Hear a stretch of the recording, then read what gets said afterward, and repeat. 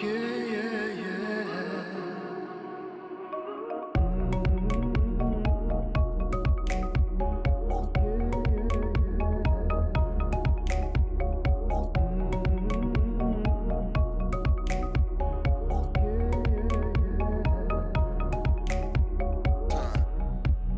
would fight for the motherland, be all I could, I would make a stand. I'd walk through the fire till the body falls. Don't fall, I would protect you.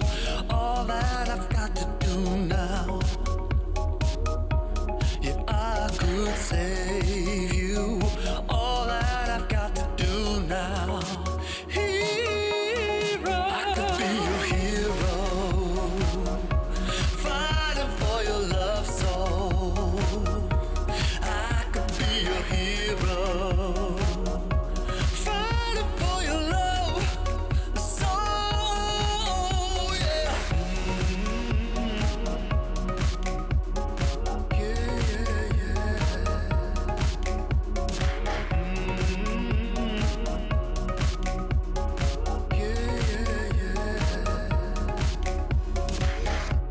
You make something worth fighting for, and nobody gets to choose everything.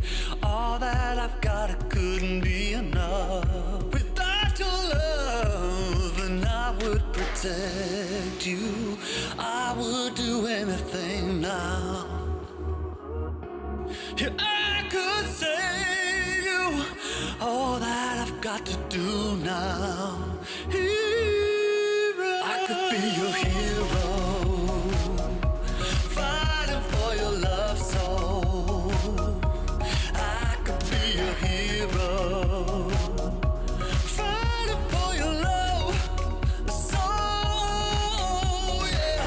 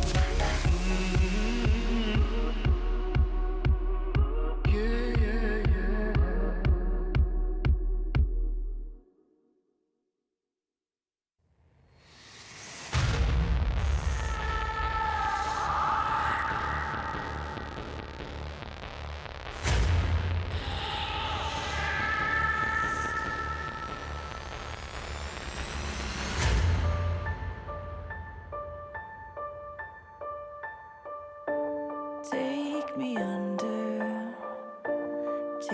me under your wing, crack of thunder, as a wild bird sing. You can hear hunger crying out, a sonic echo that leaves no room for doubt. All the shots bring it back to what it's not. Make a move, do we do? As the world cries tears in our hands, are we all part of a bigger plan? Call the shots, bring it back to what it's not.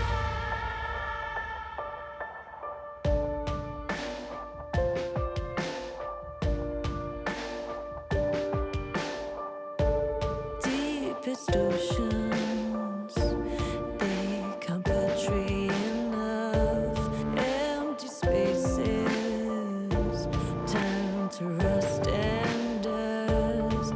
There's no wonder left for us to love. No warmth or shelter, just satellites above. All the shots bring it back to what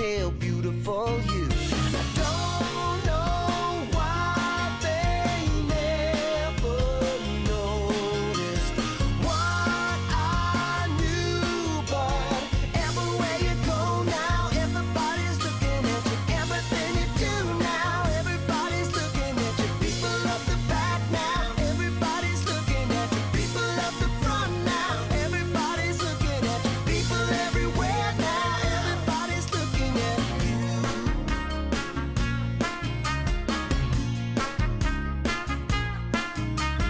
People of the back now, everybody's looking at you. People of the front now, everybody's looking at you. People everywhere now, everybody's looking at you.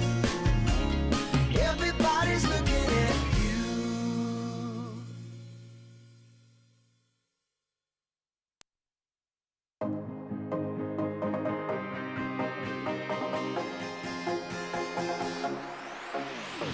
Right now, I got this beat in my head. Right now, I want to dive into this world.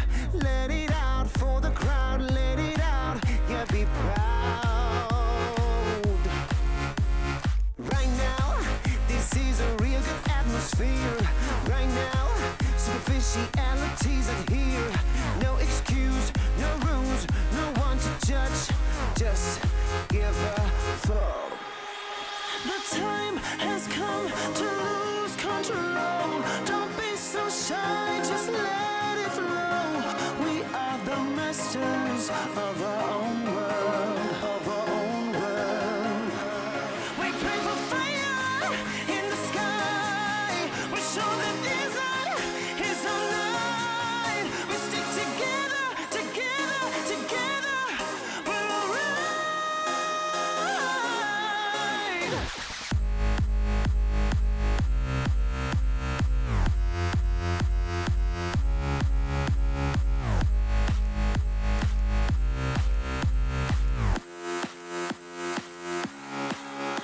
The time has come to lose control. Don't be so shy, just let it flow. We are the masters of our own world, of our own world. Well, they drink really expensive champagne on their private jet plane. All we need is a cheap bottle of wine and a cigarette to have a good time. A freedom, conviction, and no restriction. We pray for fire in the sky. We show that this night is our night. We stick together, together, together. We're alright.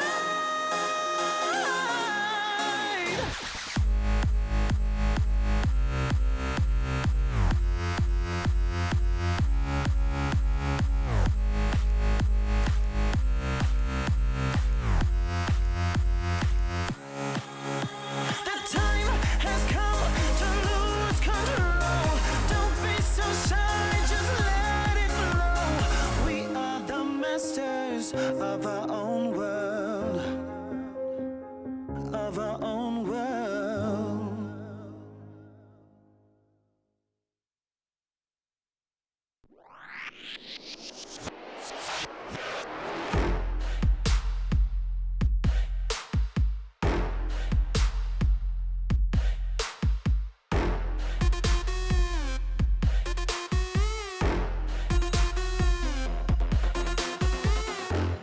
赤信号だとしてももう止まらない理解不能のスピード100倍速い地横なんて哀れよねねえ聞いてよな負けの準備でもしておきな Come try me get you down 悩んでもやめないわ No more 苦い思い消えてよこの街に呼ばれる際にレクチャー全力で追い越してよさ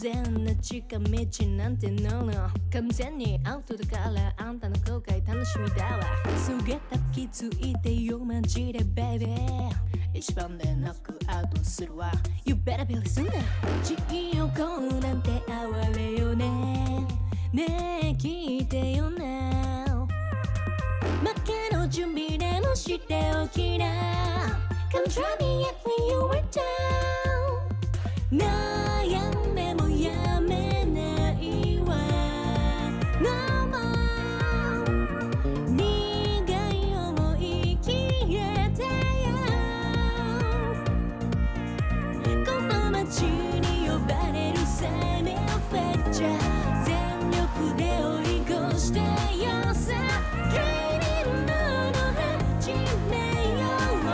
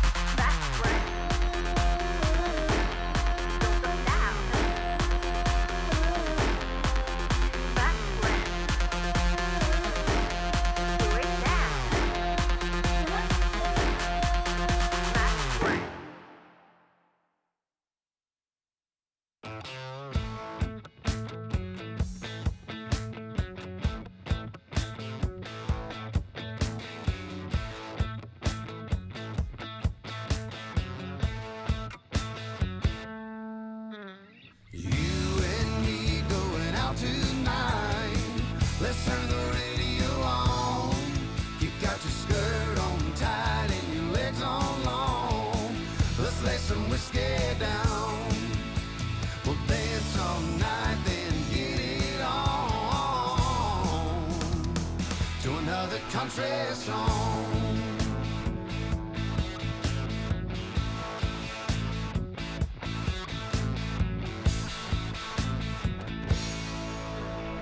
You and me going out tonight. Let's turn the radio on. You got your skirt on tight and your legs on long. Let's lay some whiskey down. We'll dance all night, then get it on to another country song.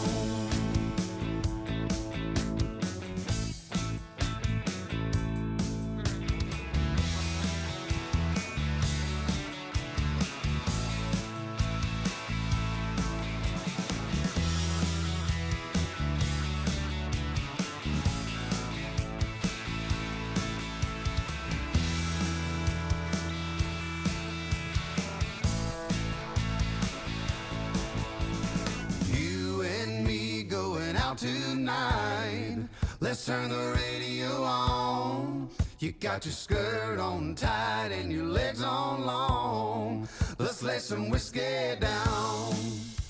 We'll dance all night, then get it on to another country song. You and me going out tonight. Let's turn the radio on. You got your skirt on tight and your legs on long. Let's lay some whiskey down. We'll dance all night, then get it on to another country song.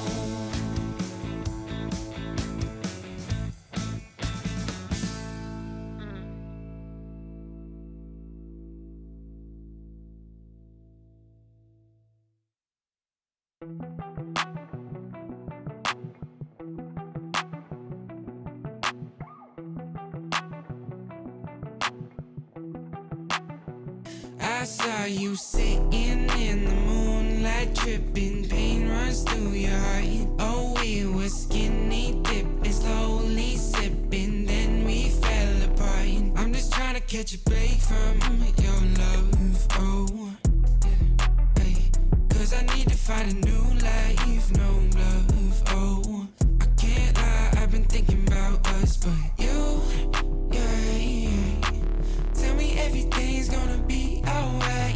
Tell me that you're never gonna need spotlight. Just say how you feeling, I don't wanna waste time. I saw you sitting in the moonlight, tripping, pain runs through your heart. Oh, we were skinny dipping, slowly sipping, then we fell apart. I'm just trying to catch a break from your love, oh, hey. Cause I need to find a new life, no love, oh. I can't lie, I've been thinking about us, but you know better than anybody around me, yeah, you know. I think we both need a break from this thing called love. Our love ain't the thing to question, it's all love. I got plenty problems and no shoulder. Last night on the tour, ain't no tour I bus. saw you sitting in the moonlight, tripping, pain runs through your heart.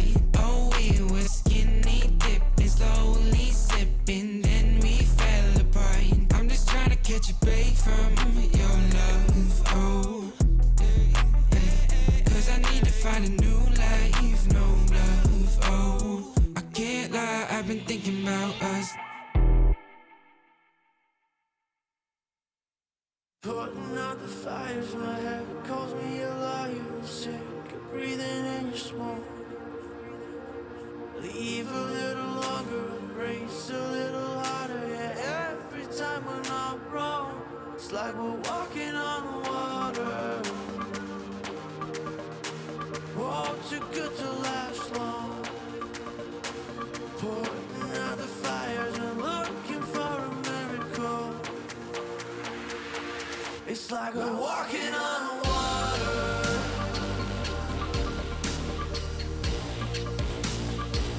It's like we're walking on water.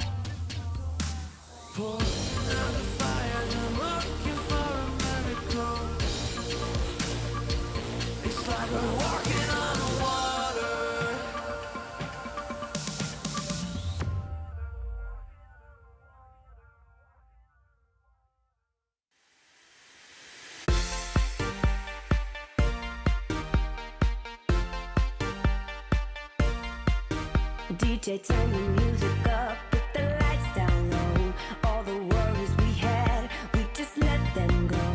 Wasn't looking for love, I was happy alone. When you put your arms around me, how was I to know?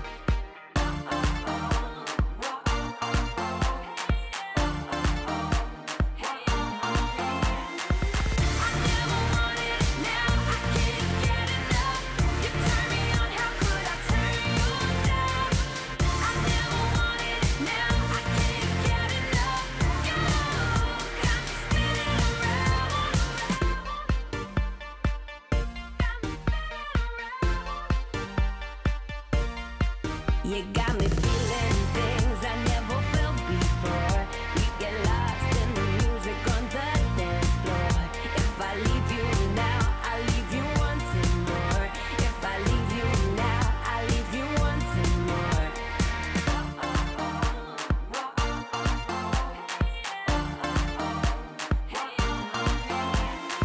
I never wanted it, now I can't get enough. You turn me on, how could I turn you down? I never wanted it, now I can't get enough. You got me spinning around,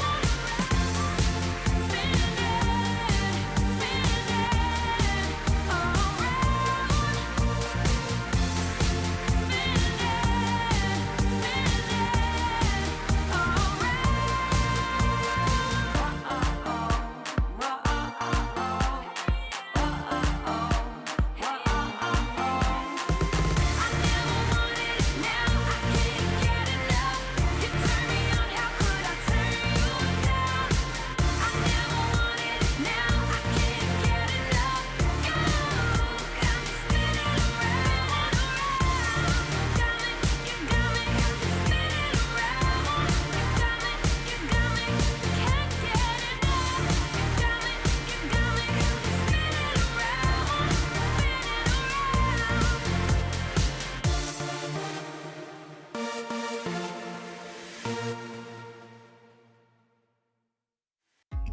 I think I'll sleep till it's over. I think I'll sleep till it's over. I think I'll sleep till it's over. Broken letters, broken pain. Breathing every now and then. Getting hurt but never learn. I'm falling short of hope again.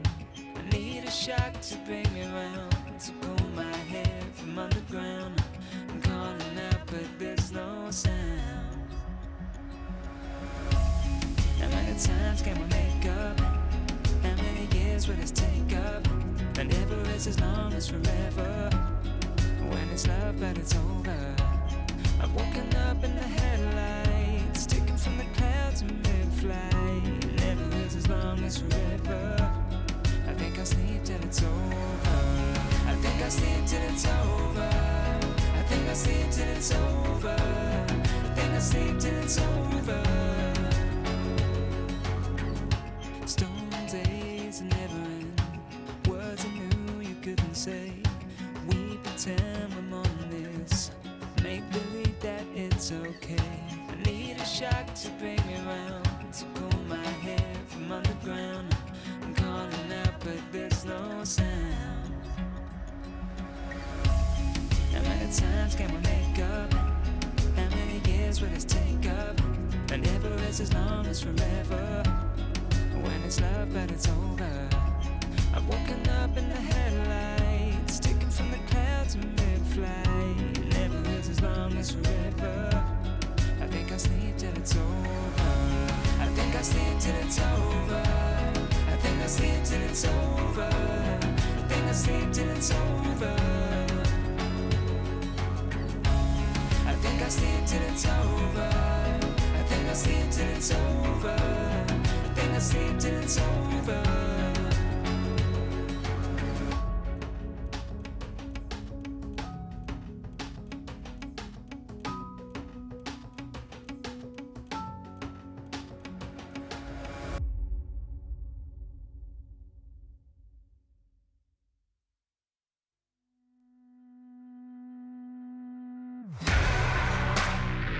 Oh, won't you break me out? Oh, won't you break me out? Oh, won't you break me out? Break me out, break me out. Under lock, under key, and I'm doing time. Someone to save me, turn on the light. I don't know what is wrong, but it just feels right. Won't you break me out? Won't you break me out? Like a bad dream, but I can't sleep. Seems like I just can't get past me. Oh, oh, oh, oh, oh, oh. Won't you break me out?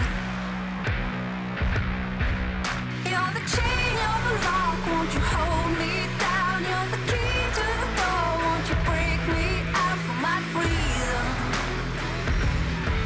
for my freedom.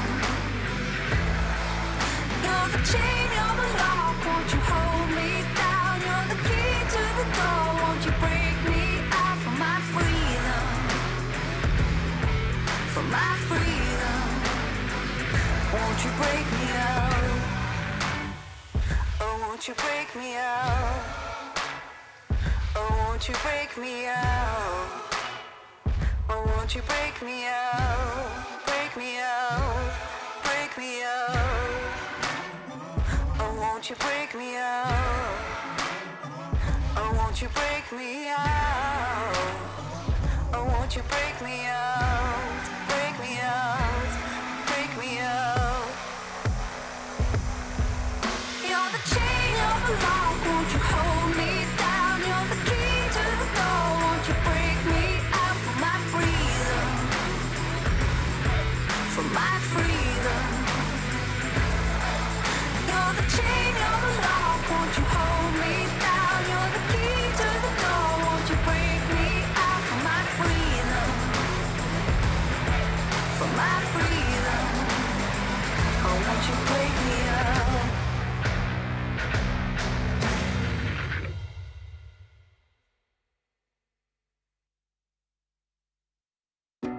Wanna wake up in my bedroom with you right next to me, holding my hand. Something I could get used to, 'cause you're by my side. When city lights blur the evening, hollow skies grab my feelings, and shooting stars have no meaning. I know, I wanna be where you are forever and ever. I wanna be where you are forever and ever. I wanna be where you are.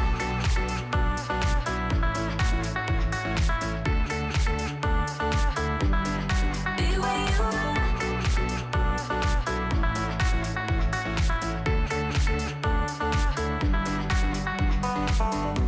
There's nothing like this feeling.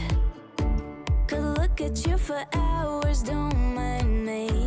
Didn't know how much I needed to have you by my side.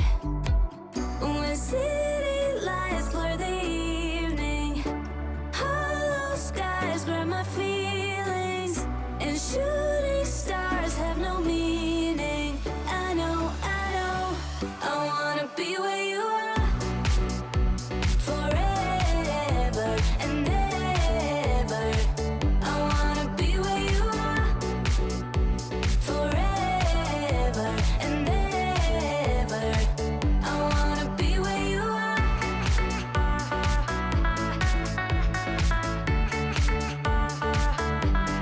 Be where you are.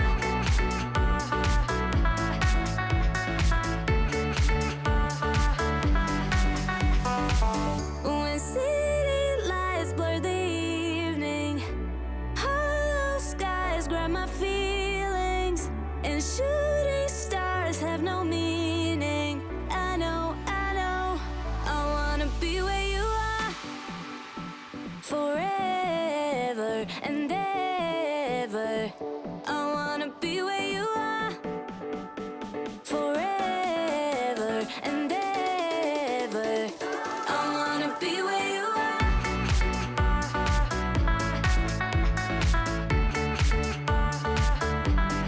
Be where you are.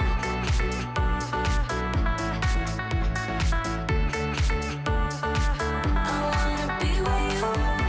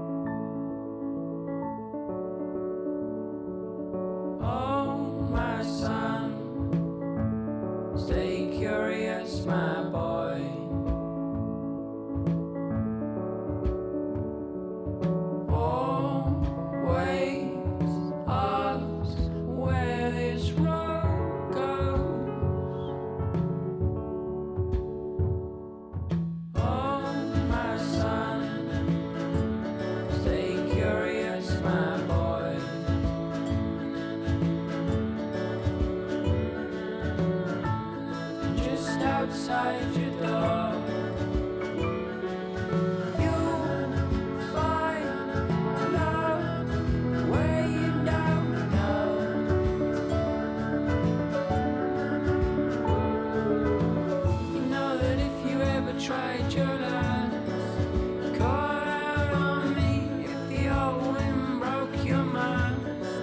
Set out to sea, and if you've fallen down, you know that I'm here, so you come on home to me.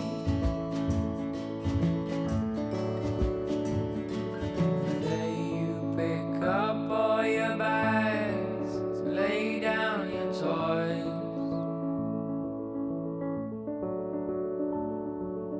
Oh, my son, stay curious, my boy.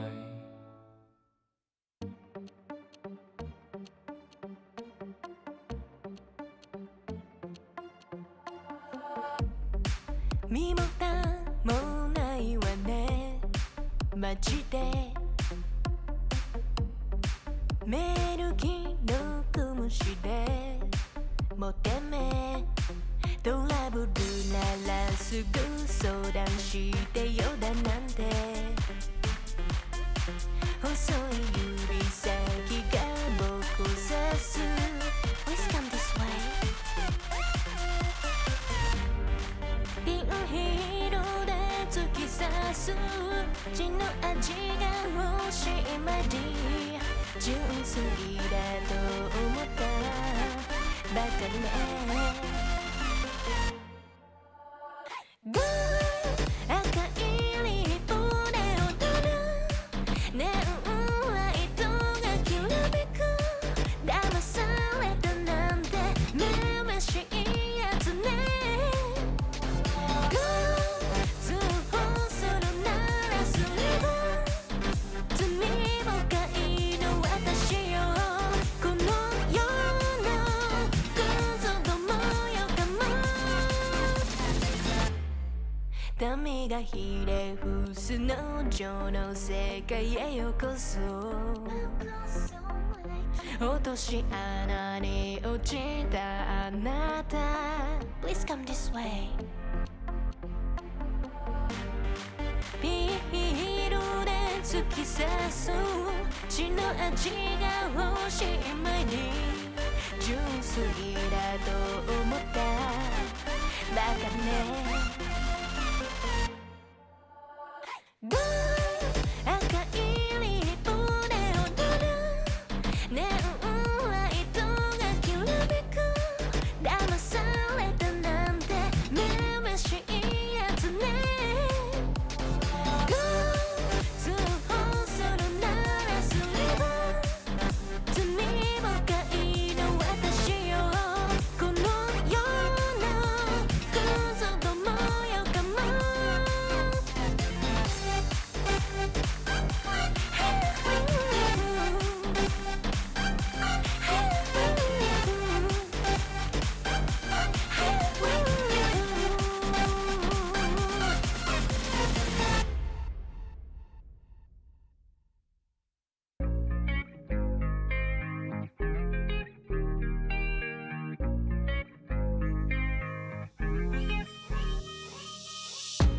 Stop playing with my heart right now.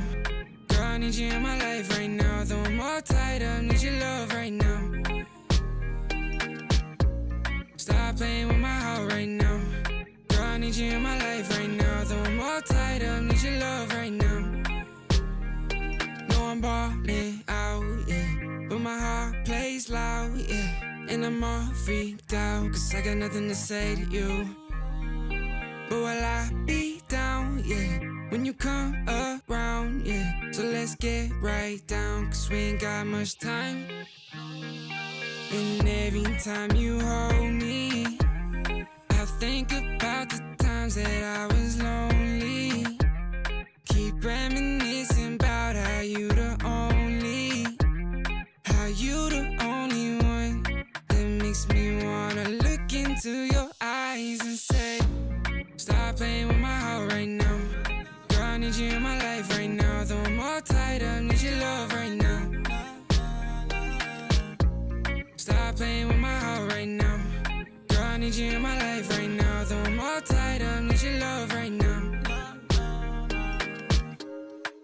we could take time to work things out, oh yeah. But I want you in my life so we could have each other, yeah. I know it seems hard to shine, but you're a million stars at all the same time, yeah. And you know I really mean it. And every time you hold me, I think about the times that I was lonely. Keep reminiscing about how you the only one that makes me wanna look into your eyes and say, stop playing with my heart right now. Girl, I need you in my life right now. Though I'm all tied up, need your love right now. Stop playing with my heart right now. Girl, I need you in my life right now. Though I'm all tied up, need your love right now.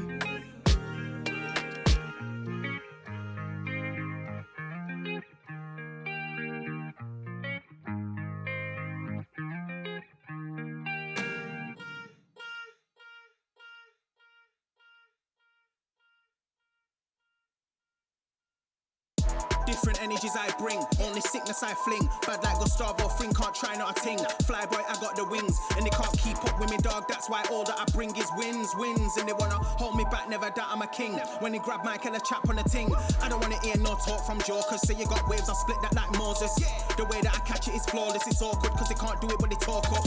I don't wanna hear that ever. Stay on the ground like Cellar, they know man shell off. Feel man trying to get ahead of me. They should've known they ain't really got the energy. I got the energy. Run laps and laps round them, they ain't even got no energy. So that means no power. They don't wanna be my enemy. That might end up in a penalty. I got a different energy, no matter what I encounter. No, I got the energy. Run laps and laps round them, they ain't even got no energy. So that means no power. They don't wanna be my enemy. That might end up in a penalty. I got a different energy, no matter what I encounter. No, I got the energies.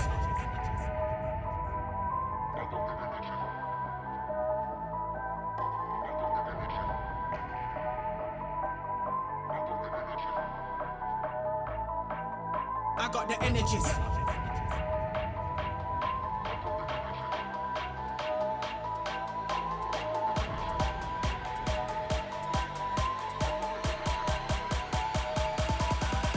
I got the energy. Run laps and laps round them, they ain't even got no energy. So that means no power. They don't wanna be my enemy. That might end up in a penalty.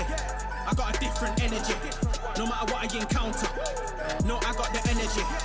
Run laps and laps round them, they ain't even got no energy. So that means no power. They don't wanna be my enemy. That might end up in a penalty. I got a different energy, no matter what I encounter. No, I got the energy. They ain't even got no energy.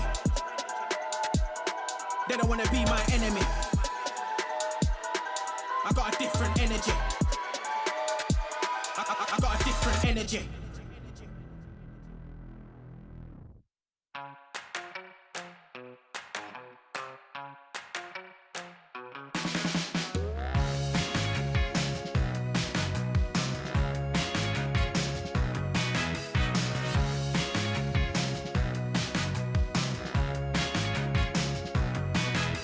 So I got my education in the old school, surfing on a wave and playing by my own rules. Come on, let's take this downtown. Wake me up to the soul sound. Hit me with the Cali sun and give me good vibrations. Now I'm dancing in my new kicks, getting down to all my old tricks. Gotta get my fix. Now do you think I'm cool? It's all I wanna do. You don't wanna kill my vibe with the wrong beat.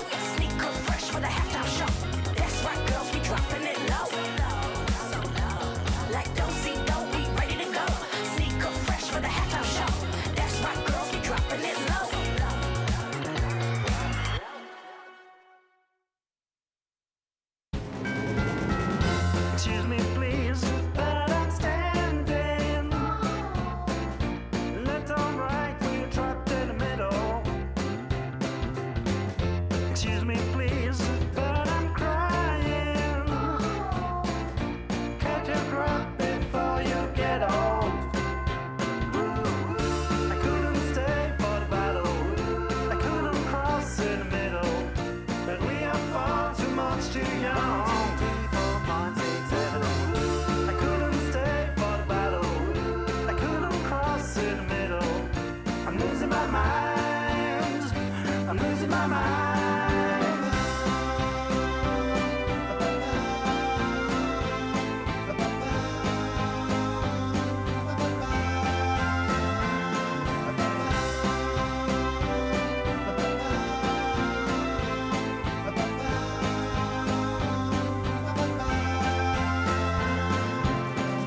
Excuse me, please, but I'm standing. Left or right when you're trapped in the middle. Excuse me, please, but I'm crying. Catch your breath before you get home. 4.67. I couldn't stay for the battle. I couldn't cross in the middle. But we are far too much too young. I couldn't stay for the battle.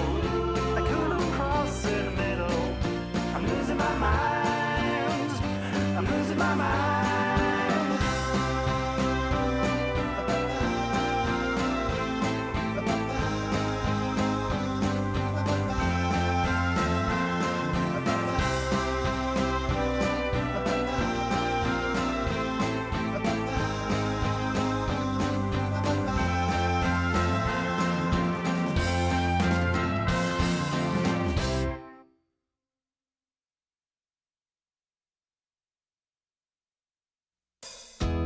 Didn't even know what happy means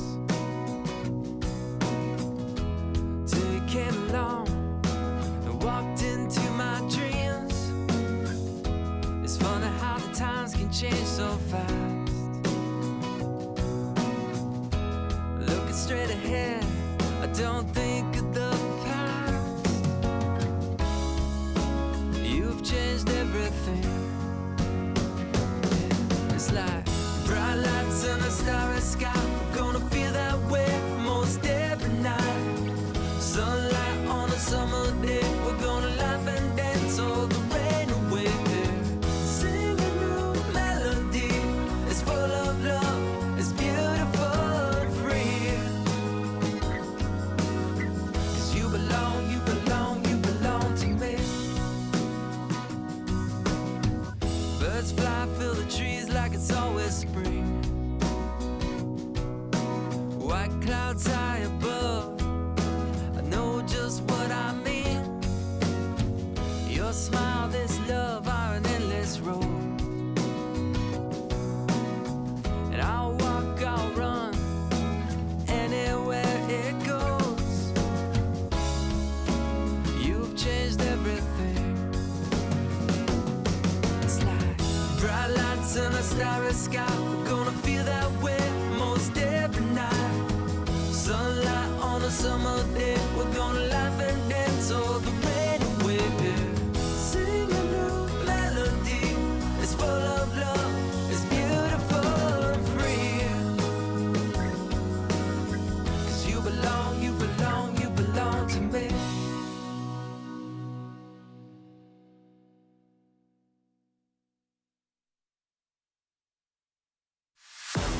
Tell me what you're dreaming of, waiting for your fate to come. There goes another day of sacrifice. Are you never gonna try to fail? Never gonna stop to give in? Never gonna try to reach up for the stars? You gotta fight with all of your life. For the doubt train, show me your name. You gotta hit that warning light. Are you done with the waiting on right? Oh, right. You better run now, run before you hit the end of your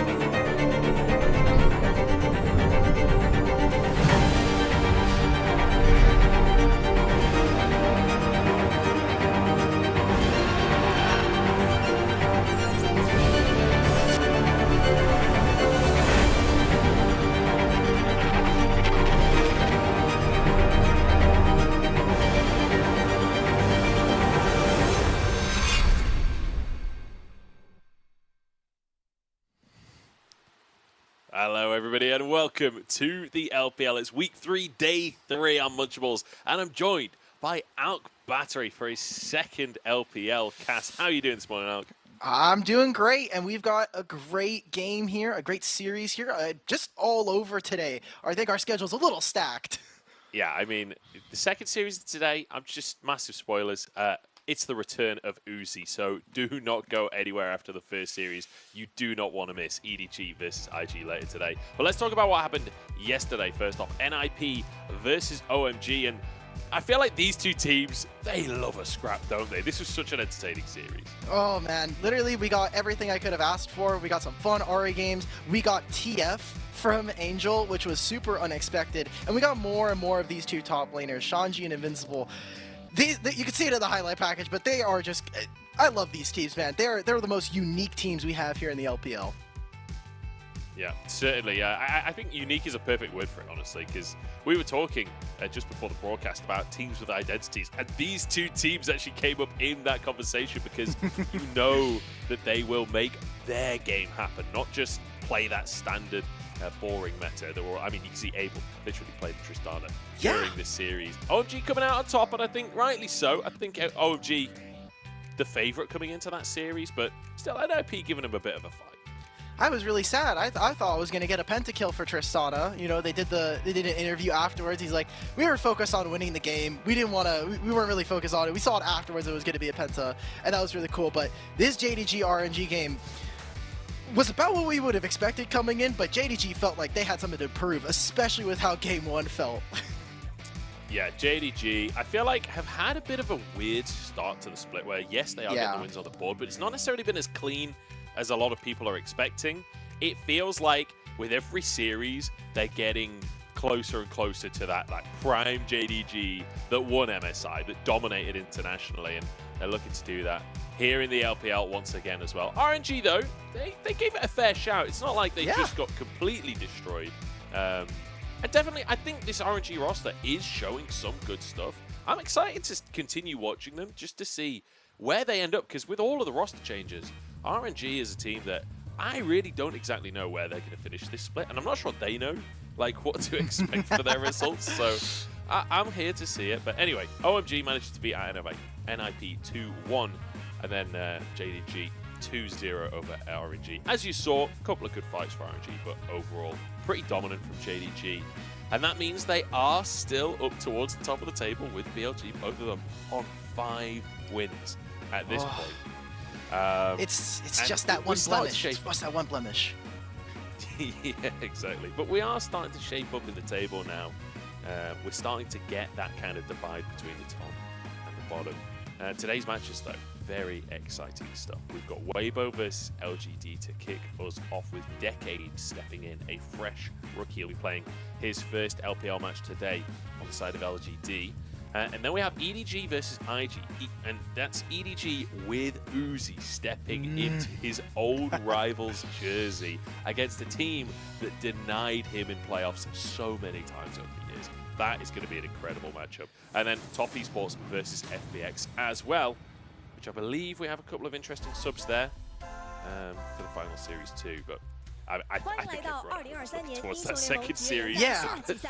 Hey, I wonder why. I think it's funny too because we obviously have our match of the week, but this suddenly became like a second one. Everyone gets you get a treat. You get a second match of the week and that one afterwards. It's insane. It's awesome to see him come back, and hey, we've got the players on or have the players soon coming up on the stage here. I mean, it's always insane getting to see all the different arenas that the LPL has as someone who here in North America, we've only got the Riot Games Battle Arena. Like, we got one, you guys got 5. Yeah, we got many arenas going on. These guys will be playing in Shanghai today, so you know, in the standard LPL arena. But I am kind of excited for Weiwei stepping onto the stage here. He's going to be going up against Meteor, which I don't think many people at home have been directly following the Weiwei versus Meteor storyline. But in 2021, Weiwei replaced Meteor on BLG. So there's maybe a little bit of personal rivalry there where Meteor played against the guy that replaced him, who is now on a top team, whereas Meteor on this LGD roster that are 0-5, and it feels like they should have a better scoreline based on the games, and Meteor, in my mind at least, is a huge part of why this team should have a better scoreline. So I feel like Meteor is going to have something to prove today. Yeah, so far their identity for this team has been a little all over the place, right? Like they kind of want to do some different stuff. For LGD, I want to see Meteor on some carries, man. When they see him on tanks, it just doesn't work. The team doesn't look as aggressive. They don't look like they have a clear game plan coming into the mid game. So this matchup, you've obviously got a new top laner coming in. For LGD, this is a really big hill to climb. And we're looking at Weibo to, hey, take this series in stride, keep going forward. Well, to be fair, Weibo has not been the most consistent this split so far. No, they've not. Consistency is not the word that you would use for Weibo. And I think even the biggest fans of Weibo would agree that this is not a team that is known for consistency. But certainly an exciting team, a fun team to watch. I don't think anyone can argue against that. LGD, though, I feel like can fall into that category. Like, historically, we've had some decent rosters from LGD that have made things happen. This new version, I mean, Haichao's had some okay moments. I feel like Haichao's been one of these players that's been sort of up and down a bit. But interestingly, I think the top lane is going to be one of the big things to look at here with Decade stepping in. He's against the Shy. Like, poor Decade. Yeah. He's played in the LDL for a couple of years, steps in for LGD. His first ever match on the LPL stage is against the Shy. Like, come on, man. Oh, man. It's not going to get much better, because the next game after this, the next match they have is Top Esports, so good luck, man. You're going against Wayward over there. It's back-to-back if Decade is going to be, you know, playing throughout this week. LGD, again, they're facing up against Weibo. Weibo here, they have been, I mean, last week we saw them fall to Top Esports in our match of the week. They took that 2-0 over LNG, and so they haven't had a week where they've gone 2-0 on both of their series. They've had a lot of them so far go all 3 games. For Weibo, we're at that halfway point in the split, or coming up to it. I do want to see this team start to, hey, pick it up. Let's see what you can do. We've gotten a couple games. There's no, like, hey, it's the beginning of the season. We're trying to figure out the meta now. This is, I think, this should be the point where I want to see Weibo Gaming find an identity, and let's see them evolve that as we get closer to the playoffs. Yeah. I feel like Weibo have a lot of those vibes of, like, I don't want to say like 2018 IG, but the Shy always brings 2018 IG vibes. Yeah, of course. The way that Weibo have often played is, I don't know what that noise was that just came out of my mouth. It just made a bunch of sounds. The way that Weibo quite often play is like, we are just really good players and we will just beat you through that, which, you know, can work very well, but you're in the LPL, and I feel like you're not the only roster that has some extreme talent on board. I will say they've got some of the best veterancy of any team. Yes, like, of course. 2 world champions and an MSI champion on this roster. It's not bad. No, of course, and even the players that don't necessarily have those same accolades. I mean, Light all by himself, like he was a pretty good AD carry, all things considered, and really, when people saw him join this roster, they're like, okay, he's got Crisp, they've got Xiaohu and Thashai, like Wei is a decent jungle, like this should be a pretty solid team. And then we come into spring and we're like, all right, Weibo get 4th, they don't have the best playoff run, almost make it to the elimination or the double elimination part of the bracket and are unfortunately taken down by a BLG that ends up going all the way to the finals. I'm super excited for this Weibo roster, right? Like people were saying, oh, Thashai's like we're gonna be seeing Thashai. We're already talking about his influence. Everybody, all the top laners, that's the only person that they can talk about. They're like, I want to play to the level of Thashai. Yeah, I think as well, like, one of the things I'm excited for is Wei coming into this roster, because I want to remind people at home, like, where this guy came from originally. Like, back in 2020, in the summer split, he was part of that V5 roster that came out of nowhere. In 2020 spring, had the worst split of LPL ever. I'm pretty sure they still hold the record. It was absolutely appalling. And then in summer, made it to 5th place in playoffs. That was the roster with PP, God, and Samty in the bottom lane. Wei was the jungler for that squad. Now on Weibo, now he's on a team that can make it to the upper echelons of playoffs once again. So I'm here for it. I'm excited for it. But we're into Champ Select here. LGD versus Weibo, with LGD on our blue side to kick us off. Lucian and Vi going to be banned away. Yumi taken off the board by Weibo. Oh man, 13-11. Just it just feels the same every single game. Really, we'll have to see. LGD, I do, like we were saying a little bit earlier, I do want to see Meteor on a carry. Their best looks, a lot of their game wins have come off of the back of a Kindred, a Graves from Meteor. And if he is going to take this team to potentially at least one win, maybe we push forward, it's going to have to be off of his early game aggression and how he can find early advantages against Weibo. We'll see what they can do. Jace actually taken off the board away from Xiaohu. Interesting. Not a ban that we've been seeing a ton, but does get you massive amounts of mid-prio. And obviously LGD with the Nico ban there, Jace taken off the board, deciding to prefer this Ahri. Annie's still available. I feel like Haichao has really leaned towards that Annie more often than not, but let's go for the Ahri at least for now. His majority of his games this split have been on Annie, so this feels not an entire departure from the style we've seen from LGD this split, and hopefully this means that they can play a little bit more aggressive, especially if we're talking about Meteor potentially being that carry for this team. Whereas Weibo, you touched on it earlier, this team, hey, they don't do the most in the early game. You know, we know this team to have a ton of good veterans, a ton of awesome, solid players, but they are a lot relying on their team fighting, on their ability to find wins against a bunch of different teams where we're going to play team fighting. We're not going to try to go for anything super early. This is maybe LGD's kind of way to get in there, especially if we're talking about Thashai and his, you know, regular Thashai antics with a new top laner coming in.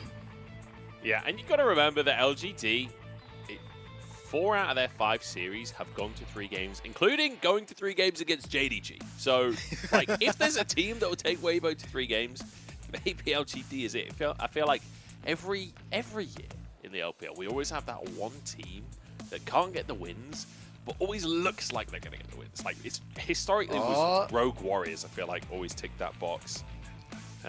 We'll see if LGD can live up to that now. Kindred taken away from Meteor, not surprising because he's had some incredible performances on that pick.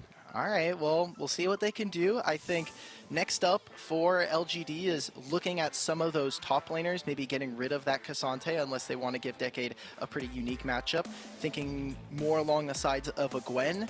But for Weibo, I'm starting to think, what are some other champions that Meteor in particular has shown some success on? There was a Trundle game that didn't necessarily go the best for LGD, but looking at what Weibo have right now, that pillar can be a pretty big thorn in their side. And if you're looking to try to take away answers for LGD to get into this game, you're thinking you're going to pick a tank top laner, maybe like a Scion here for Thashai. That's what I would think they would go for, but instead taking away the Kha'Zix, which has been kind of a, I don't want to say a fringe pick because we've been seeing it a lot this split so far thanks to the changes, but definitely someone that falls outside of that box we've been seeing so many of the meta junglers with Wukong and Vi. Yeah, we certainly have. I don't really know where Meteor will go, but I know that Meteor is a player that... I mean, I remember back in 2020, Meteor was the guy that brought out Maokai jungle. And this is all like pre-rework. Nobody would play Maokai. Like, Nobody. Meteor is a guy that for years has been willing to kind of push the boat out on what he's willing to play. So I'm ready to find out. The Wukong taken off by Weiwei does make it a little bit more difficult for him, but here we go. Deciding to round out the bottom lane and leave counter pick for the Shy. They're making sure that Decade has a real tough entry into the LPL. Hey man, good luck playing whatever you want. We're just going to give the Shy the counter that he is just going to be able to pick. Could also just say, like, we're going to pick a pretty bog standard tank up in the top lane. Still that Sion and Cassante available. So for LGD, we'll see what they end up going for. They still have that jungle pick. And the replacement for when Vi's banned so far has been, let's take this Nocturne. Let's just go ahead, try to dive into the backline. And so when you have this Nocturne plus this Ahri, that level 6 for LGD is going to be incredibly strong. Even if we get Jin Zhao involved, I think this should be a pretty interesting matchup if we can see LGD make it to the level 6 mark and look for dives onto Weibo. See if they'll be able to find that big power spike on the level 6. I mean, we said that Meteor likes to bring out wacky picks. The Nocturne. It's not that wacky. We have seen some Nocturne this split. Yeah. But I like that he's got a carry, you know? I like that he has some tools at his fingertips where he can try and take over. The Gnar blind pick taken by Decade against the Shy, who historically loves the Gnar blind pick. He's going to go for the Cassante to take that matchup into his own hands. And we have our comps locked in. How are we feeling, Alk? Have we got a preference so far? Because I feel like a lot dive against Aphelios Renata. I'm liking what Weibo have. Yeah, Renata, I think, does a lot for this composition right now. And then we're talking about Annie as well, Xiaohu, who will just be able to come in, say, hey, you want to be able to play against me? If you want to be Rakan jumping in, well, here's a Annie Incinerate. Here's the Annie just stopping every single point of engage. So for LGD, they need to be making sure that they're keeping pace on the game, keeping it very aggressive. I might want to be able to see Haichao and Meteor move into the enemy jungle and try to stop Weiwei from having any real fun this game, making sure they're tracking this Wukong and do something, because when we've seen LGD start to win, it has been through Meteor in the early game so they can set up for Envy. See if they can set up for Envy. I think as well, Envy, a player coming in over from Korea, like quite hyped up. And so far, in my mind, has been a little lackluster. Now, granted, not all of his games have been games where he's had the ability to shine individually, but he has had a few leads where I don't feel like it's been an Envy diff, it's been an AD carry diff, right? Where, you give gold to AD carry in this meta, they're going to show up. So I'd love to see a little bit more from Envy today, especially on that Xayah. You certainly can make that happen. But I'm here for this comp from LGD. Like, full dive, they're going in. We asked coming into today for a more defined identity for LGD. If it's another dive team, like OMG was last year, I'm here for that. I'm on board for that. So we'll see what they can do here against Weibo. Weibo 2-2 in the standings, and they really want to climb up to those upper echelons. LGD first on the chopping block, but certainly won't go down without a fight.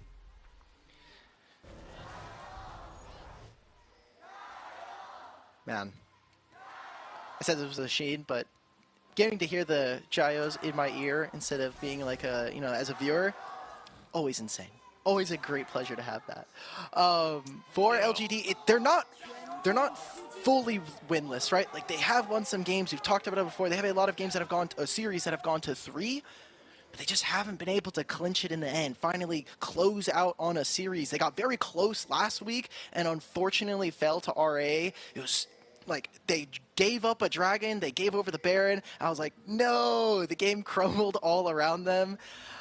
This team wants to be able to grab a win, and it feels so tough when you not only look at this game, but their schedule ahead. It does not get any easier for them.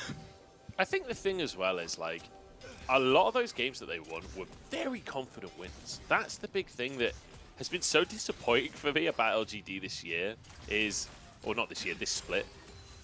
they have been so close. And like against JDG, that wasn't like a really close, hard-fought. Like they kind of destroyed JDG in the game that they took against them. So it's one of those things where when you see them do that, you know that there's the potential there. You know that this roster can do that.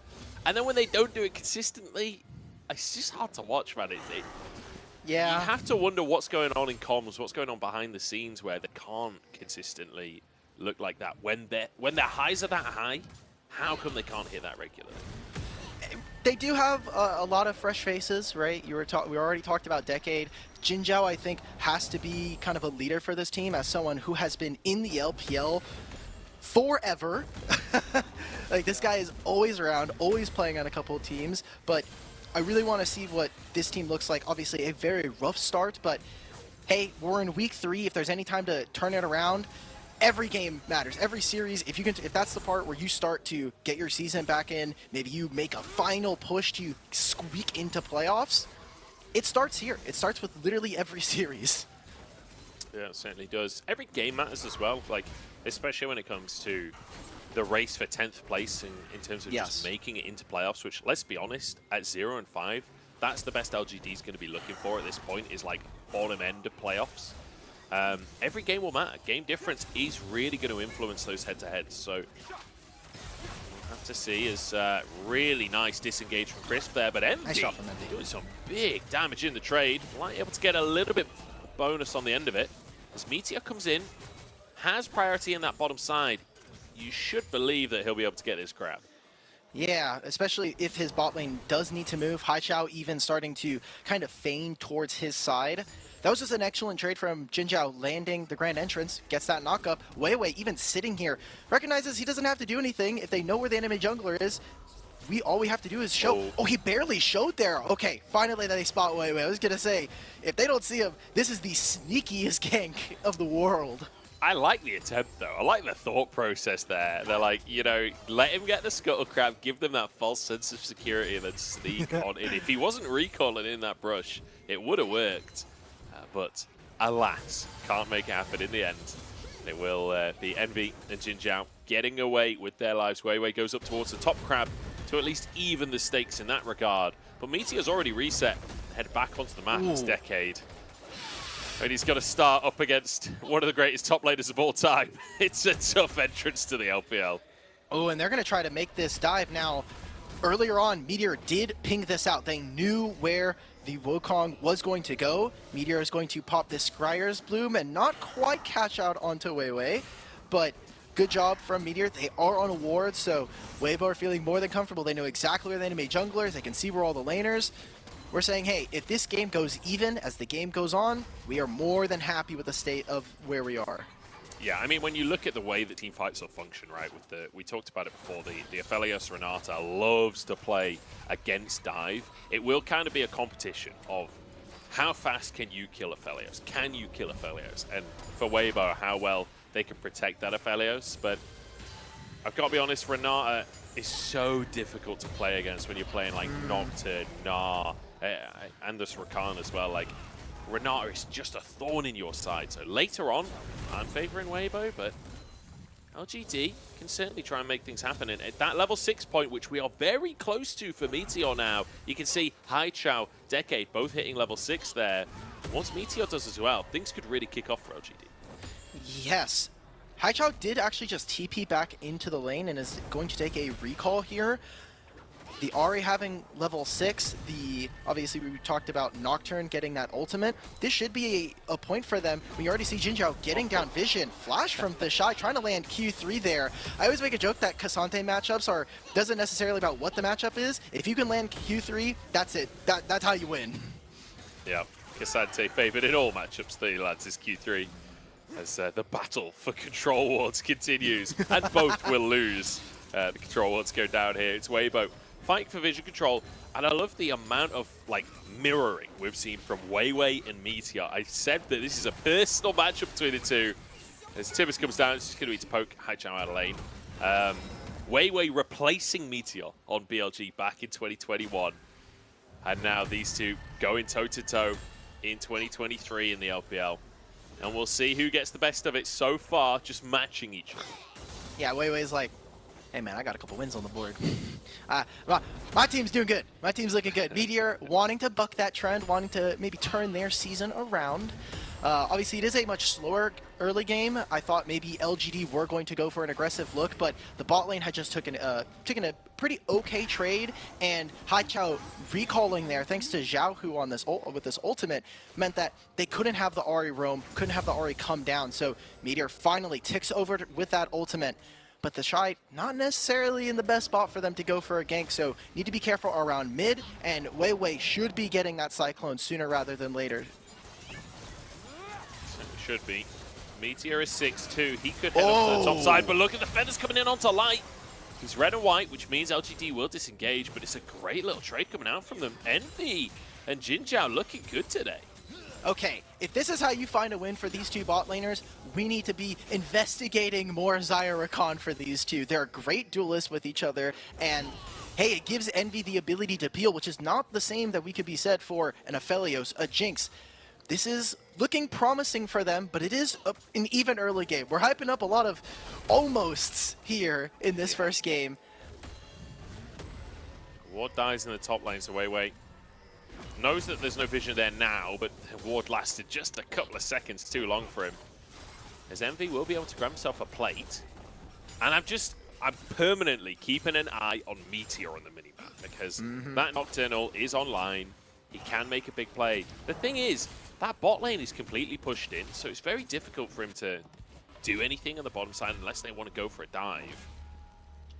Yeah, Haichao's also having a really tough time getting Xiaohu out or pushing him under turret, matching the clear constantly. Meteor's going to show on this ward, but I think for LGD right now, they're not only going to have Haichao probably dropping a few spells on the wave. Meteor should potentially stay here to help him push out this wave so they can look for something, because I am going to akin Nocturne similarly to Twisted Fate. If you can survive the first ultimate, as the enemy team, you are chilling. You are more than happy with that. You're like, okay, cool. We got past the first ultimate. Whew, water off my back. We can play the rest of this game without a Nocturne that is incredibly fed.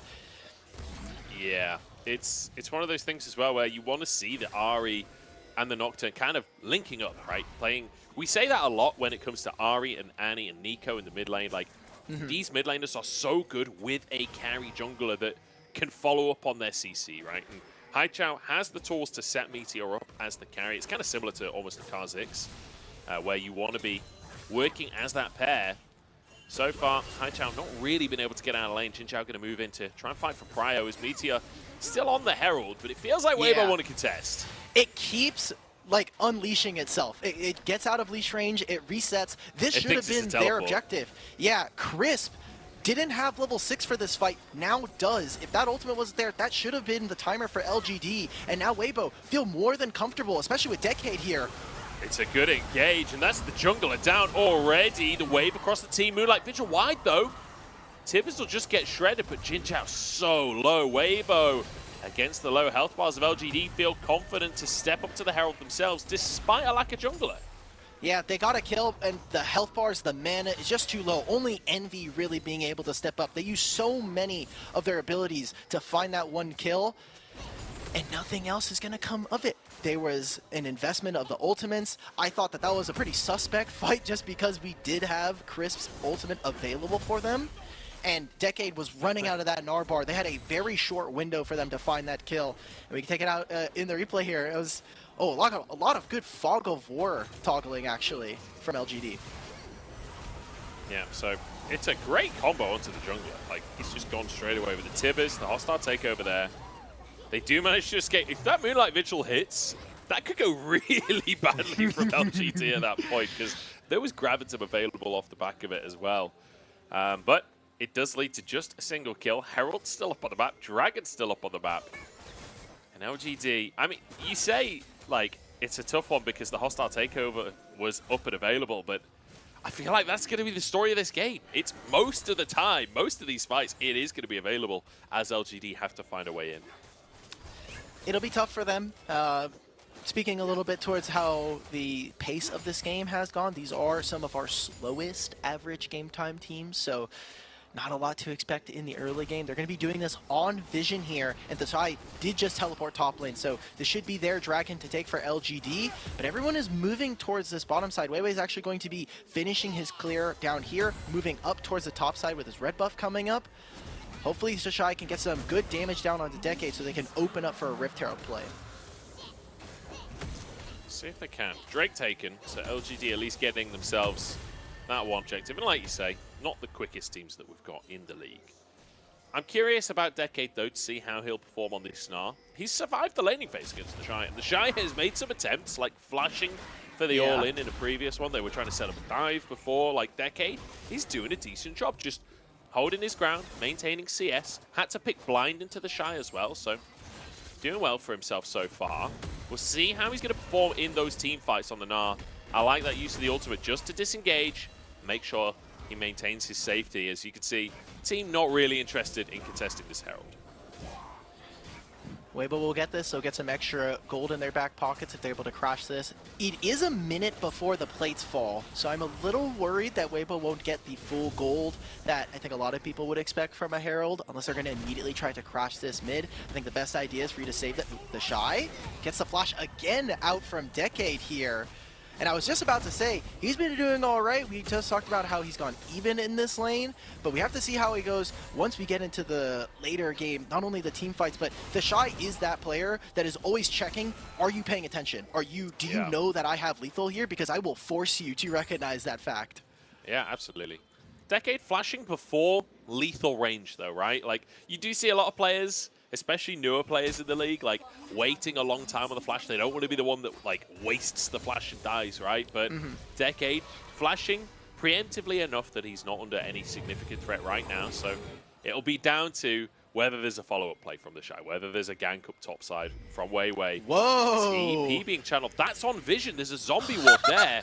A Decade actually TP's out of top lane. I love it. Okay, all right, man. All right, I like Decade already. That was good. Already seeing it on Vision, bailed out by the zombie ward, like you were saying, so we'll lose out on that teleport. Xiaohu did just teleport mid, so there's going to be a match there. And if Light felt more confident, I was going to say, step up to this turret. Let's get some turret damage. There's no plates here for you to get extra gold, but I want to see, you know, when we're talking about how important AD carries are, the more gold you have into them, the better. Light did have the early coal, so he will have a small advantage over Envy, but Envy has a little bit of a CS lead by himself. Certainly does. 11 to talk about right now, which I'm guessing just sort of off of the pressure that's been going down across that bottom lane. You did see him grab a couple of plates during the laning phase as well. So Envy doing well in the matchup. Obviously has that Xayah Rakan, so you anticipate a decent laning phase. But again, Envy a player that we're really hoping to see some good stuff from today. Like, he was hyped up coming into the league. And he has had some good moments, but he's not been, you know, we're in a league that's got some incredible AD carries. I feel like to stand out, you have to play out of your mind. And I want to see some of that from Envy. I want to see some of these big moments. The laning looked good today. We'll see how the team fighting goes. My one concern here, Alk, is we're 15 minutes in now. We haven't seen a single paranoia. Meteor hasn't even pressed R. I think we got one. I think we got one during the no, sorry, yeah, fight, we got one during the Herald fight. Yeah, but it wasn't exactly. It's like you just said. It didn't feel like much. It was pretty. It didn't do all that much. We will see the later effects as the game goes on. There's a lot of vision being invested into this top side with no Rift Herald here, and a lot of this is just to protect our AD carries that are both bouncing around between mid and top. We have the Dragon spawning in a minute, and I want to see what LGD can do, because if they're able to grab this, then there's a potential for 10 minutes on, we could potentially see them grab a Dragon Soul and force Weibo into some uncomfortable situations. Certainly could. But a very relaxed game here. Oh, for sure. 16 minutes on the clock, 1-0, no towers taken. But LGD are actually kind of chilling, despite the fact that it was Weibo that got that Herald. They're actually 1,500 gold up right now. LGD winning out in terms of the general early game. And like you say, that CS advantage for Meteor. Jin Zhao, 100% kill participation in the one kill that happened. Good stuff there from Jin Zhao. This is similar to that CSD stat for support. So Good for Jin Zhao. But yeah, second Drake coming up. Let's see if LGD can leverage this small lead that they have. And emphasis on the word small there, because I don't feel like it's a big enough lead to... Decade. Oh, no. It's all gone a bit Pete Tong. That's a good reference. Holy, I've not heard that Pete Tong in a long time, actually. It's Respect. not as novel of a reference as you think it is. It's just a very English reference, that's all. People say that quite often. Okay, well, I'm an American, so we do not get those here. We're barely getting good League of Legends over here, okay? I gotta take whatever I should can. have just pretended that that was really creative and cool, but the Brits in the audience would, they would know. They would know deep down that I'm not as cool as I'm pretending. They're gonna call you a fraud instantly. Yeah. Drake taken, though, by Weibo. And that means that a little bit of that lead has been chipped away out off the back of the kill as well. Decade, unfortunately, was so close to Meganar. Felt like he needed to face check, but the team was not with him there. LGD going to play cross map now. Should be able to get a tier 1, but it's answered by Weibo as well, so not really going to find much of anything off the back of it. Yeah, first start will be going over to Weibo Gaming, and for a Decade, that was just a pretty big mistake, right? Like, they didn't have any vision over in the river. LGD were trying to play from mid into the bottom side river, and unfortunately, Jin Zhao was not in position to put down any wards. Decade, like you were saying, close to Meganar, but just didn't have it, and it was a good vision toggle because Jin Zhao, he's here, he's about to hit this plant, and almost reveals some members. Xiaohu walks in, you're thinking, oh, this is totally fine. But it's a kill, at least to a dragon, which takes away a little bit from that dragon soul stacking that we had kind of maybe set up for LGD grabbing later on. And now, with Rift Herald here, Weibo are the first ones to the play. They have access to this. Their mid laner, Ari, is nowhere near this, and we'll have to expend a teleport. So I was a little scared that Envy was going for the blue buff. The Shy was just stood in the brush. I was real nervous for him. But Weibo, just complete control. Complete and utter control. It'll be spotted, but you're just too late to the play, aren't you? High Chow is nowhere near. It does have TP, but realistically, they might Weibo go for this. They might try to make a play after the Rift Herald's already taken. Decade's about to hit Meganar. This is it. Paranoia's going to be popped. Herald went down as Wei trying to just disengage. Or Wei, sorry. We'll be able to do so, at least for now. Nobody's getting the Herald. The Shy will move over. He's confident. He's tanky. He grabs it. And Weibo kind of just posture aggressively. They go, you want to go? We're willing to go. We've got a hostile takeover. We've got a Cyclone. Bring it on. Meteor's like, oh, can I go in? Can I go in? And Weibo's like, do it. I dare you. I wish you would. I wish you would be the one to send the Nocturne into our backline. See what happens. And the dark side all that. Do it. Give us the free kill. All it means is LGD, they lose out on a Rift Tail. They lose out on a little bit of gold. If you're not going to end up making that play, I think that they just end up losing out a lot more than just going to another side lane. Maybe getting that final tier 1 in the bottom lane. Means Weibo come out pretty far ahead, in my opinion. They're down in gold, but all of that is on Meteor. And if Meteor is never going to reactivate the ult button to fly in on someone, then this gold is basically even. Yeah, and I have to say, we talked about it before, compositions in an even game later on, I like what Weibo bringing to the table versus LGD. It does feel like they have the tools to win this game, because not only do they have all of that disengage we talked about from Crisp coming through, but actually, if the Shy gets a flank or, you know, Flash Tibbers or the Cyclone, like, there are ways for Weibo to start fights on their own terms as well. It feels like they have their cake and they're eating it here with this composition, where you're answering what LGD are doing, and you also can make things happen yourselves. Yeah. Weibo are perfectly fine with this game going long, and it is on LGD. The emphasis to make plays is on them in the early game. And Xiaohu just goes straight forward. That's that trigger pull we talked about. Envy with a good Feather Storm, keep himself alive. The Herald will get another charge here as TP comes through. High Chow's here to try and answer. The Herald will go down. Decade at least will trade the tier 1 mid for tier 1 in the bottom side. So we are still even on towers overall, as Weibo couldn't leverage it for more. 50 seconds until that Drake comes up, though. Would be second for either team. LGD really need to find something off of this play. They used the teleport here from Haichao. He cannot afford another base. They need to be looking for either early vision into this river, but 40 seconds and some of them are just now starting their recalls. They're going to be late to the play, having to invest maybe another teleport if Decade is going to recall here. If they're not going to make this play here, I mean, Munch, what do they do? Because they're not contesting for early dragons. It looks like they're even pathing towards topside. Are they going to make this trade? Are they going to try and sneak a Baron? I kind of like it. I'm here for Okay. it. Weibo are on the bottom side of the map right now, but Chris... They don't know. Crisp has been here before. He suspects something's going on, and he's on a mission to find out what. Drops a ward into the brush, spots out Jin Zhao, and LGD immediately peel away. And that is just the veterancy that we see from this roster, right? This ain't Crisp's first rodeo. He sees that nobody's around the Dragon area. He's like, hang on a second. They're trying to sneak something. Wei, knocked up, but we'll walk away. That's the 1 in 1,000 play where Weibo just don't check and you grab a Baron and you catch them off guard.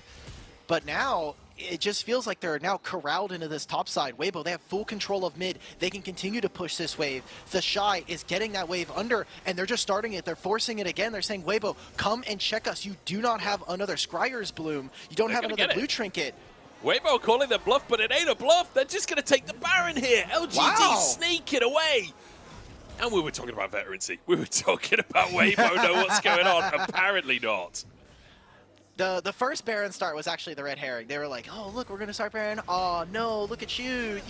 You stopped our Baron. Boom. Take it again.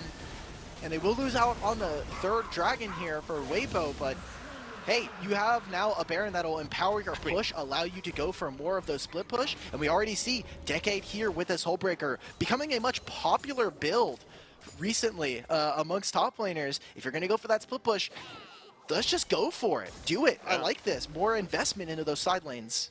I love it, especially when you just got a Baron. Like, that fits perfectly with how you're going to play the next few minutes of the game out. And I love this from LGD. Not just in terms of, you know, pulling the trigger on that Baron, being confident enough to do it, but also, like, they just hit 2 items on Envy. They're spiking hard. They know that later on it's going to be hard to win just 5v5 team fights, so they're making Weibo pressured. They're actually doing things on the map. This is what we want to see, because honestly, the early game, I was getting really worried for LGD. I was thinking, oh no, yeah, they're kind of just going to not really feel confident enough to make any plays, and then slowly but surely bleed out, and then we'll see Weibo win. Like, it feels like, okay, no, LGD are here to play. They were just waiting for a moment. They make a really great call. Now what can they do with it? This Baron buff can be valuable, but only if you can get the towers down. Light is playing rather aggressively up in the minion wave in front of both Haichao and Envy. Respect to him for kind of showing that kind of confidence in front of them. Obviously comes with some of the pedigree of being a long-standing AD carry here in the league. Weiwei's trying to go in. Cyclone, bit awry. Yeah, I mean, they're just going to continue this push. We talked about, hey, the team fight meta for all of LPL, but really for how Weibo has been wanting to operate in the league is so good with their composition. LGD just said, we don't want to even deal with that. Let's not even go for a team fight. Let's play on those splits. Let's continue to apply pressure in the mid lane here. And Weibo just can't do anything. I guess the next play for them, if you're Weibo, is looking for a Flash Tibbers play on this Annie. Other than that, LGD are going to farm up a little bit more of a gold lead. If they can break down this tier 1, Dragon up in 3 minutes, something for them to look for. Yeah, huge amount of gold into the pocket of Decade there. As Jin Zhao looks for the 4-man dive. It's a huge engage. Can they find the kill? Looking for that. Aphelios, and Light is down. Can he get the reset? He's charging forwards, but he's down. He's taken out of the play. Chris falls as well. And LGD are making it happen. Envy to clean it all up. And LGD are on the board. There they go. They now broken open this map. Decade the entire time has just been split pushing. He took another turret in front of the Shy. And the Shy just is standing there alone, 0-0-0. Like, what happened to my team? Weibo. They have, LGD now have blown up this map. It was one good fight. One huge ultimate from both Meteor and Jin Zhao completely turns this game on its head. The Shy looking for an all-in angle onto Decade here, but realistically with Meteor over on the other side, I'm not sure he'll find that window. And I like this from LGD, not overcommitting for the inhibs, because on the one hand, it's dangerous to really commit to the play with the respawns coming on through, but also denying supers being given over to this Aphelios that really is the threat later on. I love this engage. Jin Zhao the lights are turned off by Meteor. He stops the rest of the backline, some of the facilitators for Weibo from being able to interact with the beginning of this fight. And it turns into a huge team fight victory. I love how aggressive, specifically Haichao was playing with this Ahri, finally finding his mark in a game that has been relatively quiet from both teams, but I think Haichao's influence has been a little bit muffled so far. Finally finds his mark.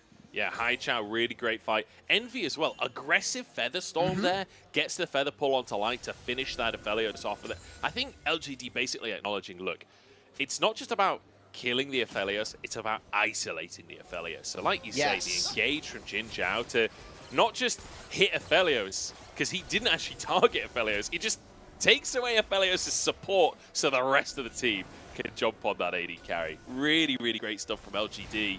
And now another dive comes through. Meteor, first one in. Decade on the flank is Weiwei the target here. Cyclone to try and defend himself. Will walk away with his life.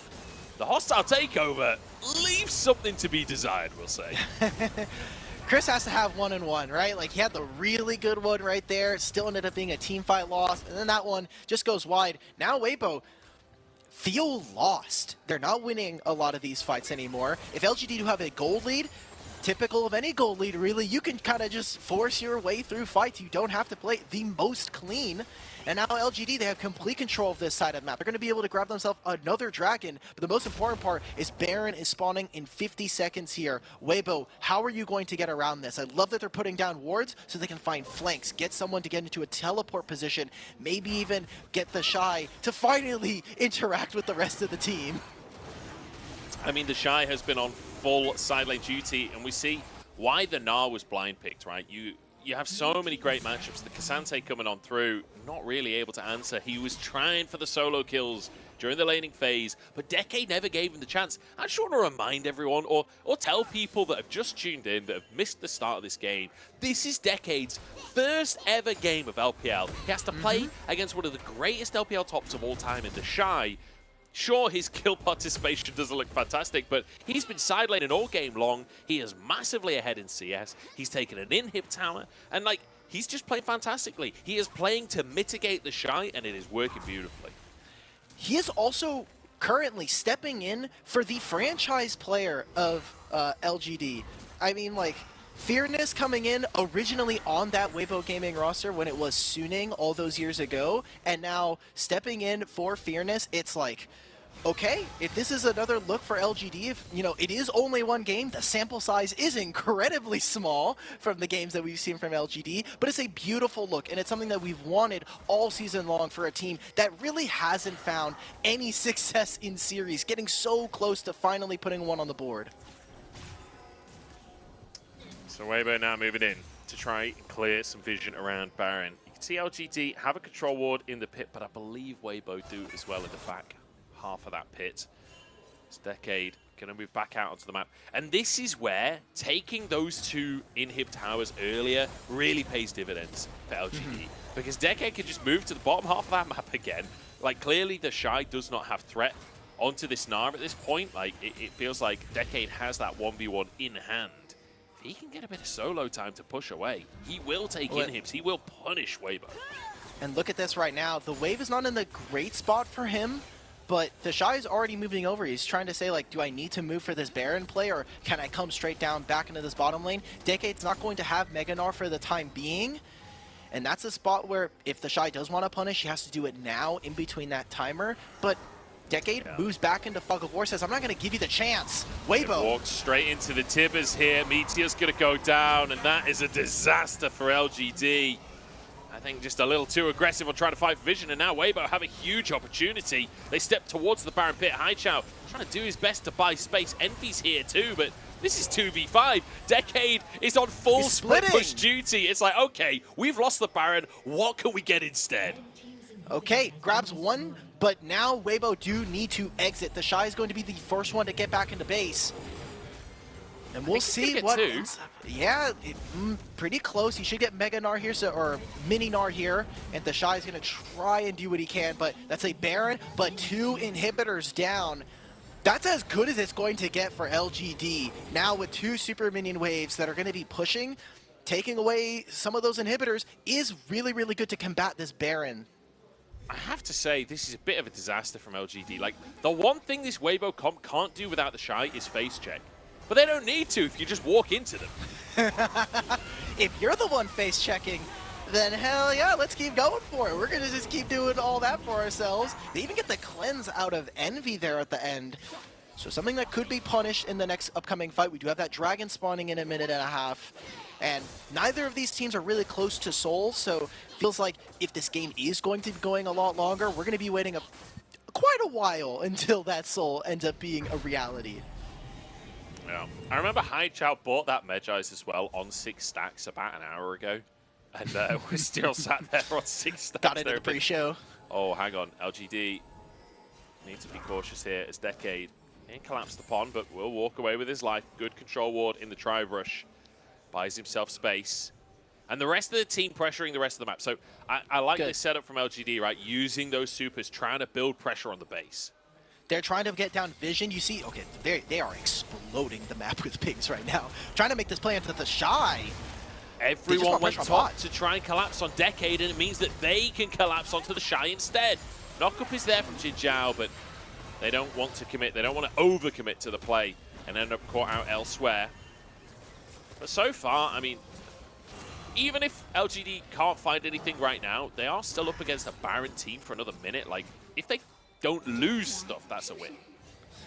Ooh, now LGD in a bit of a tough spot. They invested so much right there so they can grab Decade a little bit of space as well as buy some priority over this side of the jungle.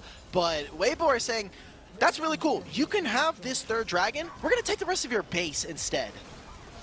Envy trying to clear the wave as Weibo just walk up, take the inhib. Are they going to keep going? This is dicey as Decade going to go for a TP. The shot cancels it though. He did it right in front of him. Ichao's taken out. Weibo might just end the game. This is disaster for the Feathers. Oh my god. They get pulled back and Envy finds his moment. He wants to shut him down. Light charging on forwards, but Meteor's there to try and defend. Envy with another Feather Call, but he goes down. Light still surviving as Meteor will drop. Xiaohu there, ready to find a bit of damage and take down the jungler. Tibbers is here and another minion wave is charging forwards. Weibo might just end. Oh my god, and Decade the entire time was trying to get the 1v1. The Shy did not let him recall. After an amazing early game, Weibo, they turned it on in the 11th hour. And it's another heartbreak for LGD, another game that feels like it could have been theirs. And then Weibo, one macro mistake, they call the bluff, charge down mid lane, and take the game. The Shy as well. That last minute solo kill, just to say, like, look, I did exist in this game. I did do something to put himself KP. on the map. Like you're saying, a heartbreak here for LGD as the first 15 minutes of that game were just supreme. We were seeing an LGD that felt composed, that felt like they knew what they wanted to do. I loved how they played their vision setup to make sure that Decade could feel comfortable in the side lane. And it comes down to one team fight. That feels very LPL-esque, where all it matters is just one team fight. The matter is, you win one, you have Light pop off on this Aphelios around that mid lane, and it took that decisiveness from them to just end the game through one pull. The Blade Caller from Envy was so close to turning the fight, like basically one-shot someone. A valiant effort there, but Decade getting caught on the TP, I feel like that is the moment that kind of broke the game. If he gets that TP off, maybe he can change the game, but the Shy just marking him. It's almost like football where, you know, there's that player that's just going to stick to you and gets the CC off, denies the TP. Perfectly done by the Shy to save the game, honestly, from Weibo. Because I feel like that game was getting away from them. LGD, in my mind, like, up until that final play, up until, I mean, the Baron helped Weibo, but with the 2 inhibs traded, it still felt LGD favored until they made that mid push. I was starting to get nervous for Weibo, so the Shy kind of saving the game.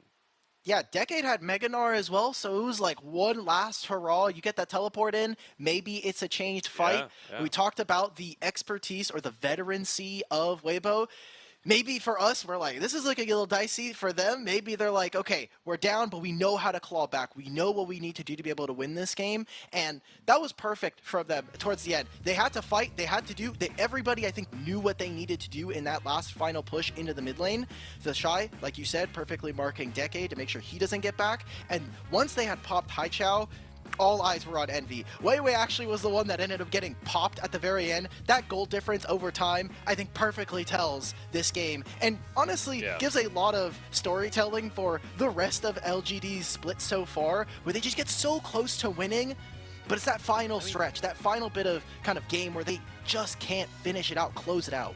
I mean, 26 minutes there. They're 8,000 gold ahead.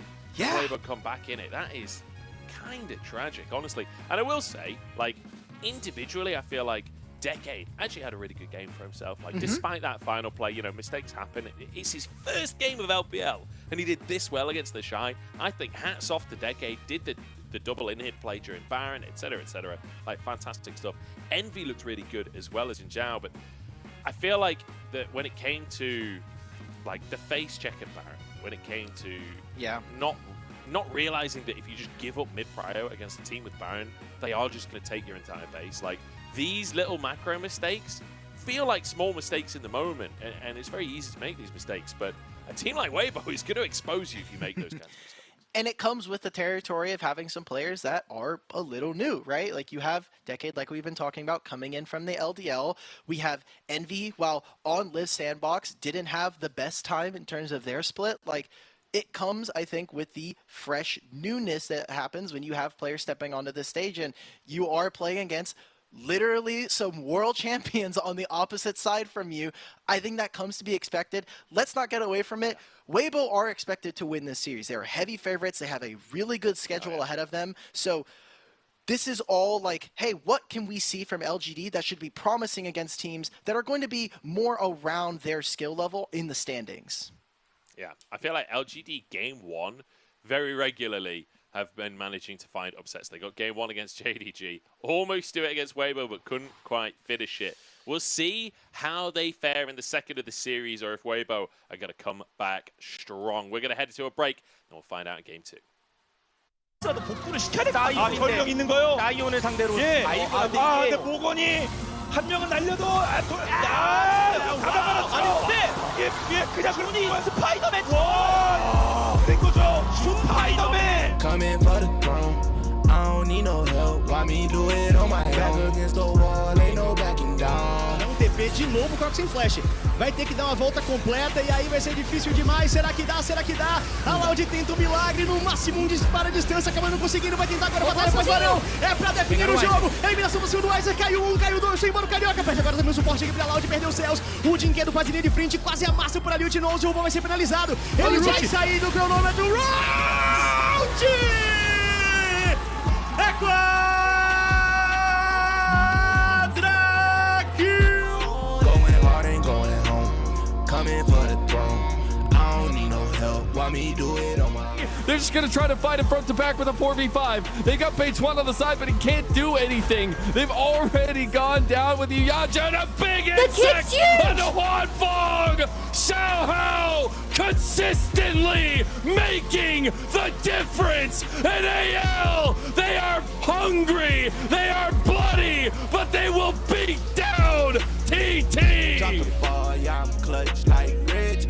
Light work, I beat all the odds, got them pissed. コントロールワードを消したリキャップがフラッシンからのティバーズ、ハニーはただスタンが入っていない。セント M からの開始からの英雄降臨。さあリキャップとの 1v1 オールアウトナップ、イコライザーを敷いてはいますが、今度は上に全員で駆け抜けてハニーがダメージ出すことに成功。一人で残っているユージョはなんとかソウルが倒すことで成功しましたが、いやただチャクラムがとんでもない。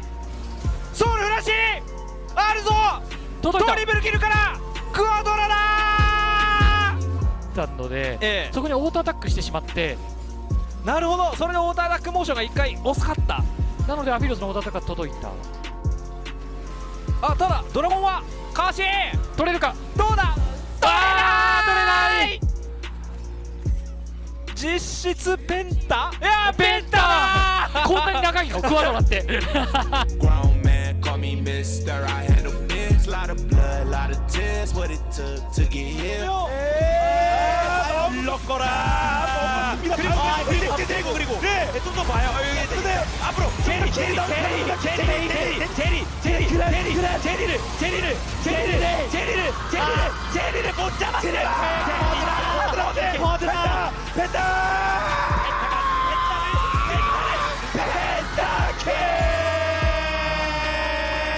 우리네 뒷단이요. 넥서스 땡겨와라.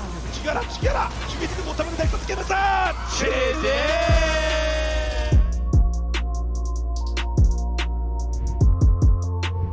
Consistently pressuring this inhibitor. He's already gotten it, but I don't think he can get anything more than this. So he can realistically TP, but it's gonna get stopped by Fearness. He can fight. He stole it! Oh my Phoenix god! stole the ban! No way! No freaking way! Phoenix steals the Baron! No way! Shield doesn't block it. Are you serious?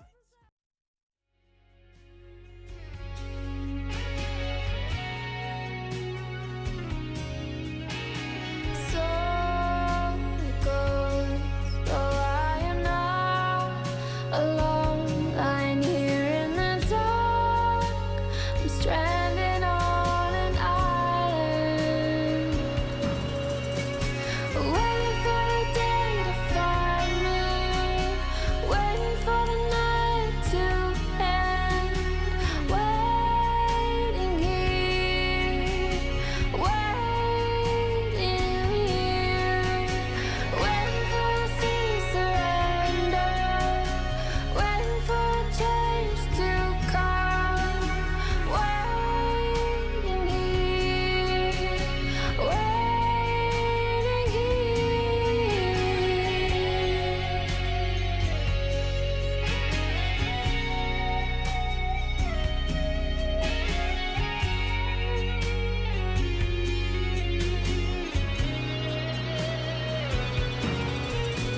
waiting for a day to find me, waiting for the night to end, waiting here, waiting for the sea surrender, waiting for a change to come, waiting here,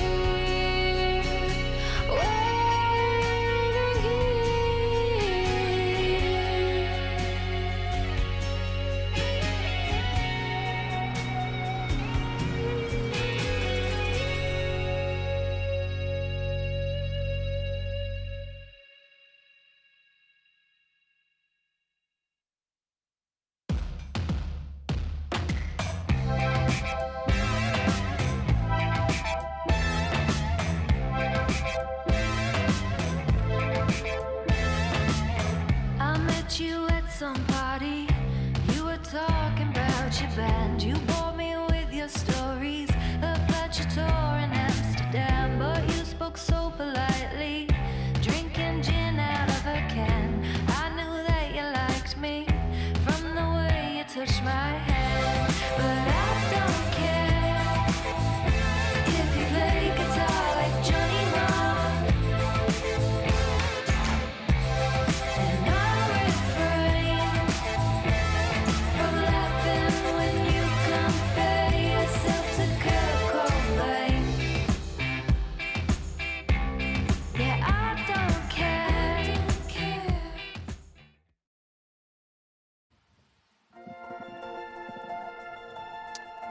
Welcome back, everybody, to the LPL as we head towards our second game of the day here. It's LGD versus Weibo, and everything looked so good for LGD. It felt like all of the pieces were there for an LGD win until the very end, where they made one mistake and Weibo crushed them for it.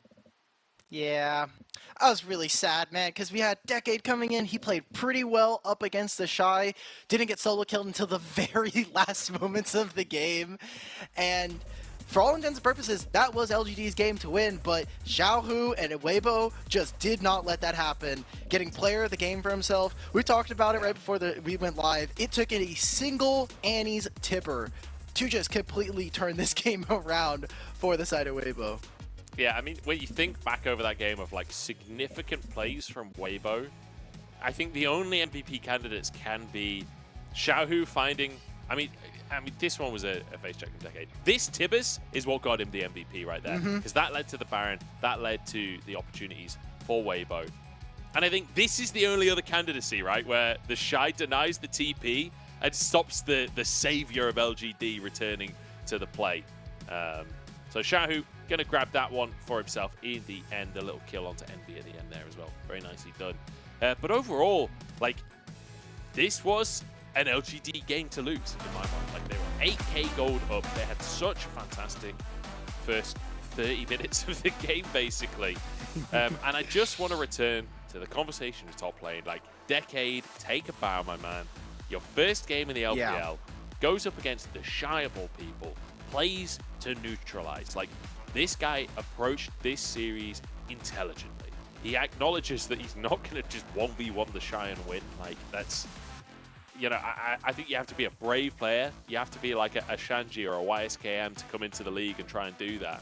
So he comes in and he says, look, I'm going to play Gnar, I'm going to play side lane, I'm going to stop him impacting the game and play the split push. Especially when we think for the Shy, a lot of people have been wanting to take him down, right? Like, everybody wants to try to take a piece, take a shot at the Shy. And Decade says, I don't need to do that. I can just play around the Shy. I know that he's going to be wanting to try to play against me, try to fight me on some of these waves.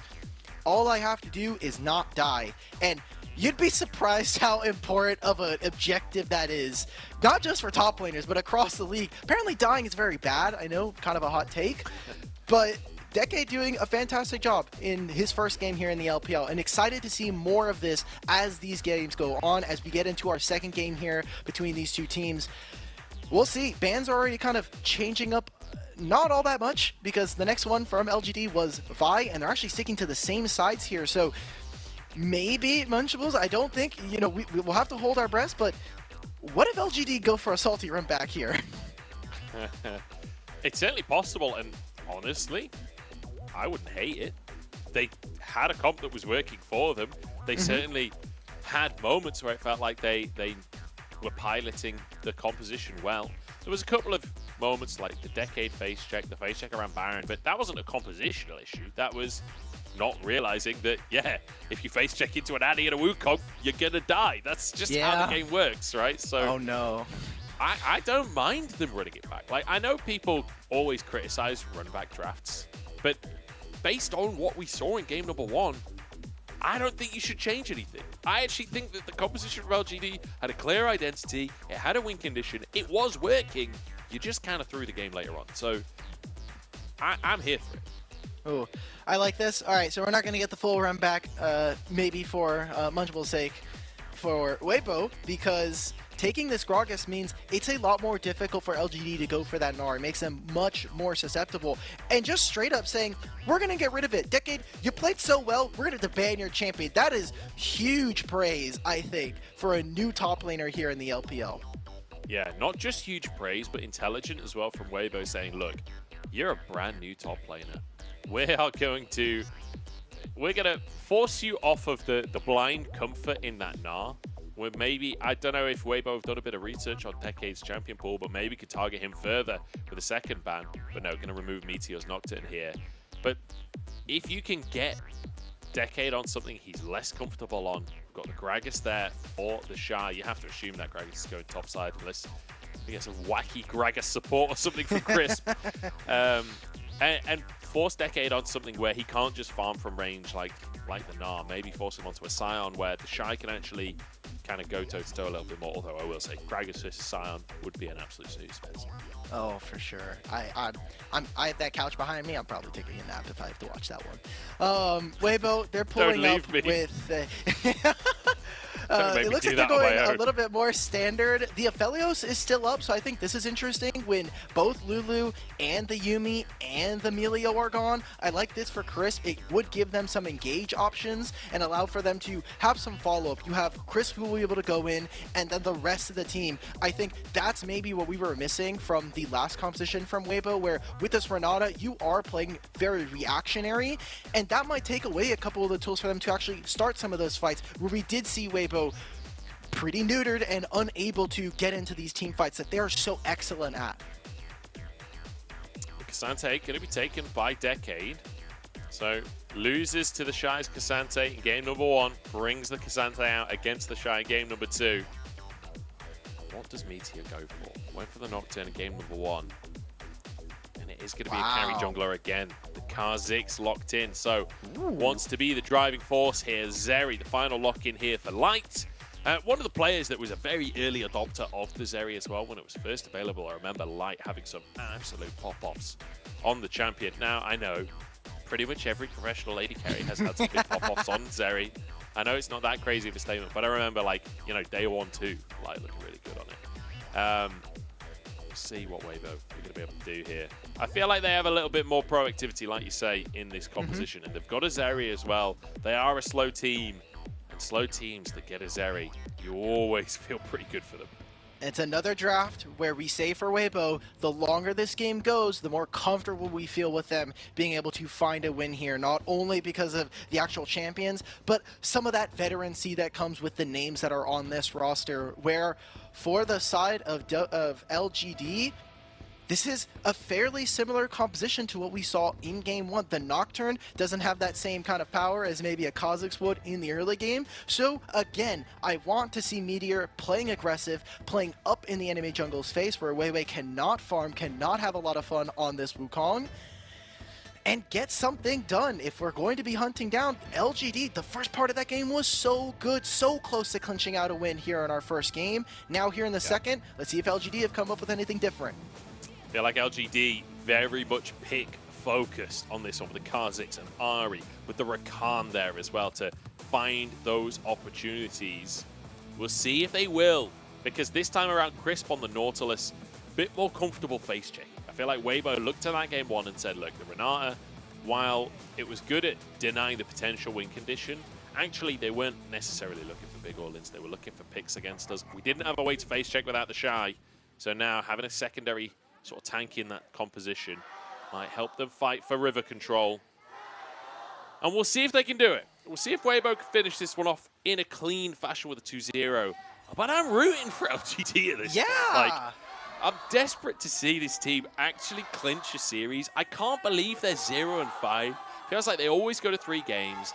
I keep on saying it, but they took a game off of JDG, for God's sake. They almost won game 1 against Weibo. This team has so much to offer, but it just feels like it can't quite connect the dots. It's that final stretch for them, and it always feels in all of their games, even the ones that they're able to win, their early game is solid to okay, and then we get to that midsection, and it gets a little scrappy, it gets a little messy. That does happen with teams that have some newer players.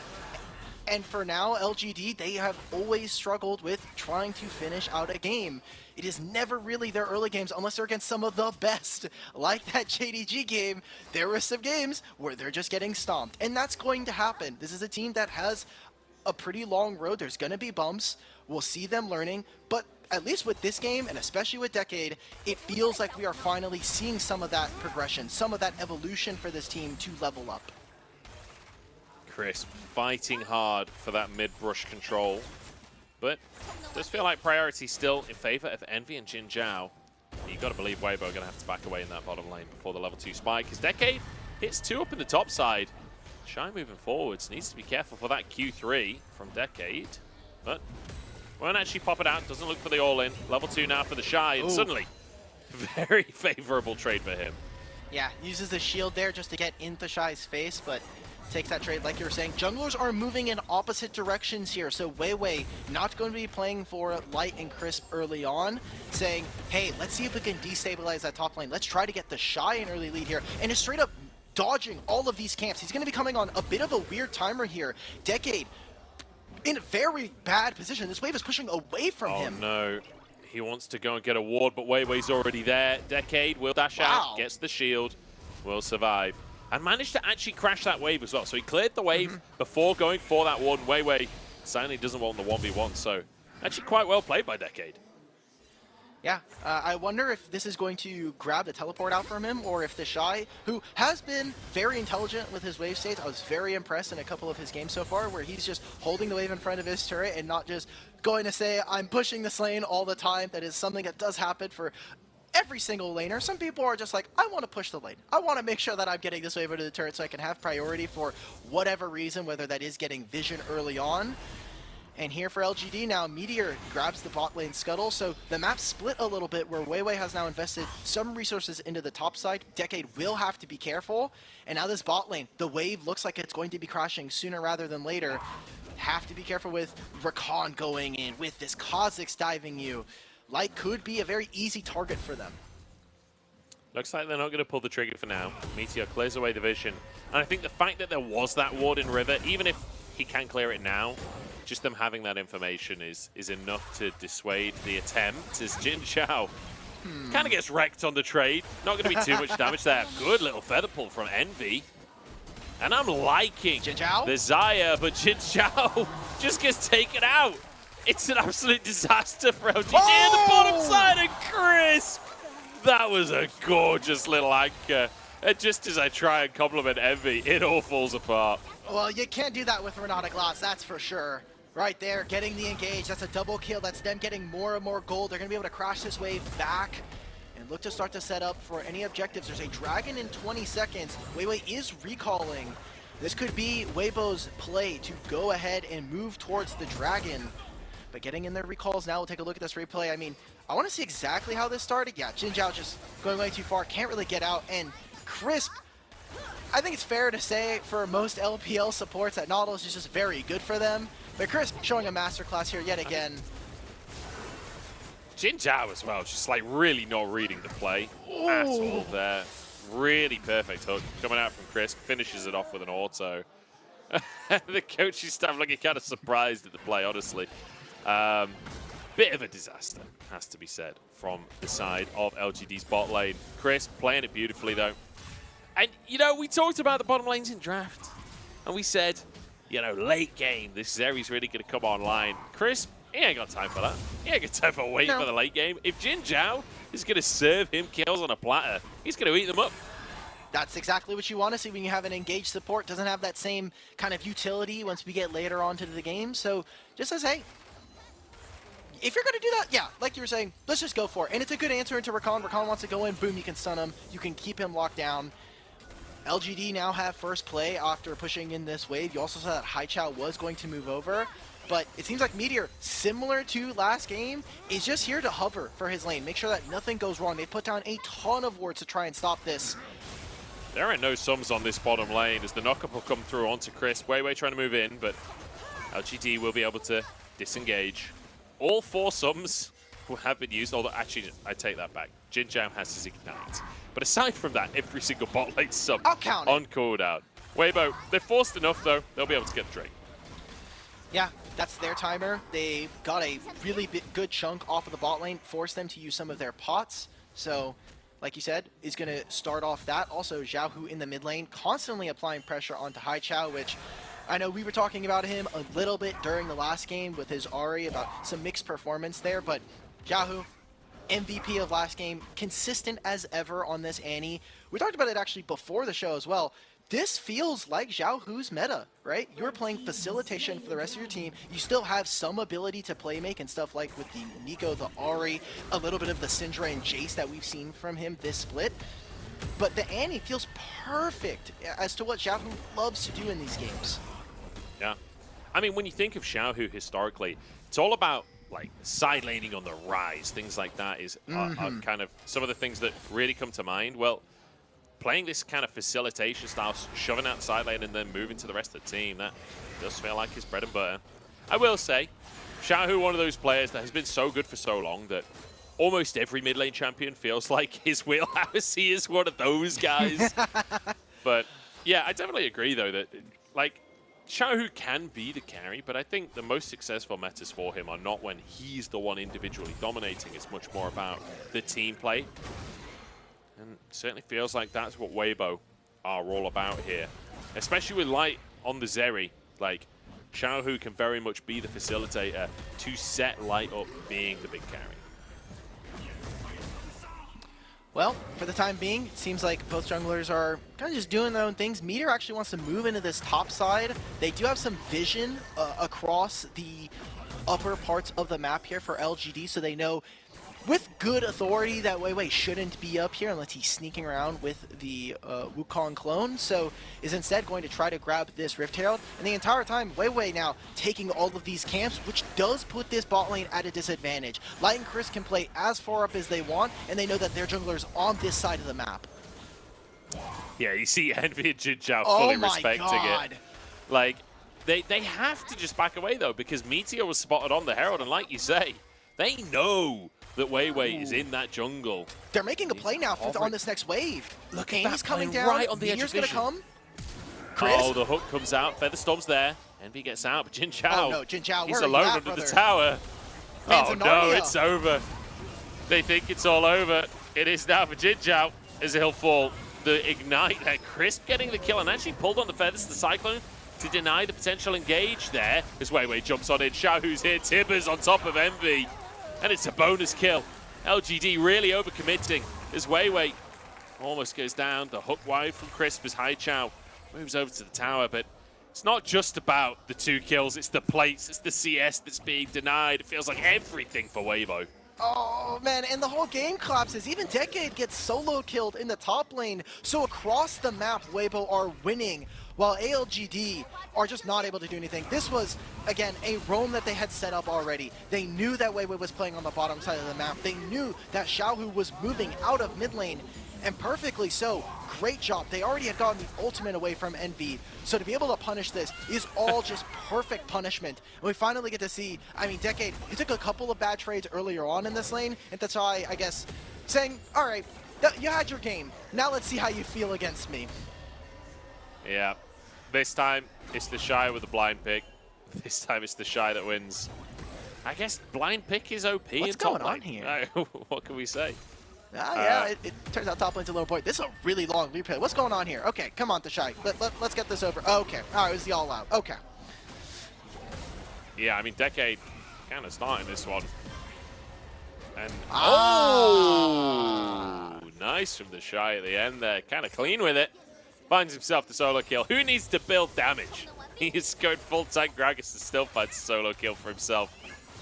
Has managed to get a solo kill in game number 1 as well. Decade take it off at the Gnar. Not feeling as comfortable this time around. I will say as well, in the replay, Chao actually missed the Tibbers onto Envy. I didn't catch that during live. It doesn't actually matter, but it was quite funny to see. Weibo, though, off to the races here. Like, what a great start for them. Yeah. Again, Meteor still has this Rift Herald, so it is a play for them to grab a little bit of gold back for themselves. It is starting to tick down, and it looks like he is moving towards the mid lane. Dragon spawning, Envy has to use the ultimate to get away from Chris. I wanted to say, shout out to Giga Shy. He's not even doing it on the AP build either. This is full tank. He's just going to run him down. He has all his base damages he's going to be able to use. Dragon is spawning in 30 seconds. Let's see what LGD can do, because this is their timer to play. Jin Zhao is onto the map. Meteor the same. And Haichao has first move into the river. It certainly does. We need to see LGD come into life here. They've got a Kha'Zix on their team, an Ari on their team. It's a powerful pick composition. So far, they've not been able to find any picks. That Herald still in pocket for Meteor as well. They could use that in the mid lane to buy priority in the river for Drake. They do already have priority currently, or at least they have control, but Crisp and Weiwei making short work of that control. And suddenly, LGD kind of forced out a little bit. Envy was in base, as he's just returning to the bottom lane there to try and clean up some of that minion wave. He's 20 CS down at this point. Have to make a decision here for LGD. Are they going to make a play now? It seems like no. They respect the fact that the Shy could make this teleport, and they will be down a member in terms of numbers. So instead, getting access to mid lane, and Xiaohu's already moved over. So LGD, for a Dragon trade, now they're just going to get a few plates onto Decade. 2 dragons in their back pocket, and a Rift Herald that should just be stopped here for Weibo. So every single thing that we saw from LGD in the first game, that was a mad plus for them. We were very excited for them coming into the second game. Feels like it's gone to the wayside a little bit here, Munchables. I'm slowly reverting back to, all right, Weibo taking care of business as usual. You could say it's gone to the wayside. Hilarious. Yes. I will say that at least the Herald got a couple of plates. It was about to time out, so Sure. Meteor at least gets something out of that. But yeah, it's gone a little pear-shaped here for the side of LGD. Weibo really coming to life in this one. It's Decade consistently going toe-to-toe. Look at this. The Balmy Cinder on either side getting maximum damage. Both players still full HP as they continue to spar endlessly in the top side. But, I mean, I'm just impressed by Weibo. Like, reading game number 1, realizing LGD are probably, after losing that game and going to blue side again, probably going to go for a similar sort of strategy and just changing their comp slightly, keeping the core fundamentals of that, the scaling AD carry with an Annie and a Wukong, but then going, okay, we've got more engaged this time. We've got a top lane that won't have a losing matchup quite in the way that Gnar can bully a tank. We've got a tank that is going to be against another tank. And now they're kind of just chilling. Now that they can kind of hands diff a little bit. They have the option now. That's what the Gragas, that's what the Nautilus gives you in change for an Enchanter. It allows you to make these plays where you can move forward. You can be the one to be aggressive. And they are trying to dive Xiaohu on this wave. This next wave coming up, they're going to try to make this play in the mid lane. Envy has to play safe because there are 3 members. Weiwei is clearing wards in front of them.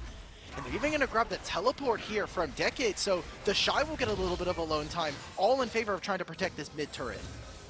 Meteor moves back over. I thought he was moving away. The TP coming out to try and defend the mid lane, and Xiaohu has a stopwatch as well. The Shy arrives, and now he's started to play around. Meteor in trouble, forced to flash. The Shy happy to just charge on forwards. He's so tanky. The Rocket Bell comes out. Hi, Chow. 1v1 on Xiaohu. Can he finish the job? The charm isn't going to land, and Xiaohu's under the tower. He walks away.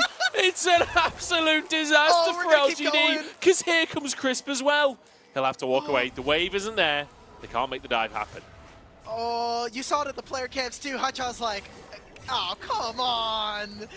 Isn't able to find the kill. Xiaohu, perfect stopwatch right there. Just by so much time for the Shy to get that teleport in. And with that play, they grab not only a couple of turrets, that turret down in bot lane, they grab the mid lane turret as well, which makes it so hard for them to be able to move out and contest for these other objectives like the Dragon. We'll get to watch this again. He's perfectly charmed with both the ultimates and the charm coming out from Haichao, but it's the first stopwatch that is the absolute linchpin for this team, for this play to end up going in their favor. Yeah, bit of a disastrous cast there from the Shy. It was only a tiny pixel to the left. Great flash from Xiaohu, though, to keep himself alive. The cast just knocking against the walls. It doesn't actually push Meteor back. But either way, Weibo, I feel like they have just downloaded LGD. They saw game 1, and coming to game 2 looking absolutely they got everything. Incredible. Yeah. Okay, actually, Munchwell, I do want to ask you this, because this tends to differ between everybody. Do turret plates count for a perfect... Oh, never mind. Wait, this team already got the Rift Herald. I was going to say perfect, for a perfect game. They got the Rift Herald. Yeah. No, they don't count. Okay. Good, good. You're a good man. That's a sign of a good person right there, because I say no, they don't count, and people get angry with me. That's like saying poke damage counts as a kill, you know? It's not the same thing. Oh, Weiwei. Look at this play for LGD. They are so deep out of vision. Surely they get him. They don't know they they're there. didn't want to try rush, though. They might miss their opportunity here. Yeah, they're just going to lose a tower at the top side. It's a 3v3, ships. so they don't actually have anything. Oh my, they just passed each other. There was no vision from either team to know that they were there, and they're just slinking around. What is happening? They don't know where they are! Oh, they're God. lost. Look, I like the idea, but they just had no vision to actually make a pick off of. And so they just find nothing. They just chill in the enemy jungle, and now the Herald is going to get a second charge. This might be a tier 2 going down. This is 2 games in a row where LGD are trying to do something fancy, and they just lose the back row game off of it. It's the mid-game where they just don't know what to do this time around. They are just absolutely lost on the map. They are looking for any kind of play, any kind of home for them, but nothing's available. That is a huge loss for them. And at least now Weibo expanding their gold lead, getting 2 turrets, a very long lane for them to deal with if someone like the Shy is there, if Xiao whoever wants to chase. And it also means that come time for a Baron, LGD are going to have a very hard time pushing out waves to get themselves into a favorable position. Now teleport coming in, 3rd Dragon on the soul point here. Big damage onto Decade there. TP out from Haichao on the flank. This is LGD's moment to get back into the game, back into the series. It's 1-0 for Weibo. They take Soul Point, and now they look for a fight as well. The cast to disengage everyone else as Light is just free firing. Decade with the all out, but he's got support here. Light will not go down, and actually flashing against the enemy top laner as the Shy and Crisp a 2v3 in the rest of the team. Oh my god. LGD are just being destroyed here. This is merciless from Weibo's. Crisp gets charmed, hook onto the wall as Haichao walks away. And Light finishes off a solo kill onto Decade. There we go. LGD cannot even find a single kill, much less a shimmering, any kind of a silver lining for this game right now, as Weibo are just taking everything from them.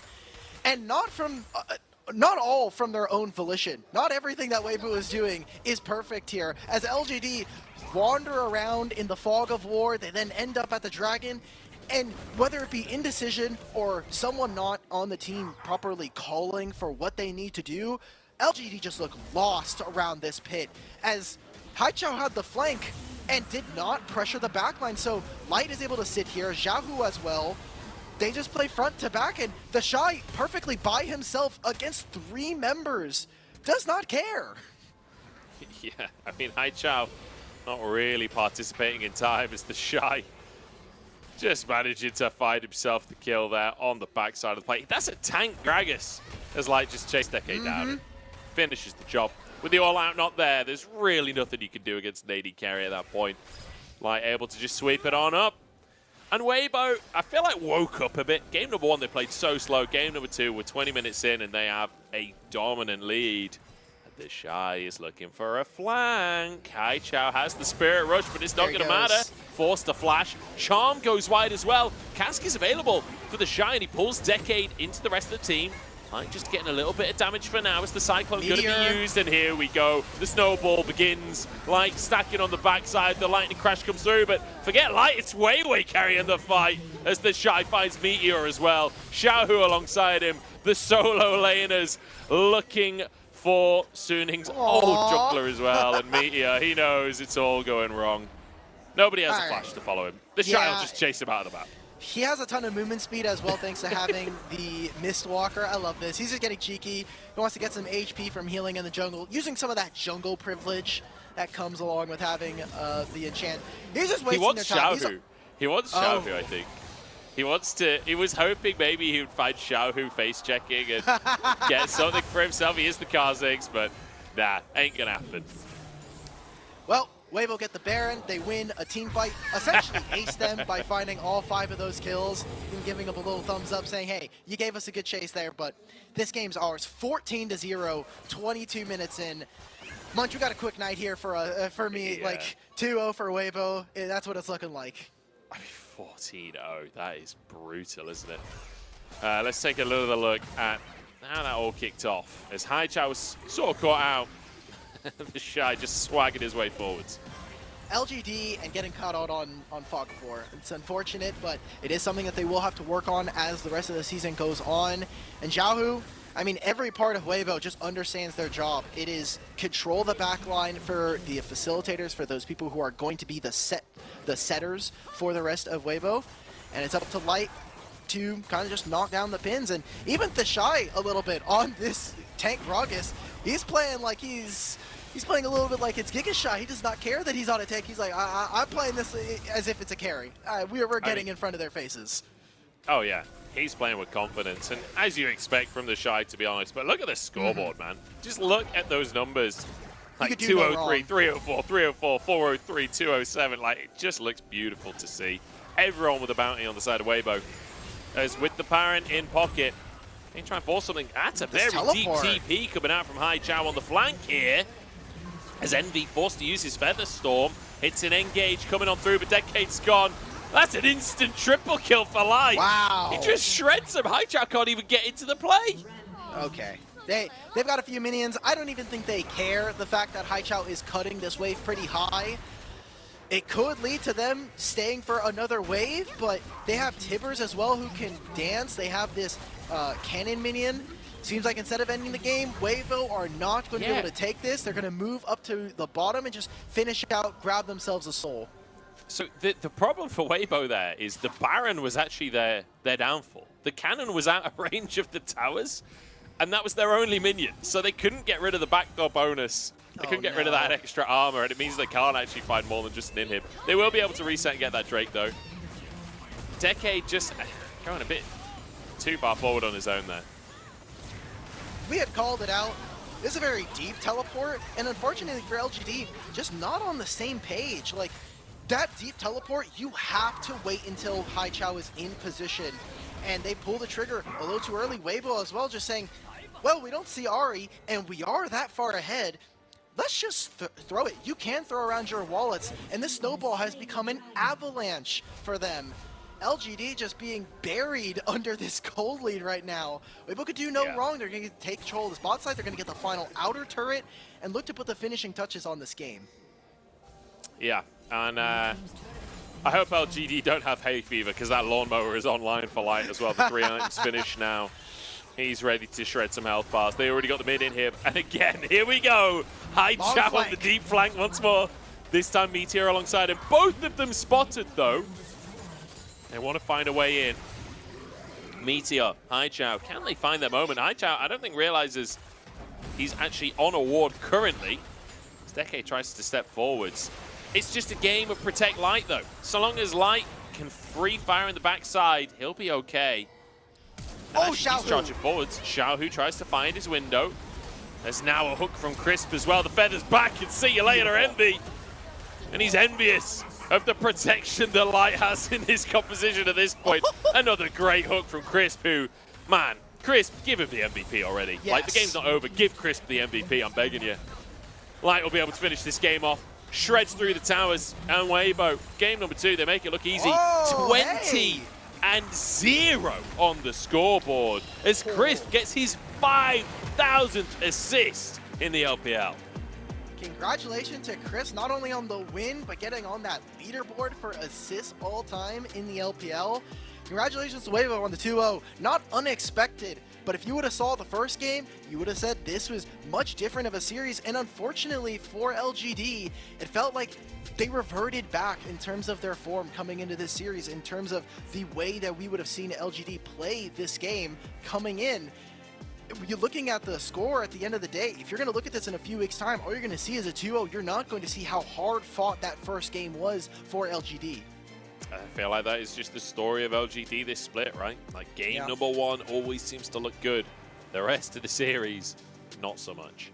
And it's got to be heartbreaking for LGD. Clearly, they came in prep today. Like, that first composition was a bit different to usual. They were setting up Decade on the Gnar. Like, I liked what LGD did in game number 1, and I liked the idea in game number 2 compositionally, but it felt like Weibo just went, okay, here's what didn't work with the Renata, we're going to change that up. Here's what didn't work top lane, we're going to change that up, and just came back with a rinse and repeat that looked absolutely dominant. So I do feel like this was a bit of a prep gap in the second, or prep's not the right word, but like just understanding how game number 1 happened and changing that for game number 2. I don't feel like LGD did that in the same way that Weibo did. That does come with that veterancy that we've been talking about all season long for this squad on Weibo Gaming. They know the small tweaks that are required to win a game. The small tweaks not only in-game, but the stuff that, hey, this didn't work, let's try something different. The Renata was that piece that was a little spicy. It's something we haven't seen all that much. And after the early game that happened in game 1, I think Weibo said, all right, that was a little cheeky. We don't have to do much after that. Let's take care of business. Let's close up shop, and let's kind of done and dusted this series as expected coming into today. And I will say, Crisp game number 1 on the Renata versus Crisp game number 2 on the Nautilus. Different. I feel like He went from, you know, I had to play an enchanter for a game. Give me Nautilus. I'm going to win this one myself. It just, like, dominated the LGD bot lane. Like, Light played well on the Zeri as well, but Crisp really was the superstar there. LPL Nautilus, man, like, it just hits different. It's just a completely different beast from anywhere else. That was incredible from Crisp. Like you were saying, for me, I already got the Ultra Prime series where Sword Art almost like 1v9 the game on Nautilus. Here again, I'm getting beautiful Nautilus gameplay back to back. Feel like maybe I'm the good luck charm for these Nautiluses so far on the broadcast. That goal difference is exactly what we wanted from Weibo coming in. We wanted them to dominate, take names, take numbers, and take these structures away from LGD. And very similarly to how LGD's gold graph looked, unfortunately now is another Weibo win in their back pocket. Yeah, I mean, not far off of a perfect game. A tower and a herald, the only thing separating Weibo from a perfect game in game number 2. Not a single kill taken by LGD. And it has to be said, like, that's got to hurt the morale for this team. Now 0-6 for LGD. And again, they have looked good. They have had good games. They have taken wins off of some big teams. They almost took game number 1 against Weibo. But again, they fall short. And again, another loss on the board. It is brutal to see. But enough commiserations from LGD. Let's celebrate Weibo's win with a winner's interview. Hello there, welcome to Post-Game Interview. I'm Christina. We're joined by Wei, the jungler for WBG. Congratulations on your 2-0 victory. Firstly, I want to start with the game 1 because by the end of the game 1, your opponent still had the golden lead. So how did you guys manage to close them out by that last team fight on mid lane? 欢迎微来到我们的赛后采访，恭喜 WBG 2-0拿下了本局比赛的胜利。首先，我们想聊一下今天的第一局。其实，在最后一波，你们是怎么样通过中路又一波掉了他们呢？即使在最后一秒的时候，对手好像还是有一些经济优势的领先的，但最后一波的决策可不可以跟我们分享一下？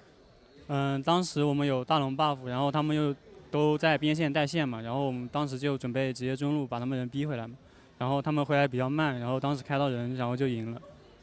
So at that time we had the buff Baron, we have Baron buff, so we decided to push the waves on mid lane because they were pushing waves on the side lanes, and we just want to force them to come back to define their base, but maybe they didn't manage to come back in time, so we just seized these opportunities to close them out. And second question, I want to touch on your performance on game 2. It seems like you guys performed very dominantly and aggressively in game number 2. So how did you feel after after winning game 1? Maybe do you think maybe a little was a struggle? So what was your focus on the game 2? 那么第二局的时候可以看到 WE 这边真的是打出了自己战队的风采，非常碾压的一局。虽然说可能第一局从局面上来讲稍有焦灼，是在第一局赢下之后又做了哪些更加的改进或者复盘吗？所以在第二局你们的重点是放在哪里呢？第二局的话我们就调整了一下 BP 嘛，然后就比较好打，第二局就这种。So we just adjust our Bamped strategies in order to perform better and perform smoothly in game number 2. And the next question, I want to touch something about the meta 13-11 because I want to touch on the buff sharing from your perspective as a jungler. What's your take on that? 那么接下来想聊一下我们现在打的 13.11 版本，好像在后面多了一个 buff 共享的机制。那么微选手作为打野位置上选手，可不可以跟我们分享一下你对于这一个改动的看法呢？这个改动就是对打野很友好吧，就是中后期的时候能混到红蓝 buff。I think it's really good change for a jungler because we can still get the red buff or blue buff in the mid to late game. So final question for you, it is a new season and coming to the new team, what's your personal goals? And I'm curious about are you satisfied with your own performance currently? And if you want to stabilize your performance, what's your next plan? So 最后一个问题，我们想问一下微选手来到了新赛季之后，对于个人有没有什么小目标呢？以及我们可以从微博最近的状态来说，你对于队伍的磨合状态还满意吗？如果说是想要再打得更稳健一点，你们觉得下一步的计划是什么呢？就是我感觉我们目前的状态就是沟通还是存在问题的，然后就希望赛季的时候沟通能慢慢变好吧，然后运营也做得更好。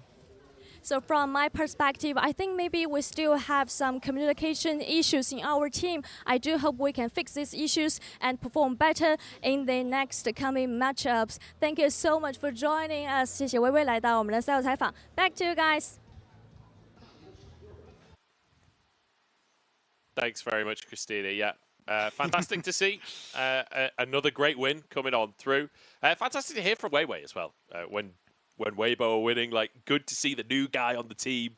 Yeah. Getting a bit of camera time and getting a bit of personality out. But Alk, we were absolutely right in game. It is going to be Crisp MVP, and I think rightly so. Yes, thank you. I was robbed of a Nautilus MVP on my Ultra Prime series, so again, this guy was just everywhere. Nothing felt like a bad look for the Nautilus, and like he ruined the bottom lane, and very quickly too. It wasn't like game 1 where it took way long for this team to actually get started. It was from level 1, level 2 that this bot lane was smashing, and this dive right here just removed any kind of play for Envy and Meteor, and the rest of LGD really from being able to do anything this game. Yeah, really, really tough one for Envy and Jin Zhao. He sort of got destroyed in the bottom side, and I have to say, I always favor the Zeri against the Rakan. I feel like until that quickness is online, there's just nothing you can do in the laning phase unless the Zeri really mispositions. Light having a great game for himself as well, positioning perfectly, but with a composition like this, when you're on the Zeri, I feel like it's kind of hard to not have a good game, honestly. Just absolutely shredding people. As Haichao, I like the idea of these deep flanks. We saw it consistently from LGD, but just wasn't. Really, they don't have the coordination to pull it off, you know? Yeah, they not only just from Haichao, but from the rest of LGD, it felt like they weren't all on the same page. And I do want to credit Weibo there at the end, the way that they were perfectly shielding Light from any kind of damage. They were standing like in this perfect bubble formation to make sure that Zeri does not get hit by anything. The only way they lose is if Meteor's able to get in the back line, if Haichao is able to do anything on this Ahri. They made sure that there was zero chance for LGD to have any fun this game, have any leeway back in. Just insane, honestly. And what we expect coming in for a team that is unfortunately at the bottom of the standings, and for Weibo, who are still looking to make that push, return back into playoffs, hopefully make a deeper run than they did last in spring. Yeah, it's a really tough one for LGD to be 0-6 at this point. But Alk, that's going to be it from us. We've got plenty more games coming your way, though. We're going to be replaced by another set of casters. But excitingly, right after this break, it's going to be EDG versus IG, and the grand return of Uzi now on the roster of EDG. You do not want to miss this.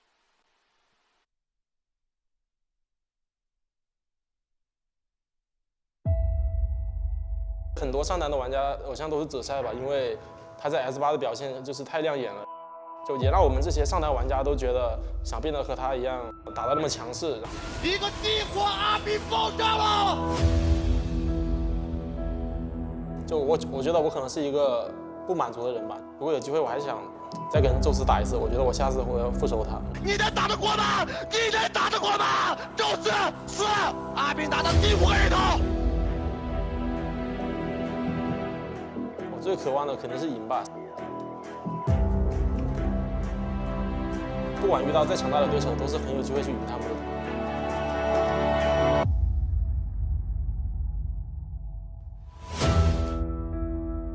其实我打职业以来就没有说我一定要打败某个人。来，憋下气，谢谢快乐。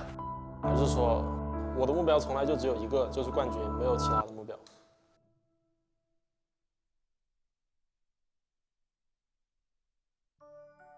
我记得我看的第一个英雄联盟比赛就是一个 S3的全明星赛吧，好像。然后当时我看到的是 LPL vs LCK 的一个全明星赛，当时感觉韩国队就是感觉很厉害吧，总是以碾压的姿态去赢我们的 LPL 的队伍。然后我是希望我们中国队能赢的，我就知道了有这样一个赛事存在。我感觉我后面会打职业。 还是要归功于我上的那所学校吧。杰克拉夫也是从那个学校出去的，当时我也不知道他叫杰克拉夫。后面他在 LPL 赛场上登场的时候，还有他后面一路走到最后夺冠，然后我当时就觉得，那我也可以试一下，我也可以的。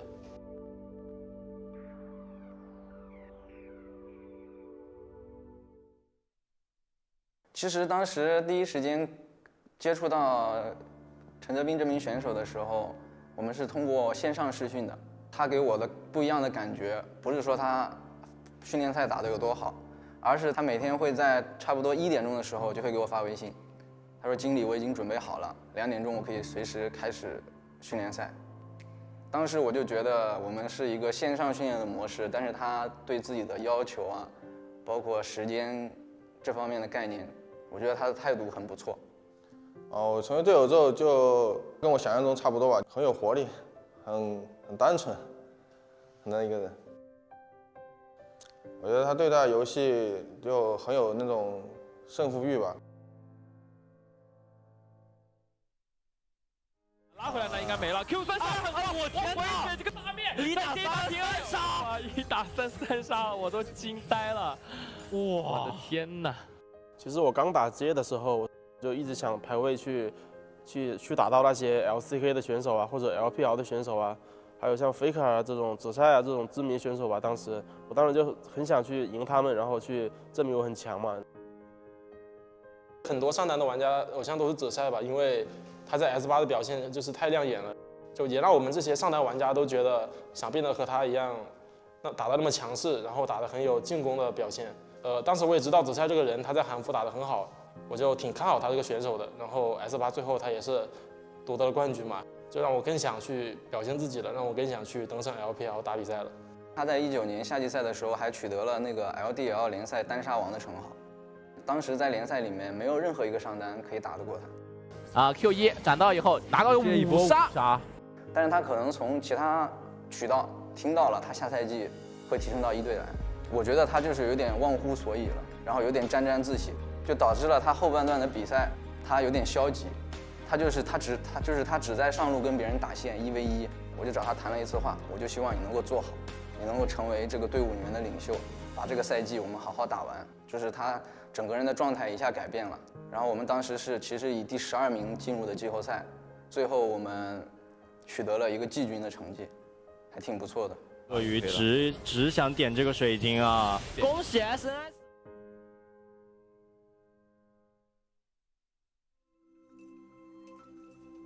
我们要恭喜苏宁，面朝大海，春暖花开，挺进世界赛。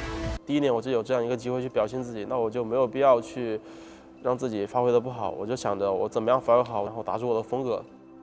对于这段经历，我收获最大的应该就是，不管遇到再强大的对手，都是很有机会去赢他们的。因为我们在 S10世界赛的时候，其实不管是滔博还是京东，其实我们在联赛我们都是输给他们的，但是我们在世界赛上都赢了他们。还有最后的 WBG， 很多人都觉得他们很强很无敌，其实决赛我也觉得我们有很大的机会可以赢的，只是还是差一点吧，有点遗憾。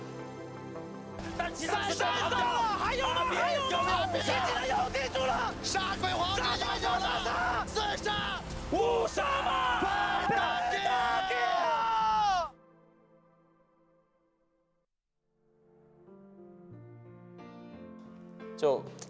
我觉得我可能是一个不满足的人吧，我对我2022年 MSI 的表现不是特别满意，因为我觉得当时我状态是不太好，然后我也没能打出我的最好表现。我觉得如果有机会，我还是想再跟宙斯打一次，我觉得我下次我要复仇他。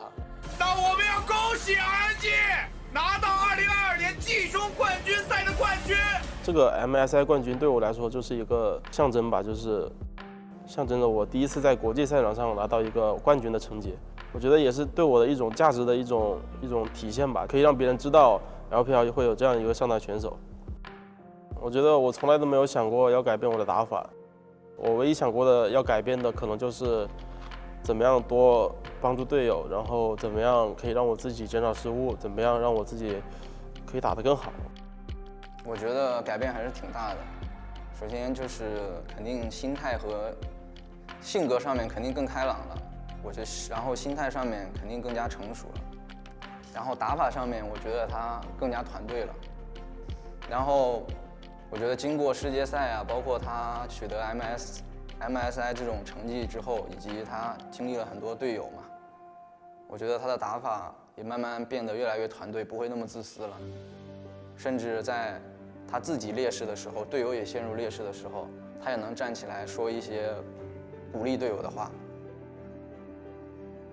其实我就算是在我 S10表现最好的那段时间，我也是觉得我打得很正常，我从来没有觉得我打得特别好，或者说可以很膨胀的样子，就是我从来没有膨胀过。因为我打的 LPL， 我第1年我就拿到了世界赛亚军嘛，所以就我可能就不会再满足于那些比较小的那种成绩了，就比如说 LPL 里面拿个季军啊，拿个亚军啊这种，就我还是想去世界赛，然后拿到冠军吧，就是我的一个最终的目标。其实我打职业以来就没有说我一定要打败某个人，或者说一定想要赢他。我的目标从来就只有一个，就是冠军，没有其他的目标。我觉得我不管拿再多冠军，都跟我的初心没有什么关系的，因为我的初心就是因为喜欢这个游戏。我觉得在我喜欢这个游戏的前提下，不管我以后拿到什么样的成绩啊，或者说成绩再好，成绩再差，我都不会改变我对游戏的初心。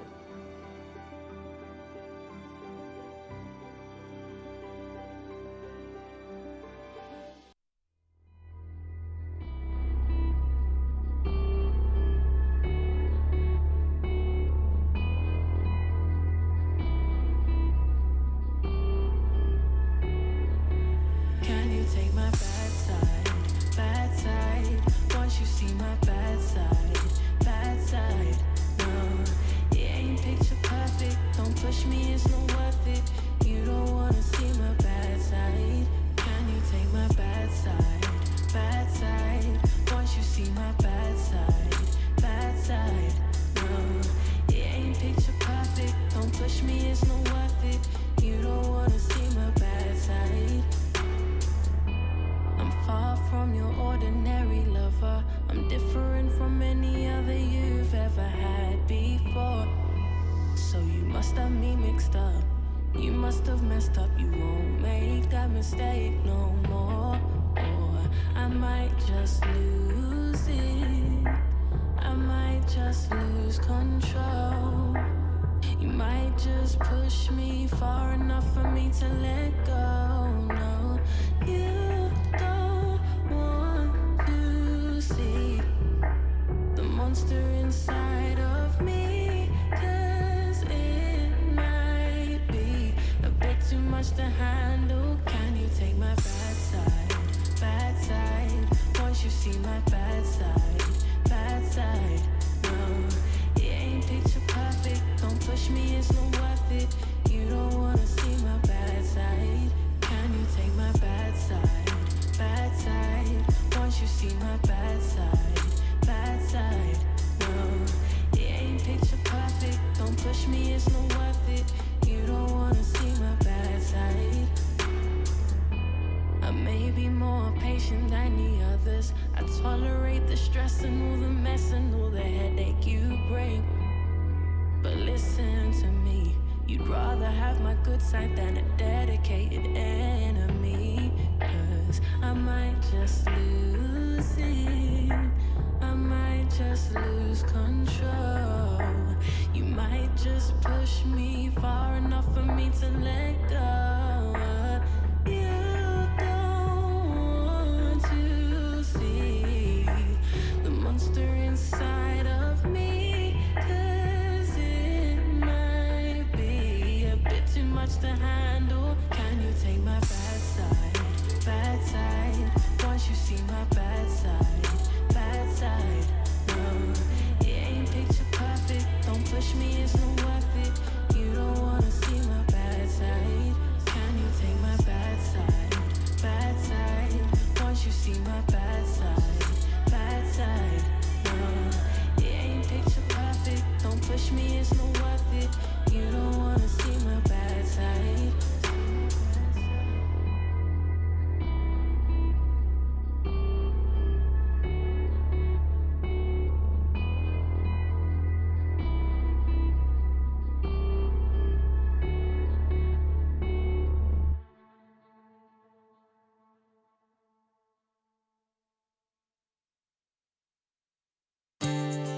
Still no answers, watch me disappear. The days get longer, and I grow weary listening to my own excuses. Where does it begin? Where do I fit in? Will someone let me into this story? In my history, I am the absentee. Where's the part for me in this story? But the colors rule the world inside my head, and the words of all the songs that I've heard. I'm a shadow of a thought that has not formed, somewhere in between.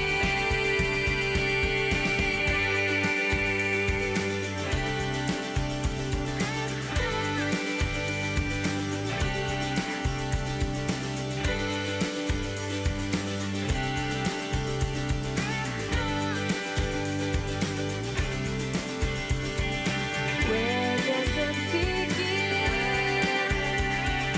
Where do I fit in? Will someone let me into this story?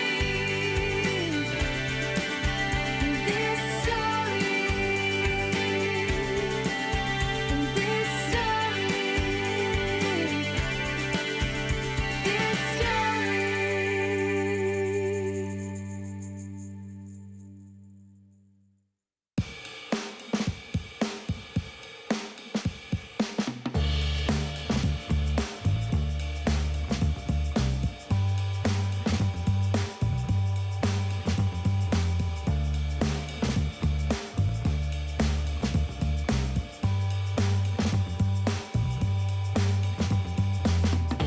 It's been a long time coming, but I always knew. Got a heart of steel. It is built through truth. We're almost there. We're almost there. Ta-da-ta-ta. You know we waited such a long time, long time. Ta-da-ta-ta. Here it is. Here it is. Just as hopes were fading, the dream lived on. Yeah. Of better times. In a world gone wrong. You don't need to worry. You know you see the day. The revolution's coming. We're waiting for that change. We're almost there. We're almost there. Ta-da-ta-ta. You know we waited such a long time, long time. Ta-da-ta-ta. Here it is. Here it is. Ta-da-ta-ta. You know we waited such a long time, long time. Ta-da-ta-ta. Here it is. Here it is. Ta-da-ta-ta. You know we waited such a long time, long time. Ta-da-ta-ta.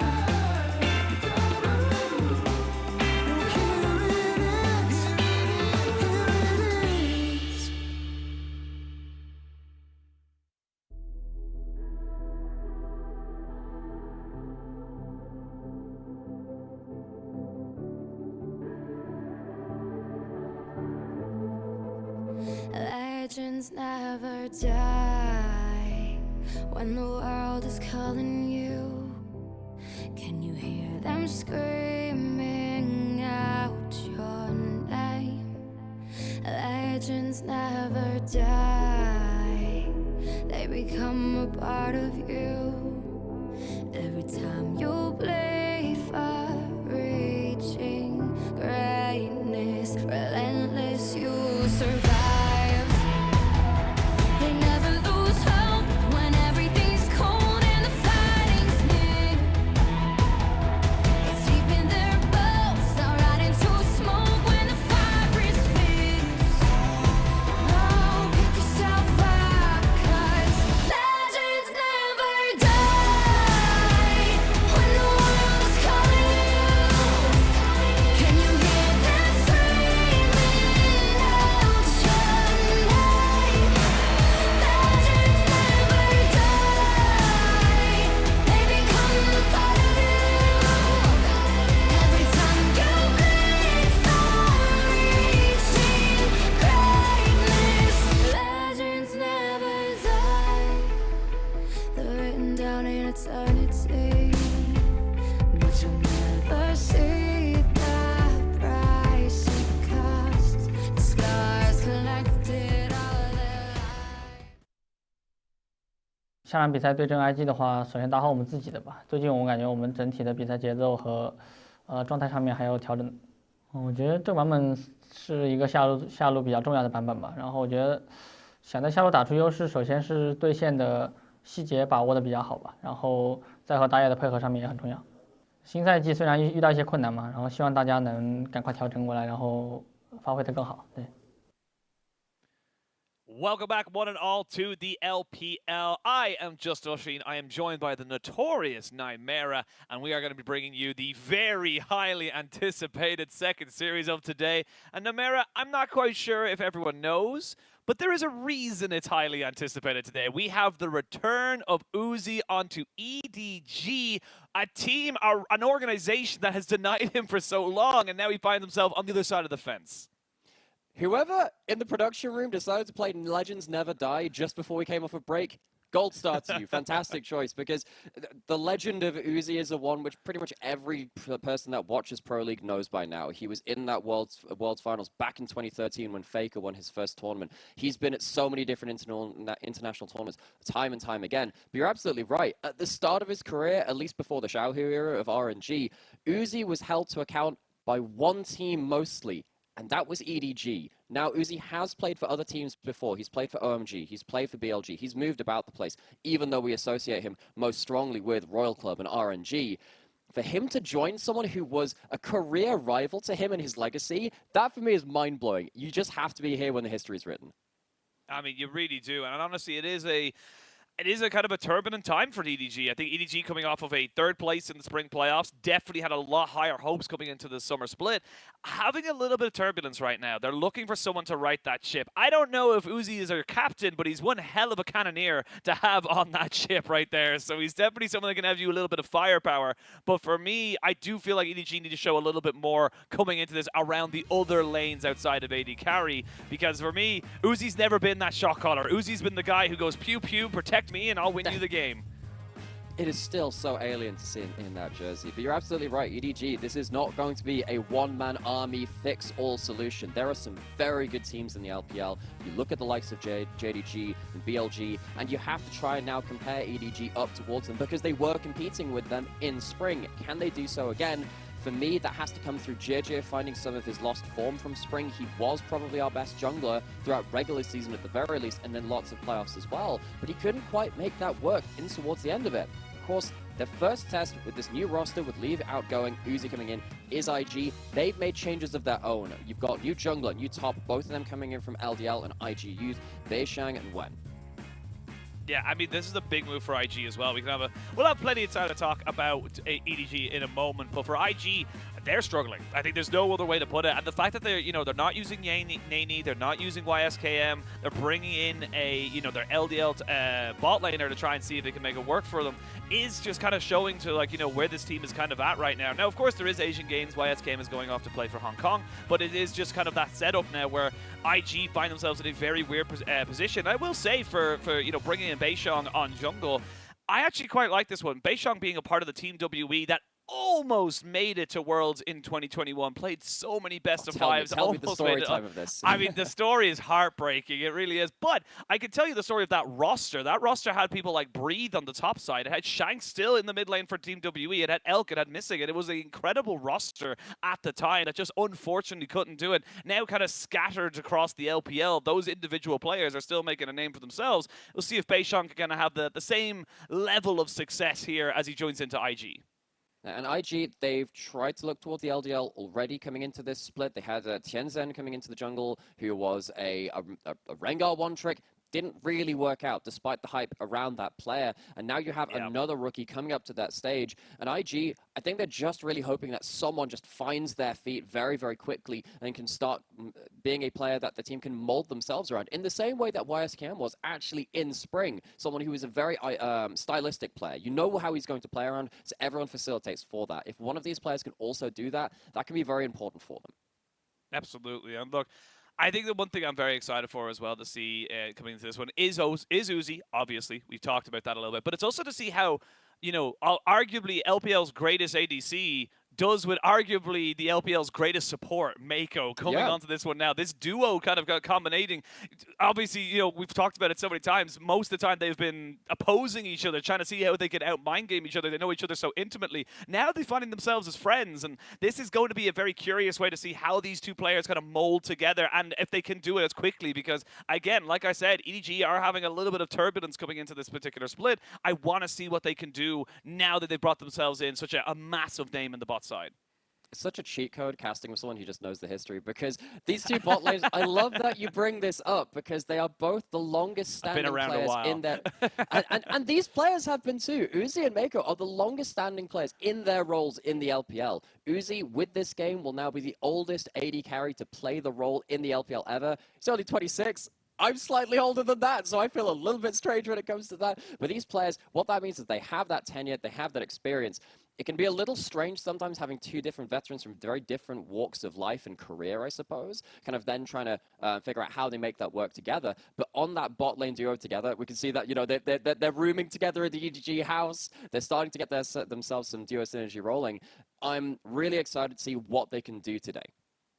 Yeah, absolutely. And I think it's going to be curious to see where EDG can kind of go from this one here. Obviously, pound for pound, and in most of the lanes, you would favor EDG onto this. IG very much not kind of having that kind of setup. But IG can throw in a curveball. IG can try and just kind of go for something. And look, we're talking about EDG, the LPL's most recent world champion. And of course, IG, the LPL's first world champion coming out of this one here. It's a very different kind of setup for these two organizations. I do feel like IG are on a massive rebuild, kind of identifying who they are, where they kind of want to put themselves there, because post Rookie and Deshai, this team, and honestly Jackie Love as well, this team is struggling to kind of see where they kind of can find that next star, and they are kind of, unfortunately for a lot of IG faithfuls, they are a bottom/middle of the pack team. Yeah, so again, we talked a little bit about Jungler Beishang coming in. I was just speaking to my brother next door who watches a lot of LGL co-streams and he was talking about when in the top lane being also one of the better top lane prospects coming out of the LGL. Was one of the best performing top laners in the first split of LGL this year. In split 2, had some stumbles but still made it to the finals. And the way that he really brings value to his team is by being very versatile and having a couple of pocket picks in the back pocket as well. When you're playing against a player like Ala, that seems quite familiar to me. Both of them have that versatility. Both of them have that odd pocket pick. And weirdly, both of them play Vladimir top lane, which it's not regular that you see that just the one time seeing it on both sides of the rift. To think that Vladimir might have to be a draft priority, and not a priority, but just a draft consideration, is a little bit strange in this matchup. So I'm quite interested to see what happens there as well. There's some differences across the rift where you can see the draft really take form. I think that's the cool thing about this kind of matchup is that we're coming in with so many different moving parts, so many different changing of gears that we're kind of saying like, okay, where are we going to go? There's so much things that's going to go, look at. A little part of me, a little part of me is just like, do we get the Vayne? Do we get something that's going to be, so iconic for Uzi in that bot side? And honestly, with the changes coming... But I Vayne is better as a top great, laner right now than she is as an AD carry. If we're going to see a role swap, just so Uzi can avoid Mako in his first game, I would find that very funny, but I don't think we're seeing Vayne bot. I really want it though. Like if I manifest it, that's what happens here. I can always manifest things into the into, Oh, what's this? into Oh, existence. I just looked behind my ear. It's a vein. Yeah. That's it. Like I can just get it going on. But look, I'm just saying maybe a Kog'Maw. We have definitely seen Kog'Maw a couple of times with Emilio, so that is something that I'm kind of looking towards. And again, honestly, the meta just kind of fits what you would want to have Uzi in your team doing. It's a hyper carry meta. It's all resources into the bot lane, and it's going to come down to kind of who's able to kind of play around their AD carry better. Coming into this one, though, we always got to wait and see where they kind of all land, where all the ducks line up, and how many are in a row, all that kind of different stuff like that. And I think the big thing is that I want to see from EDG is I'm going to have massive eyes in the bot lane. The observers aren't going to leave bot lane, but I want to see how cohesively this EDG roster can kind of change things up. We did see in the interview there with Fofo, you know, they know their macro's not up to scratch. They know that their map movements aren't quite there yet, and they know that this is a bit of a disappointing start for the split for them, and I want to see them improve on that. And, like, again, EDG... It feels like they can turn it on, and similar to the Weibo series we just witnessed as well. Game 1, Weibo was struggling to take down LGD. Game 2, literally one tower is the difference between Weibo and a perfect game. Like, it's that's how good these teams can be when they turn it on. I think that's important when you note EDG as well, because one of their strengths in spring was you got to around, you know, the 12 to 15 mid mark, and then EDG would hit the mid game and they go, okay, all right, we've taken better map trades, we've taken better fights. JJ's found a really good engage on something like that Wukong or the Maokai or whatever, done a really good job of orchestrating the game, and EDG would turn it on from there. I think, given that EDG, you know, they parted ways with, you know, most of their star players. They'd lost Scout. They'd lost so many of these different members, which had taken them to that world title. It felt like they'd finally kind of like they've kind of given some space to that old identity, the 2021 Worlds winning roster, and they said, okay, we have to try something new now. And the fact that they managed to be a top team in the LPL, and you can't call them anything else, they were top of the table for the grand majority of spring. They were a real top table team. The fact that they managed to do that, considering the expectations in this year, was hitting above where a lot of people had pegged them for 2023. Now coming into summer, it's almost a bit of an issue that they did so well in spring, because they have to live up to these kind of vastly jumped up expectations to compare to where they were at the start of the year. Bringing in Uzi, as we said, we're going to keep bringing it back to this. It is a historic moment, it is an exciting moment, but it is not a fix-all solution. The macro needs to change. The leadership and the macro is really something which needs to be looked at for this team. And hopefully this kind of this momentum and this kind of emotional moment with Uzi joining the team, that can drive them forwards. It has to be fuel for something which lasts more permanently, though. That's it. Like a flash in the pan is all well and good. It's flashy, but it isn't lasting. It's not going to keep you warm. It's not going to, you know, set up your home, if you will, to, you know, to be somewhere where you can set up camp and make a base out of. So this is something I want to see kind of change for the side of EDG. And for IG, I mean, look, you're throwing things at the wall right now. You're kind of seeing what sticks. You're hoping and praying that something ends up changing that works out in your favor, because you don't really have anything to lose. I feel like coming into this one, all, if not more than, you know, the expected expectations are being thrown onto EDG now because they have got Uzi coming in. IG can use that against them. IG can use that as almost like a counterweight to kind of say, like, we can platform ourselves, push this forward. We put pressure on Uzi. All of a sudden, he's feeling the heat. We put, you know, get some early ganks or even early kills going on to Wink and On. That's when this game starts to get a little bit dicey and a lot more pressure gets put on. So for IG, I honestly just want to see them play free. I want to see them kind of just go for stuff, be a little bit more fast and loose, and try and get something going for themselves. And again, I don't think there's a huge problem if they lose. Even if they lose 0-2 today, no one's expecting them to win. So you might as well try something different. That's a good point. I like that angle, because there are two things which really upset EDG in spring when they were losing games. The things which got under their skin was, I reference this a lot because I think it's really indicative of how EDG played as a team. EDG lost 2-0 to FPX in spring at the end of the season when it looked like they were doing really well, because FPX had some really good early game plans. They had a Blitzcrank game coming in, which was just absolutely flipping the game. Leave got caught out in lane a couple of times, and it felt like EDG, when you posed them different early game questions, when you have a champion which, like a Blitzcrank, which performs very differently in the early game compared to many others, maybe something like a level 2 ganking jungler could do the same thing. EDG slept a little bit for the first few minutes of the game, and then they turned it on in mid game. If you hit them early enough, sometimes they haven't collected themselves so well at that point. So, as you're saying, if IG just kind of go out hell for leather and they manage to kind of upset EDG early and get under their skin, that has proven to be something that EDG haven't always been confident facing. Yeah, absolutely. And it's just kind of one of those things that I feel like is just kind of, you know, where the kind of setup is going to come from EDG and from IG is going to be very important from this one here. We talked about we see it from junglers all the time, we see it from interviews all the time. It's like the jungle dictates the pace. This is why we're seeing things like the Vi and the Wukong. You want to get high engaged, you want to try and make sure that they're the ones going in and trying setting things up for the rest of your team. And there is a little bit of a shift in the meta, quote unquote, whereas the enchanters, yes, are strong, but you can find success with things like the Nautilus and of course the Rakan that we've been seeing so much. I'm sorry, it's Yuumi, it's Milio, it's Lulu. I'm they sorry. are strong, but they're being banned. That's all that matters. I'm not seeing them played. That's all I care about. Well, so one thing which I'm really interested in now, because I have to say, there's a bit of a cheat code, folks, if you want to figure out where the meta is going next. You watch what OMG do in their draft, and just hope they found something weird, because they've found that what they did in their last game is they ended up taking the trade of the Yuumi and the Milio, and they ended up taking the Trist Milio into the Yuumi, which is picked fairly early into that draft. We're starting to see kind of like the one-up of the meta right now, and particularly when we have, if we're going to draw the eyes down to the bot lane again, because Uzi's there, you kind of have to. You have to look at the draft at that point and say, okay, what happens if we get to this state in the draft in the meta where you let through the powerful enchanters against each other and you start picking some different AD carries to either scale up or bully alongside that? It's a very important step in the meta when you take what you're comfortable with and the comfortable power picks and you start expanding on that. Yeah, absolutely. And look, Nymera, I don't know about you. I forgot my start game button. I don't know if you have yours available to you very handy. I'm in London at the moment. I actually left mine at home. So I was just on holiday. Yeah. I left it on the plane. It's somewhere in NA right now. Man, that's so unfortunate. So unfortunate. Maybe one of our fantastic co-streamers could find the start game button. But yes, we obviously know we are talking an awful lot right now. We are moving forward. We are hopefully going to have the lineups coming out onto stage very, very soon.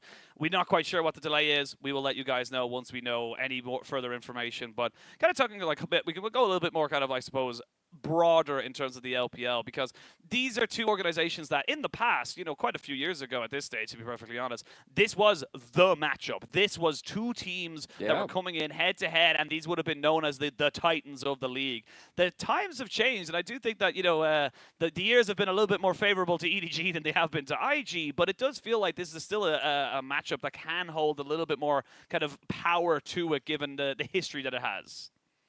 I think that's a really good point, because if you think about like the highlight matchups of LPL today, I mean, maybe you think of Top Esports JDG. We saw that series so many times, and now, of course, over Spring, you're shifting that, kind of taking it away from those two teams. So you're saying maybe it's just Yagao versus Knight. Maybe that's the matchup, and the various teams that they end up on. Of course, BLG, JDG, those two teams. But you're absolutely right. When you have so much history in a league like the LPL, you do have these eras you can look back to, and the EDG IG one, particularly when LPL found its dominance, that was the matchup to watch. Yeah, it really was. And I think this is going to be, again, very different teams, very different setups and stuff like that to kind of come into this one here. But I'm very curious to see how both these sides kind of go for it. And honestly, I'm curious to see about the crowds as well. It's always interesting to me that like certain teams just keep their fans forever. How much were those tickets going for when they found out Uzi was coming back? Oh man, I'd say it was like it was a regular Wednesday. Nobody's freaking out. Who cares? Like it's not even who cares. The fans care, but it was kind of like, you know what? It's a regular season game. Who cares? Oh, Uzi's coming back. I'd say that €20 ticket went up to like €200 so quick. It was just kind of like, you know what? I could make a killing off this, and people will pay the money for it. But again, curious to see kind of where these two teams go. I did a slight update for you there. We should be going and seeing the teams come out onto the stage very, very soon. So hopefully that does happen in due time. But I mean, looking at this split as well, like I think that it is going to come down to very fine margins, and I think that we always talk about how the LPL split is a bit of a marathon because we've so many series, because we've so many best of threes. Not this time, though. It's a bit of a sprint of a marathon. We only have 7 weeks of games coming into this one here, and it does feel like once you kind of like start to stack up a couple of losses, it starts to become a little bit overwhelming on top of you. So for both these teams, another loss or so, this could be pretty damning for them. They're both sitting at 1-3.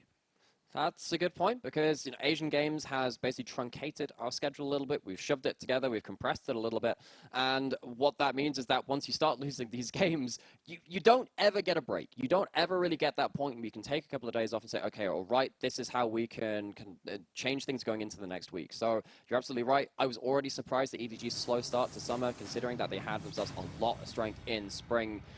they will look to get a better front foot forwards as they head on 欢迎 stage. 来到2023年英雄联盟 Finally, we're getting ourselves on the stage. A little bit of extra time just to make sure the red carpet was out for our star AD carry coming in here for the side of EDG. But it's all said and done. A lot of hype, a lot of expectations coming in now for EDG. And this is the thing, you bring in a big name like this is where the pressure starts to build to an unholy amount. You got to feel like that. Everyone from the Chinese side to the Western viewers to everyone who kind of plays League of Legends, you got to feel like if you haven't been sitting on a rock, of course, people know who Uzi is, and they have to know who Uzi is. He's that iconic.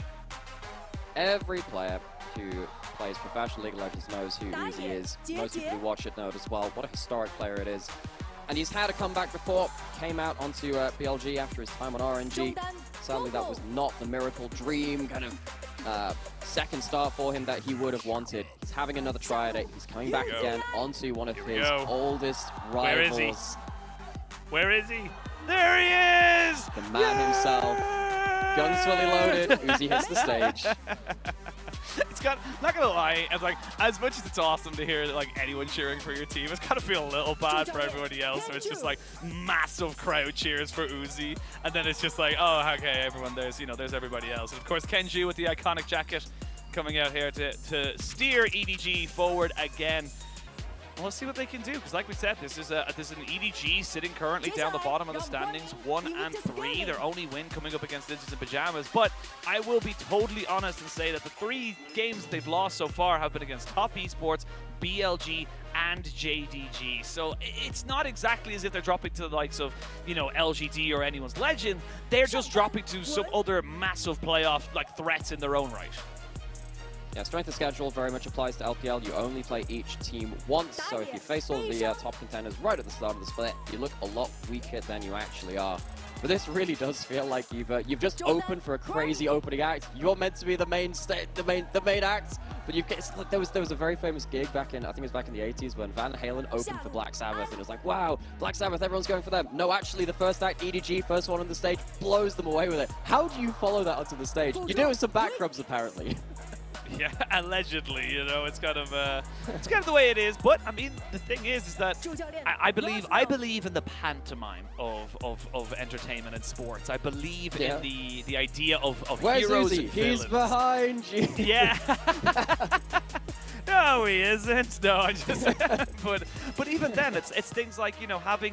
Uzi coming in as the hero. IG can play the villains today. They can play themselves as a bit of a kind of, pantomime villain and kind of go, look, we don't believe in the hype. We think that we have got what it takes to take down this absolute legend. And the thing is that a reputation as big as Uzi's is almost impossible to uphold. So there is, again, I keep mentioning it because it can happen. There is a world where this Uzi kind of setup is all hot air and no actual kind of substance. It's just a target on the back. It's just a target on the back if it works out that way. Again, this is a team which has its issues to fix. Now is the time to strike when they're all caught up in their own hype, as you should be. It is a hype, crazy moment, but yeah, that mentality, we'll see how long that one lasts. Yeah, we'll see how it runs of watching. But we can now start moving into the nitty-gritty of this matchup, Nymera. I want to pick your brains just a little bit as we come into this one here. We obviously talked about a couple of different things, slightly touched on the meta and stuff like that, or what picks we want to see. More specifically, what picks do you not want to see? What do you want to see banned away in the first round here by these guys, and where do you think the power really lies?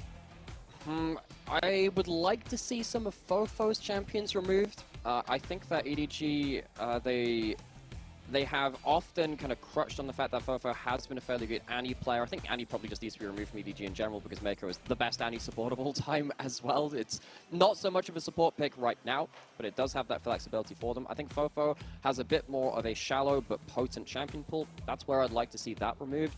On the side of IG, I'm trying to think really what you want to take away from them because they have a couple of new players on the stage, particularly Wen has quite a broad champion pool.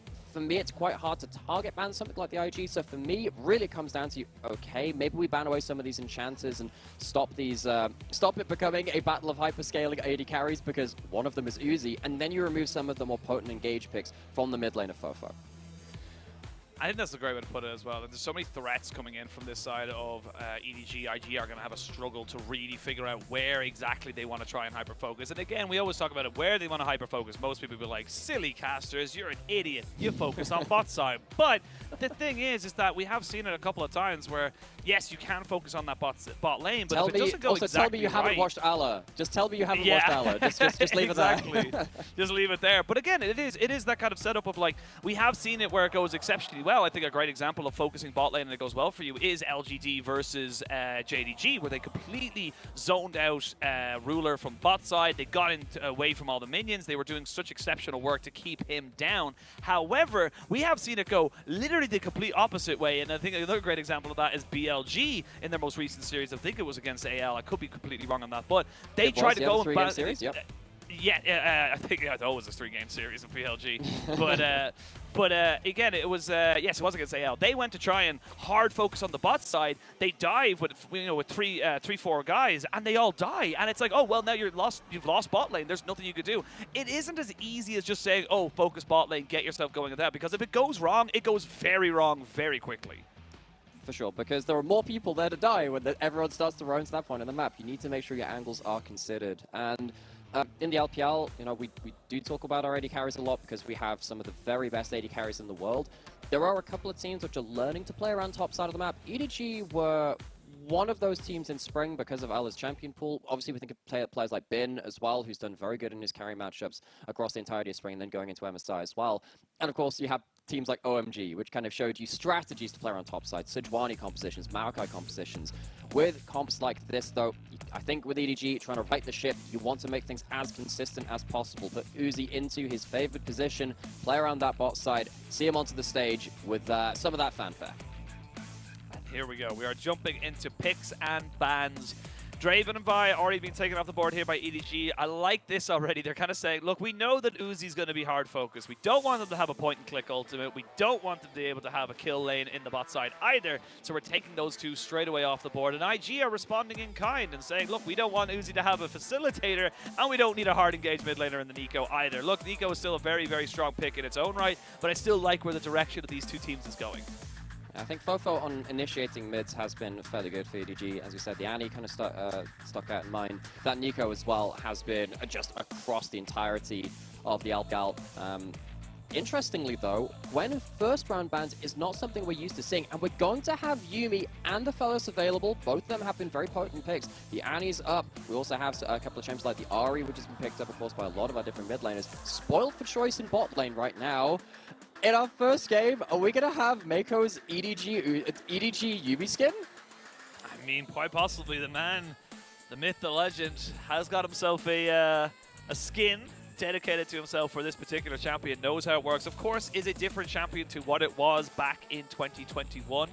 But we will wait and see where they end up kind of going for. Locked and loaded is the EDG support.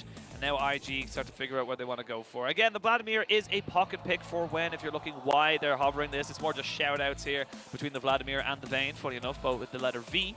But again, I was going to say, like, IG need to take away things like the Zeri to try and make sure they don't let that just kind of fall through. The volley would be interesting here, and it has been seeing a couple of fringe little pickups, so I'd be curious to see if IG kind of go back to that particular pick, because it is something that Beishong is exceptionally powerful on and has played plenty in his career.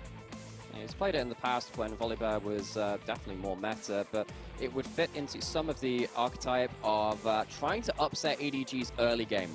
Now, if you are going to play a game, though, from EDG, which is not about that early game, and it's more about setting up for the puppy, protect the puppy comps, we're always about Uzi, and he has the Yuumi, and he has a frontline already, and he has one of the premier scaling carries on the patch. However, I do like this counter pick here from Gwen. Of course, the K'Sante could go into that mid lane, but the Gangplank will always be able to slow down and do some damage to Aphelios wherever he stands in the team fight when it comes to it. We'll see where they're able to go with this one here, but of course the Vladimir is actually going to be banned away by IG. I'm Not quite sure about that one there. They're obviously assuming that the Cassante is going into Fofo's hands, which in fairness, they have flexed it. Both of these top laners are Vladimir players. I'm just saying. Yeah, that's true. That's true. They are Vladimir players. Well, I mean, All has played it a couple of times. I definitely think in terms of EDG's famous Vladimir players, it would be Flandre over anybody else. But he's still in the house, but he's still in the EDG house. He just hangs out there. The call is coming from inside the house. just Ala looking around at the walls. But we'll see where they want to try and bring the last few of these picks now, because you've got a Gangplank already locked in here for IG. So they're going to say, look, we're taking an AoE. We're taking something that can slow down this Ophelio so we can't really kind of, move forward. And all it takes is one good barrel. It does. You do need to, however, survive to the point where you are useful. Gangplank has, of course, benefited a lot from some of the item changes. There are a couple of different item builds. You can go towards something like Estus Reaver into your Navori Quick Blades. You can also go for the Triforce build, because Triforce is just such a strong item right now. IG not going to have themselves the ability to play the IG Rakan skin. Of course, the players responsible for that, Valorant, no longer on the roster, long gone, but IG not going to get their hands on that one. They do need to get some extra initiation somewhere. Taking the Maokai away, very important. I think that would have been a very powerful pick for EDG in their own right. JJ, a great player of that Maokai, and it would have bought space for the Aphelios. It's a good takeaway. Yeah, and it really works out for the side of IG in terms of, you got the Cassante, which we want to try and flex between top and mid. But having the Maokai kind of covers you off, then you kind of say, look, we can take whatever we want into that top side. Maybe go for an AP. Maybe you want to go for a Rumble or something like that into the top lane if you really felt like you could punish this Gangplank. But the Maokai does go up to the side of IG, which means EDG respond with JJ picking up the Sejuani. So picking up a couple of different things that could just kind of have a decent time up against the Gangplank and the Annie, just try and slow them down as best they can. And if they honestly lock in this Fiora, they are going to be fully kind of investing in the AD side of their team comp and kind of saying, look, a lot of our late game damage is going to have to come from either the split push Fiora on a 1v1 or just straight up the Uzi Aphelios, trying to see how much he can do. And yeah, Uzi on the Aphelios is going to be kind of the sole damage source right now for EDG as we get later on into the game. Early Gangplank picks do risk this sort of answer. EDG, they flex the Cassante to that mid lane. Fiora can have huge kill pressure versus the Gangplank in topside. So now it is not just about these hyperscaling AD carries. There are carries elsewhere on the map which can take over in a split push sense and in a team fight sense. We're going to go back to that Nautilus. Nautilus has forever been a Yuumi answer.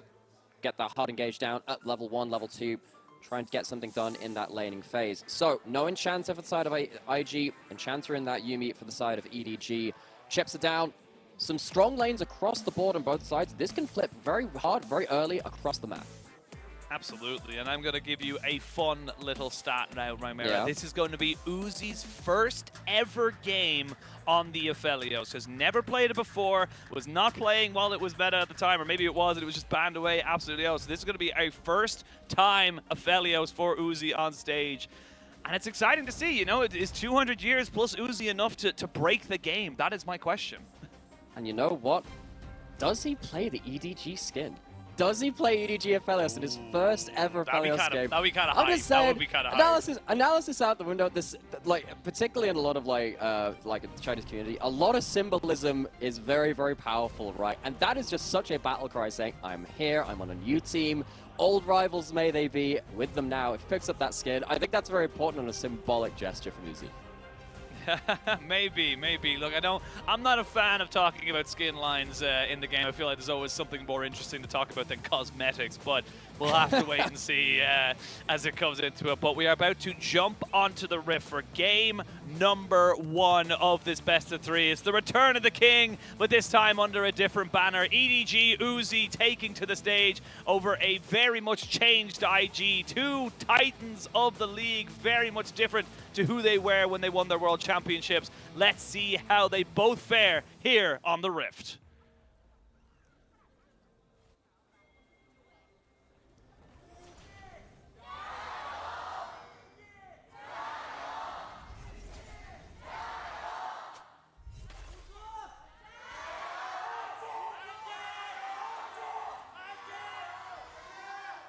On we go. Uzi back on the stage. IG, his opponent, first off. It is a battle between 2 previous World Championship title holders from the LPL. Back onto the map as we go, though. No interesting level 1s as it stands right now. Just got Mako standing into that tri-brush, wondering if Wink on the Nautilus was planning some level 1 shenanigans. No one wants to go and flip the game too early. Like I said, it's if you go for something aggressive early and it goes wrong, it goes very wrong very quickly. And you can see just how respectful this bot lane of EDG is going to be towards the IG bot side. They've got themselves a cleanse, an exhaust, a heal, so many things that can go very wrong to you, so you want to make sure you're covered in all angles of that, and of course we're going to be keeping a very clear eye on that. But let's be real, level 1 is the only real time we're going to be seeing any kind of, movement here from the bot side with Wink on the Nautilus. So outside of that, we are going to be looking around the map, but I'm going to be keeping an eye on JJ. This Sejuani can have a very powerful impact early on, especially when you have got 2 melee solo laners. Yeah, exactly. This is something which the LPL really prioritized in spring. Having the melee solo laners allows you to play through topside in a more lethal manner than you would do in what is otherwise a bot side centric meta. We talk about bot lane so much, but Sejuani can unlock top side of the map very, very powerfully. Sejuani's changed a lot as a champion. She's had a lot of nerfs since spring, but still, point of power that EDG can play around. On the other side of the matchup, though, the Maokai, Bishang, he's been in the LPL before. Hook lands, he does take a turret shot. Let's take a turret shot, but I got the shields to make sure he didn't take too much damage back. I will say on taking a not so favorable trade off the backside of that. And again, like I said, level 1 is kind of the limit of when we see any real kind of 2v2 action. And we go back in towards this top side, and we're back into the jungle on the bot side to see where these 2 junglers are going to go for. And already we're seeing JJ, after a full clear on bot side, looking to see if he can punish Wen here, the newest member of IG. YSKM kind of goes off to do his Asian Games duty, so it'll be difficult to make this one work. He's got a barrel just snuck in behind the turret, which means he can clear the wave, or at least burn it down fairly quickly. And it's always difficult to know if you can or cannot dive a Gangplank. With that orange to cleanse CC, it's a risk regardless of how low he is. There's a chance if they could get the level 3 to level 2 dive off, that could work. Of course, burst damage from Sejuani with melee solo laners very, very high in the early game, which again keys into what we're talking about, Sejuani unlocking topside options earlier into the game. So, we do have Wink on the roam now as well. Has recalled, however, Fofo seems to be wise to this. He's hanging towards the top side of the lane in mid lane, you can see it on the minimap. So, no options here from IG, and it looks like the game just slowing down a little bit. I think this does favor EDG on the whole, particularly because, again, you have the Yuumi, which wants to reach at least an even laning phase, get a couple of levels under the belt. Same really with these melee solo laners. Sometimes they can get caught out a little early at the early levels because, of course, they have to stand closer to the minions to get them to farm. We'll see where both teams want to go for it. Generally speaking, the first 5-6 minutes, honestly 7-8, are usually nothing really to be writing home about, as we got Ala coming in with the Fiora, just putting in huge punishment now onto Wen. And this is the thing, the Gangplank is strong, but he not strong until he gets about 2 or 3 items. That's when you start to be scared of the Gangplank, and he's already starting to struggle in this lane matchup. And I will be honest and say that the Fiora is built for this. This is her entire kit to kind of set yourself up and, you know, bully off into the lane. So if you just survive here as the Gangplank, I think you're doing an all right job. I mean, Gangplank used to be much more of a lane bully. Does feel like Gangplank is still one of the most execution-heavy champions in the game, especially laning fails. Feels like you can just win or lose any given lane matchup depending on micro-positioning, where you are on your minions, how you're playing around your Q and passive cooldown. When teleports back to lane, significant farm disadvantage, as you were saying. Wen's first game on the LPL stage, came in from that LGL as a hot prospect with multiple champions under his belt. Gangplank, it's a pretty bold pick. We don't see it that often. We'll have to get value out of it later, though, because the early laning phase not going his way. And we're starting to see with those extra few levels getting into the Yuumi and the Aphelios, they are starting to just be able to kind of, you know, hold their own a little bit as well. We did see a cheeky back come out from the IG bot side so they can get a cull into On's back pocket while he scales up and gets that item going for himself, or he gets his first item going, I should say. As we see now, good Scryer's Bloom catches out JJ on the rotation, so there's not really going to be much gank pressure, really, you would imagine, as On and Wink just keep themselves safe and go, yep, look, we know that you're around here, JJ. We're not going to be looking for anything crazy. But Cryan has just hit level 6, as has Fofo. Not a lot of mana here for either of these mid laners. Cryan is kind of in no man's land. I'm not quite sure if he's going to be able to get out of this one alive. He's probably going to have to flash. And yep, full respect needed to be given over there to the EDG jungler. I think Cryan just got a little bit hypey, thinking he maybe had an opportunity to take out Fofo with the ult. Yeah, Cryan returns with the first strike proc onto Fofo, gets some damage done there, but flash down on the Annie, that's going to be a dangerous prospect for IG's mid laner. That could be a return gank angle. JJ doesn't have level 6 yet. Very, very powerful when that comes back. So we're getting to the point where first objectives getting onto the board. With bot lane push, EDG can at least ward out some of this bot side river, which they've done. I don't think they'll feel bold enough to start up a dragon, particularly with Beishang heading towards this bot side as well. If this dragon fight does get delayed, sometimes we can see some interesting map movements between the dragon not being taken very early and then the herald comes into play as well. Keep an eye on that to see how these teams split the map. They haven't been that eager to fight each other just yet.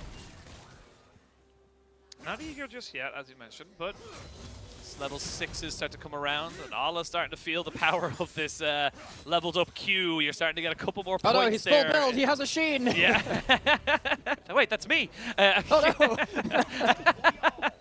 But again, it is kind of the way the Gangplank lane goes. He just starts to poke you out with those parlays and see if Allah can kind of do anything. I will say Allah didn't have a reset just yet. Finally, will end up kind of putting himself back up on top of this lane. And so far, so good for IG. They haven't let anything go crazy against them for the moment. But level 6 is kind of being hit across the board. We should see maybe a gank or two, or a fight or two, potentially around this dragon now. And of course, one of the huge things which we have to take into account with that is one of these top laners has a global. So despite that laning phase, we're at level 6 where really need to see how EDG take that into account. The Gangplank ult is a significant amount of CC and damage early into the game. It's a long cooldown, but the first ult of the game could very much tell the tale of how early game will end and mid game begins. I'll wait to see where these two teams want to start fighting off. Where do you want to see them kind of go for this right now? Because we're both seeing them being very, very respectful. Jeje kind of hovering around this bot side to make sure that Uzi has a decent time of getting back to his support. But where do you expect these two teams to find the most success if they were to look for a big fight? I think really EDG would love to force Wen to blow his own ult defensively. I think that's the first stage. Maybe you can look towards Wen, stop him from putting that first ult of the game somewhere else onto the map and forcing Uzi into an awkward position. IG, I think anywhere but top lane is probably the answer and recompense for that. And as it stands, bot side jungle, again, they will have the global ultimate to bring to this. Yeah, no TP either for either of these top laners. This will be 4v4 or 4.5v4. Smite comes down, JJ gets that. They throw out the Glacial Prison. It only lands onto Wing. They're going to try and turn this one back around. Good CC buffering, though, by Fofo means that he is unstoppable and he walks himself away. So, an ult from an ult in the junglers, and that honestly means that we're probably not going to see any fighting for the next at least another minute before those cooldowns come back. That's a bit awkward. IG felt like maybe they had an angle, choke point set up. There are a lot of flashes available from EDG. I don't think a kill would have likely come down there. Then maybe you could have forced out some flashes from Uzi, Fofo, and the like. Not able to do so, though. Makai ult tanked up by Fofo, who, of course, got down there nice and early to that play. It has himself the Merc Treads as well. Cassante is a champion that can get priority fairly easily with just base damages. IG, they're planning to go swimming bot side, though. Here's the ult. There's the ult coming down. The lightning crash does come in. There is the cannon barrage that you talked about, but it is a Yuumi on the back of this Aphelios, which means all summoners blown, but despite everything being thrown at him, he survives. And that means that Riptail goes over to the side of EDG. IG, you merely adopted the 3-4 person gank bot. I was born in it, molded by it, and I didn't see the free laning phase until I was already a man. Uzi gets away with that, does blow all the defensive summoners, and of course has to back away from this turret. But still, you've gotten rid of that gangplank ult, you haven't died, you're still alive. I still think this is marginally a win for EDG, given that ultimate, as we said, is so important for IG. So important, and you can see straight away Allah was kind of saying, look, you don't have the cannon barrage. I can be a lot more aggressive coming into this one. Still has the grand challenge to throw down if he really does feel like he can get something there, but Wen does get himself back into his lane with a teleport after picking himself up in Essence Reavers. So very, very powerful here for the Gangplank. And this is the thing, the longer this game goes, the more you start to think it's a Zeri, it's an Annie, it's a Gangplank. These are a lot of massive damage threats that it's something that I like to call, you know, the kind of the unseen threat is the deadliest kind of setup, where it's like you haven't fought against something for so long that you don't know how much damage it actually does, and then you get so surprised when a Tibbers and Incinerate just literally takes your entire health bar. So I'm sure those of you with scientific backgrounds out there have heard of stuff like the Krebs cycle before, a couple of these scientific processes. In League of Legends, we have the Evelyn cycle. I like to call it that because everyone forgets about Evelyn until you realize, hang on, I've been one-shot by someone that's invisible. And then you start figuring out how to play around them again. It's exactly the same with these kinds of champions. We have stuff like that Gangplank, Cannon Barrage, and the Annie, which has of course been meta for a little while. The unexpected factor has a lot of value when you don't expect it. You're absolutely right. But given that a number of these champions have been seen a fair amount around the Rift. EDG should be more than practice against them. When though doing pretty well after the early laning phase, that Gangplank will be a factor.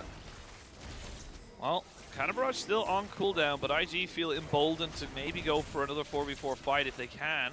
Again, still no summoners on the EDG bot side, which means they know that there's just not really much contest to really come out. Dragon will reset. They are still kind of pushing them in. Yeah, a bit of a scared Yumi too, as Fofo and JJ starting to move themselves in. There's a Glacial Prison coming down onto Wink though. They're going to drop down the ultimate to try and catch out Uzi. There's going to be the final chapter to see if they can just disengage a little bit. Fofo taking out the Annie and almost, yes, getting a flash over and getting the first blood. That is 11, nearly 12 minutes before we got it, but EDG, they hold firm and they punish in over-aggressive IG. And you can see how scared IG were at letting Uzi free fire, even in that fight. Beishang goes straight down onto the Aphelios to try and stop Uzi buying some space. Luckily for IG, it is a fairly successful fighting retreat. They do lose a kill though, they lose themselves that dragon. What should have been a pretty disastrous play if they committed to that fight just ends up being a significant loss as opposed to like a head in hands, what did we just do moment. Yeah, it's a small little moment there, but let's have a look at the replay again, because JJ just kind of walks forward. IG don't really respect the fact that he could just, again, just throw everything at him. And you don't have the Gangplank ult, that would have helped in this kind of situation. You can see that Wink and Beishang, their entire jobs is, let's just stop this Aphelios doing damage to our own carries. But at this point, the Annie has used most of their cooldowns. You don't have Zeri in a great position to damage Fofo either.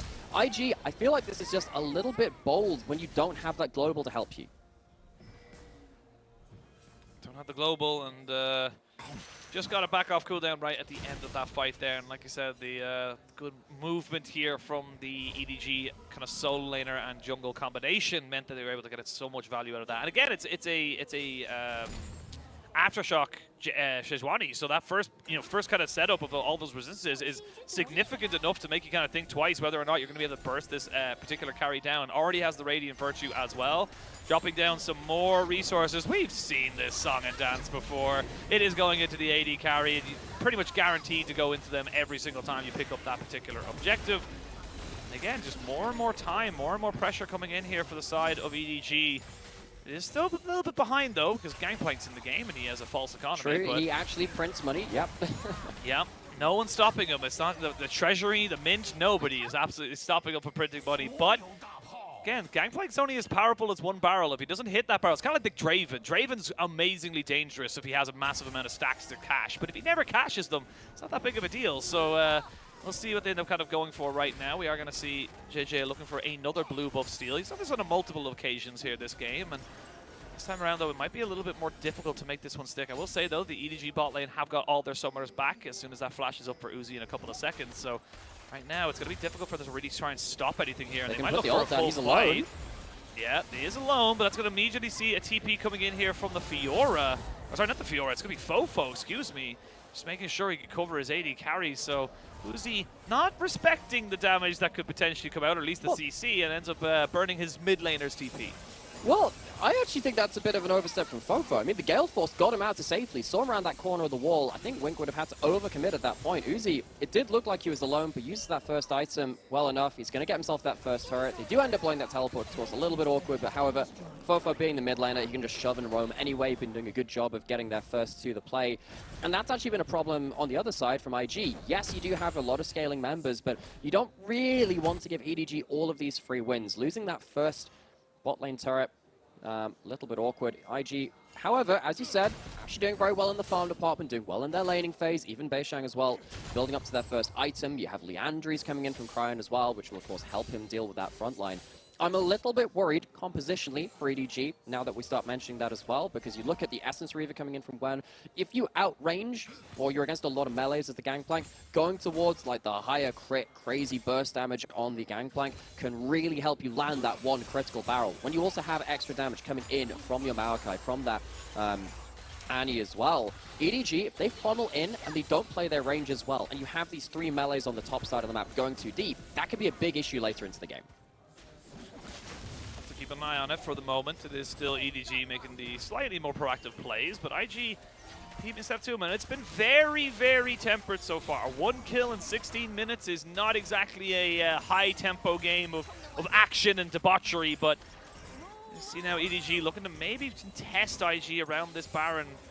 or Baron Pit, where the Rift Herald is housed. But without the Fiora, I just don't think you can do this. 5v4, you just got to let this one go. This is just a better macro rotation coming out here from IG. EDG just going on the Herald Safari. If you look out your windows to the left, you'll see the Herald being taken by IG. They're not going to do anything about it. They don't have, as you said, the right positioning for it. And I think you're right in mentioning that Fiora wasn't at the fight, and that is something which they need to be aware of. EDG would love to get a kill onto Ala at some point. Make sure he can open up one of these side lanes. Taking that bot lane out of turret gives Ala a long lane to start chasing down some people. Of course, you don't have the Ghost on Fiora. That's something that we saw Zeus play a little bit on T1. It's going to be the flash instead to jump over a barrel, jump over a crucial skill shot or the like. But EDG will really want Fiora to become a side lane threat sooner rather than later. What ends up happening at the end of it all, but have a look at the couple of item completions coming out here for both these teams. You have got the Ardent Sensor Rush still coming in for Mako. We are on 13.11, but moving that. He knows his job.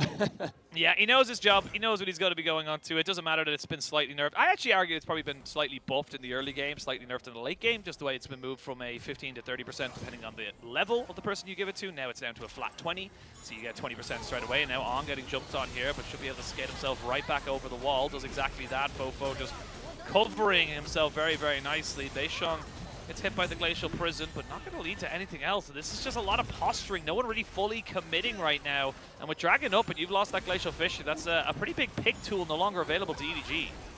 And again, IG very happy to sit here and say, okay, we still have the Cannon Barrage, we can play around that, and now they commit to the fight.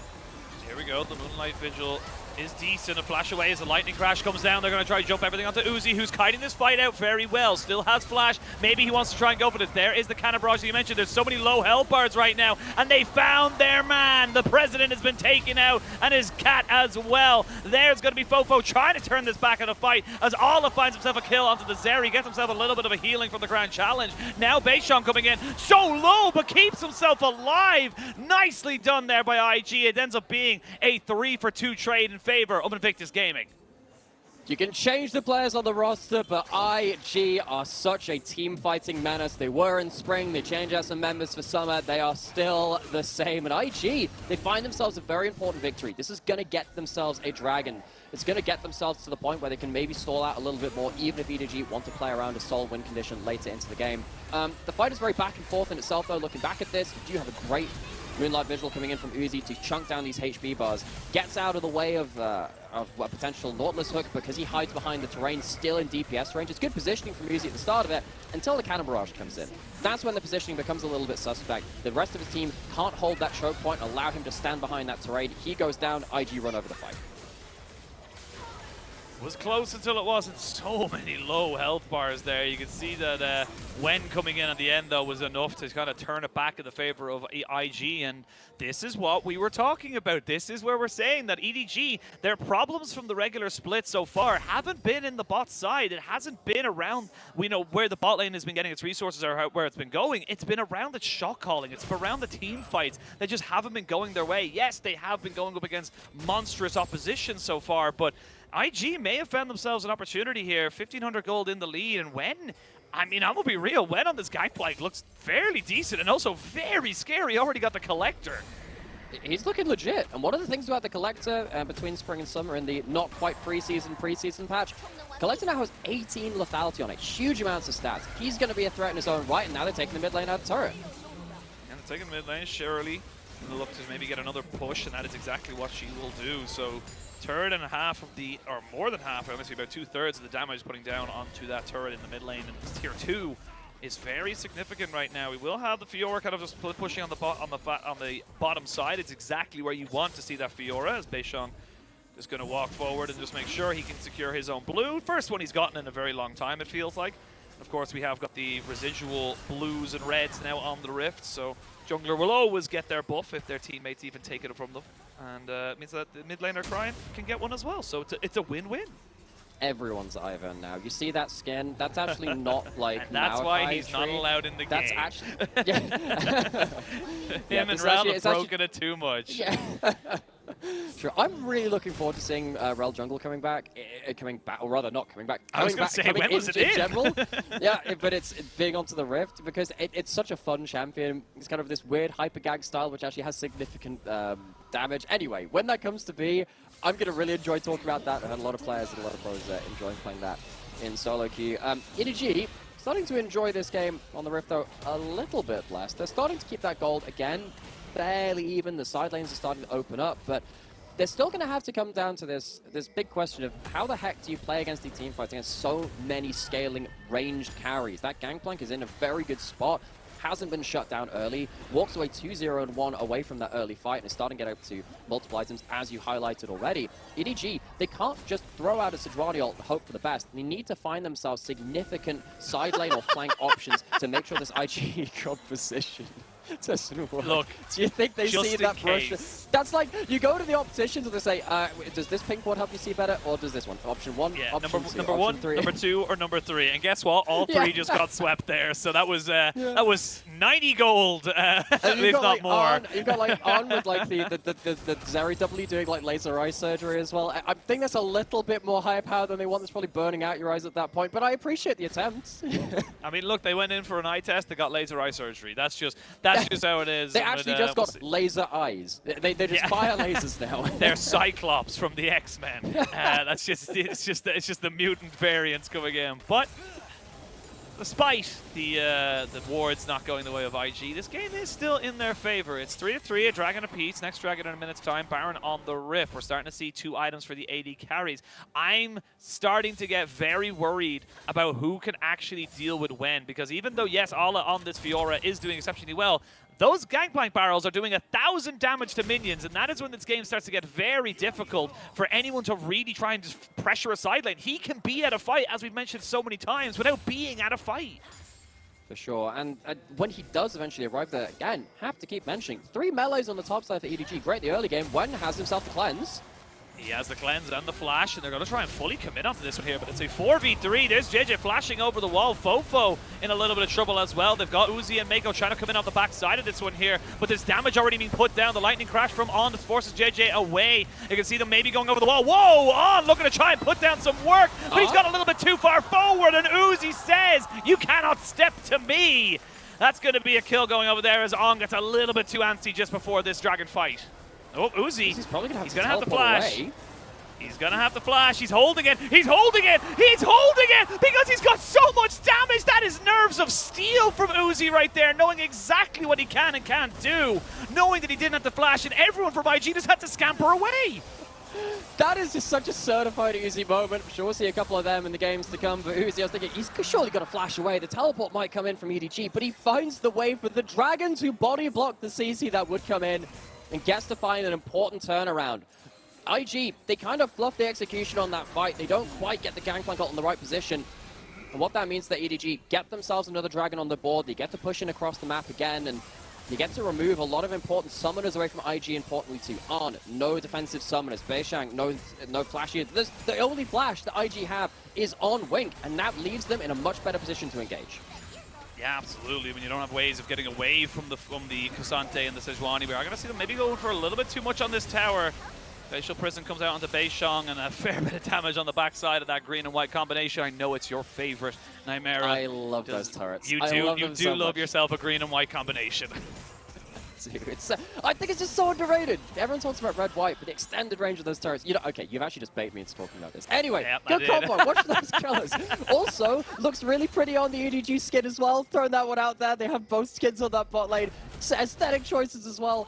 This was slightly less aesthetic a start to the fight from EDG because you're throwing your CC onto the target with the cleanse. Yes, you get rid of that flash, and you're walking straight into the barrels and straight into that ultimate. It's a very dangerous situation. The Gangplank ultimate probably should have been focused a little bit further back. Feels like it didn't get huge value out of it.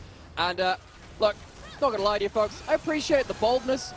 There's a difference between boldness and insanity. Arn throws his life away. Even if you kill the enemy jungler there, you are going to die. That's not worth. I mean, the fact that he uses the dragon to kind of say, you can't hook me. The whole thing is that Wink would need to flash there to try and get the hook off him. So really smart play there from EDG, recognizing, or not even just EDG, just from Uzi, recognizing, look, I got the cat on my back. I'm feeling fine. However, the game does go on. It is only 2 dragons to 1 here for EDG. They are pretty much dead even in terms of gold. We're going to see Fofo go all out onto Wink, who used that flash that you mentioned earlier on. If he gets caught out, there's not really any kind of point-and-click CC to stop Uzi from just mowing down people in this game. On could have been, you know, a massive play in that last bot side kind of skirmish, but went a little bit too hypey. And this is the thing, the difference between int and god is a fine line to tread. And it is. Throwing out the Marco, looking for another engagement. Looking holds it. Yeah, they're going to look for it. They're going to go top down the Tibbers as well. They're going to see if they get a good barrel on, but Uzi will not be caught out just yet. They do catch out one, so it's the Cassante for none. And IG, they're trading back a huge amount of their health bars right now. They haven't lost anybody, which is important, but it would be difficult for them to turn this into any kind of real objective because, again, look at the health bars on EDG. They lost one, but they kept themselves so healthy. LPL in summer has very much been around these mid-lane fights past the 20-minute mark. You try and kill the jungler or the AD carry or both, and that will unlock the Baron. And the IG, they don't quite manage to do that. You get why they're doing it. It's the right point in the game to look for a fight, but the Baron is still available, and with EDG still having their Aphelios and Yuumi at fairly high health with a lot of damage to bring to bear, IG can't walk away with anything but that kill. Of course, this comes in from trying to combo up a couple of different soft engage tools. You didn't have a Flash Nautilus ult, you didn't have a Flash Tibbers or something like that. It's just the Maokai and the Gangplank ults to try and bring things to bear. Uzi just about gets out of that barrel. And even with that, normally you think the AD carry flashing away, he's kind of out of his damage range at that point. He does just enough to keep IG invested in the fight and take down some HP bars. Yeah, probably people looking at that kind of saying, oh, why'd he flash? It was just a barrel. Nobody else kind of going for it. It's a barrel from a 3-item Gangplank. That barrel could have literally been 3/4 of his health bar, and that means he can't move forward. He can't be aggressive. So better safe than sorry from Uzi, as he does still have the Gale Force available to him and now has a Bloodthirster as well. So more healing, more sustain, more just self-preservation coming out here for the EDG puppy. And this is a much closer game one than I think a lot of people are anticipating. And again, it comes from the fact that IG have come in with a very solid game plan. I think Wen and Beishong as new additions to this team have looked fantastic so far. They seem to be working like a team that's been around for so long. Ala, not quite sure why you're moving up to that one, my friend, but he gets chunked out very significantly. He does have a TP, so should be able to kind of get himself back, but the only thing that was dropped was the Tibbers, and this late in the game, the Tibbers should be back fairly soon. It's some first strike gold for Crime, but that's about it. And now without that Flash Tibbers available, some of that engaged threat is gone again. EDG are returning once again to this mid lane out of turret. They'd love to get that down. It would give them so many more options to play around the map. Wen is now going to get teleported on into the side lane. Has Flash again, has barrels, of course. He does have barrels, but it wasn't caught out just there. They're going to drop down the cannon barrage, putting a fair bit of damage here on the JJ. Should go down with the grand challenge. Flash for flash, but a shutdown goes over to Ala. TPing in to make sure he gets that kill, and that means the EDG will have control around this dragon side of the river. And that means they should be able to get themselves onto Soul Point. We will see a Hex Flash over the ball from Wink, but it's not going to lead to anything else.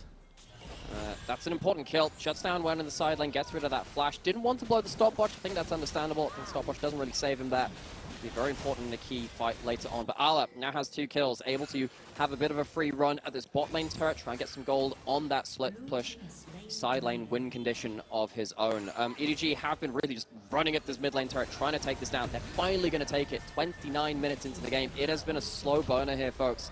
I think EDG, they found some issues with trying to engage into all of this snarled up, disengaged kind of ultimate composition from IG with the Cannon Barrage, with the Maokai ultimate.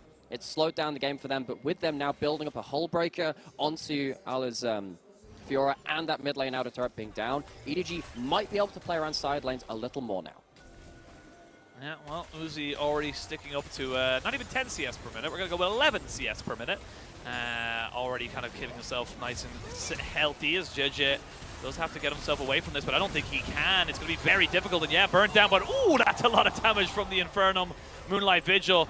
Do they want to try and risk this going back in on top of this one again? Uzi has not got Flash, but he's got all the other combat summoners that a Yuumi and him grant to him. Fofo and Ala moving forward here, trying to just be as bit of a nuisance as they possibly can. Wen doesn't have Flash. Yeah, just hasn't got the Flash, and the damage is not really there to try and turn this one back. Beishong not going to get away from this one just yet. They're going to try and jump in on top of Ala. Wink goes in to try and see if he can stop Uzi, but he's just too big. He's got too much damage, and IG, they're falling apart right now. They just can't stand up to this tidal wave of damage that is available for the side of EDG. Nice little Helter-Skelter over the wall. Beishong getting chased down. Uzi wants the kill, but it will be going over to the side of EDG. Beishong almost getting himself out.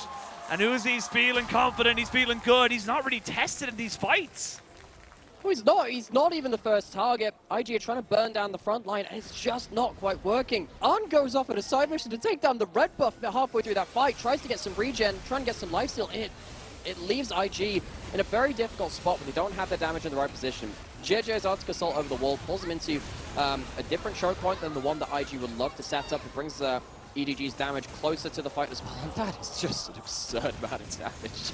The Bloodthirster nowadays, it doesn't give you the overshield, but it does give you a lot of AD when you're at high health, and of course the Yuumi helps you in that regards as well. And at this point, you don't see it in picture right now, but look at the top right of your screen. Zeri just isn't there. Damage too much. Trying to get some regen off of the red buff to claim that one. You can see the red buff regen going after. But that means that Arn isn't there to turn the tables in terms of DPS. And EDG finally get themselves a fight into this very annoying composition to play into of IG.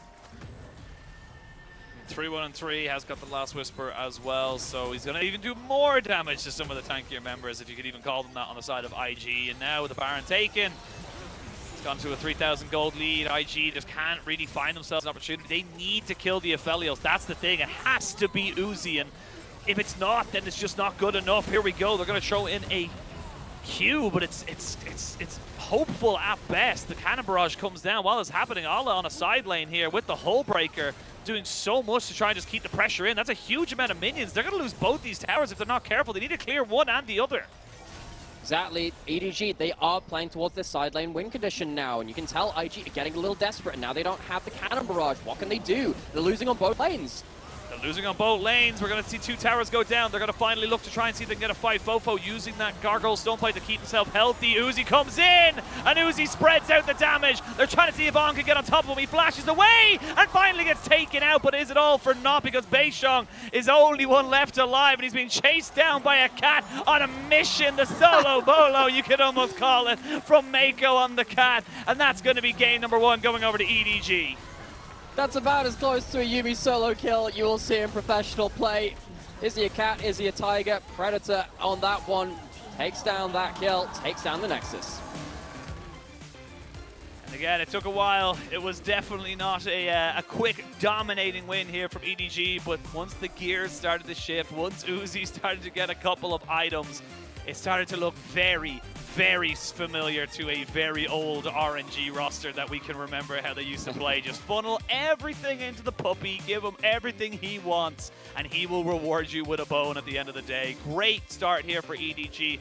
And look, I want to give props over to IG before we kind of, you say, oh, some fortunate condolences, all that stuff like that. They had a great game plan. I think they did very well in that early game to kind of mitigate a lot of the pressure that could have come out from that Sejuani. It just, unfortunately, was one or two small mistakes that meant that Wen kept getting caught out. And when he was caught out, it just meant that he had no summoners. He kept getting caught more and more and more. And I think we're starting to see a couple of extra kind of woes come in from the bot side of the map from IG as well. It felt like, in any other situation, a 3-item Zeri is a similar level of power to an Aphelios in that late game. I know that the Enchanter adds in another factor, but still, we saw some close fights when Arn started putting out some damage. But Arn also has some awkward moments in there too. The fight around bot side where he jumps over the wall into certain doom. There at the time where he's kind of zoned off and taking the red buff. It's a little bit of an awkward moment, but still, I think given IG were probably coming in as underdogs today, given their own struggles as a team, despite EDG having their own, I think that game was still a good moment, as you were saying, in large parts, despite the late game team fighting. Absolutely. And look, for EDG, they tried a couple of things, didn't really work out. I do think they were sweating a little bit, but I mean, can you really be sweating when Uzi is that iron-fisted in the back of the Dragon Pit, just kind of holding his flash, knowing how he just cannot be killed? And it did come down to, I think, honestly, a lot of the time in these fights that as long as the Tibbers and the combination of, catching people out from the Annie didn't really go down to Uzi, Uzi wasn't really in a threat. And even that last team fight where he did end up dying, they had to throw so much more at him that it was basically like, cool, we killed Uzi, but we traded our Nexus for it. It's Yes. not a worthwhile trade. I think some people out there would take that trade, but... They shouldn't. Yeah, they absolutely shouldn't. However, if you don't kill Uzi, it does damage like that. Not quite cresting 1,000 damage per minute, but damn close. 1,000 damage per minute almost, probably about 920, 940, somewhere around there, but definitely having a great game. And also 11 CS a minute as well.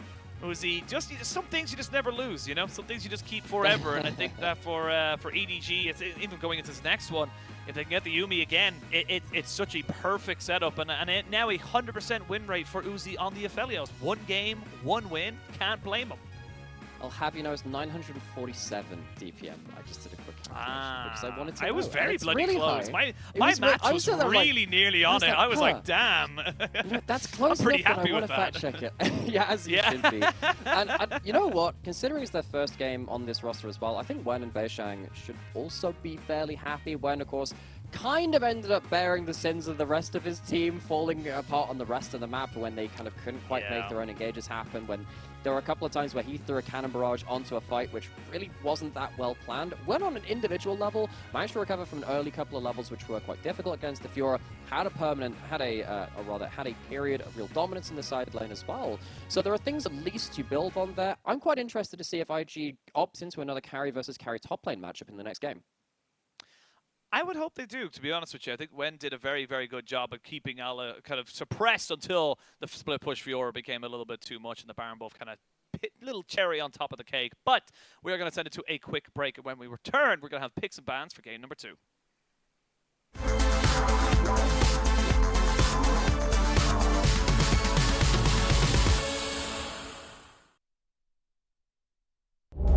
What Yumi does, with help from jungle mid as well. This is one-shot potential. It is, oh dear Lord, Cream. Solo kill, baby, but this man's in charge. To be very aware that Nico, despite only having a couple of items, is still very, very scary. Tarzan gets caught out and has to use his stopwatch. That's huge. They're going to go in with the Cyclone, try and jump on the Gala. There's the Pop Blossom though on the backside of this one here, but Gala's already gone down. They're going to get so many more kills off of this. Zika just can't finish off anybody. Ruler with the stopwatch doesn't go down. And then in the blink of an eye, they've got to win the game. But Weibo Gaming still consistently not wanting to give it over, while yet Upside's losing out too. So when inner turret goes down, and LNG just keep hovering between that and the river. That's what? Okay, double flash comes through, and that's what you want to see from Light. He's just tearing them up. All of a sudden, LNG get way too close to the Light, and they get flash bang. Now having nothing on their side, but still, I mean, I guess when it has just been a game of farming, still having to be feared, maintaining map presence. The one thing LGU up going for them in terms of map pressure is the Jax down in that bottom lane. They're going to try and force through Sign back with Scout. 3-man Pop Blossom is good. Is they're going to try and make this one work. Scout goes golden. There's going to be missing, trying to see if he can get on top of Gala, but an immediate cleanse there from Gala keeps him safe. Moonlight Vigil is only on top of 369, but it's only the one you were going to try and take him out. Double kill coming in here for Zika as they've got JDG routed. Great Pop Blossom started it all off, and now with 2 people dead, specifically the jungler of JDG, this could be a Baron.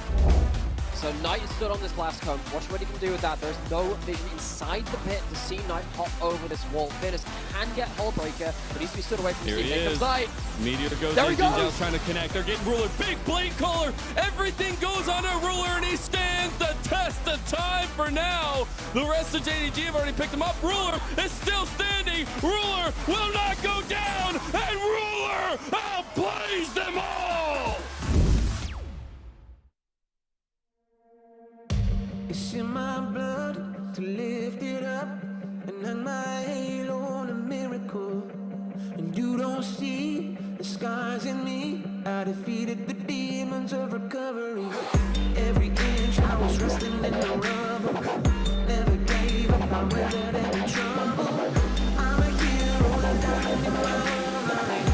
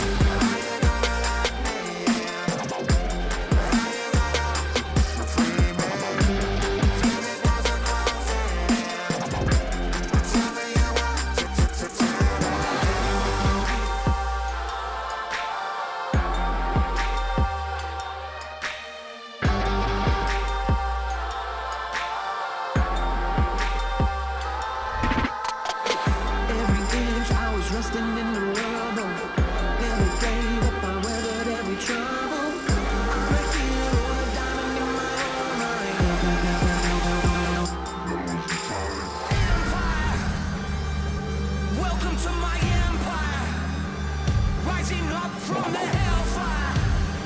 I take it down to the wire.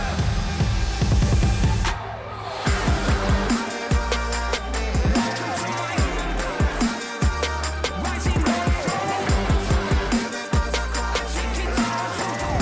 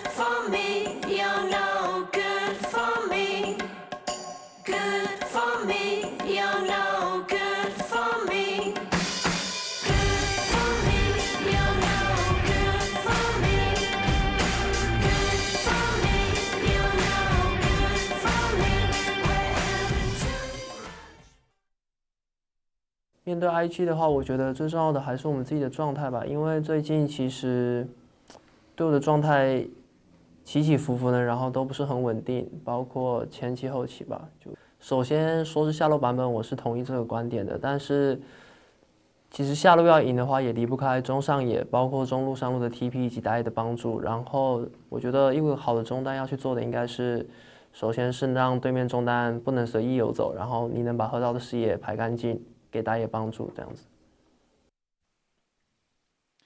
Help your jungler clear out the vision and get yourself a good laning phase. Welcome back 1-0 to the LPL. We just saw the return of Uzi.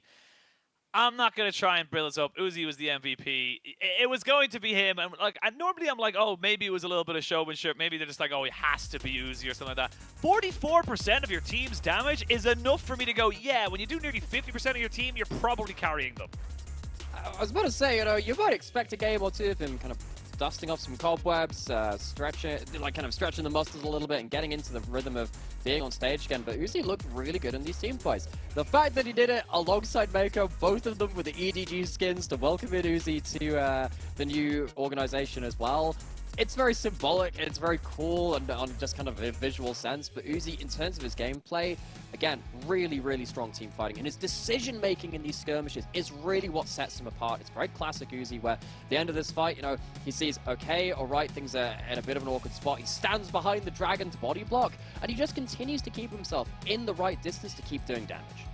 He nearly had 200% damage to gold, and what that stat basically means is that for the gold he spent, the items he had, he did 200% efficiency with the damage he was able to put out. That is absurd to think about, but yeah, look, this last fight, Uzi does end up dying, but they literally had to do everything in their power to catch him out. He tries to kind of, just get the Moonlight Vigil off, and they almost get him out, which is the crazy thing about it, but the shutdown goes over to Beishang. He picks up that particular scalp and trophy in his house, but was all for naught as EDG are now 1-0 up in this series. So we move into the second game. It is going to be IG on blue. EDG are going to be on the red.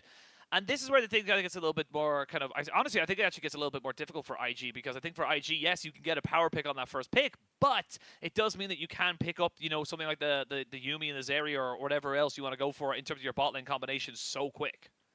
Well, things already got awkward for them when they were on red side, where they tried to use kind of counter picks and pick the Gangplank into the Cassandra pick and say, okay, all right, you've already got 2 melees or whatever, we can make this work, this will be fine. Then they had the Fiora into it later on, so, because the flex pick came in. So now you're going onto that blue side. I was asking at the end of game 1 for another carry versus carry top lane matchup. Trying to protect your champion pool on blue side as a top laner, it's kind of rough. So unless you have some real power picks to pull out in the top side as well, maybe like you're a good cannon player, you can play that into it. Maybe you can pull out the Cassandra yourself. Unless you can do that, it's quite awkward now for IG to set up Wen for the same degree of success he had in game 1. Yeah, it feels like, and again, set him up for success. I gotta give massive props to Wen. He made a lot of those advantages himself. He was able to kind of be, available for his team with the cannon barrage and just keep pressure onto Ala, so he wasn't really there. That man nearly punched his phone into oblivion as he was trying to make sure that everyone knew who he was supporting today. But we'll see where these teams end up kind of working from right now. For IG, I don't want them to be discouraged. I think I would like to see them be a little bit faster in the early game. Something that we've noticed with EDG, and you can see it throughout any of their wins and losses this split and last, is that they're a very, very standard early game team. They lane, they play the objectives, they don't really go for any kind of crazy setups. Versus when they've lost, they have been kind of rocked in that early game. I think the BLG series is a great example of that, is that the 2 games they lost against BLG this split, where when BLG just kind of came out the block swinging and EDG just didn't really know what to do. That is a continuation from Spring as well. Top Esports beat them by smashing them in early game and at the 1-item spike. Saw the same from FPX as well when they lost in the regular season. Early game has been an issue from EDG. You can change out an AD carry, but that doesn't change that facet of it. They did play slow early game this time. And now with IG banning away the Yuumi on the blue side, potentially that unlocks some more non-enchanter supports coming through. Of course, you're likely to have Lulu going through the draft. I'd imagine Milio is going to get red side banned by EDG, especially with Yuumi off the table. You can't just trade those 2 off. And potentially with more heavy engaged supports coming through, it can speed up the early game, and that would potentially allow IG to play a faster early game. Potentially. We'll see now the Milio, the Yuumi, and the J-Stall banned away. The Draven and the Vi banned as well. We'll see if EDG want to ban the Nico, and they do indeed. So we're keeping the Nico on the red side, but in terms of that, everything else has been sort of flipped here for the still priority in terms of the bans they want to try throw out there. So might see a Wukong first pick priority, or maybe even just the Aphelios to try and get it out of Uzi's hands. Aphelios has been a pretty good pick for this. I think that's a good point. Annie also could be a decent takeaway from EDG and also a good lock-in for themselves, but of course JJ led EDG to a huge amount of success on that Wukong. It's the first pick that you mentioned. It was likely to get locked in first pick, and it's going to be now an engaged threat and a dueling threat from IG in the jungle. Now, where do EDG want to go? You can just lock in something like a Zeri Lulu if you just so choose, but you want to try and maybe get something into the hands of Ala or Fofo, get the Cassante back in again. Fofo doing very well to kind of keep himself safe and get those engages off. He was the kind of one to kind of take out the Annie, keep her off of Uzi and these things, but they can take the Annie themselves as well. But for the moment, they're happy to let that one go. They were happy with the way the game went the first time around, so even if IG do pick this one up for themselves, it would be a fairly okay setup for them. But I will say, when you do have the Wukong, that burst potential becomes an awful lot more potent comparatively to a Maokai Annie combination. For sure. I was wondering whether IG were going to go towards some bot lane picks right now, lock in something like a Lucian Nami or a Zeri Lulu, some other things that we've highlighted, but they're not going towards bot lane picks as it stands. Are they really going to force the Gangplank on 3 again? They know that the Cassante can come in as a flex to mid lane. Maybe their logic is, look, if the Cassante goes top lane, I can bully out the Cassante. If it goes mid lane and they pick another melee top laner into the Gangplank, then I've got double melees to play into and I work better in late game. Maybe that's their logic, but it's still really risky. I feel like game 1, Gwen got away with an awful lot in early game, got out of that pretty well, and things went in a pretty good state of affairs. That's pretty like high roll for that kind of game. I don't know whether they can replicate that again. The Sejuani's come through, potential of a flex coming into the mid lane now for that Cassante. In fact, I would imagine that to happen again and Ala to have himself another good matchup into that Gangplank. Yeah, quite possibly. We'll see where they want to go. I wouldn't be surprised to see IG ban away something that can go toe-to-toe with the Gangplank or even a split push, maybe in the Fiora or the Camille. Is it going to be a Vladimir ban again? I mean, I really hope not, but I don't think it's as powerful as it needs to be, especially when you know that there's a Sejuani where you want to try and get those Vladimir's going to get banned. I'm telling you now, it's going to happen. Please don't ban the Vladimir. Only in the LPL, I know it's a counter. I know it just does very well, but it's a solo Q counter. Like, come on. Like, if you're picking the Gangplank, you gotta know what counters it. You gotta know how to deal with it. So we'll see if they want to ban it. Honestly, I wouldn't even be surprised to see. I would actually prefer for IG to ban away the Gwen, because the Gwen into the Gangplank could do exceptionally well.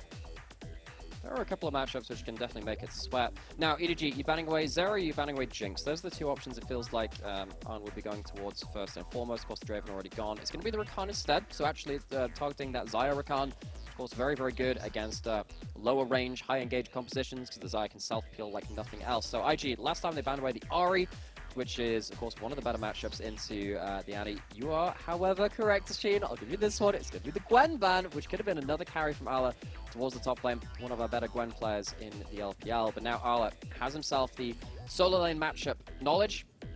What are you going to take into this Gangplank? No, they honestly could just wait to see get their support in first if they really want to try and lock something in there. But maybe prioritizing the idea of knowing exactly what they're going to going into right now. And Aatrox coming out here for Ala, making sure that he has some kind of pressure here. And again, with something like a Sejuani, this could be an explosive side of the game that we're not quite ready to see. But IG, I wouldn't be surprised to see them go for something again, just very similar to the last game. Go with the Zeri, maybe even the Nautilus themselves, or the Lulu, to try and just kind of put down this Aphelios to get them going in this laning / early phase.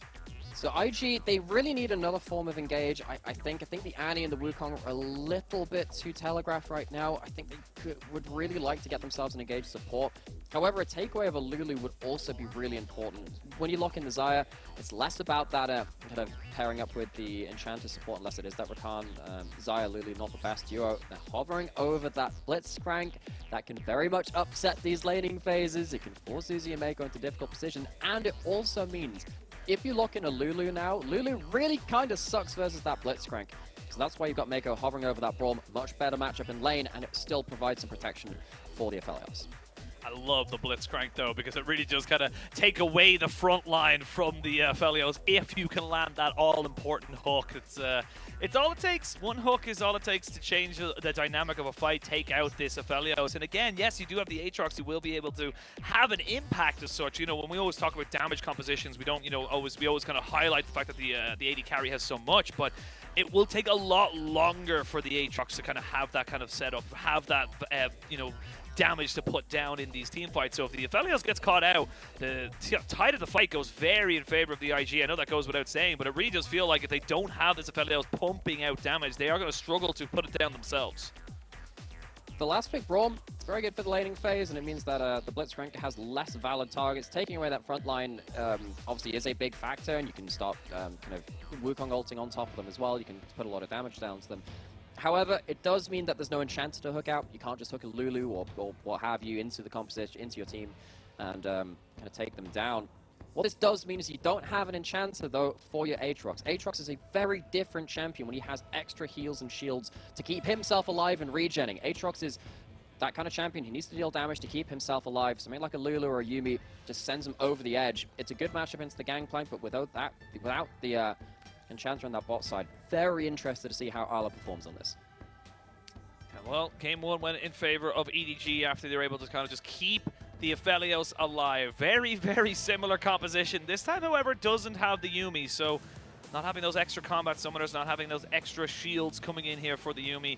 See if Uzi can do it again. This time, though, IG got themselves a little bit more kind of guaranteed engage. Try and catch people out. Use that Blitzcrank hook alongside that anti-Tibbers to burst somebody before they even have a chance to react.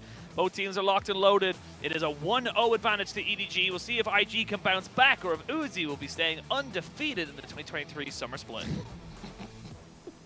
You did not just say that. He's played one game, Machine. One game. Is he or is he not undefeated in 2023 Summer? This is why I hate statistics. This is at League of Legends, statistical analysis. Ooh. There's a flash there by Uzi, so already losing that summoner there. But, you know, statistically, he is undefeated in Summer Split 2023. Tell me I'm wrong.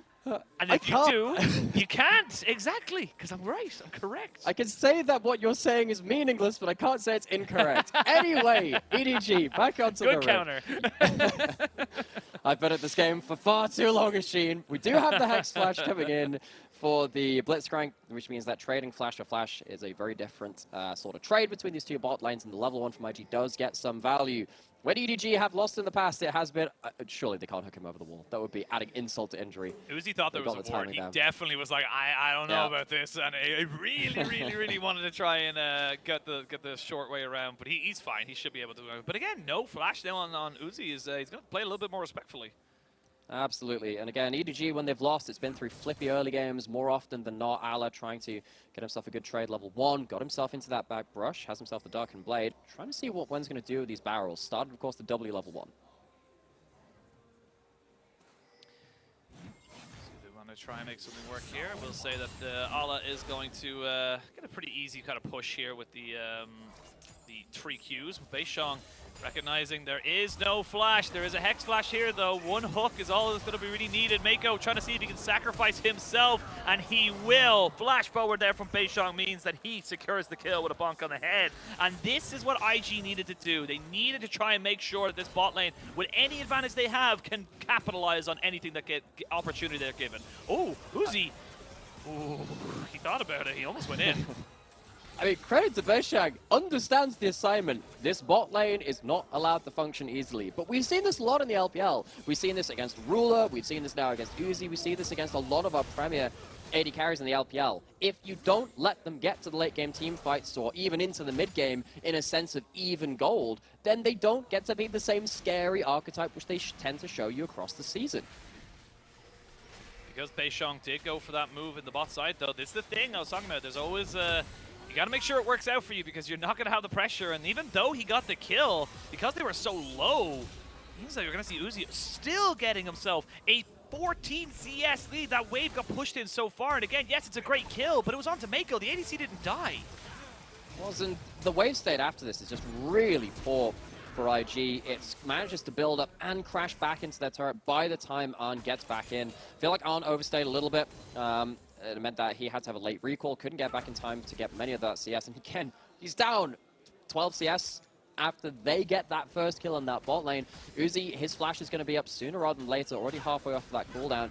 IG, despite the fact that the initial plan of trying to shut down the bot lane is a good one, it's awkward execution, which leads to EDG with an inroad back into the game. Well, JJ looking to see if he can catch out Wink, but that'll be difficult to do so. Will end up getting pushed back into the turret. Very, very close of that turret ramping up a little bit too scary there for the side of the EDG jungler, but does end up walking himself away. And again, you know, it's all about Uzi. It's all about making sure he has time to kind of move for this. On is still only level 2. We'll get the Gravitum down. An immediate cleanse has to be used there by On, who's already starting to lose some of these summoners. And again, this is why it's so difficult to know whether or not you've actually caught out Uzi, because even though, again, like you said, that kill goes over to IG, they're the ones on the back foot. They can't actually step to Uzi, who's level 4 now. No, and I have to say, On has been a bit of a pain point for IG. Definitely one of the bot lanes which has struggled the most in the LPL. Despite the fact that they've managed to put a lot of pressure down here early, you can see that Uzi is just so calm in the way that he's approaching these situations. It's one of the real identifying marks of Uzi. He assesses situations very, very quickly with a very level head on top of his shoulders. As it stands, though, everyone's heading back down towards this bot side. Everyone knows where they want to be. Were you here for the bot lane shenanigans? That's what you need to know. You know, were you invited to the party in bot lane? Everyone's gonna be there. Top laners just never sent the invitation. It's like, guys, there's a party going on? There is a bit of a party going on, and there's a bit of a solo bolo. It will be traded back 1 for 1. Flash for flash. Both TP, actually only TP available for the side of Ala. The wave state's in a little bit of a bad point for him, so he's going to lose majority of this wave. And again, when looking for his small single advantages that he's been able to pick up for himself. So that's going to be, what, 4 minions, 5 minions lost to that turret. It's something. It stops Ala getting a little bit more gold in pocket. I'm trying to think if this is particularly worth it. I think because Sejuani just used that flash in bot side, there are less options to gank this top side in the same kind of threat. I think as soon as Ala dashes forwards away from the turret, one's like, okay, all right, he can't walk away from my passive proc. However, does have to trade flash under that turret, loses his own life as well. Have to see really how this is going to work out with the flash still being down for the GP. Looking for some decent trades here. Now the Cannon Barrage is available, so when got the invitation, he won't be able to be there himself, but he can send off an envoy. He's like RSVPing. You know. Yeah, RSVP, can't go, thank you so much for inviting me. That's what he's going to be able to do I couldn't make it to your party, but here's me cannons. My brain lagged for like half a second. Why the hell is he doing a pirate voice? It makes no sense. And I was like, wait a minute. Oshin, you're missing. Hang on now. It just, again, my brain just lagged for half a second. That's why it was a moment or two for me to kind of figure that one out. But I'm just going to throw just like one random line per cast of GP that we get to have every game now. As it stands, Wen is taking a pretty hard trade at this point. Really wants to get a good trade before the Q comes back up from Ala. Beisheng's here as well. You do have the ultimate available for Ala, which it could turn this into a 1v2 scenario. So yeah, without the Cyclone, without any real kind of hard CC to lock him down, it's going to be difficult to go for there. On does have flash, but gonna have to probably use it now in the next second or two. They do have red and white. Let's gonna fight. Flash on Wink, not going to be utilized just yet. They're still pushing himself forward. He knows he's dead to right, so he's not going to use off that summoner. Now, Ala looking for a little bit of a trade here in the top side. Wen knows he's dead, so he's just pulling down the Cannon Barrage to make sure he clears off the minion wave and doesn't lose anything else off the turret. And Ala pays him back in kind for that move in the top lane. And now you don't have the Cannon Barrage for bot side either, so Arn going to get queued again, forced off for that wave. This was why I was a little bit kind of umming and ahhing about that top side 1-for-1 under turret. Losing flash on GP is a pretty big deal. He wants that flash to be able to save himself in a lot of these different situations. As soon as that world ends part from Ala, the move speed becomes in real clutch. So now Ala getting the best of that 1v1 situation, and EDG winning on both sides of the map. It is a much better early game and a much more active early game for them compared to game 1. I mean, I don't think they had a choice, to be perfectly honest, with the flash being down so early from Uzi. They weren't able to kind of sit there and do things and sit on their laurels, shall we say. But it is kind of a bit of a lead now on bot side. Definitely a lead in the top lane as well. We'll see if this gangplank can do much. Beisheng finally has that level 6. Mako pops up the Unbreakable as he does get hit by quite a bit of trade back here. Beisheng makes himself known on a ward and just clears that one off. There's going to be ultimate for ultimate. Uzi looking to try and go toe-to-toe, but now Cryin moving down into this bot side. They're looking to see if they can maybe drop the tippers on top of this, but just not really in a position to make this one work. Beisheng just needs to be careful of where he kind of gets engaged upon. Fofo does have the all-out and some Merc Treads. There's the third one, not going to land. JJ just hovering off to the side. They do have a silence now available for Wink. This is a little bit aggressive here from the IG. mid and jungle. Now they're going to get caught out. They're going to see if they can catch out this Annie, who does flash away, drops down the Tibbers. And as I say that, Fofo already taken out, doesn't get to go all out because he was CC'd up. JJ seeing if he can maybe be a bit of a nuisance. Flash in! And again, it's Mako who has to pay for Uzi, who flashes away. They're going to have to grab at him to try and slow this one down. There's no flash, there's no hook. Wink will be able to kind of scare him off, but IG not done with this game just yet. Awkward moment there from EDG. JJ doesn't pull the ult very early. I think he wants to try and get the regular permafrost pass proc and then into the ult for a second one. It's very high damage, but that means they didn't have the slow field. They couldn't continue the fight. And Uzi and Mako stuck over the other side of the wall. So IG, last game, they couldn't get a clean fight around this bot side jungle. They do find it in game 2. And this is what I'm talking about, right? JJ tries to get the initial stun onto Cryan and then follow up with an ult afterwards for some extra damage. It feels like an extra slow field there. Maybe going to help them a little bit more. And then Wink pulls out the hook. He had to. Mako, as you said, suffering for the rest of his team. Yeah, I mean, look, Uzi had to flash there. It's definitely better that he doesn't die. And unfortunately, Mako has to, you know, a life for a life, shall we say. Someone's got to die. And unfortunately, Mako kind of recognizing that fact. The law of equivalent exchange. It is just something's got to be traded back here. As we do have Wen looking to see if he can trade a little bit more aggressively here, but the Infernal Chains knocks him all the way back. So now, going into the demonic state here, Ala looking to see if he can maybe take him out underneath the tower. Does have the flash. Does he have enough? Yes, he does. Does he get away? He will be able to tank up these minions, and there's nobody around. Ala gonna be able to recall here in the brush. Actually, doesn't even need to, because I think they know that this Beishang's on bot side, so he can say, cool, I can get out, no problem at all. But now Fofo 1v3, still a Cassante, still has ult available, so definitely not someone you want to take too lightly, but plenty of plates now going over to the side of IG. Right, that's the hook, but it's unstoppable. The knockback's ready. The knockback is ready, and Wink is dead. Mako gets some revenge. There's the Glacial Fissure coming out, and Uzi coming in. Not the greatest of guns, but he does not care. Cyclone from Beishang to try and disengage. On goes up and lets the feathers fly. Great flash from On, though, to catch everybody out with the feathers. But they've got the red and white, and they want to fight. There's going to be the all-out to bring Beishang away from this fight, but now Uzi gets caught out by the anti-Tibbers. On picks up the Braum, and that's going to be a 2-for-1 trade in that bot side. Now Wen, seeing if he can survive in this top lane. It's action all over the map right now, as Wen in a bit of a tizzy, but he will be able to trade back 1-for-1. Not a bad trade here for IG. There's fights all around the map, Nymera. We had to wait like 30 minutes in the last game for these big fights. We are such higher tempo in game number 2. Plays being made at such a higher velocity than the last ones. Ala's overstepped. What? Ala, buddy! He's dead. He's getting 1v1'd right now, so Portal Combat, he hasn't gone down. Wink didn't have the ultimate. No! Wink, I thought he had it. I thought he had the damage, but no, he wasn't able to get it. But again, we're going to start all the way back at this top lane 1v1. And Ala, he sees the gangplank in the last game, starts racking his brains for what he can pull out in the next game if it came out again. And honestly, MVP in that, he had the steel caps, the extra armor, and the damage resist against auto attacks, really making the difference in the Aatrox Gangplank matchup alongside the V-Speed as well. And then we see this fight towards bot side where you see the extended power Braum. Once he gets that mark down, you have to start disengaging from that play. On though, great ultimate. Ooh. Stays out of that Q range from Braum, dodges that one, and that, I guess Wen's just dead again. We ain't got time. Wen's dead. When is he dead? He's right now dead, and that's just gonna be the way this one goes. Ala 5-1 on this Aatrox. He is turning into the definition of a raid boss. And look, I understand the metrics. I understand why people play tank tops, but this is what I come to see in the LPL. Give me them carries. And I regret to inform anyone that speaks the English language. We only have 4 Ws now. We have who, what, why, and where. Because Wen is dead. We don't have Wen anymore. They're 2 and 5. They're gone. Yeah, 2 and 5. Gonna drop down the cannon barrage, but honestly, this is just Ala getting such a huge advantage. Has himself a 35 CS lead. 4 plates now going over to him in the top lane.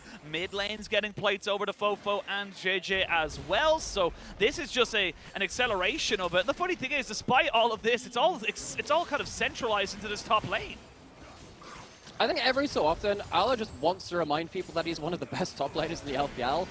yes, had a bit of a fall off towards the end of the last split into playoffs, and we were thinking more about top laners like 369 or Bin or Shanji. Stop Back to it. live, Stop it. and You it's haven't not got top lane. time for analysis. You've only got time for fights. As we're going to see them now actually surviving for the moment. They finally take down Wink, but it's taken a little bit too long. Flash in, Tibbers, and On can clean up as well. You got Beishong looking to try and see if he can maybe get across this one here. They got to know he's coming right now. Uzi and Fofo, you need to leave. The Aatrox has not got teleports, which means he's running away as fast as he can. They still have Beishong moving in on top of this one here. They want to try and make it work. Wen and Cryan trying to corral themselves in, moving in. There's a Cyclone right on top of Uzi. Cyclone number 2 is good, and Cryan picks up the kill. This is IG fighting with tooth and nail with EDG. It's scrappy, it's sloppy, but my God, is it entertaining. IG's tears don't fall. They crash into EDG in the bot side. Cryan just does a game-turning play. He's 5-0-2 on the Annie. It feels like EDG, when they've been going towards this bot side of the map, their timing hasn't been quite right. Yes, they're starting off the plays fairly quickly, but you're not playing into the enchanters, which you can kill very quickly. You're playing into these heavy CC bot supports, and Arn gets out once again. It buys all the time for Cryan to make the game, well, the game-changing play, I suppose. This is a lot of gold given over to IG. I mean, the thing is as well, IG just recognizing, cool, we can't fight the Aatrox. Let's just not. Again, I talked about it. They're all that gold, all that advantage is focused into that Aatrox. If you just don't let him fight around, look at him on the minimap. No teleport, and he's kind of wandering aimlessly, wondering where he's supposed to be going. And the hilarious thing about this is that game 1, Wen did a really good job individually to get himself ahead, and he lost the game. Now he's sat there getting absolutely brutalized the 1v1. He's like, you know what? This is even better. Why did we just do this before? I don't care if I lose. Just commit that Cannon Barrage elsewhere on the map. His team's actually adding gold somehow, some way. Part of that due to the GP passive, of course. But EDG, they need to be really, really careful of giving more gold over to IG. The items being built up by IG, particularly onto this high damage build from the Annies, coming out into this Ludens, a lot of pen, a lot of AP, is going to be very deadly if they land the big Tibbers in the fights later on. And this is the thing, Allah has about 1,000 gold lead. That's great, but Cryan's got 1,000 gold lead. AD carries are pretty much the same. On gonna hit by the Gravitum, cleanse it away. That's a nice little movement there from EDG to get a summoner off of them just before this Rift Herald fight. Now, this is the big thing. If you can take away this objective without losing anybody, you're in a good space. But it looks like IG aren't willing to let this one go. They're happy with, you know, getting down and dirty into the mud. They're saying, look, let's scrap, man. Let's wrestle, because we know that you don't like doing that. Have themselves the Cannon Barrage. Wen just joining up in the mid lane. He's might be in difficulties on that side lane, but here comes Ala. Oh, no cleanse onto On means he's going to have to flash away. He does have the feathers to try and bring them back whenever he so chooses. There's the Gangplank dead. Not quite able to bring those feathers back just yet. As you can see them just kind of fading away. The Tibbers did get dropped, and a lot of summoners were just used there by the side of IG just to survive the onslaught from EDG. I was wrong, Machine. Wen was not safe in the mid lane. There's nowhere safe in the Gangplank. He's just... This is cyberbullying. This is what we call cyberbullying. EDG really doing a good job this time of shutting down the Gangplank despite them falling down on the rest of the map. I'll see the power he has when he arrives at these fights, and IG at that point, I think particularly because they didn't have the flash on Cryan, couldn't make that same kind of play. However, next time that fight comes up, you're going to have flash on at least Cryan, even if it'll be down on Xayah. EDG, they need to be very careful about the way they approach those fights. If they funnel into very short range into a Tibbers and into a well-placed barrel, I really don't think EDG are still ahead of this game yet. Not quite. See what they want to go for right now. It is going to be the tower taken in the top side. Shirley was secured by EDG, and Dragon is up and available. They've got themselves 2 Dragons already. So IG, you got to feel like they got to look for something around this one, though. But it's Steric's Gauge finish for Ala. He's just so massive in this mid game that it's just going to be so difficult for anyone to really kind of deal with him.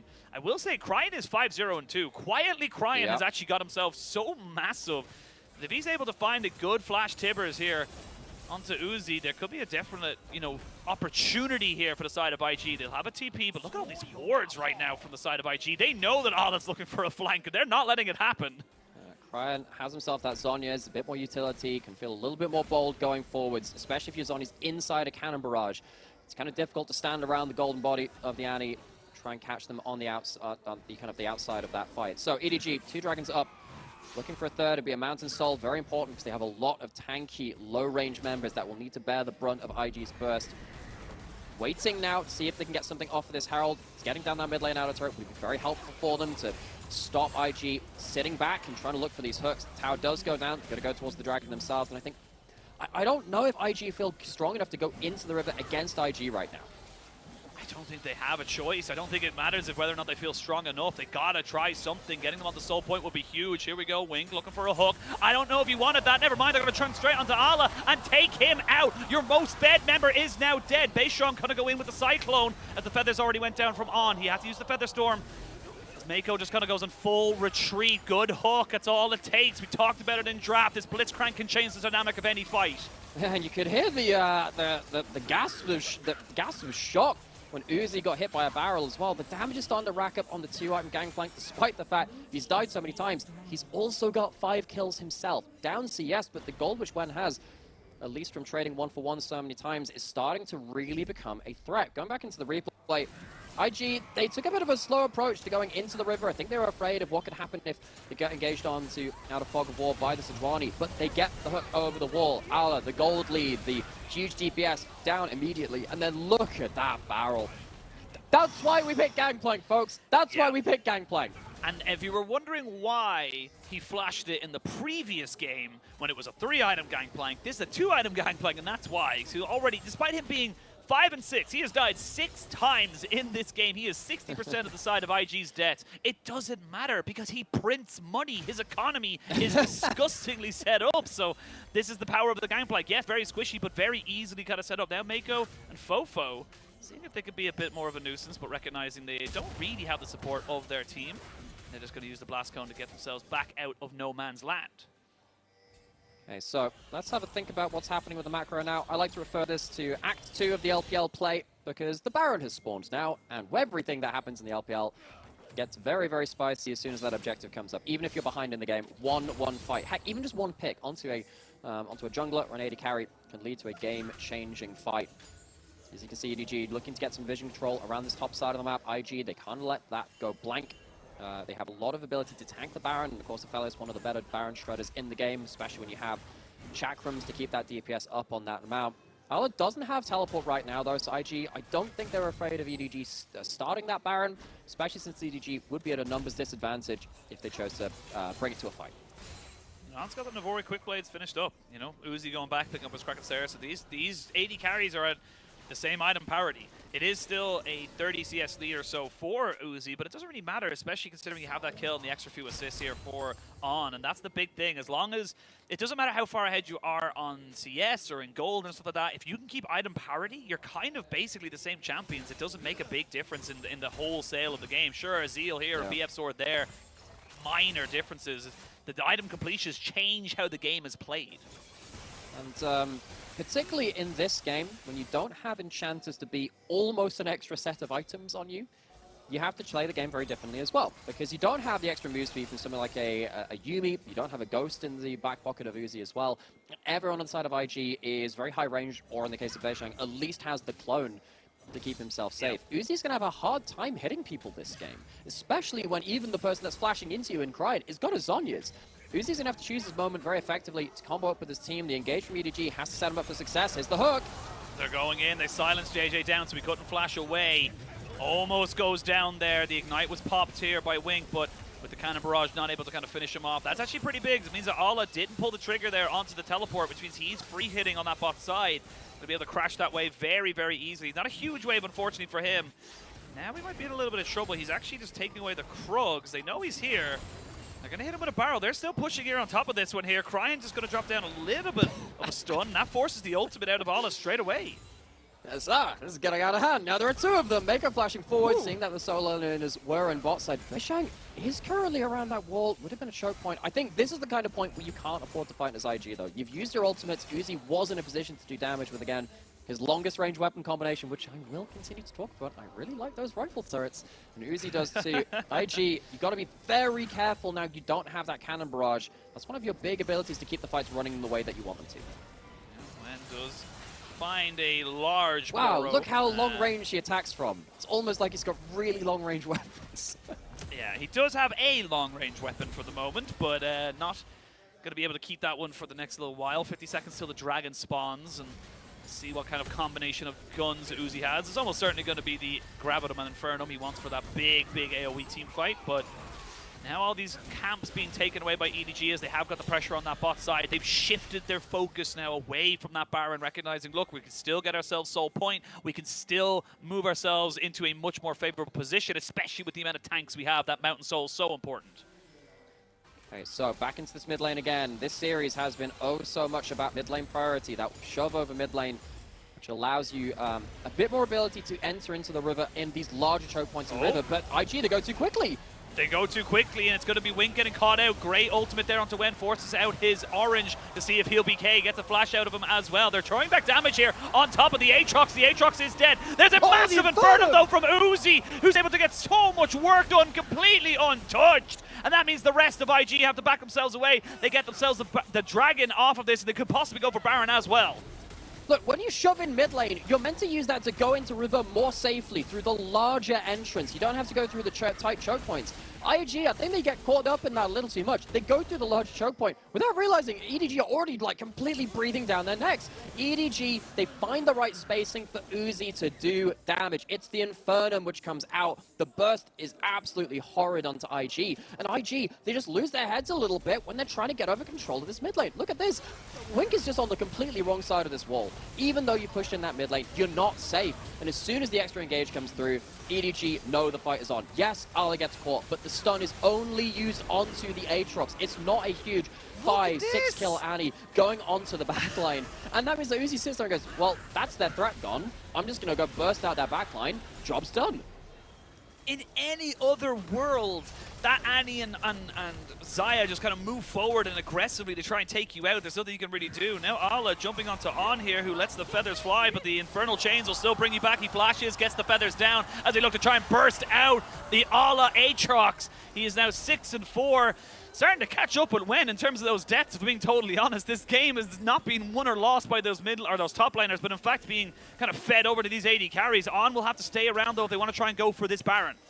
Yeah, really just becoming the extra jungle camps these games. On does blow the flash and the ult, importantly so, and Uzi has his summoners. He has Gale Force. He has himself some good weapons to get into the brawl as well. Cryin, he is the person to watch. Yeah, looking at him straight in. Wen gonna have to get cleansed in. Mako goes down. The Cyclone straight onto Uzi, who's trying to see if he can take out Beishong. There's a good ultimate there to try and pepper down this damage once more. All the chakrams, the red and the white. He wants to fight, but he hasn't got the range. Again, you're talking about this so often already, Nymera. You've got such a short range on this Aphelios that the disengage is just going to be so difficult for him to overcome. Uzi, again, does a good job of being threatening, but it's not enough to get those kills. Now they have themselves the rifle turrets. Great DPS and great range. He can hold himself at a choke point. EDG, they have the ability to tank this. What ultimates have IG got to play with, though? Not a lot, and they're going to see the engage coming straight in. Wink will die. Uzi tanking up a little bit, not exactly an ideal target. He's already down to half HP just because of the Baron. Now you're going to see Cryin coming back in here on trying to just heal up a little bit off of this blue buff. We've seen this fight before. Here we go. We're going to go for another 5v5, or sorry, 4v4. Cryin going golden at the last possible second. Oh my lord, does he stay alive? He does! How the hell does he do that? It means though he's going to have to reset. He doesn't have himself any kind of health bar to try and contest this, and we're still here, Nymera. They can tank this for forever. They have 3 tanks in the top side and in their support as well. They're continually bringing IG to the Baron. Here we go. Crying's still around. They're going to get the Baron secured here for the EDG. There's going to be the Cannon Barrage to try and stop them from getting on top of this, but there's a massive amount of damage, and they're going to turn it straight back on the Uzi. Run for your lives, EDG. You've tanked too much, and now the damage from IG is very, very potent. Massive move here for the side of Beishong to try and make this one work for his team. They do get the Baron down the side of EDG, and I don't think that IG are going to be able to convert this into a mid lane. The cleanse has to be used straight away after Glacial Fissure. There's going to be a hook coming back out on top of this one here. Ala flashes away as JJ now trying to tank in front of them. They're just so damn tanky. They just cannot die. Okay, pit stop. We're changing our tires because that's been a couple of laps around the Baron. Root goes on to Fofo, and this mid lane outer turret should be going down for IG. Objective bounties were on the table because of probably the Baron and the Dragons being taken by EDG. They're ahead in gold! I was like, hang on a second, how does that happen? Well, let's go right back to this. We'll go right the way back. Okay, this is like lap 1, pole position for Ala, who goes out and spins out on the first corner. Really commits a lot onto On. If you get the AD carry, awesome. Job's done. Incredible. Then we go around into this fight as well. This is where things get really, really awkward because IG, they do have a lot of front-loaded damage. It's very ultimate reliant, and they do manage to pick off a lot of the supporting cast of EDG. That's important, but again, Uzi's still around. He's still the DPS that's here. If you don't kill Uzi, you can't really fight. After that point, one of my favorite points of that last fight, Cryan is sat at about 10 HP, doesn't even ult onto anyone. He puts the Tibbers out over the wall and lets Tibbers walk into the fight to try and get some damage down. I've never seen that before. It just made me laugh, mate. It's unorthodox, but it does do the trick. And again, look at the carries on the side of IG. 506 on Cryan, 309 onto On, who is now 3 and a bit items. Having that Vamp Scepter so impactful. Even a Morello Nomicon for Cryan is going to be huge to try and stop all this internal healing that has been available. There's a good hook right onto Ala, and he's going to get taken out straight away before this fight can really go in on top of this one. The Uzi does flash away. Now it's a double kill coming in for Wen. Can they kill off this Cassante with that kill for it? Oh my god, that damage was huge! And now Uzi can move forward, has the cleanse, but unfortunately gets taken out right at the end. It ends up being a 4-for-3 trade as IG, Wink, and Wen are the only 2 left alive. There's like gore splattered everywhere. It's a 4-for-3 just in the random middle of the map. Dragon is up. That would have been the prize for either of these teams, but with Smite being available still for EDG, IG with the remaining members can't go towards that objective. It starts off with a Blitzcrank hook. Wink has been actually pretty great on this Blitzcrank, pulling people out of position, pulling people into the rest of their team, and that allows the kind of softer engage coming in from IG to really land its mark, because once EDG are rallying forwards, trying to protect each other, it allowed Beishang to get on towards that backside. But of course, when you're going into these fights very heavily, EDG, they do have themselves a lot of damage. The only thing which really keeps that crazy is the fact that when has enough DPS and the collector comes through, we're fighting again! You said crazy, and this match is crazy. We're 30 minutes into the game, and we have ourselves nearly 40 kills as we're going to go in and fight a little bit more. Fofo, still massive, forced to flash away, though. Cannot be getting caught out with that. Beishang needs to get into that pit if he wants to try and stop this Dragon Soul, but IG recognizes he's being a little too fast and loose. They need to give this one up. They need to recenter themselves because they need to make sure they have all their carries available, and that's an axiom mark for Wen as well. He wants that ultimate up as soon as possible. What happens here, though? Seeing in the picture-in-picture, this must have happened while we're in the replay. He goes down. Ala does get himself one of those picks he's been looking for the entire game, despite the stopwatch being an inventory. So that's Mountain Soul over to EDG now. And despite how close these fights have been, that is a bit of a backbreaker for IG. Going through that extra shield, the extra resist coming on top of it as well. The hooks have been exemplary from Wink. There were, even with 5 people focusing down someone like Fofo or Ala or Mako, it takes enough time that EDG can rally around that person and get Uzi into the fight. IG against that Mountain Soul, this game just got a lot harder. I mean, for sure. And look, Gold dead even. The Mountain Soul kind of the biggest difference maker. A minute 40 till the Baron spawns, excuse me. And then we potentially have an Elder flip for ourselves. It is 32 minutes into the game. AD carries are starting to finish up their 3rd, 4th, 5th items coming into this one here. Again, the fact that Wen is now ahead, a full item ahead of Aatrox in this game is disgusting and should never be allowed. But it is what it is, and this is where we find ourselves right now, Nightmare. Actually, Mark, this might be one of the very few times I've seen this in pro play. This is an ARAM item for me when you're playing something like Nocturne or Karthus. Yes, Karthus builds this item on ARAM.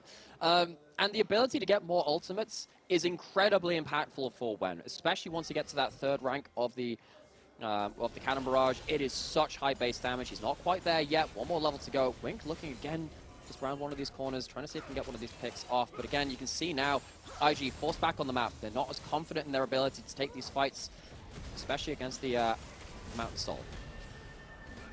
Let's take a quick stock of where we're at right now. 40 seconds till Baron spawns. A plethora of pink wards available to IG, but also not doing too badly here. Our EDG kind of establishing vision control. Big note here, On has a stopwatch. That could be pivotal in the next fight. He has been able to do so much work once the engage has kind of failed from EDG. With 21 kills already on the side of IG, it's been scrappy to say the least, but they haven't been able to kind of break the back of EDG. EDG have still been coming out with the objectives. EDG have still been coming out with the macro plays, and that's a great little ward there just above the blue buff here that could maybe be a bit of a flank available to the side of EDG. See that Cryan as well has himself a lot of items. They're trying to group around for a hook again, trying to find anything. It is all on Wink to find that CC, force someone out of position. really trying to focus them down. Not able to get Fofo there as he's looking for the Q3. The W comes out. It's tense stuff as we hang around the mid lane again. I will say as well, Wink has a QSS. Wink has an Everfrost and a QSS, so that is a Blitzcrank that is looking, that is a battle Blitzcrank if I've ever seen one. He is looking to catch somebody out and make sure he stays alive. We are going to see Fofo moving forward, and again, he's the tank. Getting hit by those barrels, JJ getting caught out here, but he's still very, very tanky, down to about half HP. The Cannon Barrage is using to tickle down Fofo's health bar, but not taking him too low. This is good from the side of EDG to keep themselves there. IG now have control, though, over that mid lane. Wink misses that first little Q. They're going to see a knockback here. The feathers come flying down. They're going to get the knock up, though. Massive damage coming out here from Uzi right on top of Wink. But look at these health bars. It's going to be on Uzi to try and take them all now. Beishong does take up a kill onto the Aatrox, and there we go. It's going to be onto the AD carries. It's Uzi versus the world. Where have we seen this one before? Infernum there as he goes 1v3. This is all on Uzi to make sure he can go for it, but they know, look at the health bars on IG. They can't take this fight. It's too risky. There's too much life still on Arn, who also stays alive. Both AD carries to late game, and who's walking over Vision.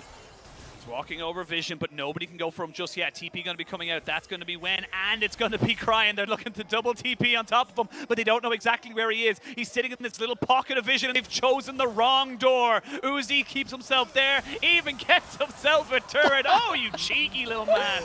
And that might mean the Baron, though, because he has no way to defend it.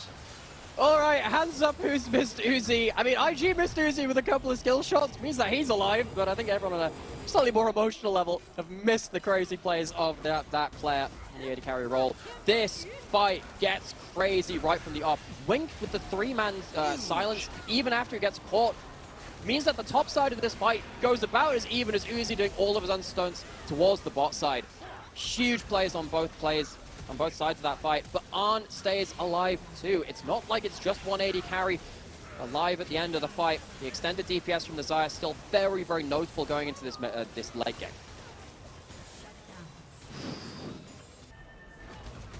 We come back into live. We're not done yet. There is an And we're not fighting coming out of a replay for once. Crazy. Yes, we are, but look at the damage coming out there. It is Uzi versus the world, but that world is a massive Annie in the mid lane, and on this Xayah just feels like he can do no wrong. QSS finished up for Uzi as he's already turned into a Mercurial Scimitar. We come back in, minute till the Elder spawns. Again, I would ask how you want to see both these teams approach this, but they're looking for the ARAM right now, my dude. Like, they're just fighting. And they kind of have to. IG in particular are a very squishy team, and they're against that Mountain Soul. They can't. Whoa, that's a hook. That is a hook right there. The Everfrost comes back down onto Mako. Mako trying to see if he can disengage, but the Cannon Barrage is just kind of tickling him down. He's very, very low, but not quite dead yet. Would love to get a bit of a reset in before this Dragon. He needs to be quick to get himself back out onto this map. And this is exactly why neither team can leave people away from this mid lane. If EDG are not there as 5 members, when one person gets hooked, they can't turn the fight immediately and look for the 5v5. If IG leaves someone out of mid lane, then they get engaged onto by something like the Gravitimult, something like that Sejuani. Both teams, they know that if they're not in the 5-man stack, things get really scary real quick. Elder Dragon's alive. Now EDG don't have a choice. They must walk into them. They have to walk into them, but not great guns here for Uzi. He's now finally moved over to the red. Would love to make that a white there off of the Infernum, so we're going to see the Honey Fruit doing work here to make sure they get themselves totted up. Here we go, fully in, going to try and kill out on the Mako, who's taken very low and finally taken out. Ala has gone into the Ascension, and to see if he can maybe take somebody out on the backside of this. We'll get Wink, but we'll trade back his life. Fofo too low, and Uzi flashes away after the cleanse. Will he have enough to be able to survive? He will not, and Uzi is dead and buried. This is going to be the Elder Dragon, and I don't know if IG can win off of this, because the lanes, they're just not in the position. This just delays the game even further. Mountain Soul be damned though, IG, and the Collector book. The Collector, the Elder, the everything went with the snipe across the map.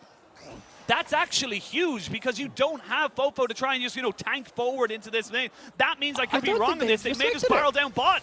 Yeah, I mean, these death numbers are huge. They realized the Elder was there. The Elder is down, and now IG, with this many members, you can see JJ is throwing his ult for wave clip, but the Baron up creeps are not letting him do it for free. He's not letting him do it. He's just trying to cut off the wave and keep himself alive. Beishong chasing him back, but knows he doesn't have to kill him to end the game. Uzi back in 13 seconds. Ala back in 10. Have IG done enough to extend this series? I don't know. Ala's up in 4, and he has stopwatch, flash, and ult. This is going to be a close run thing. Here we go. We're going to go in. Here's Ala. Here's Uzi. Mako goes down. It's still got themselves crying to try and jump on top of it here. He immediately drops down the timbers to keep Uzi at bay. The Sejuani has died. Ala will go down to the Elder very, very shortly. Finally does end up dropping. Finally, they get the Cyclone down onto Uzi, who's trying to just defend himself. Beishong goes down. Eventually, Wen finds him with the flash Q, and that's a triple kill for the rookie top laner of IG, and this series shall go on. The Axiom ult gives Wen another ult on the Nexus. This LDL top laner locks in Gangplank into Ala and EDG 2 games in a row and has 2 pretty awesome games back to back.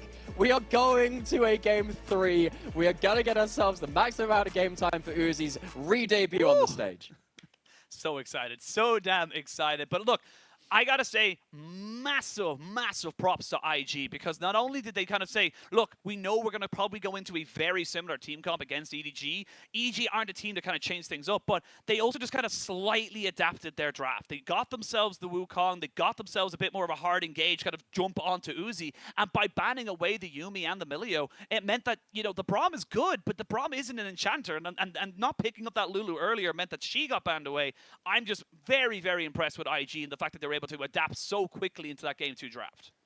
Completely agree on the Enchanter point. And you know what really sold it for me? The Blitzcrank and 4-5 ended up making it, because Lulu wasn't banned, right? And you see that available on R5, right. but you can't play Lulu into Blitzcrank. In laning phase, it is awful. You lock in that Blitzcrank, you say, you have to play a tank support into me. You have to play Nautilus or Braum, and you're going to have to just deal with it. If you're going to survive that laning phase, you're not going to have an Enchanter for your Uzi hyper carry comp to really work. You're not going to have Ala on the Aatrox having that extra heals and shields. Aatrox is a very different champion when he has a Yuumi or a Lulu buffing him up, and they didn't have that. The draft from IG, you said they might struggle on blue side. They completely prove us wrong.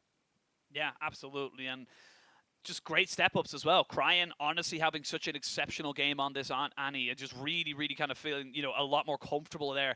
Fofo wasn't really able to have the same level of impact as he did in game number 1. And then on, really, really stepping up. And this is what I was talking about kind of earlier on, is that, yes, you can throw so much early priority into that bot side, see how things go, but it doesn't really dictate how things are going to end up kind of being. And also, as well as that, I think the big thing that kind of happens is when you lose a flash, when you lose a summoner spell so early, it puts everything into a weird space where all of a sudden there's now an opportunity for the enemy jungler or the enemy mid laner to make a play on you, and you're just not going to be prepared for it. Absolutely. And when everything comes down to the mid lane, sometimes you can't... There will be some questions about saying, hey, what's happening? Oh my god. That's a lot of damage, It's like a mini LPL graph. It shows you how close it was until it wasn't, but also the damage is a hell of a lot for someone who went 1-5, I think, in the laning phase. Wen did a lot. That's the most impactful 1-5 champion I've ever seen. That is nuts, and that is 1,200 damage a minute from Arn as well. And considering that we definitely leveled some criticism from Arn in the early game and then also in game 1 as well. Desire was absolutely pivotal alongside that Gangplank to get through that Mountain Soul as well. Half of that damage for both those champions was going into, what, something like the 2 Mountain Dragons and the Soul. That is an absurd amount of heavy lifting from the carries of IG. And of course, we've already talked about Cryan being the huge engaged threat alongside of Beishang. Actually, you know, thinking about it, everyone on the side of IG deserves a huge amount of praise. The Hookster and Wink make this game playable. Beishang's follow-up ultimates made this game playable. And the damage from everyone else combined made this game winnable after that point. And EDG, they're being forced to 3 games after an early game, especially with Ala popping off, that they were probably preparing to go home. Yeah, I mean, straight up, I think that Top Esports were probably getting ready for their series that is coming up under this. We do have a triple header of Shanghai games, so we are in no way catching up to anything, but I mean, can I just draw your eye to the massive props to IG? So, you know, we were talking about the gold efficiency from game 1 of Uzi getting like 200%. Arn just did 246% gold efficiency from his gold as well. That is absurd. Our AD carries in the LPL are just so cracked. I mean, that's it. Like, I think, again, the LPL region is just known for having such incredible ADCs, and it does feel like this is no exception. You can't just coast by as an ADC in this league. Yes, there are 17 teams, but it really does show when you are not one of the top players on your team if you're an AD carry, because the other AD carry is probably popping off. But we'll have to wait and see where this series ends up leading us. Will Uzi be able to get himself his first series win, or will IG be able to take the scalp of a Sentry? We'll be back after this very short break. 라도 복구를 시켜야 될 것 같아요. 전력 있는 거요. 사이온을 상대로 예. 근데 모건이 한 명은 날려도 그냥 그러니 스파이더맨 된 거죠.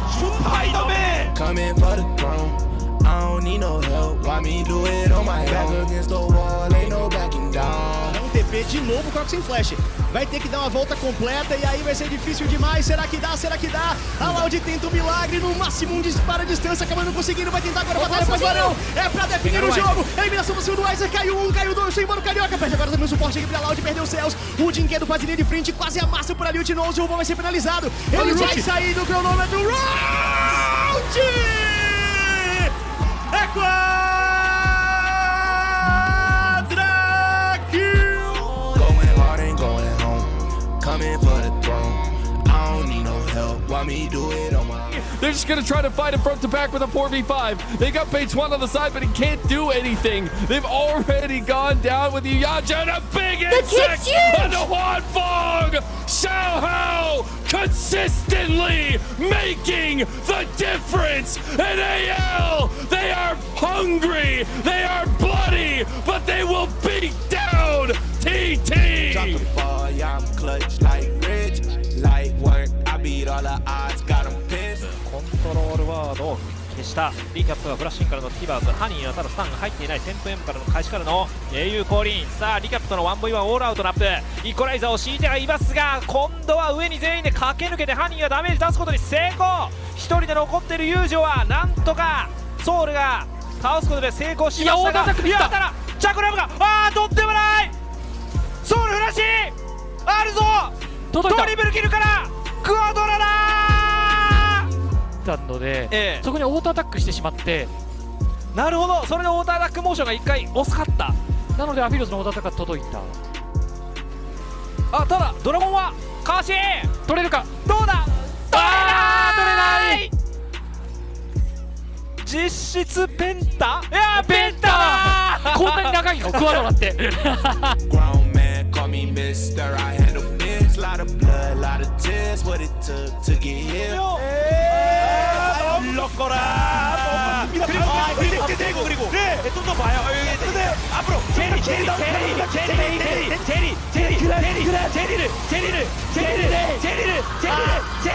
잡았어요.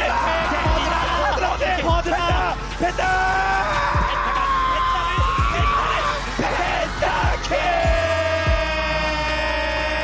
우리네 뒷단이요. 넥서스 땡겨와라. 죽여라. 죽이지도 못하면 넥서스 깨면서 최대.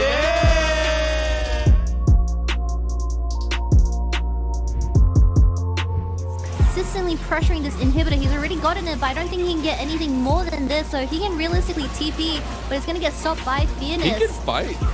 He stole it! Oh my Vertex god! stole the bag! No way! No freaking way! Vertex steals the Baron! No way! Shield doesn't block it. Are you serious?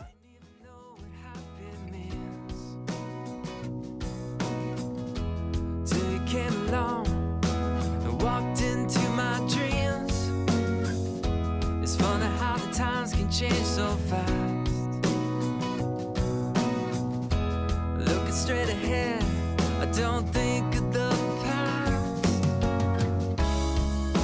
You've changed everything. It's like bright lights in a starry sky. We're gonna feel that way most every night. Sunlight on a summer day, we're gonna laugh and dance all the rain away. Sing a new melody, it's full of love, it's beautiful and free. 'Cause you belong to me. Birds fly, fill the trees like it's always spring. White clouds high above, just what I mean. Your smile, this love are an endless road. And I'll walk, I'll run, anywhere it goes. You've changed everything. It's like bright lights in a starry sky. We're gonna feel that way most every night. summer day, we're gonna laugh and dance all the rain away. Sing a new melody, it's full of love, it's beautiful and free. 'Cause you belong, you belong, you belong to me.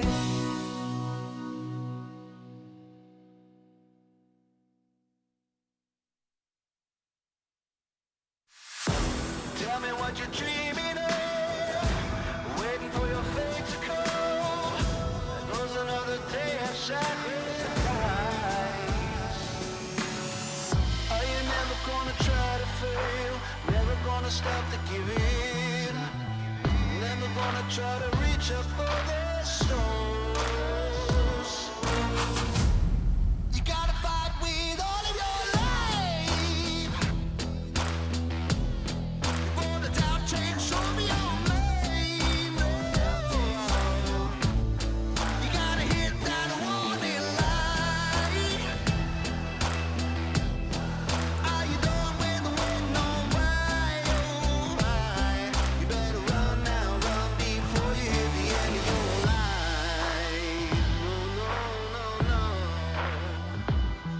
no. No lie.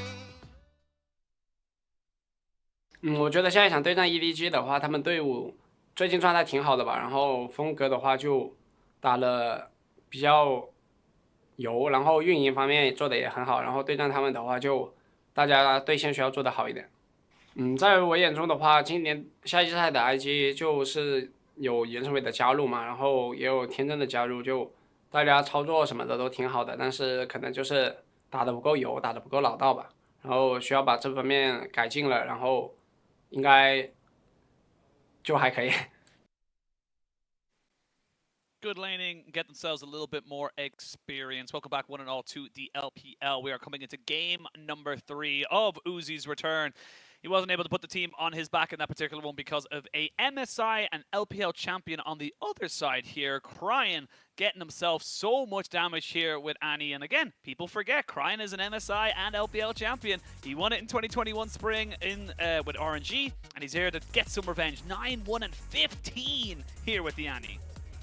I have to say, that had slipped my mind as well. And then you think back to it and you think, oh yeah, Xiaohu was top lane, Cryan was playing TF and just ganking him on repeat. And he was such an important playmaker for IG in this game. Cryan was not the one doing the crying because he really put EDG to bed in some very important moments. As soon as a hook landed, he was getting the stuns in. Sometimes he'd make all of the plays himself, like this one. This is the play that really turned the game, because EDG, they were winning through topside very heavily individually.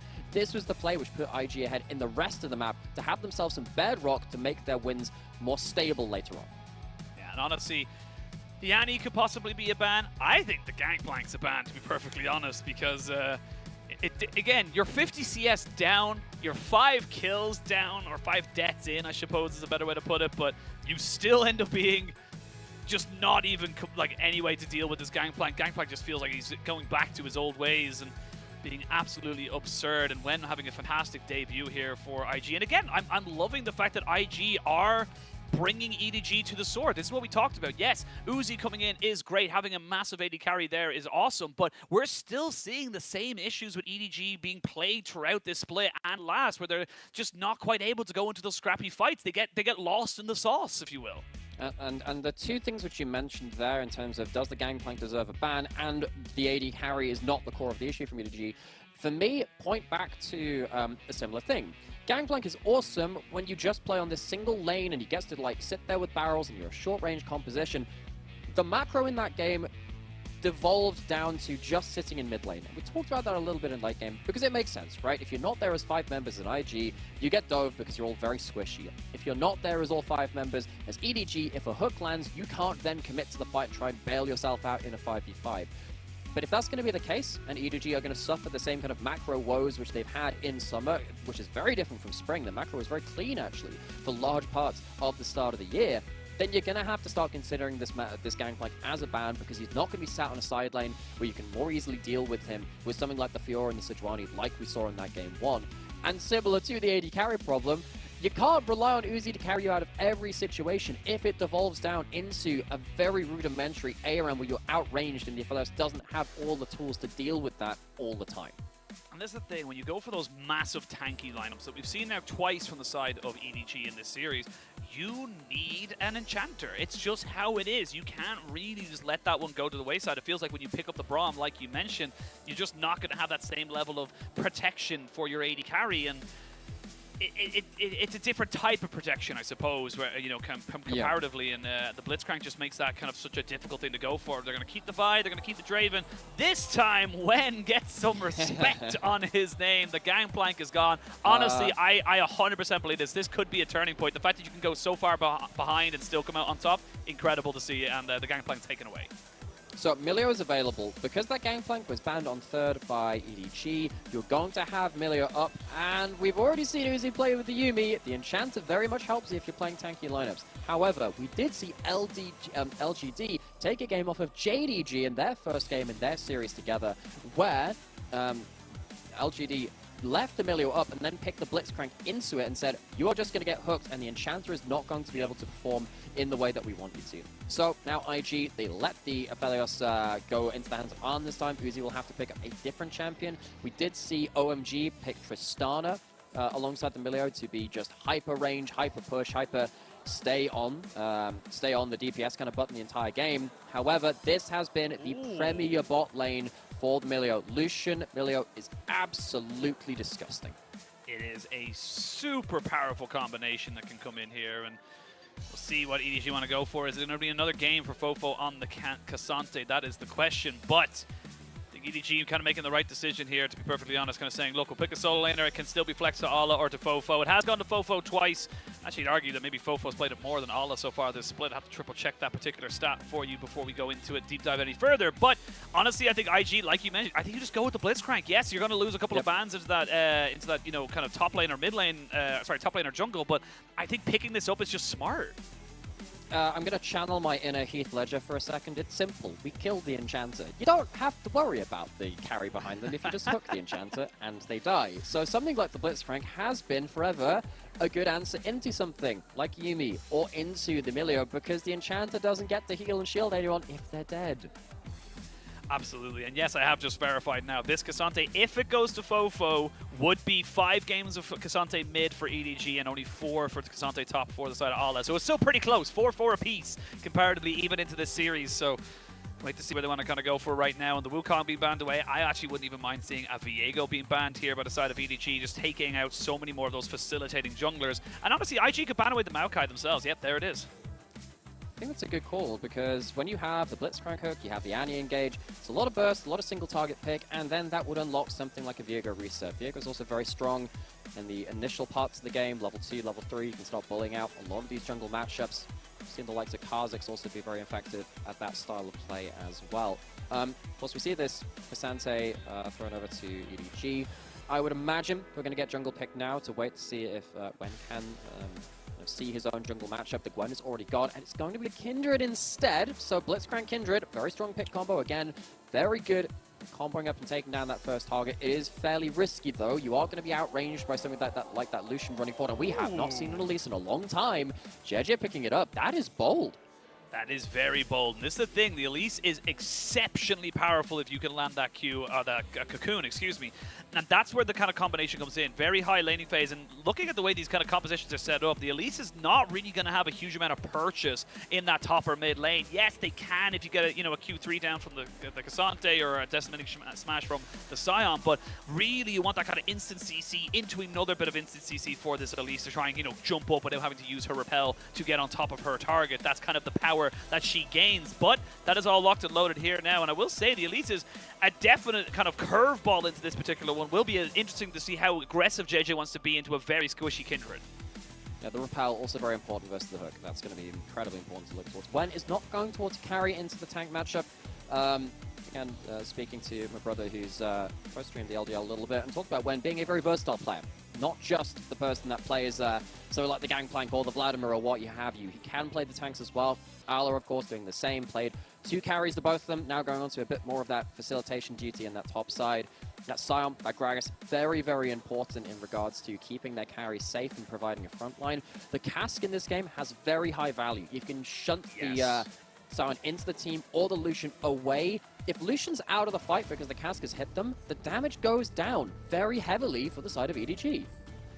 Absolutely. I think the big thing to notice, though, is that, yes, you've got the Tibbers still crying on a third game in a row in this series going on to the Andy, but the Milio ultimate cleanses that CC away, so Uzi has another little bit of kind of protection available to him, and this is going to be a curious kind of setup right now for both these teams. I really do feel like we are going to be waiting to see who is going to be coming out on top, and if it all devolves into scrappy affairs, I gotta feel like IG are going to be feeling a little bit more comfortable, because EDG, they're slow, they're methodical, they like to tick every box, read all the terms and conditions of every website they go onto.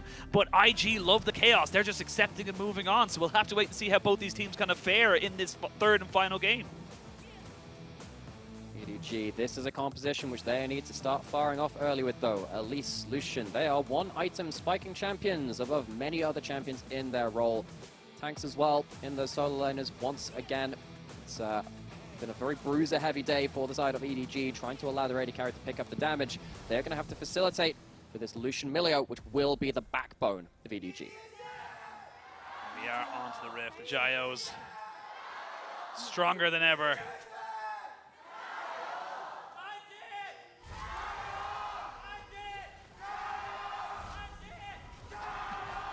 I do love how both the chant starters, as they got to the final, either EDG or IG, their voices just kind of cracked a little bit, showing how much emphasis and power they're trying to put into this one there. Be the sixth man, if you will, for their teams. Mate, I'm worried about our voices after these 3 games. That last one, we got another series, mate. We haven't. That's why I'm worried for them, because we've had 3 games of this. The last game was absolutely electric, explosive, other exciting words beginning with E. We, of course, have got Top Esports and FPX later on after this one, but this one has to be seen out first. Both the games are happening in the same venue. We're at Shanghai the entire day. There'll be an extended break after the end of this one, while we cool off from whatever the heck happens in Game 3. I like that. Whatever the heck happens. As we wait to see how both these teams I saw what happened in Game 2. I am not putting bets on the table.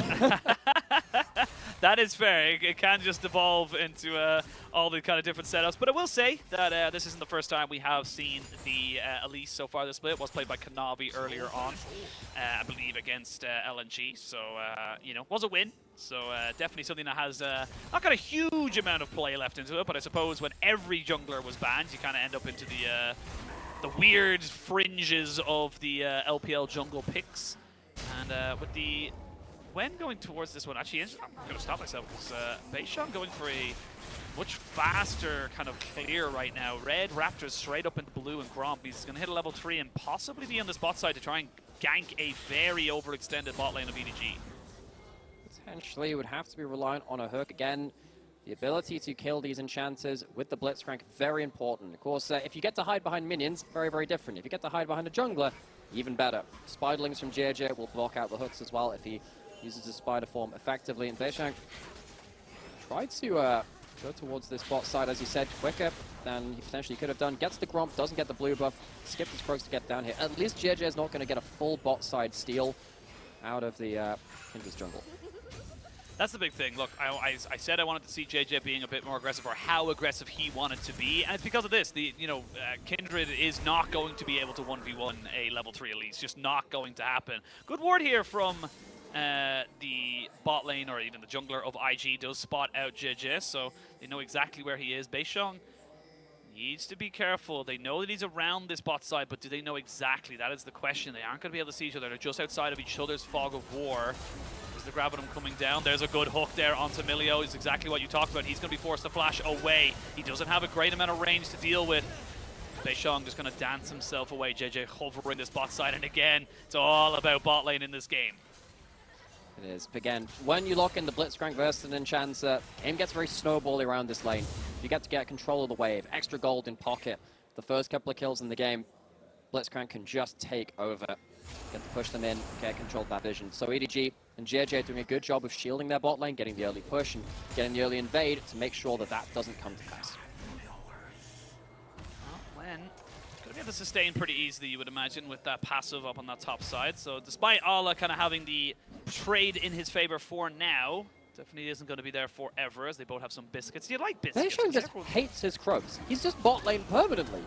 I mean, I can't blame him, because with the Gravitum there available, we do see Ignite coming out onto Wink, who's very, very low. No heal available to him.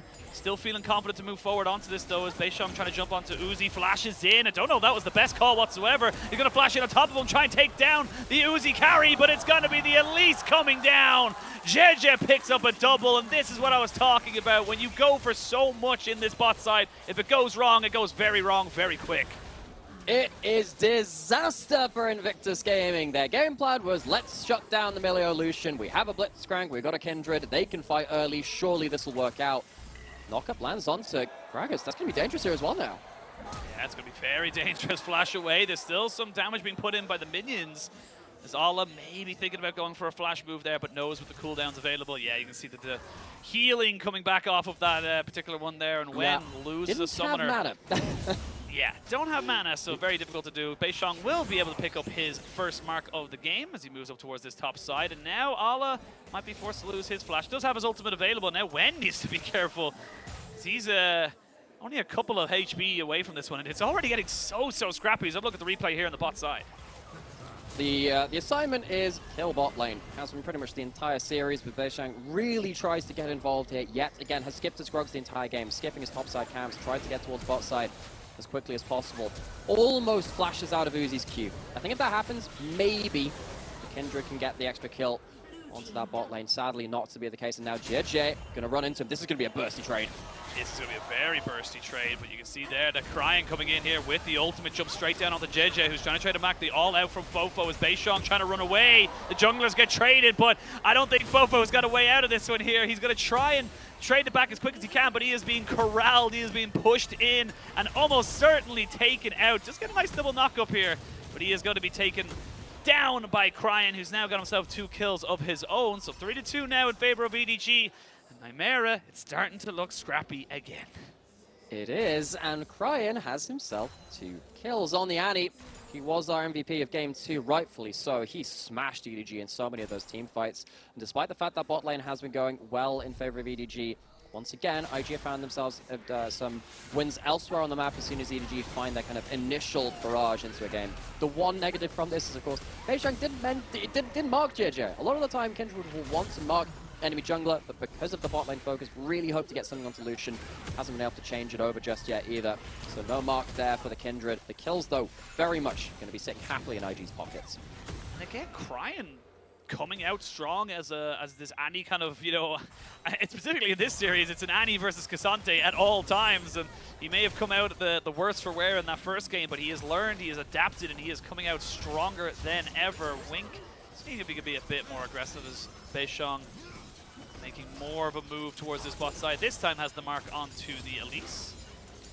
But more and more pressure coming out from EDG as they look to secure this dragon, continue the pressure in this bot side, get this Uzi Lucian going. Well, despite the 2 kills on Cryan, let's talk about the leads on EDG as well. 2 kills on JJ, who we asked to step up this series. EDG, a lot of their successes in Spring were from JJ being the best jungler in the league for the grand majority of Spring. It was between him and Tarzan, but JJ, I think, really does pip him to the post, especially after the playoffs collapse of Tarzan, sadly for him too. Kanavi, of course, also in the conversation, somewhere around there. But for him to have this early game advantage, the ability to get those 2 kills, boot second tier boots right from the off as well, very important for EDG to have that point of power around JJ again. Level 6 here for Uzi, has access to the culling Fofo coming down as well. Has flash, has the all out. So it'll be difficult to try and dive in on top of On, who is very much ready for any kind of setup here. Beishong as well in the vicinity to counter any kind of move. For the moment, it's just going to be a clearing of the farm. That second plate is almost certainly going to go down this next push. Do they want to go for something a little bit more aggressive? They will know that the Kindred is in the area because they did pop down a little bit of a movement there, as we do have Ala soaking up all the damage there from that turret plate. So Wen just going to use that Gragas barrel to try and get some trade back, but nothing good doing for the IG top laner.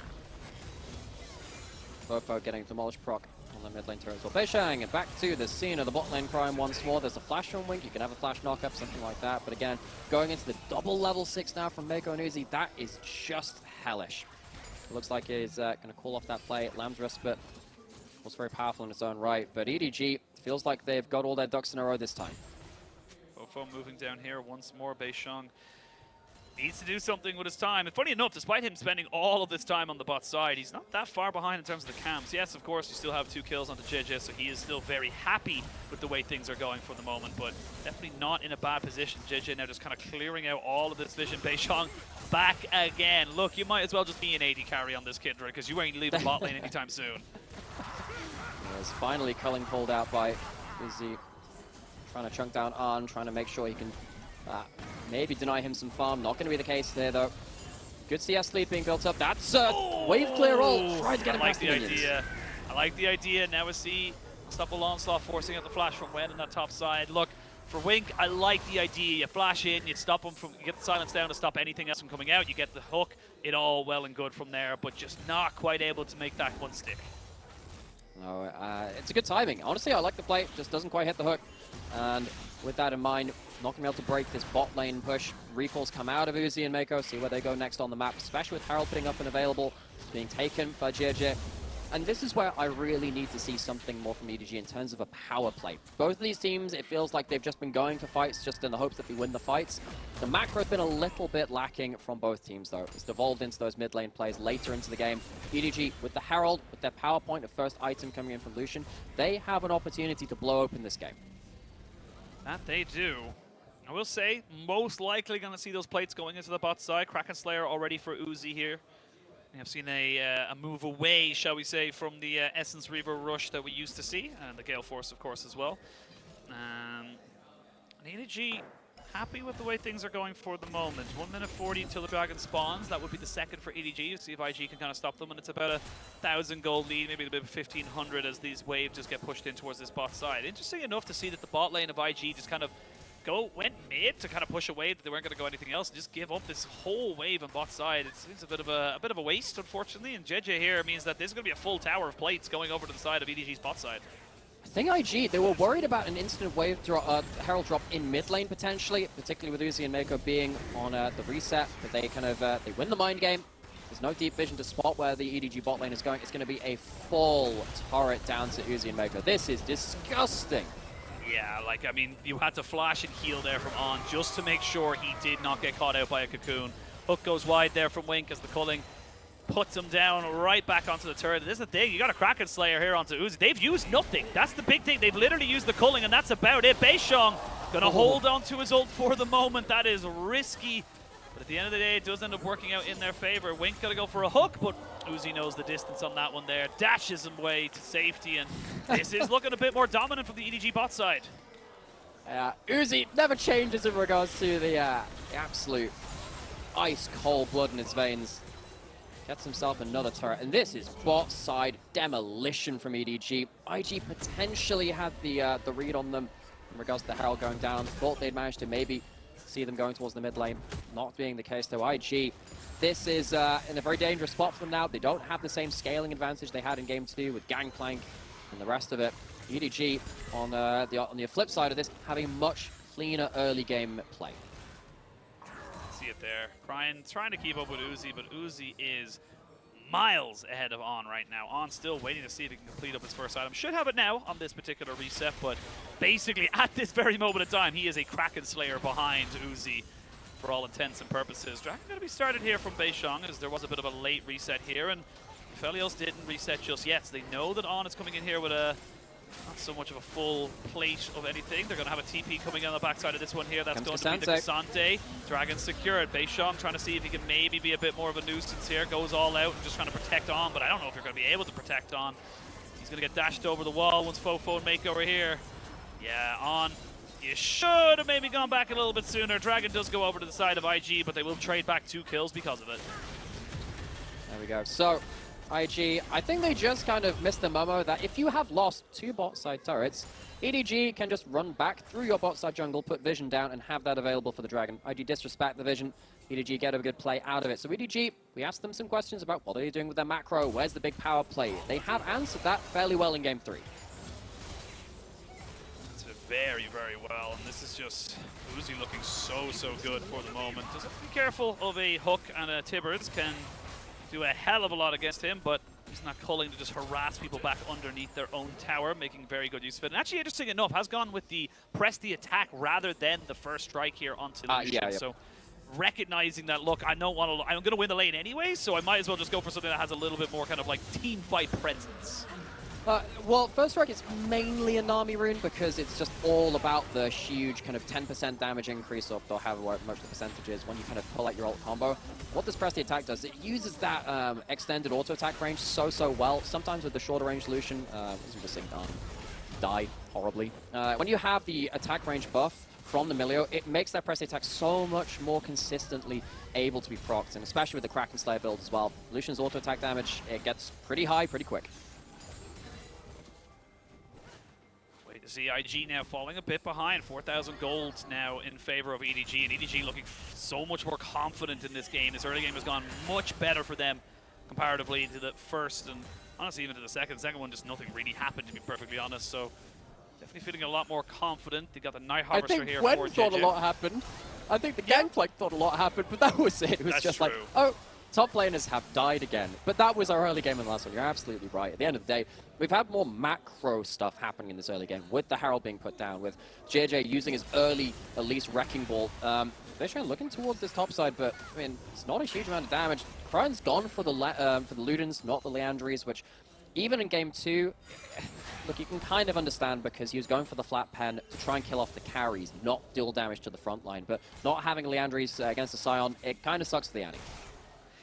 Yeah, it just means that the Scion is in no way, shape, or form scared of anything happening right now. TP going to have to come in from Cryon just to try to defend this mid lane. Wing taking half his HP, just standing around. 2 minutes till the next dragon spawns. It is a Chem Rift, which means that the Rift itself is a bit of a boon to anyone who can use it effectively, but the Dragon itself, not the biggest thing. I will say, actually, in this particular game, having the extra tenacity being built up here for either side could be a big difference maker.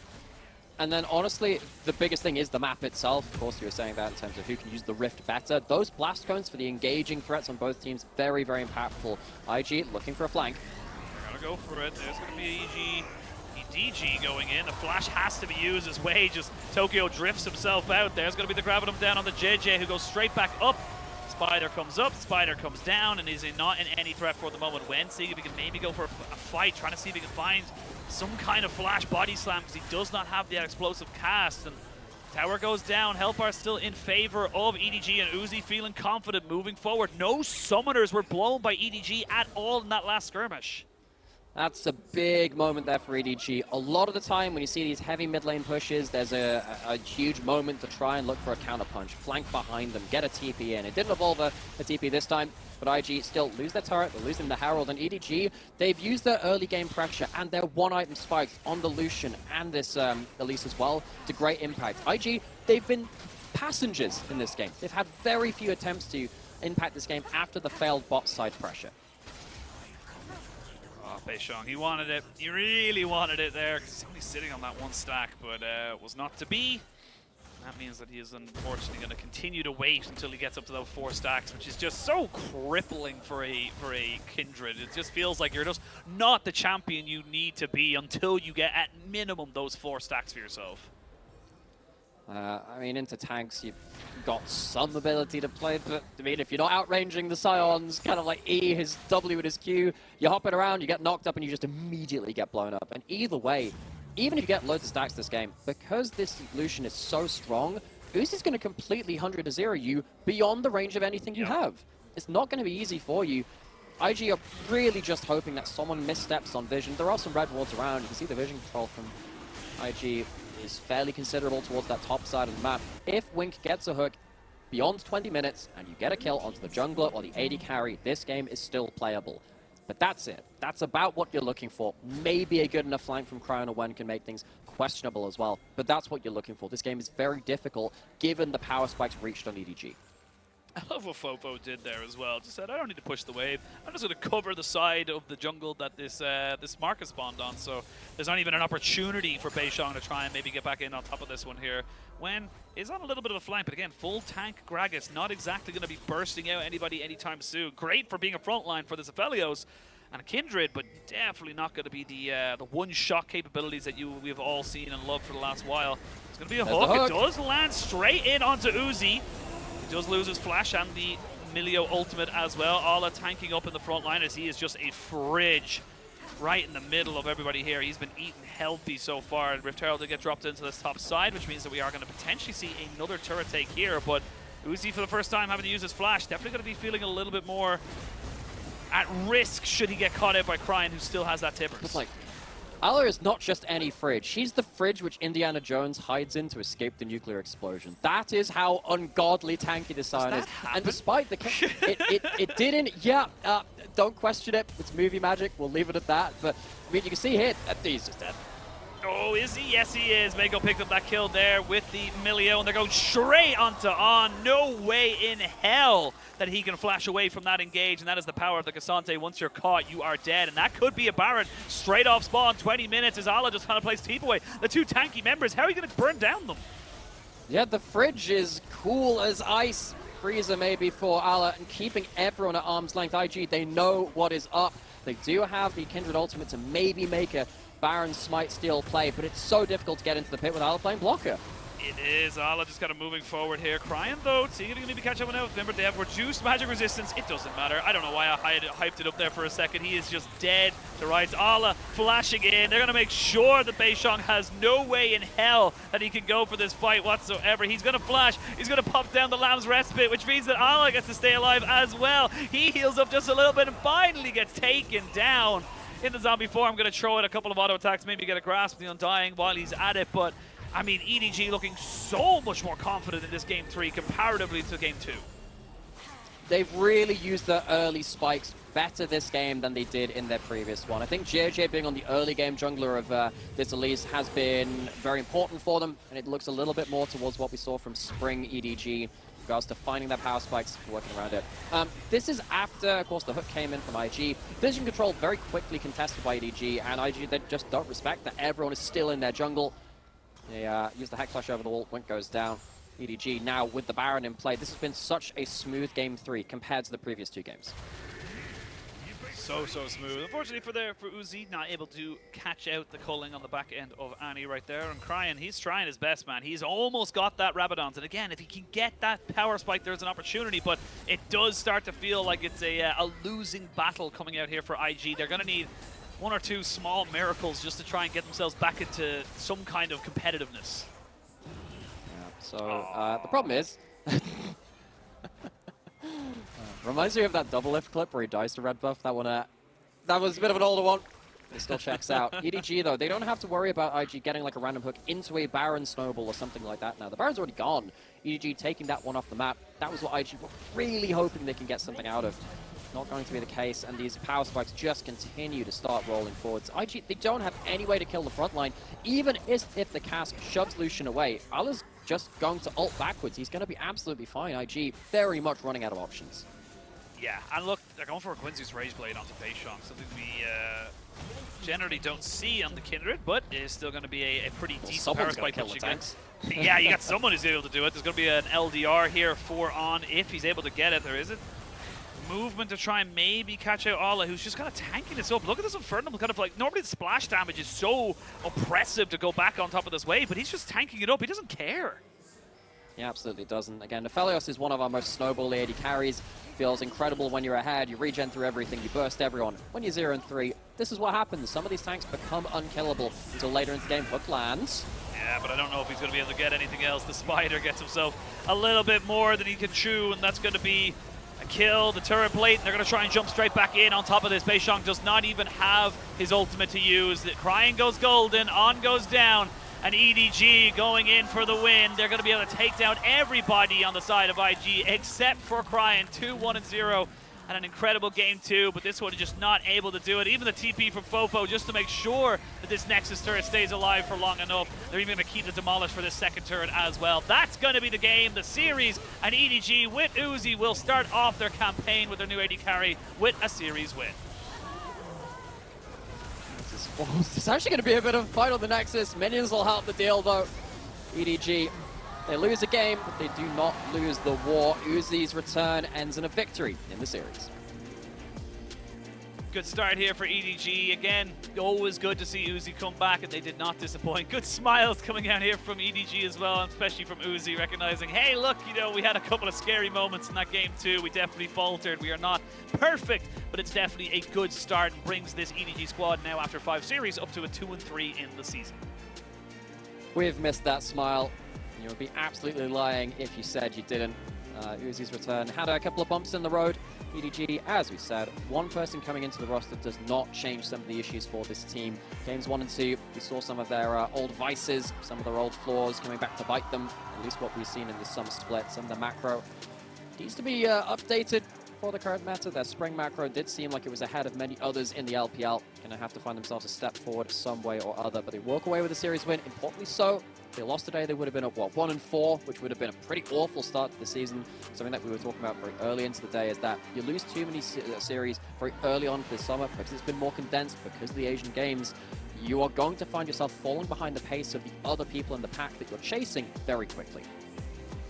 Absolutely, and look, it's a good start for EDG. Unfortunate for IG, and again, can't really say that they're... I don't think it'll be bittersweet. I always say that. It's, you know, it's kind of a situation when a lower-end team kind of falls behind a much larger roster, or at least on paper, for IG. But I think for them, you know, taking a game here, making it go a bit scrappy, the last game was kind of the only one where they really just kind of fell apart. They just couldn't keep it together versus EDG. And for me, it does feel like this is a small learning position. I think Wen looked decent on the gangplank. However, everything else is a little bit questionable for me. I know he plays a lot of Cassante in the LDL, but Cryan looked decent. I think On was okay until he fell a bit behind in that third game. There's still positives here for IG, even though they lost. And again, it comes down, they still took a game off EDG. There is still something to glean from this. Yeah, no, and I really would want to highlight when, again, the Gragas wasn't the issue in that last game either. No. The problem was that IG, they put down a pretty bold gambit towards this bot side and said, okay, we're going to put the Blitzcrank into the first pick Millie. We've seen LGD do it versus JDG. This can work. We can make this happen. And then they lose that first play in bot side. As pretty much as soon as that happens, you can write off this game pretty much as, oh, well, we're going to reset this scrim. That one's kind of gone awkward. And the Gragas did fine in that game either way. The gangplank, though, as you were saying, really was notable. For an LPL debut, it's pretty okay for the side of Wen. So IG, I think considering their top lane kind of switches in and out, this is still going to be quite a good one to track given this first series. Absolutely. I think for Beishang as well, yes, he got put behind. He tried his absolute hardest to make sure that bot lane just didn't fall any further behind. But unfortunately for him, it did mean that he wasn't really able to be proactive. You know, with the Kindred, you'd love to try and maybe go up towards that top side, roam with the Annie, try and get a 3-man into one. Yes, it's a Scion, but there are ways of making these things work. It just didn't come that particular way, or go that particular way for the side of IG. And look, I'm going to be honest as well and say, what the hell is that damage? Excuse me? What? What? I was going to say something completely different. We need to talk about this. Allah, what have you been eating? That is what? How? He's been eating Invictus Gaming. He's been eating them in his game 3. They're gone. They've gone into his gut. They've gone into that soul furnace. I mean, I'm going to imagine half of that is Sunfire Cape, and I'm just going to I'm going to pretend I do not see it. Tanks are not allowed to do that much damage. Damn, man, that is absurd. Allah looking to get a little revenge off of that game 2, where he should have been the carry and unfortunately just couldn't make it happen, and definitely did that. Holy moly, that is a hell of a lot of damage for a Scion to be doing. If you exclude Uzi, like, he did more than JJ, Fofo, and Mako combined, which is kind of nutty, but we'll see where they kind of leads ourselves in the kind of setup and stuff like that. But I was going to say, before we saw this absolutely nutty damage percentage of 36% coming in there for Allah, I actually think JJ played exceptional on this elite. He was very, very proactive. Yes. He was very much looking to be in the faces of IG. And look, it might be an MVP for the side of Uzi, but I would actually much prefer to either see Mako or JJ get those MVPs for themselves, because I think they just enabled Uzi to be able to keep themselves alive and just put down the work. For me, it is entirely on JJ. His early game pathing to make sure that Beishang could not impact that game, turned up in the right places, snowballed the map. JJ was the real general of this team. He led the team in a macro sense, and this was the best macro game that EDG had in this series. Yeah, well, we're going to send it over to Mako, who's standing by for a winner's interview. Hello there, welcome to post-game interview. I'm Christina. We're joined by Mako, the support for EDG. Congratulations on your win. Legends never die. First question I have to ask, how do you feel about playing with Uzi as a body for EDG? 欢迎 Mako 来到我们的赛后采访，恭喜 EDG 在今天的比赛中2-1拿下了胜利。第一个问题，传奇永不息，我们非常高兴的看到 UZI 选手重回赛场。那么对于 Mako 选手来说，和 EDG、UZI、EDG Mako 作为下路组征战 LPL， 感觉怎么样呢？也是蛮久没有跟 UZI 搭档了嘛，然后他这一次回来的话，我觉得我们训练的时间也不长嘛，但我觉得他的发挥还是挺好的。然后，怎么说，就是感觉让下路更有趣一点嘛。So first of all, it's been a long time since last time we played together as a body, and he returns. Actually, even though we haven't played scrims for a long time, I do think he performs very better, and he returns, which makes the LPL bowling more interesting. And the second question, I have to touch on the patch. Coming to the patch 13.11, because in the last patch, in the last meta, people saying it is a bowling meta. Bowling plays a very important role. So from your perspective, do you still agree with this opinion, especially in this meta? And I saw you play a lot of supportive roles like Yumi and Braum and Emilio. So do you think this meta suits your playstyle very well? 那么下一个问题，现在我们在打的是13.11嘛，可能跟上一个版本稍稍有点更新。那么最近的版本大家还是在讨论是不是一个下路为主的版本，所以说 Mako 选手同意这个观点吗？以及可以看到在最近的比赛中 ，Mako 选手可以是拿出了非常多特别保护性的英雄。你觉得现在这个版本会适应现在这支 EDG 的游戏风格吗？我觉得这个赛季开始以来，这个版本其实就是下路组非常重要的一个版本吧。所以说，我觉得就是 UZI 的回归也是，一个很好的机会吧，对于他自己来说，那对于你们队伍来说呢？你们下路的风格？我觉得他的打法一直都没有变吧，包括现在其实还是打得特别凶吧，然后我也尽量能跟上他。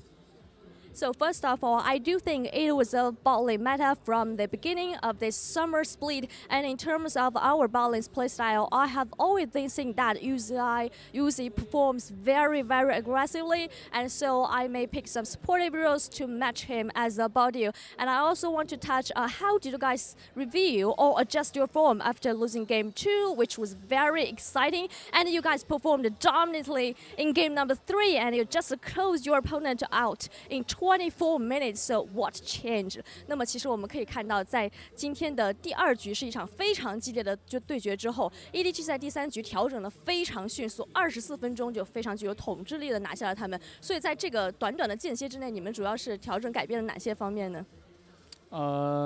因为换了边嘛，第2局是紫色方，然后包括阵容的选择，还有 BP 上面的顺序都调整，包括可能一些打法上面吧，也有一些改变。So first of all, we changed our side, and maybe we just made some adjustment in terms of the whole draft, Bampede strategies, and the playstyle, a lot of things. And still in game number 3, in early game, did you expect that Beishang will gank bowling very earlier? And how did you guys manage to fight back and get so many leads to snowball the game very smoothly? 那么还是第3局，像 Mako 选手说的，改变了很多嘛。那有没有预料到对面他们的打野还是会在前期针对你们的下路，以及你们这边是如何非常好的反击的呢？第3局在他们选到机器人之后，我们已经知道他们就是非常想在下路跟我们就是，抓我们啊，包括就是在下面的一些进行gank，包括保护吧。所以说我们也是跟打野沟通了，就是下路，感觉很需要他的那个支援吧。所以说他这次来得很及时。So after the Bampede phase, we have realized that our opponent maybe will target on bowling very earlier in early game. So we had a lot of communications to our jungler, and we asked him for help to fight back on bowling very early. Final question for you: you have a lot of fans, audience cheering for you, supporting for you. Is there anything you want to share with them? 那么最后一个问题，一直以来有非常多的观众、粉丝朋友们支持着你，支持着 EDG 这支队伍，有没有什么想跟大家说的呢？这个赛季初期可能不是特别顺利吧，现在战绩也不是很好，希望就是UZI回归之后我们打得更好吧，然后大家可以更期待我们之后的比赛。Thank you so much for your support. Maybe from the beginning of the summer split, maybe we haven't got very great result in standings, but now Uzi has returned. We do hope we can perform better and better in future. Thank you so much, and looking forward to our performance in upcoming matchups. Thank you so much for joining me. 谢谢 Mako 来到我们的赛后采访，也期待你们之后越打越好。Back to you guys. Thank you so much, Christina, and of course, thank you to Mako. I love that. Uzi has returned, and we are hoping that EDG's form will as well. A legendary bot lane that only could be dreamt of for so long has finally come to fruition. And I mean, it's going to be a tough battle for EDG, but I think they've gotten a lot of the big ones out of the way. They've obviously beaten IG today. They actually play later on this week against LNG, so a huge test here against the 2x RNG. I was going to say 2x RNG MSI winning AD carries coming up against each other. But we are going to have our MVP. I'm so glad to hear this name. It is JJ who is the MVP on this Elise. 100% deserved, just completely owned that early game. Wait, the MVP isn't Arla's Sunfire Cape? I am shocked. Shocked, I tell you. JJ was 20k damage, I'll let him have it. I have to say, actually, the one time the item gets the player of the game. But yeah, JJ, the early game general for EDG was back in fine form in Game 3. It's been a bit of a rough split for JJ so far compared to his spring expectations. He's not been bad this split by any means. It's just that he did so much for EDG when they were at the top of the table. This was such a key play. Flash Repel gets the kills down very early. And as soon as that bot lane play goes wrong, I mean, what do you do as IG? JJ already did such a great job of making sure Kindred was bullied out of their jungle. Every time they were bot side, he was there too. And as the game went on, EDG, they rolled over IG.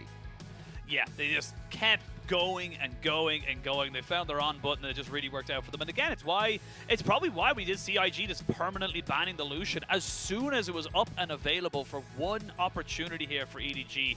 The presence was just so good. Now, we will obviously put a caveat on that the Milio was in there as well, but I don't really see the Milio as the big kind of, difference maker in this game. I feel like if you had the Nami, you would have done the exact same thing. So it just feels like this Lucian is something that is incredibly practiced here by Uzi and by the EDG team as a whole.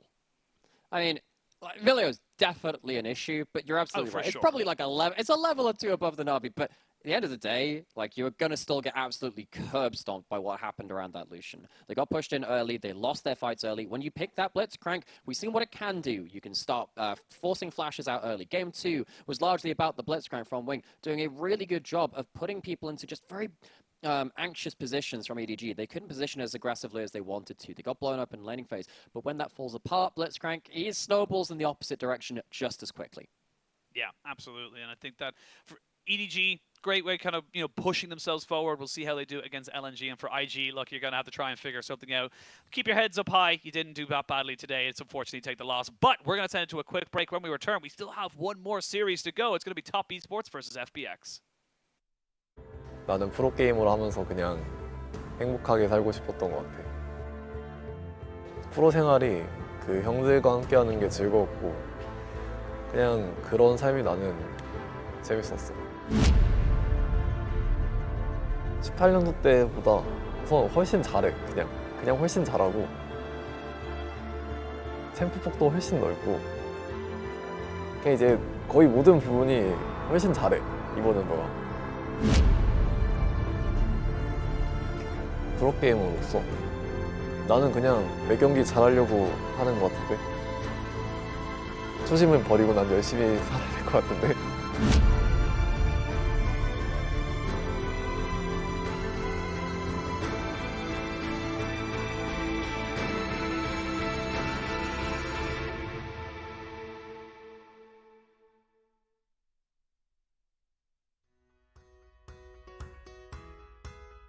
사실 게임을 이제 잘하는 입장을 가지고 있었으면서도 프로를 하고 싶다는 생각은 전혀 하지 않았고 그때 이제 대학교를 다니면서 방송하고 있었을 때 방송 계약이 끝나고 이제 중국에서 스카우트 제의가 들어와서 팀에 이제 구경을 갔는데 거기에 이제 좋아하는 선수가 있었어. 약간 한번 해볼까 하는 마음으로 시작을 해봤던 것 같아. 루키 선수였고 내가 솔랭을 하면서 루키 선수가 약간 잘한다고 생각했어 제일. 그 사람이 계기가 되어서 이제 프로게임을 시작하게 됐는데 지내다 보니까 좋은 사람인 걸 알게 돼서 이제 더 즐겁게 게임을 하게 된 것 같아. 우선 방송의 그 거부감을 좀 방송에 대한 어색함을 좀 줄여진 것 같고 그리고 도파 형이랑 지내서 우선 재밌었고 그리고 외국에서 이제 살면서 좀 그런 생활에 익숙해짐을 가진 것 같아요. 须要更换自己的队员，而且是2名队员要来做一个更换。哎，是的，对。首先是大家非常期待的晒啊，这名选手我相信很多观众都看过他的 rank 集锦，看过他的 OB 视频，看过他各种各样在韩服惊为天人的乱秀。 딱 지금 영상을 봤을 때 내가 느껴지듯이 긴장을 충분히 하는 상태인 것 같고 그냥 딱 그 상태지 않을까? 긴장했을 때 딱히 뭐 다른 생각을 하진 않았을 것 같아.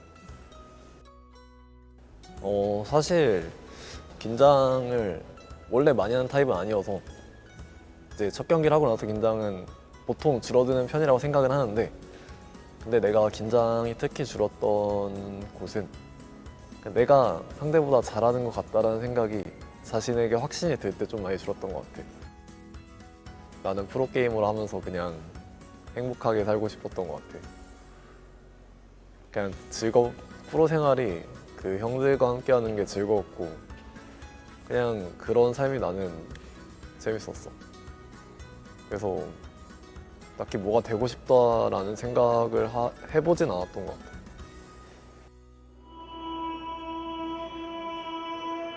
게임은 즐기려고 하는 거고 프로는 이기려고 하는 거지.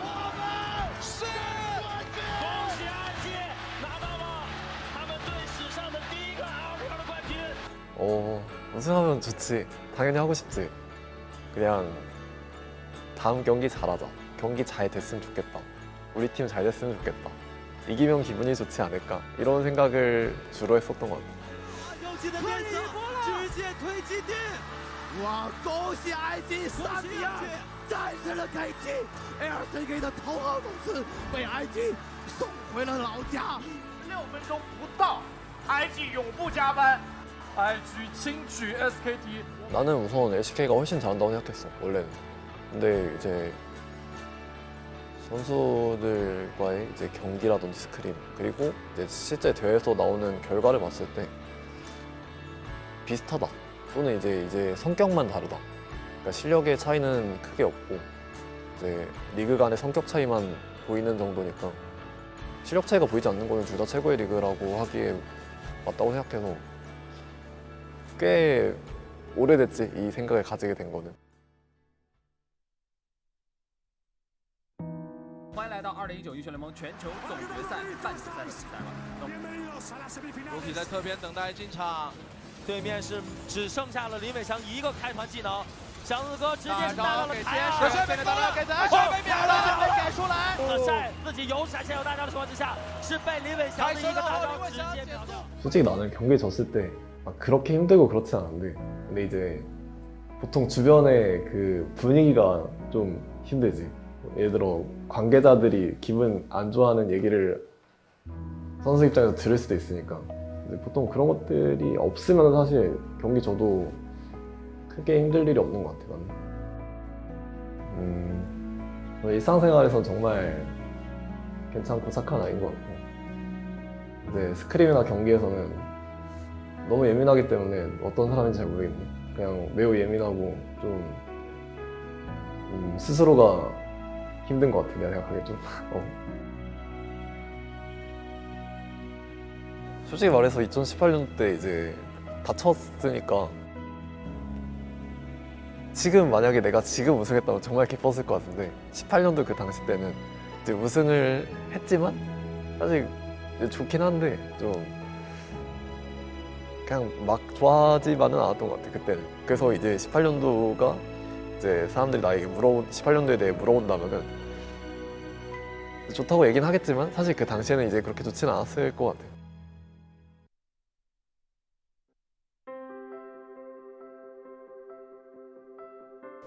그 생각은 사실 19년도부터 이미 하고 있었고 사실 18년도부터 사실 그 생각으로 게임을 했었고 좀 근데 이제 그 생각으로 하다 보니까 좀 사람이 많이 차가워진 것 같아.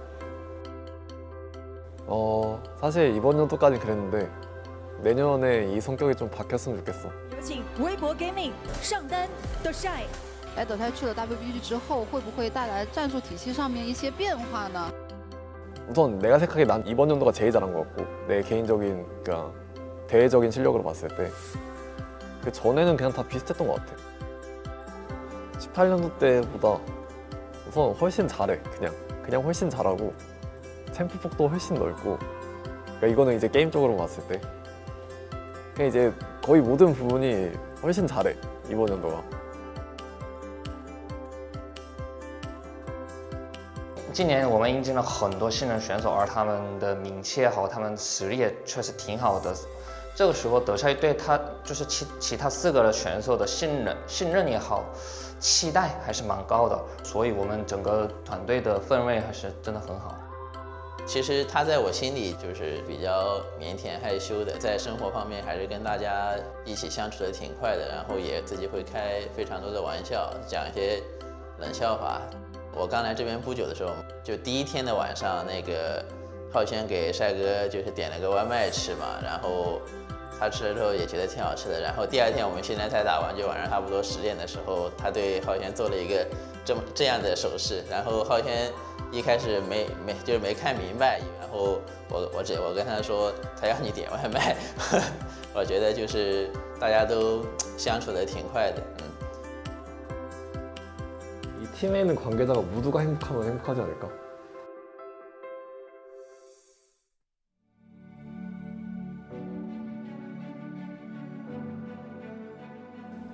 우선 이제 매우 어렸을 때 이제 사회생활을 하면서 그 과정에서 이미 어른이 됐다고 생각해. 나는 이미 매우 괜찮은 성격을 가지고 이제 괜찮은 가치관을 덕분에 가지게 된 것 같고, 수많은 팬분들이 이제 관심을 가져주게 되면서 이제 사랑을 받았고, 이제 그 과정에서 사랑을 베풀 수 있는 사람이 되었고, 프로게이머로서 나는 그냥 매 경기 잘하려고 하는 것 같은데, 이제 미래를 생각하지 않고 그냥 그 지금 해야 되는 경기를 이제 잘 하자. 사실 나는 노력을 더 한다면은 사실 나는 엄청 많은 시간을 프로게이머로 할 수 있을 것 같은데, 이제 그거는 이제 모르는 일이고, 이 초심으로 그냥 성적 더 잘 나오지 않을까?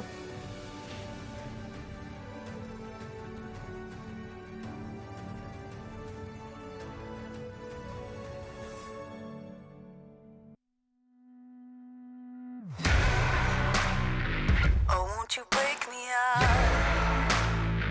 Oh, won't you break me out? Oh, won't you break me out? Break me out, break me out.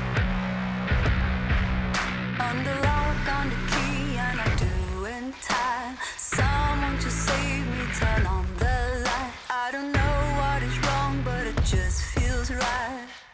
Won't you break me out? Won't you break me out? Like a bad dream, but I can't sleep. Seems like I just can't get past me. Oh, oh, oh, oh, oh, oh. Won't you break me out? You're the chain, you're the lock. Won't you hold me down? You're the key to the door. Won't you break me out for my freedom? For my freedom. You're the chain, you're the lock. Won't you hold me down? You're the key to the door. Won't you break me out for my freedom? For my freedom. Won't you break me out? Oh, won't you break me out? Oh, won't you break me out?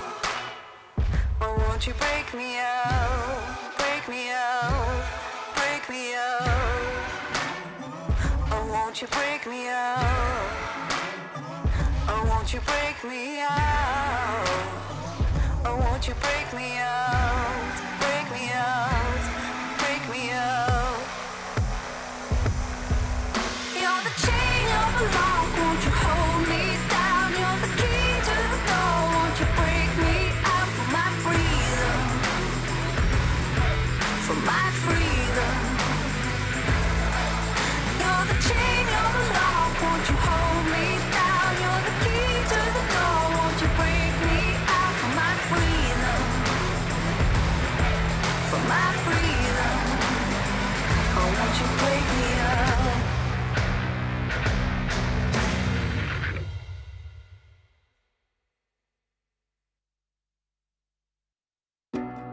wake up in my bedroom with you right next to me, holding my hand. Something I could get used to, 'cause you're by my side. When city lights blur the evening, hollow skies grab my feelings, and shooting stars have no meaning. I know, I wanna be where you are, forever and ever. I wanna be where you are, forever and ever. I wanna be where you are.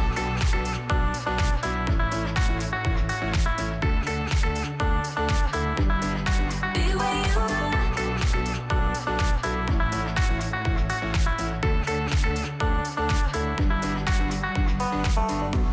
There's nothing like this feeling. Could look at you for hours, don't mind me. Didn't know how much I needed to have you by my side.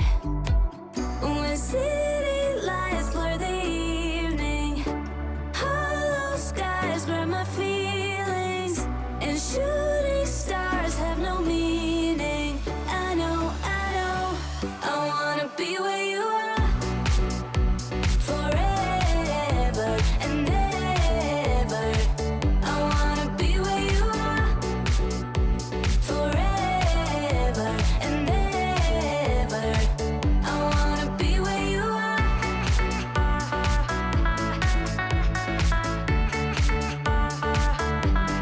Be where you are.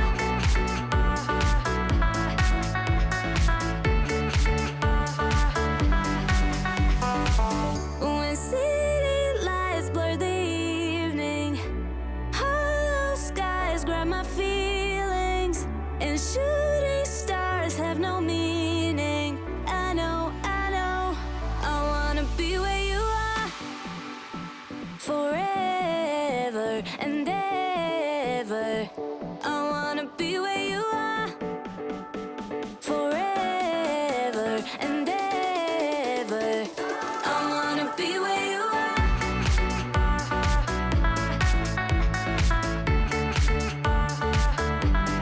Be where you are.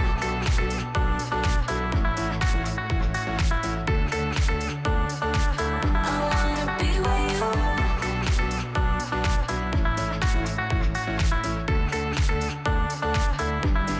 Be where you are.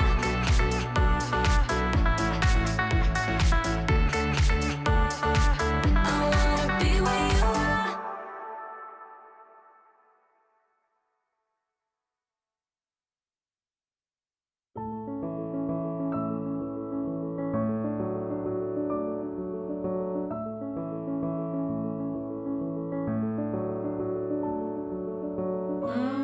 Now I know how it feels to hold pure solid gold.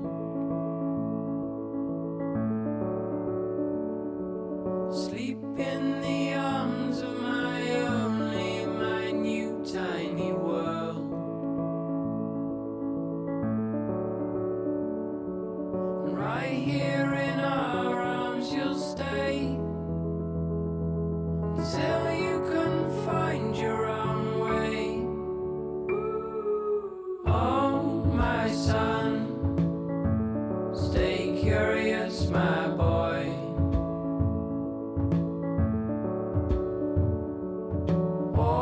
Always ask where this road goes.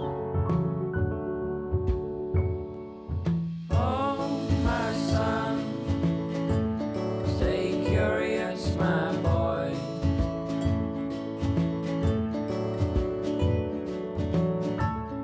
Just outside your door, you'll find love where you don't know.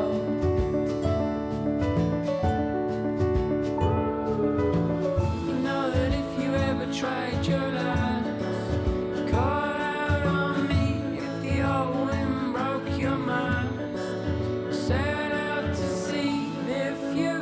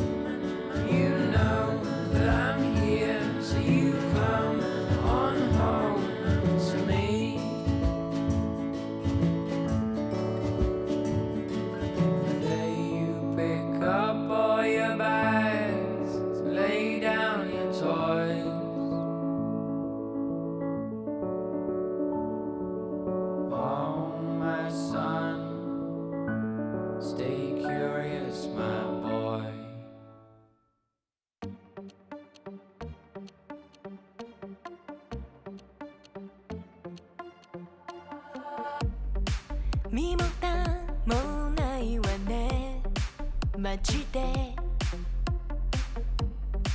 メール既読無視でもてめトラブルならすぐ相談してよだなんて細い指先が僕を指す Please come this way ピンヒールで突き刺す血の味が欲しいまで純粋だと思ったバカね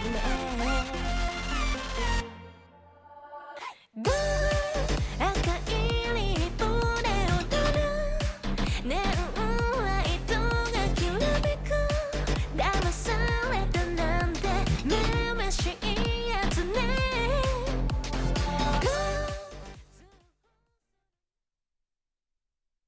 我们下一场对战 FunPlus， 我觉得我们要做的针对和准备就是，多提防他们打野的前期gank吧，然后打好自己就可以了。我觉得这个赛季我对自己的要求就是做好每一步就可以了，然后不拖累团队。想对小老虎说，我刚上 LPL 的时候就可以打爆你，现在也一样可以。下一场对上老东家滔博，我觉得，我们就尽量发挥出自己最大的实力就可以了。就我们下路打滔博的下路的话，我觉得就是生死看淡，不服就干，应该会打得很凶。我想对杰开说，就多搬点钩子吧，别被我 Q 倒了。Welcome back, one and all, to the LPL. We are coming into our third and final series of the day. It's going to be Top Esports versus Fun plus Phoenix. And I got to say, I love the confidence coming in there saying, like, look, you know what, Xiaolahu? I smashed you before. I'm going to smash you again. I am still Just Oshin. I am joined by the absolutely fantastic Nightmare. And we're going to be bringing you this final game. And again, this is a kind of a weird one where it's like Top Esports sometimes on paper should be smashing, but FPX, they're definitely not a team to be underestimated. Particularly with LWX finding a real run of form since kind of the end of spring, FPX are a team to be really considered as not really a top-tier team. They still have their struggles, but definitely somewhat a team that can trip up a lot of other teams in the LPL. I think that's something that we can say about almost every team, actually, across the entire league. Even a team like LGD or Anyone's Legend, which have previously been viewed as quite teams that have been struggling, they are really starting to push our top-tier teams. And despite the fact that Top Esports have found a return to form, which we haven't seen for a while from them since the first couple of weeks of spring, this is not a matchup they can take lightly. No, really, really not. Again, like FPX, as we said, they are down in the standings. 1-3 currently is their scoreline, but they went the full 3 games against LNG. Really made LNG kind of a little bit worried, I suppose, in that regard. And of course, now coming into this one, Top Esports, I mean, it's such an interesting kind of setup for these guys because when they need to turn it on, they do. And I think Rookie has definitely been stepping it up a little bit more in the last few weeks. But this is a team that, unfortunately, in the last split and a little bit in this one as well, has kind of a bit underperformed. Definitely looking at not as crisp as we expected this, pseudo super team to be. I think at the start of the year, it's important to characterize it from that point, really, because we had 2 teams that we had our eyes on as super teams. Maybe, well, let's call it 3, actually, because Weibo are in there as well. We had JDG, Weibo, and then we had Top Esports as well. We thought that Top Esports would be a top 2, 3, maybe top 4 team if they didn't quite hit it off. They really struggled in spring. They had a great first couple of weeks, and then they just couldn't make it work together. It felt like they, particularly around Lucian Nami's height of power in spring, they were awesome at playing around one-item power spikes. Rookie really popping off. Tien at that point as well, doing an awesome job of kind of marshalling the early game. And then they just lost whatever understanding they had as of their mid game. It felt like they did blow out the early game. Things fell apart. They had to kind of fall back to great individual performances, but their macro started falling off. So for Top Esports to start finding their way again on stage, very, very important for them. Because in particular, some of those star players started to have some awkward moments. Rookie looked mortal for once. He's had some great games to kind of bring back his form, but all of these players had questions asked of them. Absolutely, and I think that's the best way you kind of put it, is that, showing up on stage, showing up on the day, and being counted for it. I think for Top Esports, similar enough to JDG, you look at this roster, you're kind of thinking to yourself, anything but top 2 would be a little bit of a failure, and spring was already a massive, massive bust for this team. So they need to be coming in, they need to be having a much better time of it. And for someone like, you know, as we just saw coming out on stage, Jackie Love, I need to see him kind of pop off. This is an 80 carry centric meta. He is having good games, but it isn't being won by him, which is a lot different to say about other teams. It does feel like we're talking about 80 carries from all other teams carrying their team, you know, getting those big team fights. Hell, even Uzi in that last series was carrying on the Aphelios in game number 1. So these are small little things that I need to see Jackie Love kind of improve on. And I will say, just right before we kind of, you know, move to this particular camera shot, it was nice to see the top esports team kind of looking happy, looking jovial, not letting themselves get too down in the dumps about it, because, I mean, like, momentum is everything. And at the end of the day, as much as we're kind of putting in all these like, oh this, oh that, they're still 4-1. They are still looking to try and, you know, equal out their roster record, excuse me, with JDG, and they have taken down teams like Weibo, like EDG, and they have unfortunately only lost to LNG, who should be another top 4 team. So this isn't a bad top esports run for the moment, just needs to be a little bit better because of the expectations we set. And those expectations, again, you really have to view it as the year as a whole. FPX, I think they're a team which had significantly lower expectations, a team which, you know, in the past won a world championship, has done incredibly well in the LPL. This is a team which is kind of reclaiming parts of their former glory, or at least attempting to. Again, LWX has been really core to that. As you'll notice, some of you with the eagle eyes will have noticed that on the roster up there, it's not Hacker in the jungle. It's going to be, of course, Bonnie coming in there as well. So some changes coming in to the FPX lineup. Maybe that can be the start of something special for this team. Yeah, look, Hacker's been around for a very long time. It does feel like it is a little bit of a... Again, it's a what I call a searching time, a soul searching time for the side of FPX. Long time since 2019. They are still figuring out how they want to change them. Similar enough to earlier today, we actually have 3 previous world champions on the stages today, but for FPX, they're still trying to find that, you know, that moment, that spark to see where they want to try and bring this one here. They have they've got like the metal detector as they're going onto stage, and every team's like, oh, I've just got this medal I hear from this international tournament that I won. Oh God, I forgot about it. You know what? How could I forget? You know what? If I won the League of Legends World Champ, if I won any World Championship, I'm gonna put it that way. If I won any World Championship, I would be holding that over everybody. It's like, you know what? I don't care if it was in 2019 or 4 years from there. LWX will be holding that up, just being like, oh, do you have this top esports? Oh, you don't? Oh, okay, cool, no worries. But, oh my God, I just happen to have this on my person. That's how I would be about it. But this is 2 World Championship winning 80 carries now coming in towards that bot lane. Of course, Tien going up against his former organization. We have seen it quite a few times, and this is an interesting kind of setup here now for top esports. I want to see them do more. I want to see them kind of come out swinging in this game and prove that they are able to, you know, stand up to the behemoths that are like the JDG and BLG now in this context. Yeah. I will say, though, for top esports, they have a lot to prove to me in regards to their macro. In the same way that we were talking about EDG, it felt like the way that they were winning, and you know, the third game was a bit different. We did talk about them having some really good early game plans, but the way that they were winning was through exceptional individual performances as opposed to exceptional macro. And so a team like Top Esports really exemplifies that because they have really good individual players. You look at that roster on paper and you think, huh, that's a lot of star players. But they've had to rely on that as opposed to their understanding of the meta and the way they move across the map. That is what separates a good team from a great team and one that can actually win the league. I think the reason why particularly BLG and OMG did very well in spring is because they had a leg up on that, and in regards to their drafts as well, compared to a lot of the other competition within the LPL. Now these teams which we had high expectations of at the start of the year, they need to catch up on that to really prove to us they are still a top team from where we put them on paper. Yeah, I mean, look, for top esports, every single series, bar one so far this split, has been 2-1, minimum. They lost 2-1 to LNG, then they beat EDG 2-1. Have they inherited the JDG curse, the 3-game curse? I don't know, man. Let's call it extra scrim bucks, but it is just feeling a little bit of, you know, again, that they're kind of elongating it. They went 2-1 up against TT. And in fairness, some of these you would argue you would expect to go to 3 series, but it is that thing of, like, we need to see them kind of dominating. That's what kind of, you know, separates the things. Like, we've seen BLG dominate so far. We've seen JDG dominate so far. you know, we've even seen LNG kind of come out and be a little bit more dominant. That's what, as you mentioned, makes a difference between a good team and a great team. And I really do want to see Top Esports, because again, like, we're very harsh on this team. We're very harsh on these players because we care, because we know how high their ceiling is. And I think that's something that is always kind of forgotten. It's like, oh, these casters are being so harsh. They're winning. What's the problem? But how are they winning is always such an important conversation.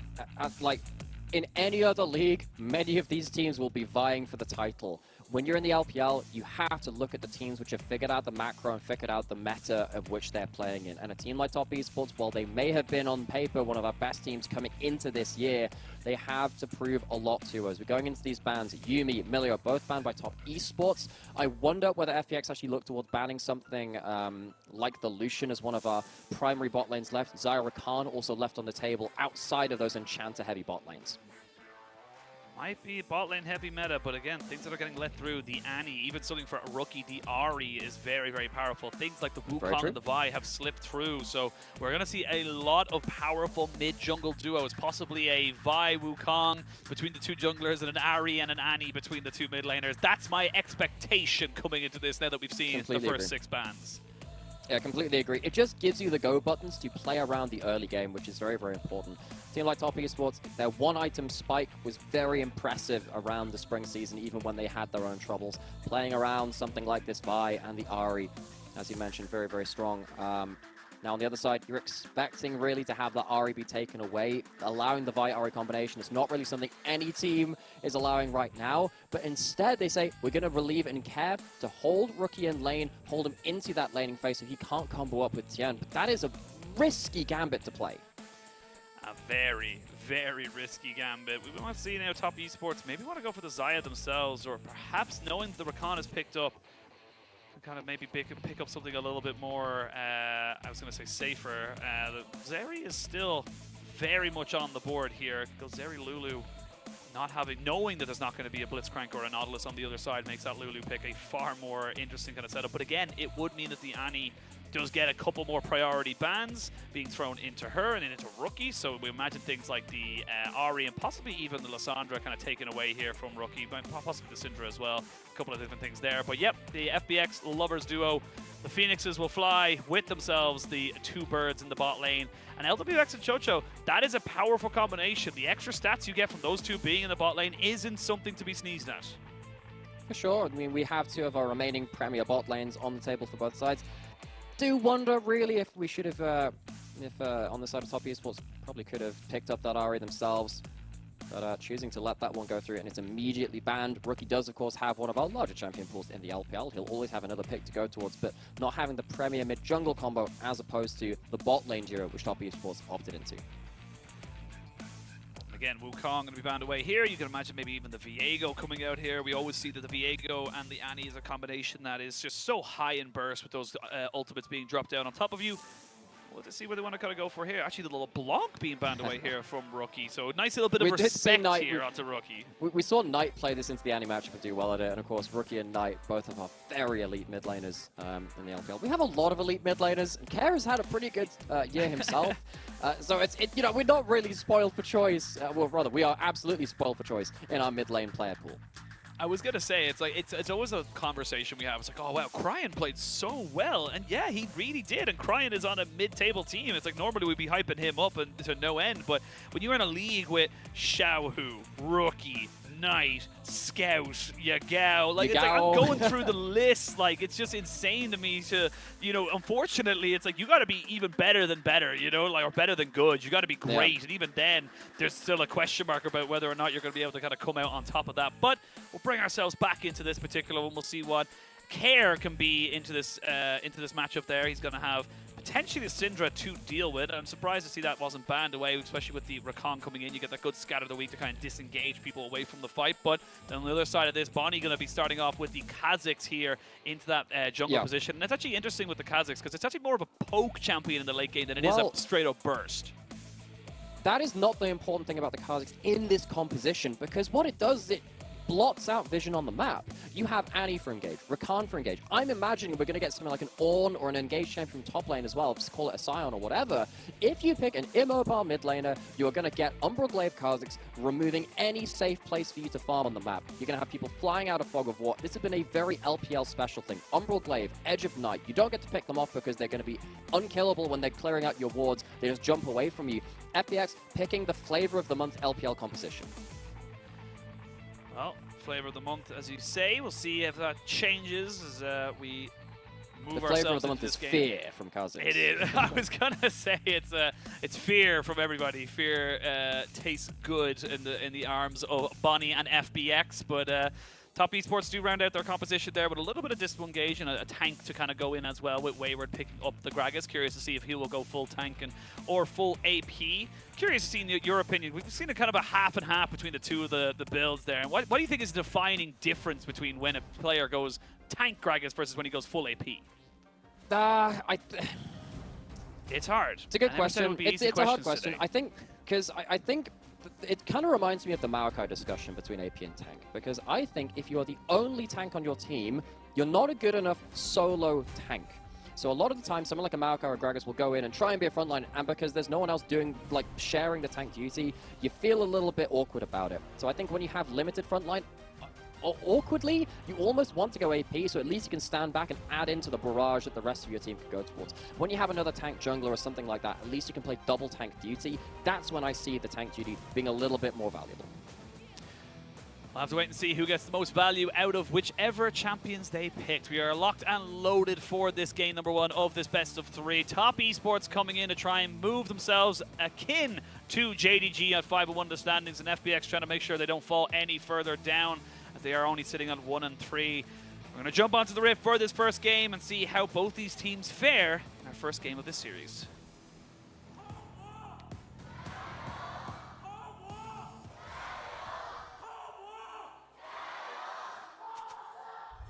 Jesus. I was about to say.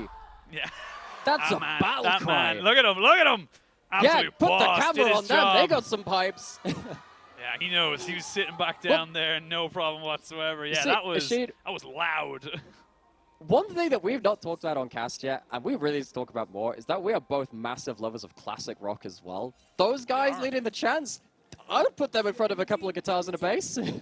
Absolutely. It's kind of, you know what, even the modern day rock screamo bands and stuff is like, that wasn't bad, you know? Get Lyric on there, you know, introducing him to Lyric to maybe start up an LPL screamo band, something akin to electronics over in the LEC, but that'd be kind of cool, I'm not going to lie. I have a 7-string back home I could whip out. We can make something work about this. But what needs to work for Top Esports is a little bit of this TN pressure up with Rookie as well. I think that once Care hits level 6 and the first item comes in from Bonnie, FPX probably going to start blotting out that vision and make things very, very difficult. Before that, though, I think that TN, Rookie, and his lanes can very much do very well across this map. And look, nothing's really going to be exciting, I imagine, for the first few minutes of this game. Might see some action between TN and Rookie, as you do have a double CC combination between the Vi and the Syndra. Very, very powerful combination in its own right. But honestly, most of the time, it is just farming up, waiting till everyone gets their level 6s, and we move back towards those big objective fights. And fortunate there for Top Esports, weren't able to clear that ward. Feel like they could have. But it's a weird one for me. I don't know how consistent or inconsistent it is. It just feels like sometimes your wards stay up long enough for people to kill them off, and then you can't kill the enemy wards. It feels weirdly Your team's ward, enemy team's wards. Yeah. Literally. We've heard about that in regards to your team's Yasuo, enemy team's Yasuo. The wards are in on it too. But yes, I think mid-jungle 2v2, there is something. You can see TN's right here. The stun's very long range for the Syndra compared to the Annie, who needs to be in a bit closer range. There are some options there. And as you can see, Rookie has push, bot lane has push, top lane with the Gragas as well has the ability to push in most lanes there too, and this allows TN to go into the enemy jungle, despite the fact that Kha'Zix is normally the one invading onto the Vi. Yeah, just able to, as you mentioned, the priority mid, bot, there's no one really to help out Bonnie, so getting pushed in here pretty aggressively. We'll say that does have double buffs available to the Kha'Zix, so the pathing he took is definitely a little bit easier for him to be able to defend himself. There's no camps here for the moment. He's going to jump straight in onto TN, and TN needs to respect this, honestly. Yes, you've got priority in the lanes, but like you mentioned, the Kha'Zix, the isolate damage, is still going to tear you apart. This was the meta evolution from MSI. Everyone was playing Wukong and Vi. Turns out Kha'Zix can really damage them early. Gets both buffs to have some more combat power. Tian only going to go back for his red buff right now. Mainly just keeping an eye on where Bonnie was. And using those pushing lanes as we saw. It allows top esports lanes to push as though the jungler isn't there, because the jungler actually isn't there.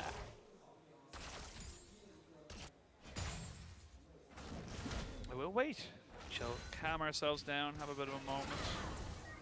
We're almost coming up actually quite quickly. We're 2.5 weeks into the split. By next week we'll be halfway through the split.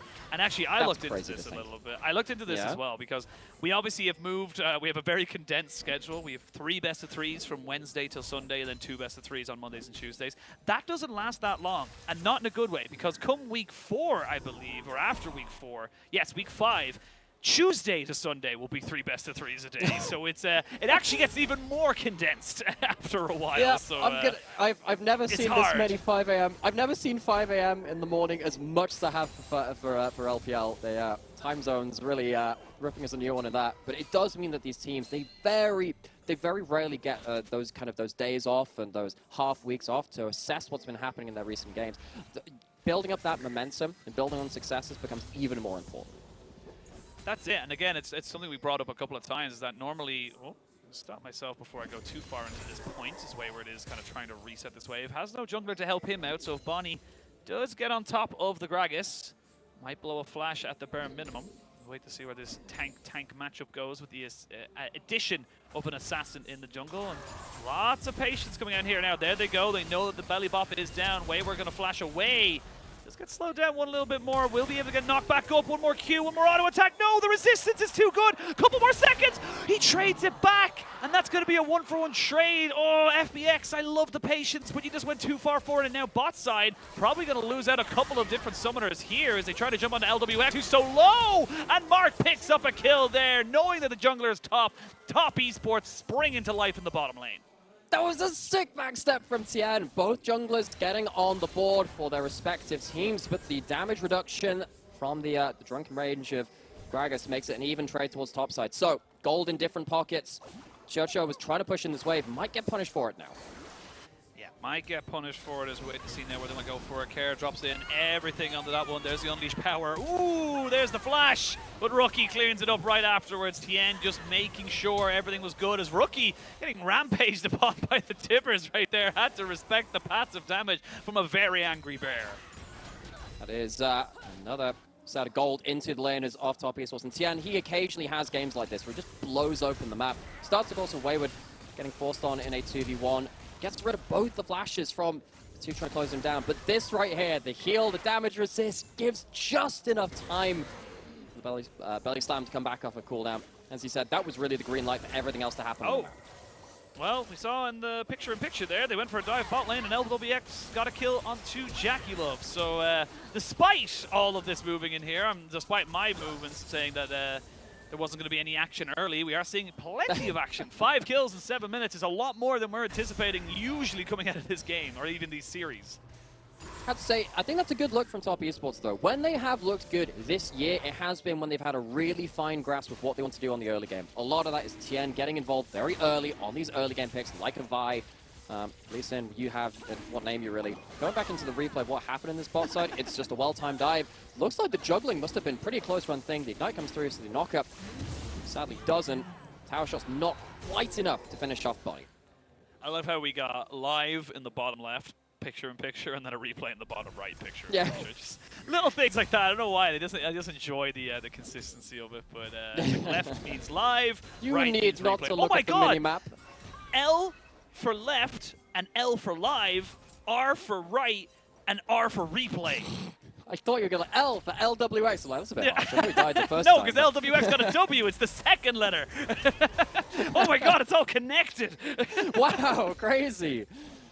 So when he's having a good game, he's just WX. When he loses, he's just LX. Makes so much sense now. Yeah, I'm just getting way too deep into my own theories of different things, but it's been a long day, Asheen. It's been a long day. It's been a fun day though. We got Uzi coming back, got some bangers. Yeah, we got the cast for first time in this split. Last time we cast at LPL together was Spring Split, I believe. So yeah, in regular season, even. We've been saving it up for an opportune moment. We've got the Uzi comeback. We've got this battle of previous international title holders across the board. It's great. Getting there, getting through the season. Always fun to have. The good.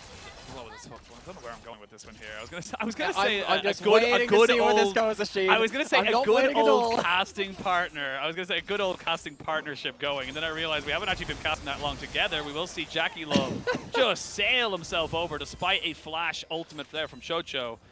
Isn't it great when the players on screen bail you out of just like a completely dead-end tangent because you're sort of like, Thank you, FPX. We had all of this stuff.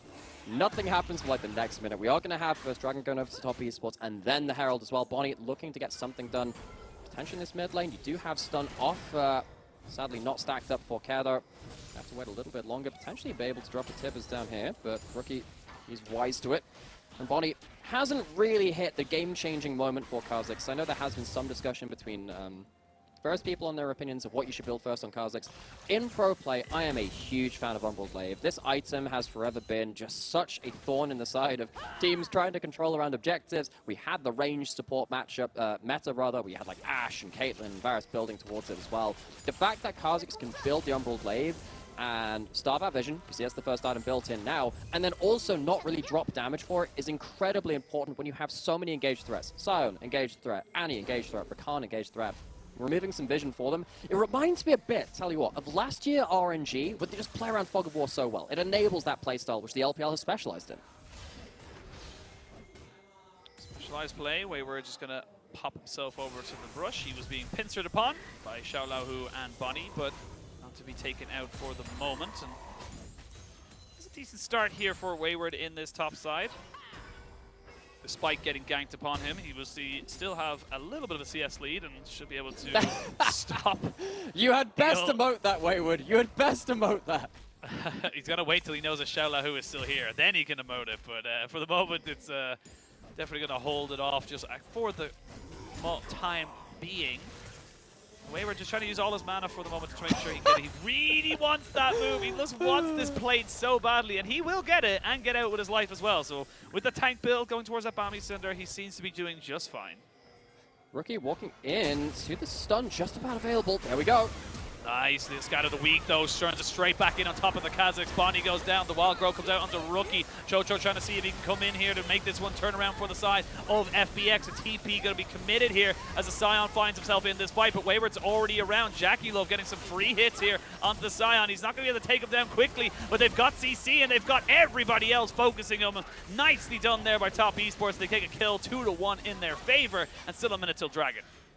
And that starts with a top esports member walking into FPX's jungle, but knew the spacing he had with his teammates. That's a lot of gold onto some very important people. Syndra, very snowbally, gets to the point where he gives too much gold, especially those Dark Seal stacks as well. They're going to reach to be a point where they can really start one-shotting the opposition. FPX just a little too overeager, trying to finish off that first kill. Little overeager, and we're not done just yet because we're gonna have another fight around there in a couple of seconds. As Rookie was the one to pick up a little POV here. Rookie just trying to make sure he could catch out everybody, and it's a great scatter of the week that kind of sets this whole thing up. He does, and he walks back knowing that he can get out of isolation range of the Kha'Zix, despite the fact that FPX really do just commit to the play.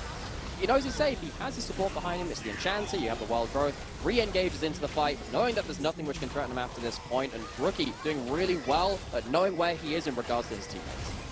Yeah, where he is and where he can stand. You can see him there constantly looking to try and edge back in on top of this fight, making sure he was always within range to throw out a sphere, maybe make a scatter the weak land for his team to change the tide of the fight. And it did just that. 2-0 and 2 onto Rookie now. And this is what I was talking about. Rookie, again, such high expectations of this guy in general, but he was having a little bit of a lackluster spring. Didn't look that great in terms of the first series or two for summer.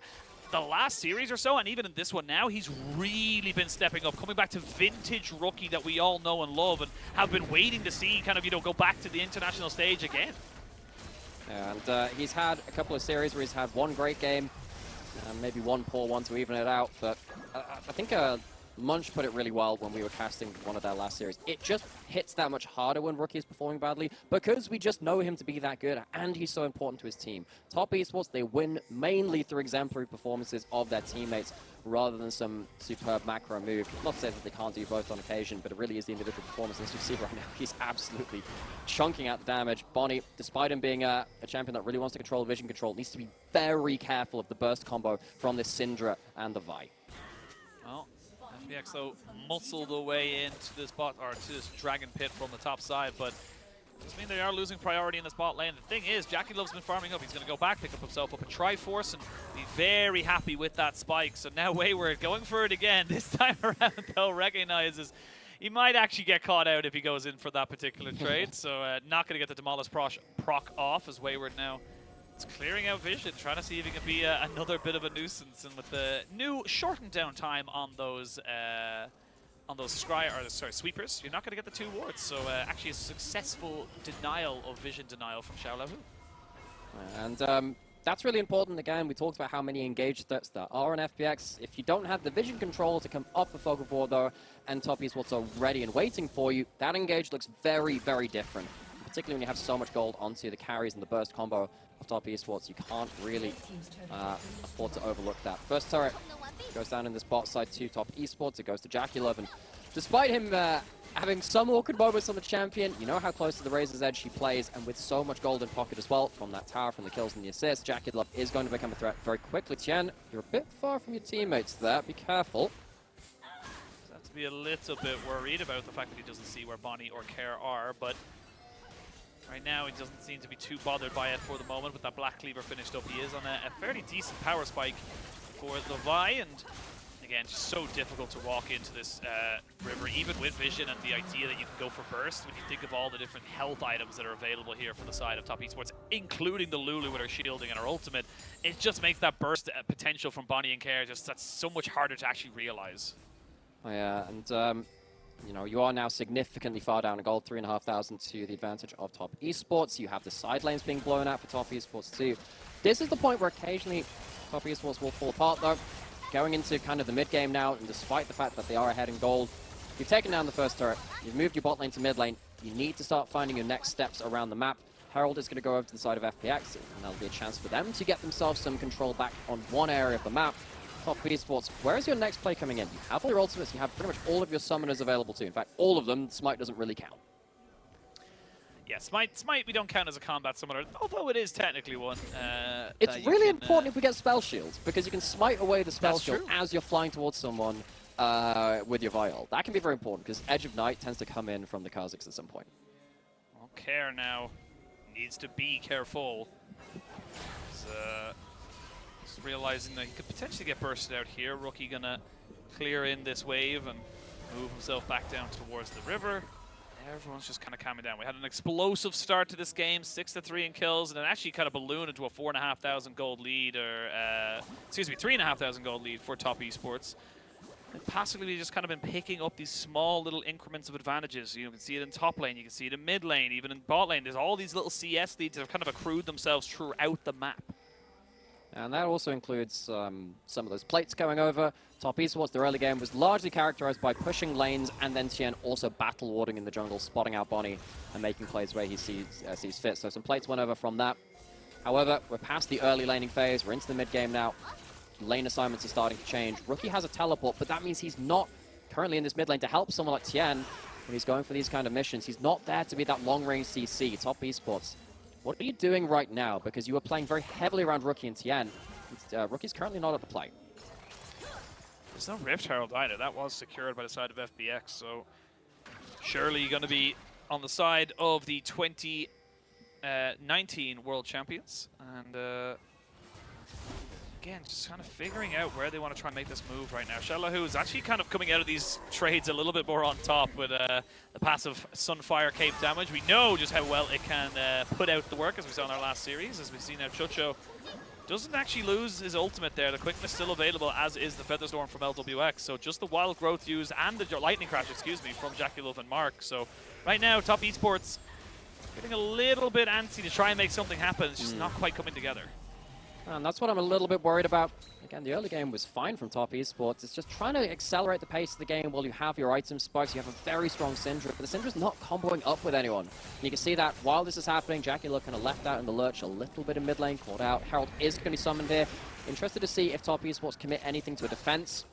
As it stands, FPX looking to just get that charge down, but they're pretty far away from the Herald. They're pretty far away from it. There's going to be a belly bop into Shala, who has to go straight into his ultimate to make sure he doesn't get brought off vision. back into it. That is off vision. Now it's on vision. Care has been caught out as Tien going to be the target for the moment. Nobody going down. The health bars on FPX, though, very much hindered from that last skirmish. 2 flashes burnt here by the side of Top Esports. Gets them a health bar lead, but doesn't really get them anything else. While that's happening, though, Rookie was in top side, and he's going to get a free tower for that because he did not pull the trigger. And one of the reasons Top Esports haven't been making as many proactive plays is because Rookie isn't there, and he's the long-range CC, which can combo up with Tien. Does, however, open up the map on that top side as well now. Two outer turrets down on side lanes in the favor of Top Esports. Rookie's going to recall now. Interested to see where his next lane position is. Where's he going to push in the rest of the map? We've got a Dragon spawning in a minute. That will be Soul Point for Top Esports, setting them up for a Soul later into the game. You've got to imagine that FPX need to be very careful about how they approach that. They don't really have the best vision control right now. Chocho is looking to put down some vision. You've got the Umbral Glaive off cooldown from Bonnie, and he has a Dust Blade too, so it's not going to be the Edge of Night for him to help out in his warding mission and keep himself safe. FPX, this is where realistically you want to be trying to get some control. It's all very tense for the moment. Still, though, 3,500 gold is still the lead here for the side of Top Esports as they continue to put pressure on the FPX. And in fairness to FPX, they've been very good at maintaining that goal deficit. Again, it's something that you kind of see some players end up kind of going a little bit too far one way, speaking of which. Chocho just moving backwards there. The rest of FPX were sitting in the Dragon Pit waiting for someone to go for a Care. Had to use the Hextech Rocket Belt to make sure he doesn't go in. There's Tien going in with the ultimate. They're going to jump straight onto Care, burst him out. Tien picks up that kill, but now can the real fight begin? LWBG needs to get these feathers down and make some work happen. Rookie blows up the Kazakh, squashes that bug, and the lightning is just ricocheting across all these FPX members. It's going to be a double kill here for Jackie Love, and that is 3 unanswered kills, actually 4 unanswered kills in favor of the side of Top Esports. They don't even have to go for the Dragon, they go straight for the Baron. Exactly, it is the exact right time in the game to pick this kind of fight. It's Act 2 of the LPL, Baron spawns, Baron dies. And FPX, this was their time to try and establish something in this bot side river, but Rookie comes back to this area of the map. When they were playing around the mid lane, Rookie wasn't there. That was one of the big playmaking tools that Top Esports have wanted to rely on. And despite the fact that Chocho gets a good engage, the knockup from the Wild Growth stops the Scion Q follow-up, and that stops the positioning from FPX afterwards. Top Esports in the broken fights, particularly with Jackie Love stacking up that ultimate, needs to be locked down. The interrupts and stuff like that Scion Q really turn that fight in favor of Top Esports. Absolutely. Dragon's still up and available. Baron does mean that the gold is here. As we can see, Care now jumping up to Wayward. Bonnie is off to the side. Bonnie was looking for Wayward here, but it's a full tank Gragas, and you can see you do not win that fight. Actually, Wayward goes straight back over and says, you know what? No, I'm not done with this 1v3. I decide when we finish off this fight. And I mean, FPX, they were doing well for so long, but that one fight into the Baron, now into the Dragon Soul, it just makes it so difficult for them to really do anything in this game. And an Ocean Soul with a Zeri on your team? Good luck burning through her health bar. It is disastrous to lose that fight at the point they did. It's the earliest possible Baron. It's going to blow open the map. You can see that the gold power play, it's not huge right now, just 1,000, but it will continue to allow Top Esports to push in and control the map. Here we go. They're going to jump straight in on the Chocho, try and burst him out before anything else can happen. Does get the quickness, the battle dance off, but that's all in defense. Does get knocked back here by the Scatter the weak Shallow, who now seeing if he can pank up, but again, he has no magic resistance really to speak of. He's just not going to be able to stand in front of this absolute torrent of power that's coming out here from Top Esports. And this is what we wanted to see. This is exactly the kind of game we wanted to see from Top Esports. It's been domination. They've never looked out of control so far this game.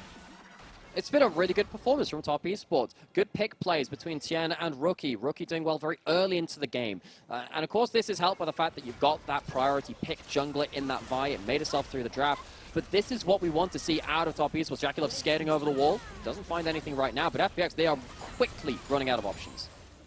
They need to find something. They need to flash Tibbers into Bonnie, catching out the Zeri. But even with a cleanse, that's a very big risk to take. And not having the Zhonya's any way, shape, or form close for Care means that he's going to be putting himself in such a hard position to try and continue the fight afterwards to get those rotational spells back.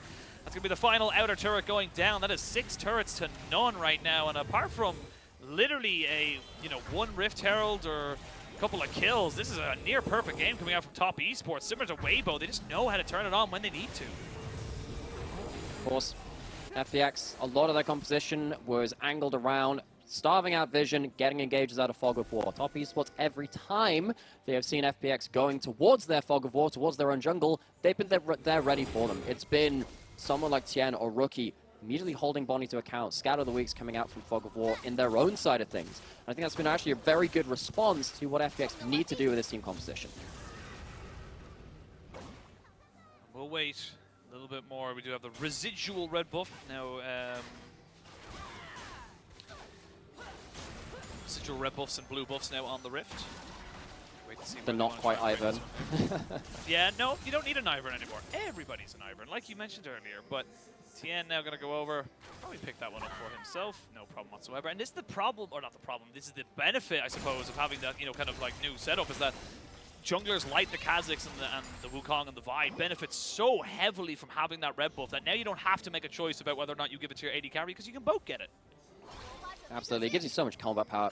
So many of these early skirmish junglers make full use of that. You're correct in saying that one. Now, Top Esports, they return back to this mid lane. Jackie standing close to the wall, make sure that he's not in a position to get caught out. And FPX, they don't have good engage options right now. They're getting shoved in across the map. Chotro has been spotted as well. And you've only got so many sweepers, only got so much vision control. Yeah, and well, Cleanse and Flash will get burnt by Jackie Love, but fortunately for the side of FPX, there's nothing else really for them to gain from this one here. And Jackie Love just kind of keeps pushing forward, recognizing no one can step to him. While this is happening, Rookie is just playing PvE. Rookie has been split pushing this entire game. There's the explosive cast to come down, and LWX is dead. It's going to be the L capitalized in his name for this particular game. And this is going to be the bot lane inhibitor broken open. This could be the game, honestly, right now. They could just keep pushing in. Who's going to stop them? Feels like it's going to end with a whimper, not a bang. Top Esports going towards the enemy champions, though. They are moving in. Here we go. Jumping in there. We're trying to get on top of Caird. He is just deleted. A stopwatch used to stop Shallahu from getting anything else out of that one on top of the Vi. They're going to jump straight in onto these Nexus turrets. I will say they haven't built the game just yet. It is still only 25.5 minutes into the game, but again, like I said earlier, who is going to stop them? Jackie Love is too damn big. A flash from Shallahu to keep him alive. Some battle dances, some nice little moves. LWX is here. Can he defend it? That is the question. It's going to be difficult, but the answer is already decided. It is a no coming out here from FPX. Top Esports will be able to pick themselves up the win, and that is just a dominant showing here from Top Esports. They make it look solo counterplay as well. Typically, when we've seen that composition come out of FPX and other teams in the LPL, it feels like if they go into the mid game in any semblance of being even, it's very hard to play against that amount of engage when they have that vision control, but they just were never allowed to get it. I think particularly Rookie Syndra was key to that, with that Vi being able to follow up. You can't really walk towards those places you want to get wards down without getting completely mashed. And I think Top Esports, the fact that they know that and they can play around that, they have an understanding of it, it's very important to show where they are in regards to the meta. In spring, they weren't close. In summer, feels like they've got a much better grasp on how they want to play the game. Absolutely, and I think the big thing as well is that for Top Esports, for me, that's the Top Esports I expected. That's the Top Esports I need to see far more consistently in this league, because this roster is just so full of amazing talent that can win on their own and win in terms of a macro play. That's the beauty of this roster, and it does feel like I need to see them do a little bit more, just kind of, again, consistency. Just need more consistency from this roster, because when it comes together, it just looks impossible to deal with. Again, just Jackie Love and Mark comboing together so well. As you mentioned there, Tien and Rookie on the Syndra, just able to burst out people so easily. And then Wayward just straight up being a nuisance, making sure that no one could really step up to what Top Esports were going for. And unfortunately for FPX, they were on the receiving end of an absolute hiding. There was just no real opportunity for them to come back into this. There wasn't really given anything for the side of Top for FPX to try and take advantage of. Now going into game 2, you expect that FPX are going to go over towards blue side. The Vi first pick, I mean, you know why it's banned so much. And particularly when you have players like Knight, Rookie, Yagao, these players which have every single pick champion under the sun in their own champion pool. you're never going to be able to deny them a good Vi combo. Now, you didn't get the Premier one in the Vi Ari, but Vi Syndra is not too far behind it, and the ability to kind of take that burden, put it onto your mid laner's champion pool in the way that LPL teams very much can, and leave that late to the draft so you can secure yourself a priority bot lane. That was very impactful for how Top Esports drafted in this first game. Game 2, really need to see FPX deny them some of those power picks, maybe snatch up one of those priority junglers yourself before they get those combos rolling. That's the thing. The Vi and the Wukong went past the first phase of bans, and then after that, you know, they banned away the Wukong, they banned away the Nocturne, and kind of all of your really good dive engage just was taken away. The Kha'Zix is fine. It's just not got the same level of kind of sticking ability to the things like the Wukong and, of course, the Vi do have. So, I mean, it was from start to finish. There was literally never a time they were behind in gold. From 37 at 0-0-0 right up till 25, it was a dominant win, all said and done. And again, look, Xiao Lao Hu proving the Sunfire Cape does a hell of a lot of work when you let it just burn. Sadly, it was not enough to outdamage Wayward or anyone else really of importance. Who also had a Sunfire Cape. Yeah, and the Jack Show. And honestly, I mean, I was wondering whether we'd see the AP or the Tank Gragas. We talked about that very much at the start of the game. But the Tank Gragas became so insufferable to remove from the map. And FPX, again, they were just really blown out as soon as Rookie and Tien started taking over the map. Yeah, absolutely. And look, for FPX, you need to try something different. I think getting the Annie was good, knowing that you can pick up the Rakan as well to try and set up a Lovers duo on the bot side to get some kind of pressure was a nice idea. Execution just not really quite there. You know, you can see it there, just not really putting out enough damage here between your two carries. We've seen it so many times with the Xayah and the Annie explode with the amount of damage they're able to do, and there's so many times Care and LWX just couldn't plant their feet and put out the work. So again, really just have to move past this one game now. I'm very impressed with how Top Esports approached one of the more common team compositions that we see coming out of the LPL. Engage, plus that vision denial. I mean, we'll talk about that for a very long time because this is really what we see. The fact that Top Esports have themselves a step forward on that and they say, look, we can deal with this. This is very meta. We have an answer for it. Very important. So I want to see FPX flip the script a little bit, remove some of those tools to kind of combat the fog of war battle if they want to play the same style in game 2.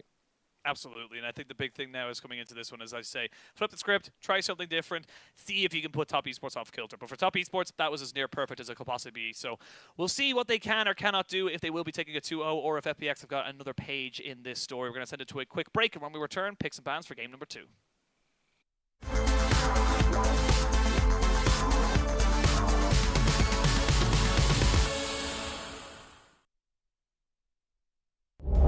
What Yuumi does, with help from jungle mid as well. This is one-shot potential. It is, oh dear Lord, Cream. Solo kill, baby, but this man's in charge. To be very aware that Nico, despite only having a couple of items, is still very, very scary. Tarzan gets caught out and has to use his stopwatch. That's huge. They're going to go in with the Cyclone, try and jump on the Gala. There's the Pop Blossom though on the backside of this one here, but Gala's already gone down. They're going to get so many more kills off of this. Zika just can't finish off anybody. Ruler with the stopwatch doesn't go down. And then in the blink of an eye, they've got to win the game.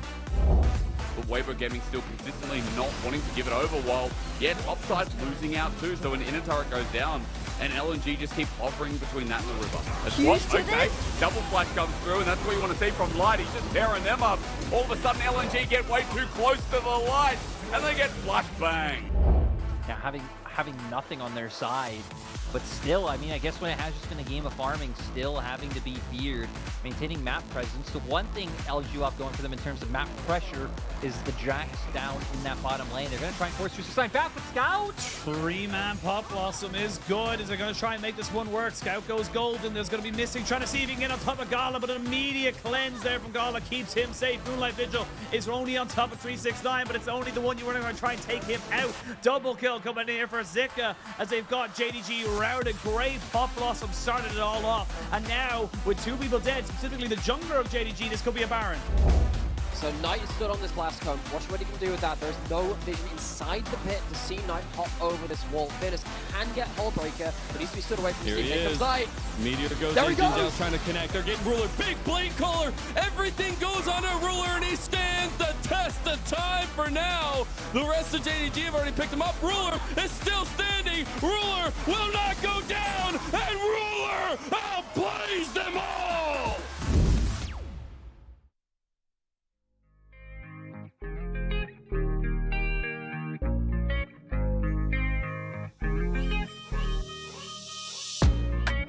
playing with my heart right now. Girl, I need you in my life right now. Though I'm all tied up, need your love right now. Stop playing with my heart right now. Girl, I need you in my life right now. Though I'm all tied up, need your love right now. No, I'm balling out, yeah. But my heart plays loud, yeah. And I'm all freaked out, cause I got nothing to say to you. But will I be down, yeah, when you come around, yeah. So let's get right down, cause we ain't got much time. And every time you hold me, I think about the times that I was lonely. Keep reminiscing about how you the only one that makes me wanna look into your eyes and say, stop playing with my heart right now. Girl, I need you in my life right now. Though I'm all tied up, need your love right now. Stop playing with my heart right now. Girl, I need you in my life right now. Though I'm all tied up, need your love right now. Yeah, we could take time to work things out, oh, yeah. But I want you in my life so we could have each other, yeah. I know it seems hard to shine, but you're a million stars at all the same time, yeah. And you know I really mean it. And every time you hold me, I think about the times that I was lonely. Keep reminiscing about how you the only one that makes me wanna look into your eyes and say, stop playing with my heart right now. Girl, I need you in my life right now. Though I'm all tied up, need your love right now. Stop playing with my heart right now. Girl, I need you in my life right now. Though I'm all tied up, need your love right now.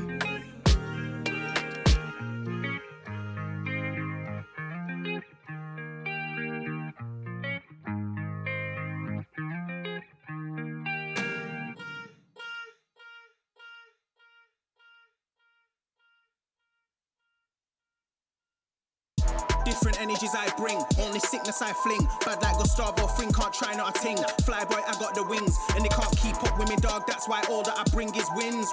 And they wanna hold me back, never doubt I'm a king. When they grab mic and a chap on the ting, I don't wanna hear no talk from jokers. Say you got waves, I'll split that like Moses. The way that I catch it is flawless, it's awkward, cause they can't do it when they talk up.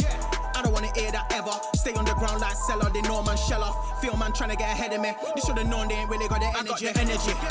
Run laps and laps round them, they ain't even got no energy. So that means no power, they don't wanna be my enemy. That might end up in a penalty. I got a different energy, no matter what I encounter. No, I got the energy. Run laps and laps round them, they ain't even got no energy. So that means no power, they don't wanna be my enemy. That might end up in a penalty. I got a different energy, no matter what I encounter. No, I got the energies.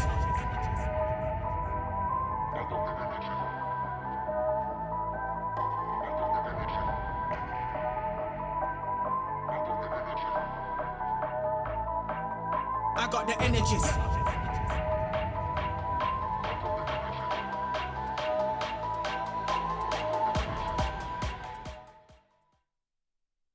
现在已经打完5场了，然后我觉得我和我们队伍的状态都是在稳步上升的，然后可能还是会有一些游戏内容上的一些问题，但是我们就比较团结，然后都会去努力克服这些问题。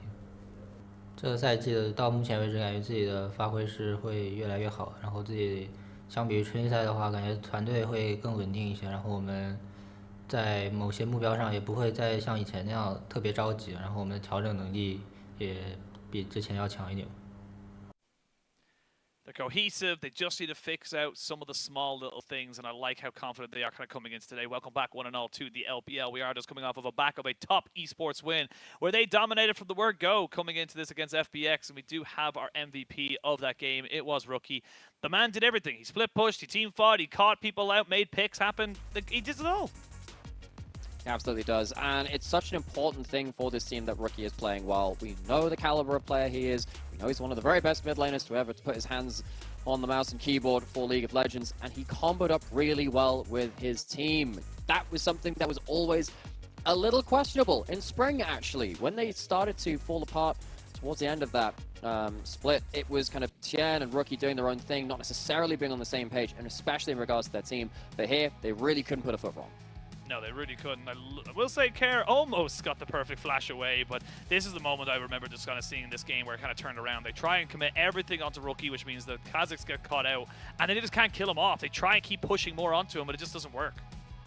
First item, Merc Treads OP versus Annie. Really, really helps when you're going towards these first combos of the game. And this was a really important play because, again, it's very early game for top esports, but when they have been on the same page, they know where they are in regards to their lane priority. Is your support nearby? Is your jungler nearby? They were very much on the same page with that. And then it came to the objectives and trying to play around vision control. Top esports were contesting vision very effectively, and they pulled apart the map.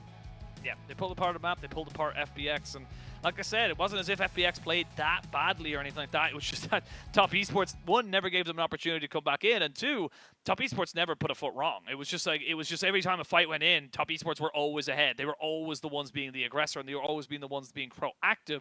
So very, very good to see there from Top Esports as we do come into our second game. I want to see a consistency. I don't want to see them drop a series or drop a game in this series. I need this to be a clean 2-0 for my faith in Top Esports to start building once more, because even right now, I'm still thinking like, oh, some of those games and some of those series weren't the cleanest, and it sucks to say that because I do love a lot of these players. They're so incredibly talented, but I need to see them do more.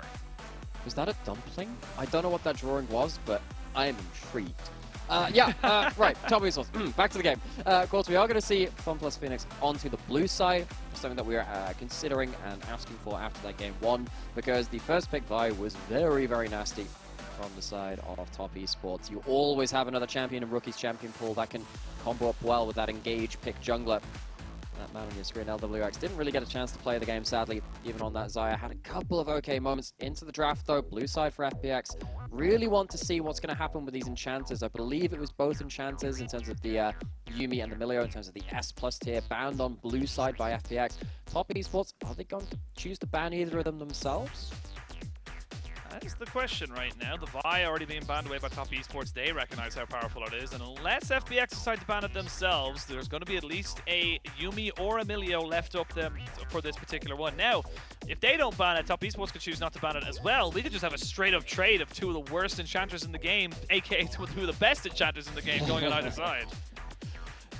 How strange that word changes depending on whether you like enchanters and playing them Context. It's going to be the Annie banned away from Rookie, so we're going to have a number of important champions left up. We potentially have the Milio or the Yuumi. The Aphelios is banned in game one as well. We've seen an awful lot of players take the Aphelios to great success in the LPL over the last week or two. Very strong champion with the AD carry item changes, Storm Razor, Gale Force, you name it. He uses it very, very well. It's a difficult question, Top Esports. You're going to have to let through one of these power picks. They're letting through both of the Enchanter power picks. So, when the last ban, which opens up a Sion pick for them, so it makes sense. Play around that top side. Gwen is the champion, which really makes Sion unplayable. You are going to give up one of the choice Enchanters to FPX. See what they want to go for. This is the thing, you've kind of gone off a little bit off kilter now from the side of Top Esports. They're saying, cool, look, we've left open a lot of OPs. Now they can pick up the Enchanter of their choice. So even they could actually pick up the Aphelios and the Wukong. Or, hear me out, you pick up the Zeri now and then something else, and then you lock in the Yuumi on third because you can't lock in the Yuumi on 2-3 for FPX. You could lock away one of those. This would be a bit different because, of course, they passed up the Ahri in the first round in game one, nor do they have the Vi to combo it up with. Of course, Rookie, great player of the champion, is going to be locked in. This is a very different approach, but as we said, they're not going to be locking the Yuumi. No sense locking it in now. Snap up some other power picks. Lock in that Aphelios. I'm assuming you're going to get the Aphelios Yuumi on 3. See what do you want to go for right now inside of FPX. You've got the Milio. Where do you want to try to take this? I honestly wouldn't be surprised to see them go Jinx into a Wukong again. Still maintain that is a very powerful jungler for something like Bonnie to get himself. That guaranteed engage should be pretty damn important for them. Top Esports happy to let the Aphelios take it over to their side. Jackie Love very comfortable on that pick. I feel like every AD carry is very comfortable on that pick, but FPX definitely think about this. And no, they're going to go towards the Gragas themselves. That's a flex between Kerr and Shala, who did not like the fact that Wayward had such control in that top side. And yeah, look, I mean, they don't have to go for the Yuumi right now. They could technically go for a Nautilus and go straight pick comp. I think when you're playing against the Milio Jinx, engaging into that is just so annoying. Already though, it's getting a bit awkward because, speaking as an Ahri player myself, I know I don't mention that ever. Trying to play into the Milio can be a bit frustrating because of course he cleanses away from your charm, especially in Pro, because there's a very much a priority on Everfrost, which I've talked about also a lot. Being able to cleanse out of that pick CC with the Milio ult makes it very awkward, killing the first target if you want to be the diving kind of champion. As it stands though, you have the Enchanter yourself. Both of these teams are geared up to take some of those longer fights and scale up with the Jinx Aphelios. Wait to see where they all want to kind of bring these next few bans. I will say you'll have first pick here for top esports. They could just ban away again the Nocturne, maybe get the Wukong for themselves, and that's the big question right now for FPX. How much more do you want to put into this top side? How many more bans do you want to throw in to the top esports wayward pool? Because it still feels like he's going to have a couple of options available to him. Even things like fringe picks like the Malphite, the Ornn, if he really wants to still maintain that kind of beefy tank front line for that top side. I'm a little surprised that FPX are banning away tanks. Gragas is fine versus tank matchups. Maybe you think if you give over a hyper tank, the Yuumi will just be able to kind of outvalue everything which you do in terms of the AD carry side, of course one of the tankers champions in the game. Wayward, now that you have, of course, a pretty strong backline to fight around and then an engaged jungler as well, still think you probably want to be locking in a front line towards that top side.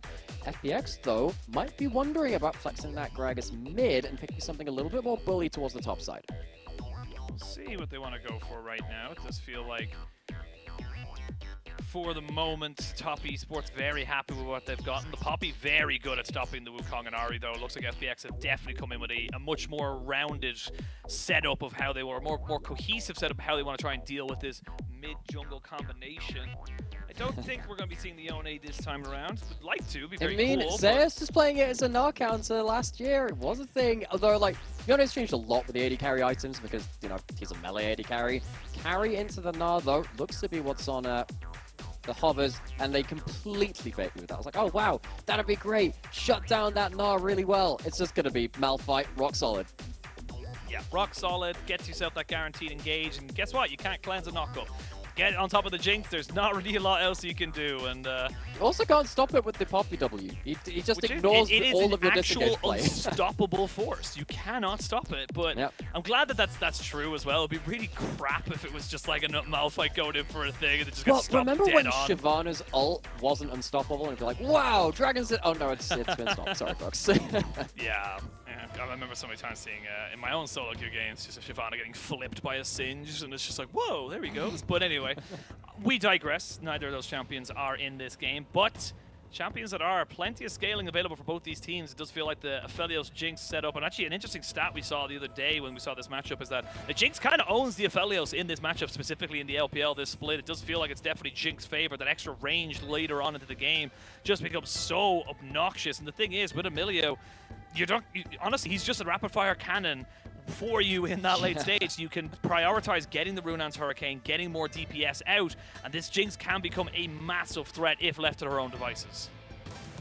So, it will be the name of the game for top esports to play well around their front line, to reach the back line if at all possible. On the other side, FPX, they have a bit more of a disruptive team. You have the Gragas cast to force someone away, to punt someone into your team. You have the Poppy as well to, again, punt people away with that ultimate. Actually quite interested to see how the 5v5s work. The front to back is not simple as it seems. All of the displacement from FPX can make this a bit of an unorthodox 5v5. It can indeed, but we're going to jump onto the rift. No more hypothesizing, no more theories, only cold, hard facts from now on in this game as FPX jump onto the rift with top esports to see who is going to be coming out here. Oh, Jackie broke the sacred bond. So uncouth. The nerve of these players these days. Whatever happened to a gentleman's agreement? They would never have done that back in my day. Top laners would never do that. That's all I'm saying. You see, for the moment, Shallahu actually having a little bit of a milestone for himself. 100 games in the LPL. Feels like he only joined us about a season or two ago, so he's having a fairly decent run of it so far. Has become a bit more of a mainstay in that top lane, and Yeah, been doing We well. had, I think it was 800 games or something like that for LGD as an organization the other day. they're And an I old think, I'm org. trying to remember if it was Xiao who reached his 800 game mark. Like, when you have best of threes, and we've had them for such a long time in the LPL, we've had it for, over 10 years at this point, games rack up really quickly. We get a lot of footage of these players. They get to leave their mark very well and truly on the LPL, but still, milestones nonetheless. Lots of history to be built up here. That's the thing as well. You kind of get opportunities, ample amounts of time to make this one work for you if you can. That's the big difference, History remembers the winners. That's why we remember the likes of Uzi, Jackie Low of LWX. We'll see who ends up winning on this particular occasion. Care going to have that Gragas to try and just sustain in this mid lane. It's going to be pretty easy. His passive just makes it so obnoxious to try and actually fight up against, even as an Ahri who should get a decent amount of range bonus. I was actually wondering if Rookie would do any tech with his runes. We saw, I didn't agree with it, put this out there, but we saw a fleet footwork coming out from Faker's Ahri against one of these melee poke matchups the other day. I think it was into Galio, but Gragas, I think it's similar logic. We also see sometimes some airy coming out of Ahri, which makes it wonderful to pronounce when you try to say those words very quickly. Say airy Ahri 3 times very quickly in a row, and it turns up in the mirror. Still going to make that electrocute be a bit more bursty. Bonnie going towards the spot side. Level 3 hit from Poppy. Full build now, effectively. Also, I just wanted I don't think we're going to see any action here as TN just kind of skirts around the vision. Very nicely done, actually, completely avoiding anything here. I think we're going to see some action, Sheen. We are possibly going to see some action. Bonnie going to get caught on that vision once more again, so we're just going to see the Wukong and the Poppy just exchange some handbags. Some slaps between themselves, and then nothing else really to kind of come of it. But I just want to point out, I love how you just Faker chose fleet footwork on Ahri, and I disapproved as if he was just like, oh man, disapproving of it. Again, you're like the authority on the Ahris. I have had to see my main champion be meta for a very long time, and then this happened. And now she's dead. That's what happens, Chimera. That's why she shouldn't be meta. She's dead. Gragas Poppy for the win. A million mastery points in for what? Rookie, of course, goes down for that first blood. The bonus for this is that you have managed to die but keep your flash, even if there would have been some threat afterwards anyway, but you've blown 2 flashes for that. You still get to reset into mid lane. You get to go back with your range, and now bot side's fighting. Yeah, we are going to see some fighting. There's going to be a ghost popped as well. Cleanse in from Jackie Low. Flash away. Flash. Grab at him. Keeps him within a safe distance. LWX still trying to push forward with that ghost. One more auto does it, and LWX gets excited. Much better start here from FPX at the start of this game. That's just really good value out of the quick thinking from LWX and Chocho. And LWX have to restate this again. This guy has been a real carry for his team. Despite the fact that FPX had an awkward spring where they didn't make playoffs, they still managed to beat EDG. And in this summer, going 1-3 in series, still LWX has been a factor for them. Laning phase, it's a good start for their bot lane.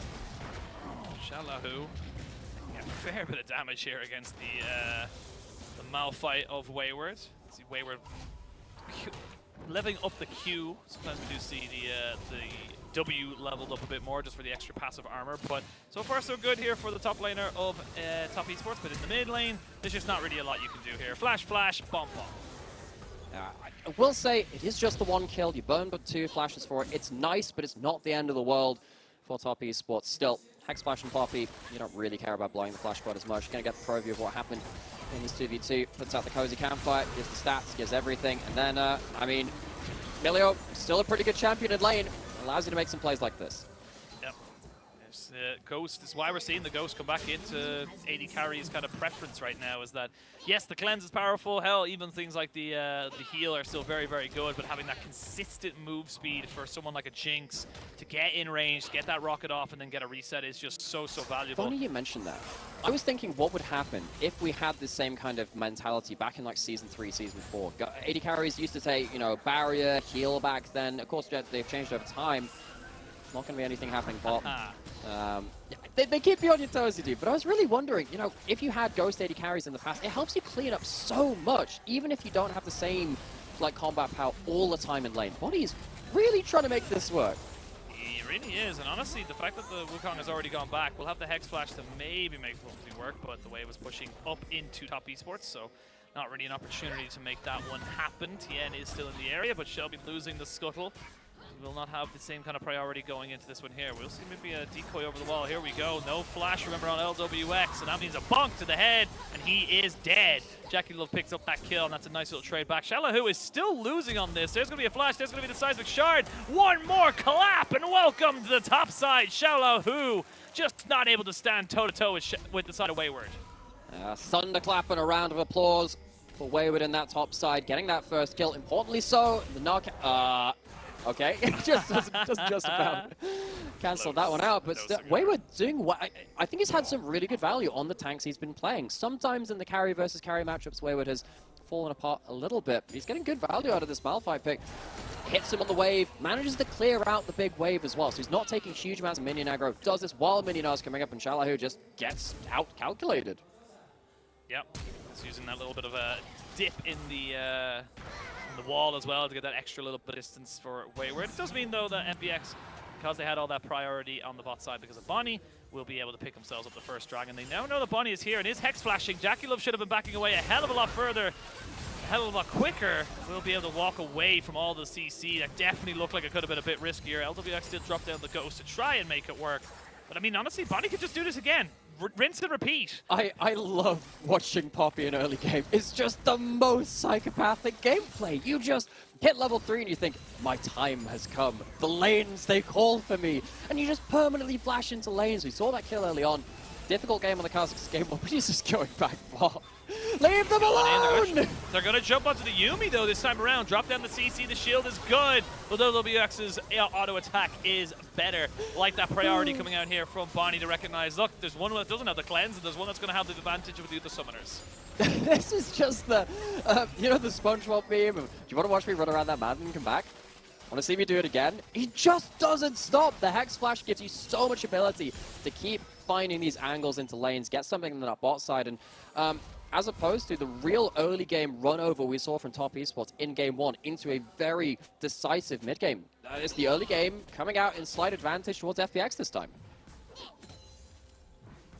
Slight advantage. There's only a couple of 100 gold. Literally that kill goal, to be perfectly honest, other than anything else. And I will say that Wayward kind of having a much better time of it in this top side. 1v1ing the Gnar in that mini form is definitely coming out to it. It hasn't even rushed towards that Bomby Cinder, which we see so often between tanks, kind of recognizing, look, if I have the armor, Xiaolahu ain't going to do much against me. So he'd like the build path we're getting to see from Wayward for the moment. He looks to try and just force Xiaolahu into that mega, get that wave cleared back as well.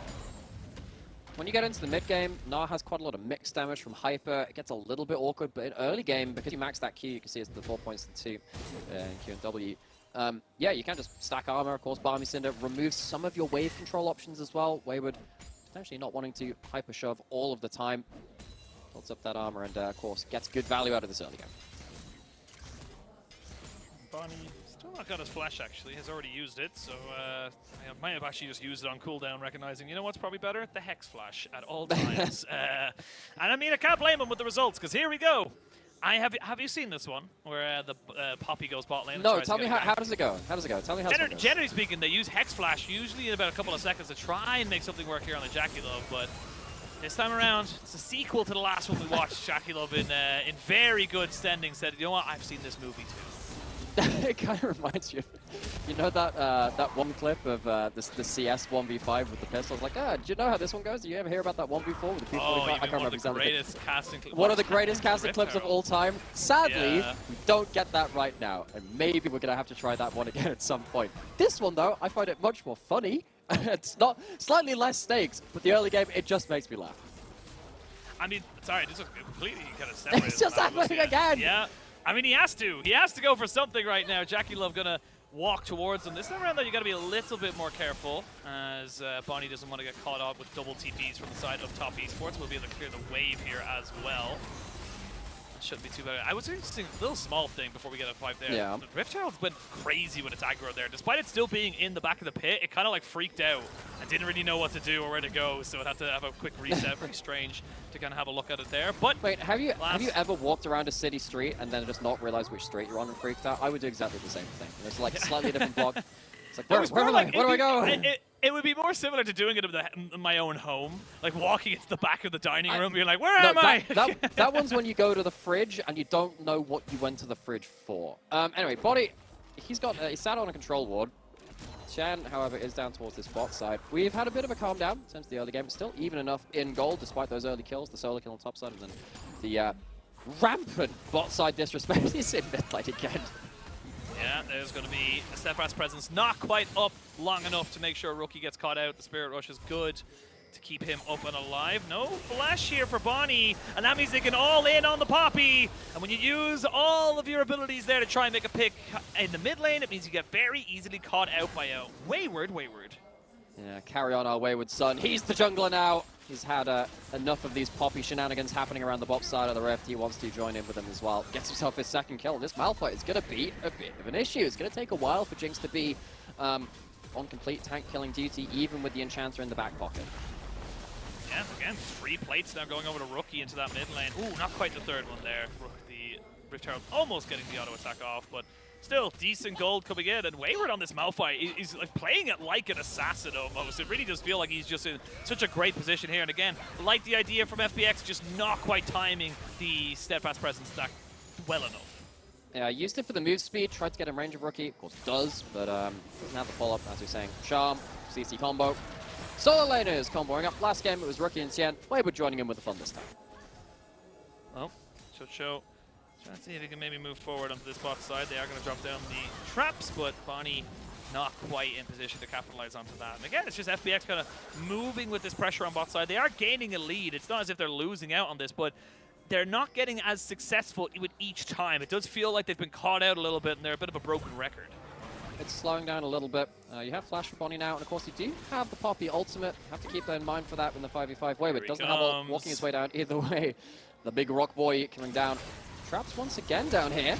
Oh, nice cleanse flash from Jackie Love means that he's able to keep himself alive, and now they're turning back this damage fairly decently onto Care. There's going to be the Moonlight Vigil just onto LWX, brings him down to about half HP. And that means that the priority now belongs to Top Esports as they look to maybe catch somebody out on a bad rotation. Care, though, very aware that someone might be hovering off to the side because there's not really great defensive vision coming out. Now Care's got to left by himself. Bonnie needs to maybe move forward onto this to make sure his mid laner doesn't die. That should just be Dragon now for Top Esports. FPX getting caught out a little bit towards that bot side. They walk away with their lives, but that's just about it. See, the last couple of players, FPX were trying to set down the Jinx traps and then displace Jackie Love into them, either with a Poppy charge or with that barrel. Not going to be the case though. Top Esports on this Dragon, but FPX, they are going to contest. They don't have their bot lane right now. Wayward. Yeah, they get themselves a nice one, but it doesn't land onto the Wukong. Tien was the last one left, and he's going to be the one to pick up the Dragon. Honestly, he hit everybody except the priority target, which was the enemy jungler. Was really worried that Wayward was going to get a huge engage onto them as well. Chocho completely out of position. Yeah, really is. Going to try and use his ultimate flash and heal as well. So that's all of his kind of, utility being used there just to make sure he doesn't die. And all it cost Rookie was an ult. And be very happy with that one. Rookie wants to start snowballing ahead of the game. Already done fine after that first death. Picked himself up that first item. He's ready to start setting up for these plays. Top Esports, they're going to be Jackie Love in towards this mid lane. Going to have, of course, the next phase of play will lead up to the second Herald spawn. That'll be next ability to really break open the map. No towers have fallen just yet. See who really is going to start opening up this map. And I think for FPX, they would love for Shallowhood to be more of a factor on the side lanes, but he has been struggling in the match versus Wayward, who's now picked up a significant amount of gold, not just from that solo kill, but then, of course, the mid lane kill as well. Yeah, mid lane kill. Solo kill got himself a plate or two as well. This is a fairly fed Malphite. Normally people would be like, oh, he's just a tank, but that's a tank with He literally does nothing. Yeah, he does nothing, but he also does a lot. He just runs at you, and if he can cash you out with that Sheen proccing coming out from what we'll assume will be an Iceborne Gauntlet, you never know, could be a Lichbane. I would love to be surprised with the way it's been cooking. So, funnily enough, I think Lichbane's in a pretty good spot since the AP buffs on a couple of champions. You can normally tell whether Lichbane's a good item, whether TF and Fizz are building it. They're not currently, so it's not in a great spot. I really love it on Ahri, though, as a second item if you go Leandries. It's really kind of fun. But anyway, if we see it on the Malphite, that would be very funny. Probably not going to happen. We'll wait and see. It's impressive that you're able to start a conversation. I'm going to stop my conversation for the moment and do a midnight vigil down onto LWX as he was pushing forward. But yeah, it's very impressive how you're able to take a conversation about Malphite building Sheen and bring it back to Ari at the end of all It was things. Lich Bane. It is I stand by that one. It's not even By item the she way, builds. That's my point. Angel built it a week ago. He did build it. I will trust in that. Wayward, he's going to be tanking up stuff. Probably just going to ult out. Yeah, he's probably just going to try and ult as best he can, but this time around he does get caught by the rocket. And that's just a little bit of disrespect there from Wayward, just kind of moving himself a little bit too freely around this Rift Herald. And that means without that big, massive engage of tool available for top esports, they're going to struggle to try and defend this. Certainly, it's disrespect from Wayward, bit of greed, holds on to his combat abilities. Now that means that Poppy can start up that second Herald. As we said, that would be a big opportunity for FPX to make a play on the map. The gold is still even, despite us talking about how strong that Malphite was beforehand. He's not at the play. Top esports moving towards the Herald nonetheless, though.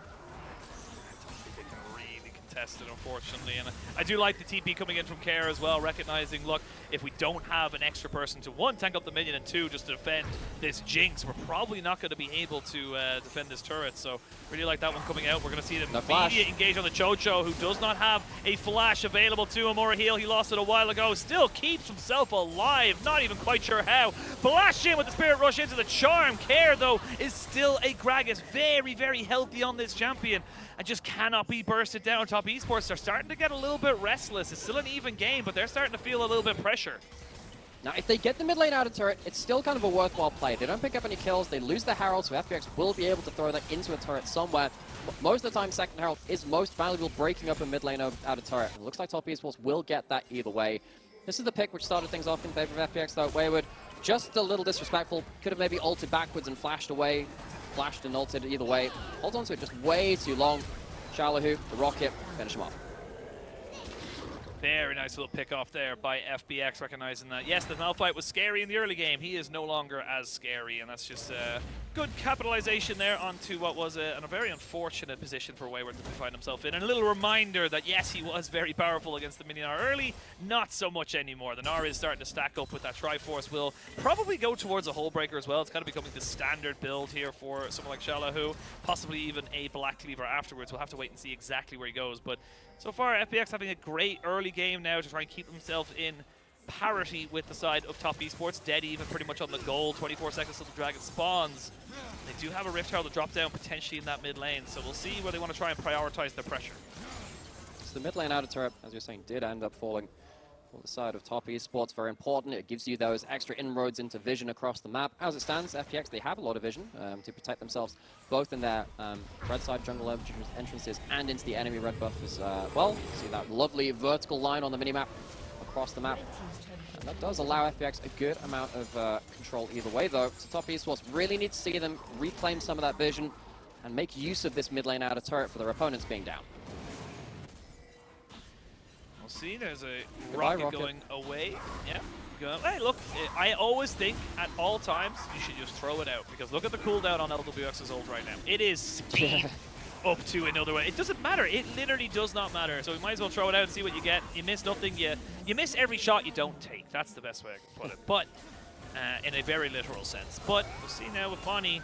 Just try and keep away right now. Tien looking to try and engage on top of this one here. Rookie looking to try and catch out LWX, who does get charmed up, and all the cleanses in the world ain't going to stop you from all the engage. That's going to be the Jinx taking output. Now Wayward left alone as he just doesn't really have a position to stay here. That's going to be Tien going in, but not able to get the ultimate off right on time. And that's now traded back as everybody going forward, and whoever goes forward gets caught out. Rookie, unfortunately, not getting any resets off of that kill, which means they cannot continue on. That is a 2 for 2, but in the end of it all, the Dragon did go over to Top esports. Yeah, great angle from Rookie at the start of that. Gets the cleanse away with 1 CC, gets the next one right afterwards, so manages to outplay the Milio ultimate at that point. FPX managed to trade fairly well, though. 2 for 2. The gold's still fairly even. That's going to be a little bit concerning for Top esports. Something that we mentioned in draft is that typically the Jinx gets a good kind of handle on the matchup against the Aphelios later on. Watch this. Charm comes in after the Milio ult. Not timed completely to perfection by Chocho. And that means that the Jinx is down later into the game. If the Jinx escapes the engage, things will get very, very dicey. Bit of just overextension there, though, from Tien. Even without the Jinx there to provide the DPS, there's more than enough to take that with one down. Absolutely. And I think that Bit unfortunate that the Steadfast presence comes up right as he goes in. That's a little bit of a sad one there for the top esports jungler. Did have the Cyclone available to him. Should he have been able to get that off? Might have been a very, very different conversation. But 21 minutes into the game, it's 1,000 gold lead, or just a little bit under it. The bot lane turret did just go down in favor of top esports as Rookie is back to his split pushing ways. And yeah, Care, I don't know that he flashes in though. He really wants this. Does unfortunately miss his ultimate at the back end of it. And yeah, you're going down. That's Mark picking up a kill. That Yuumi is starting to scale into that late game with his Aphelios. 2 items now onto the top esports AD carry makes this such a difficult thing to do. And now without Care, it's going to be difficult to really try and defend this Baron. It feels like top esports are going to push in this mid and start securing vision. Exactly, how many times do we have to say it? If you die past 20 minutes in the LPL, Baron is almost always forfeit. There is so much damage from Severum Crescendum, and there's also the ability to tank up this Baron. FPX, they need to contest this. They cannot afford to let this go for free.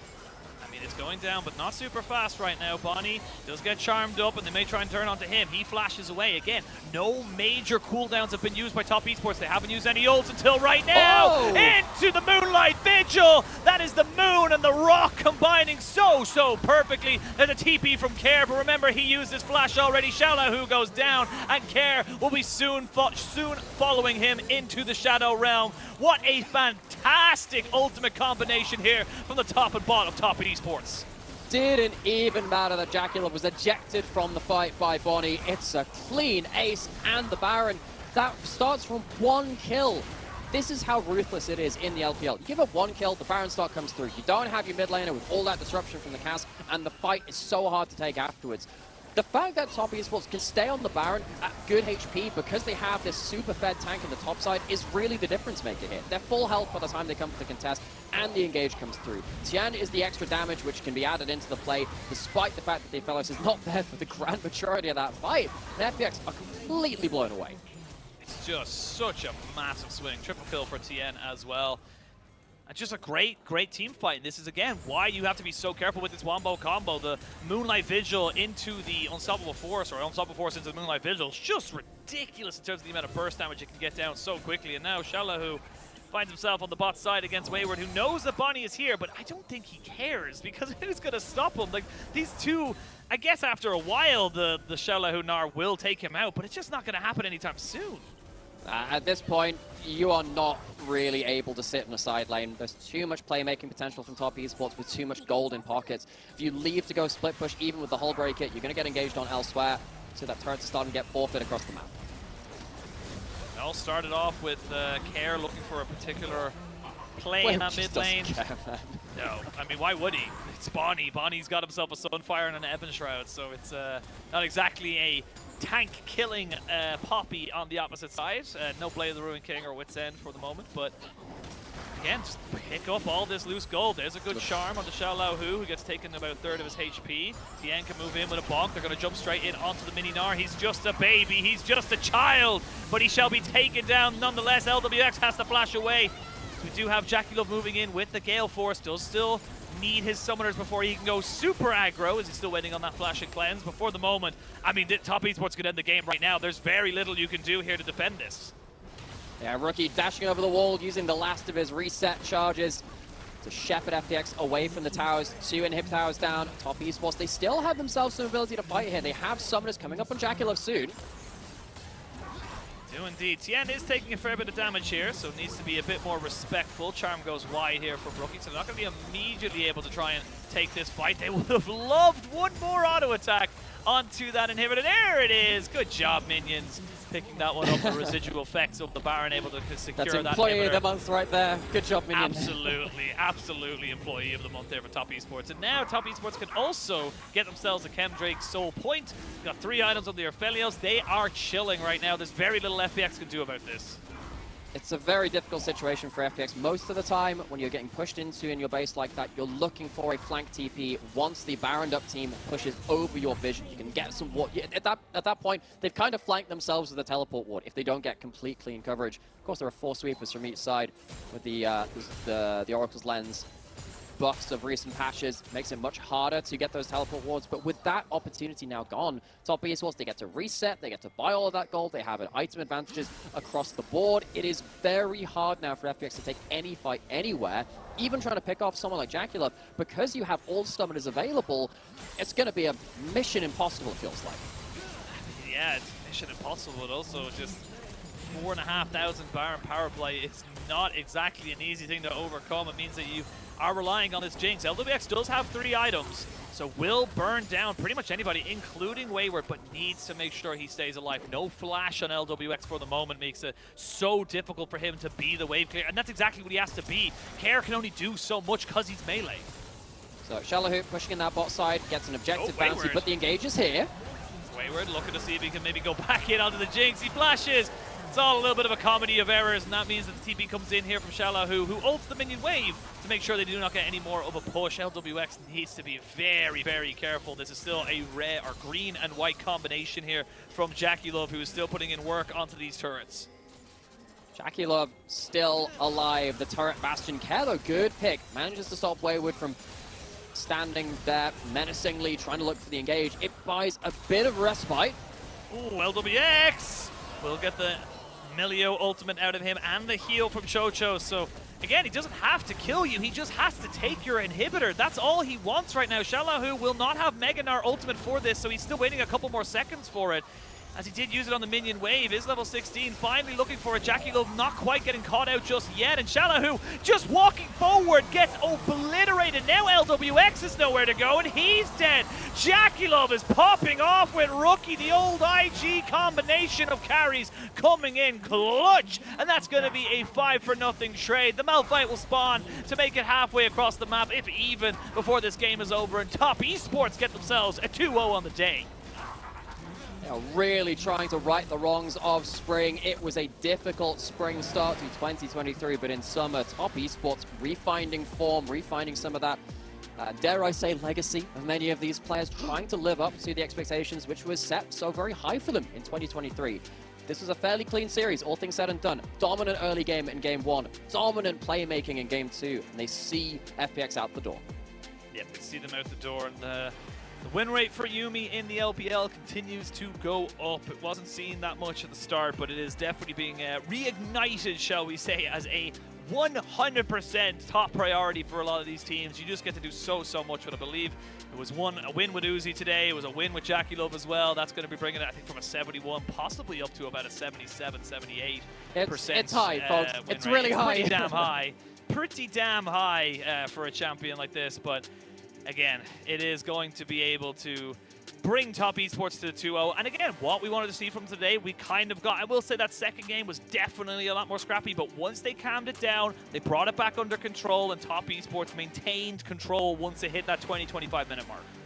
I think you find that game was scrappy because Poppy existed in the first 2 players of the jungle. It's just Poppy gameplay, man. And honestly, given the amount of attempts which were thrown towards them by Bonnie, I think Top Esports did a pretty good job of seeing themselves through that early game. Rookie died that one time in mid, but actually he blew 2 flashes for it, didn't blow his own, got back into laning phase. That's the only death he had that game. He was playmaking extremely well beyond that point, dashing forward, using great jobs, using all of the abilities in Ari's kit to kind of set up for the rest of his team. Wayward doing a similar job as well, and particularly because Jackulov had a very strong DPS performance on that Aphelios 2 with the Yumi on his backpack, it made it so easy for Top Esports to combo into important picks and then important objective fights. Yeah, absolutely, and I think that for Top Esports, they kept it scrappy, but then once they saw the formula of Bonnie continually ganking bot all the time, they knew what to expect, and I think that Wayward did very well. I am familiar with your game. Yeah. Yeah, it's just like a straight away. It's just like, yeah, we know what's going on right now. We know exactly how it's going to go, but really good to see them kind of coming back from this one here. And just, again, great things from FPX. We saw some good kind of moments from them, but they are still struggling with a lot from what we, saw from earlier in the split. Bonnie did great on his debut, if I'm being totally honest, but when you're against a team like Top Esports, it's hard to have that much of an impact. I think, yeah, the difference between the 2 teams today was largely how the pieces connected. We talked about in Game 1, actually Top Esports, a lot of what they did well was mid-jungle combination, fighting over Vision and Fog of War very well. The playmaking came in afterwards. And then in Game 2 as well, similarly, making the plays while they knew that their teammates could follow up. That was something that was missing a little bit from Spring. It felt like particularly beyond the first 2-3 weeks in spring. It was Tien doing his own thing, and that was great in week 1 and 2. Didn't work after that point because the rest of the team just weren't in the right positions. And I'm not apportioning blame for that. A lot of the time when you're a player like Tien, you know how he plays. He's always on the edge in these early games as well. And sometimes the miscommunication come in from either side of that equation. Either way, Top Esports feels like they're really full steam ahead again. Yeah, full steam ahead, and of course for them it's going to be interesting to see how they kind of transition this as well, because they're now up to 5-1, pretty damn good start to the season if I do say so myself. And this is kind of where we kind of look towards where their next few games are going to take them. You know, they've got themselves LGD, should be a pretty decent win. RNG, again, you would expect them to come out on top. This is going to be a team that's going to maybe get themselves up to 7-1 before they go up against JDG in week 4. That is their only matchup in week 4, and that is going to be a huge telling series for how both these teams square up into the summer split. Oh, that's going to be really fun to look forward to, actually. You're going to have Rookie versus Knight, playmakers across the map, carries in full form as well. Keep your eyes peeled for that one. But in this game, it was pretty standard from Top Esports. They overcame some early pressure from the Poppy, and then everyone performed their roles very well. Yeah, know their position, know how to push those positions and, you know, push their kind of marks. And the thing I'm seeing as well is that we're seeing, again, Rookie kind of standing up to form, Rookie coming back in and working with Tien, like you mentioned, kind of comboing together with them, which was a big issue for these two in the regular split so far. Glad to see them kind of coming back a little bit stronger into this one. And Wayward kind of coming back as well. But we're going to send it over to Christina, who's standing by with the victorious Tien. Hello there, welcome to Postgame Interview. I'm Christina. We're joined by Tien, the jungler for Top Esports. Congratulations on your 2 victory. With this win, you are on a 5-winning streak. So the first question for you, how did you guys manage to maintain such a dominant performance? 欢迎天来到我们的赛后采访，恭喜滔博今天非常干净利落的2-0拿下了比赛的胜利。拿下这一场之后，队伍已经来到了一个5连胜势不可挡的状态。所以想问一下，你觉得队伍能够保持这么好的一个状态的原因是有哪些方面呢？我觉得我们最近是打得越来越好，然后我们团队上有很多决策，像以前会做的决策，我们现在都会偏向于更稳定一点嘛，然后我们会去避开一些风险的地方，然后我们整体的氛围状态都是在越来越好。So first of all, I do think we perform better and better, especially in recent games, and we have made some more clear and more decisive decisions in terms of our decision making, which is we do not to take some risky decisions and perform more stably. And next question, I know you guys did a perfect job in game number 1, but my question is, in game number 2, your opponent farmed pretty well, especially Jinx got some kills in mid game. So how did you guys manage to close them out from that 21 minutes Baron team fight? You got triple kill, and how did you guys manage to turn the tide? Because they got some little bit golden leads in game 2, mid to early game. 那么想问一下，其实第一局的时候我们可以看到滔博是一个非常碾压的表现嘛，但是在第2局前中期，从经济曲线来讲，对面还是有一些小小的经济优势的，比如说他们的金克斯也拿到了一些头。那么其实在21分钟那一波大龙团，你是拿到了一波3杀，所以想问一下，在中期的时候队伍是怎么样去扳回这一点点小小的经济劣势，或者说我们还是很自信能够拿下这场？因为这一场其实一开始可能出了一点意外吧，就是我们双 C 都死过了，然后但是我觉得我们的阵容是找机会能力比较强的，对面金克斯没有闪现的时候我们是很容易把它开掉的。虽然所以说虽然中间有一些失误吧，但是我们还是稳得住，然后我们找到机会。So first of all, I do think our draft is good at finding some opportunities proactively.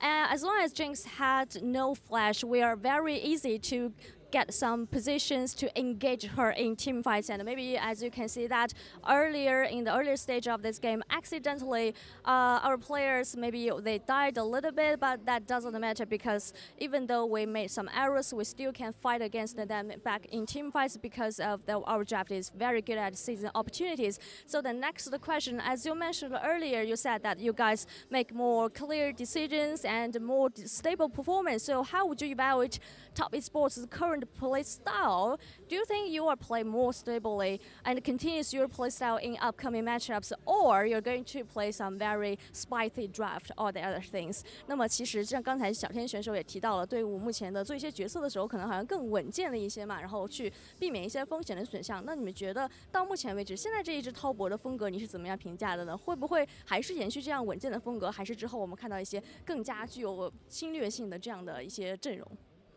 我觉得我们队伍风格其实变化不是特别大，因为我们最基本的东西还是我们就是对线能力和前期的一些节奏吧。然后只要保持这点，我们后面中后期的运营优化一下，然后我们团战能力提升上去的话，我觉得我们非常有竞争力。So first of all, I don't think our play style has changed a lot because, you know, a lot of basic things like the leading ability and our decision makings, as long as we can improve and refine our mid-game macros, especially we're still confident on our team fighting abilities. And I do think we can perform better and better, and we are really competitive. So final question for you. I have talked a little bit about the patch 13.11 because I want to touch on, we know that the buff can sharing. In terms of the jungle role as a jungle player, what's your take on this part in patch 13.11? 最后一个问题，其实这两天有跟一些打野选手聊到过，新的打野机制改动之后，这样一个在你们的打野装备完成升级之后呢，这有一个 buff 可以共享的机制。所以作为一名打野选手，小天选手觉得在职业赛场上这个点改动的怎么样呢？其实我觉得这个版本因为双 buff 可以共享，所以打野在中后期的一些装备上或者经济上或者说团战作用上，感觉都会稍微提高一点嘛。但是我觉得这个版本，首先就是打野中期是不可以不吃野怪停止发育的，然后所以就是我觉得打野再加强一点，就是因为 buff 的话还会变得更强一点。So first of all, I think that the buff sharing this system really makes jungler more competitive, especially in terms of his CS, his golden leads, and his late game team fighting abilities and this kind of things. Because for me as a jungler, I do think in this meta you cannot. You have to get some leads in mid to early game in order to improve your abilities and do more things for your team, especially in mid to late game. So I think that's it. Thank you so much for joining me. 谢谢天来到我们的赛后采访。Back to you guys.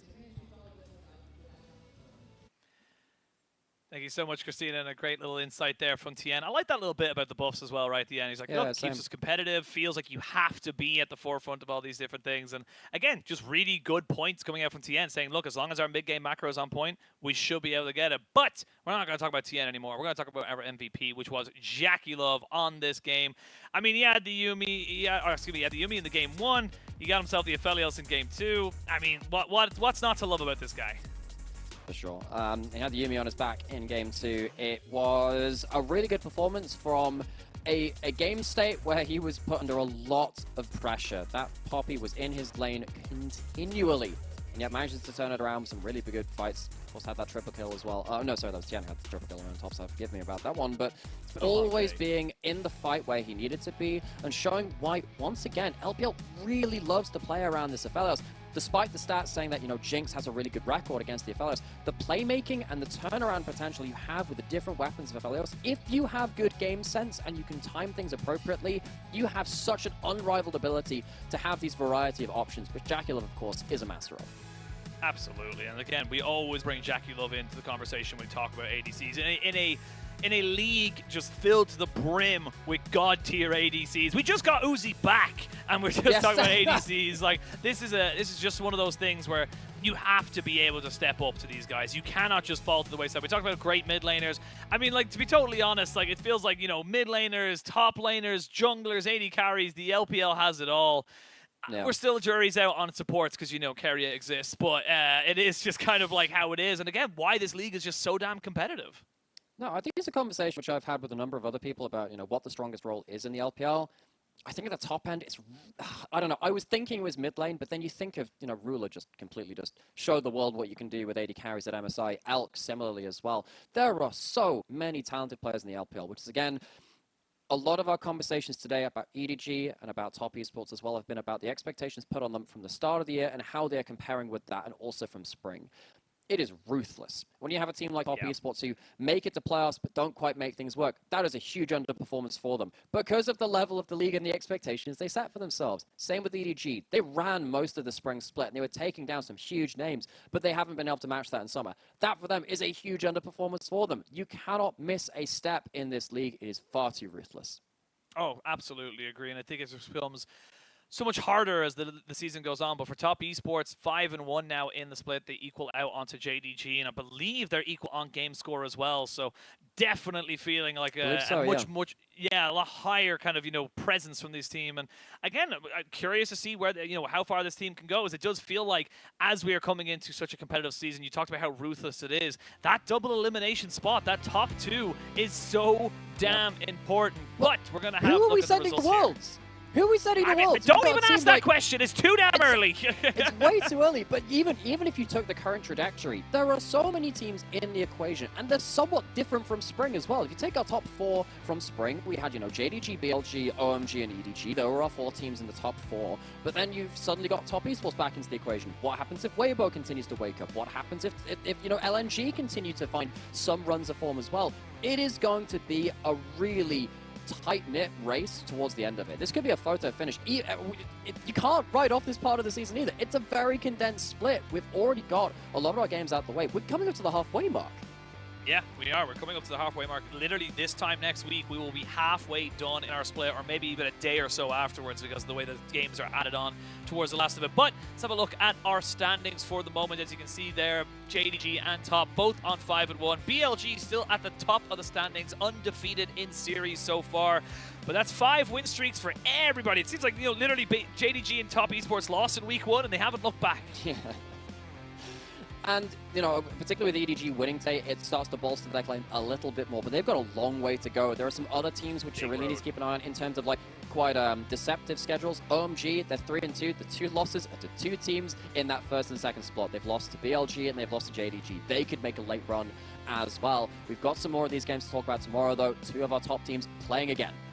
Yeah, 2 of our top teams, 3 of our top teams, if you want to put LNG in there as well. True. It's kind of like a little bit of punching down, shall we say, for a couple of these squads. LNG looking to get themselves up to 4 wins over a kind of revitalized RA. Xiaoshu in that top side really kind of coming into his own. Of course, JDG looking to continue moving forward up to 6-1, get themselves to the top of the standings, maybe only briefly, as BLG will go up against TT. And I believe then in week number 4, or actually the end of this week, we will then have JDG versus BLG as our match of the week. I believe that is this week. So could be wrong. I will triple check that one now. So before I kind of confirm that one is, yes, it is to be JDG versus BLG later on this weekend. But I mean, there's just so much to kind of come out from this one here, and I'm just excited to do it. We'll be on the BLG series tomorrow, but for the moment, Nymera, that is all the time we have for it. It's been an absolute pleasure. Thank you for bringing me through the weird and wonderful world that is the LPL. Of course, thank you all you guys for watching. More Lich Bainari coming to you soon.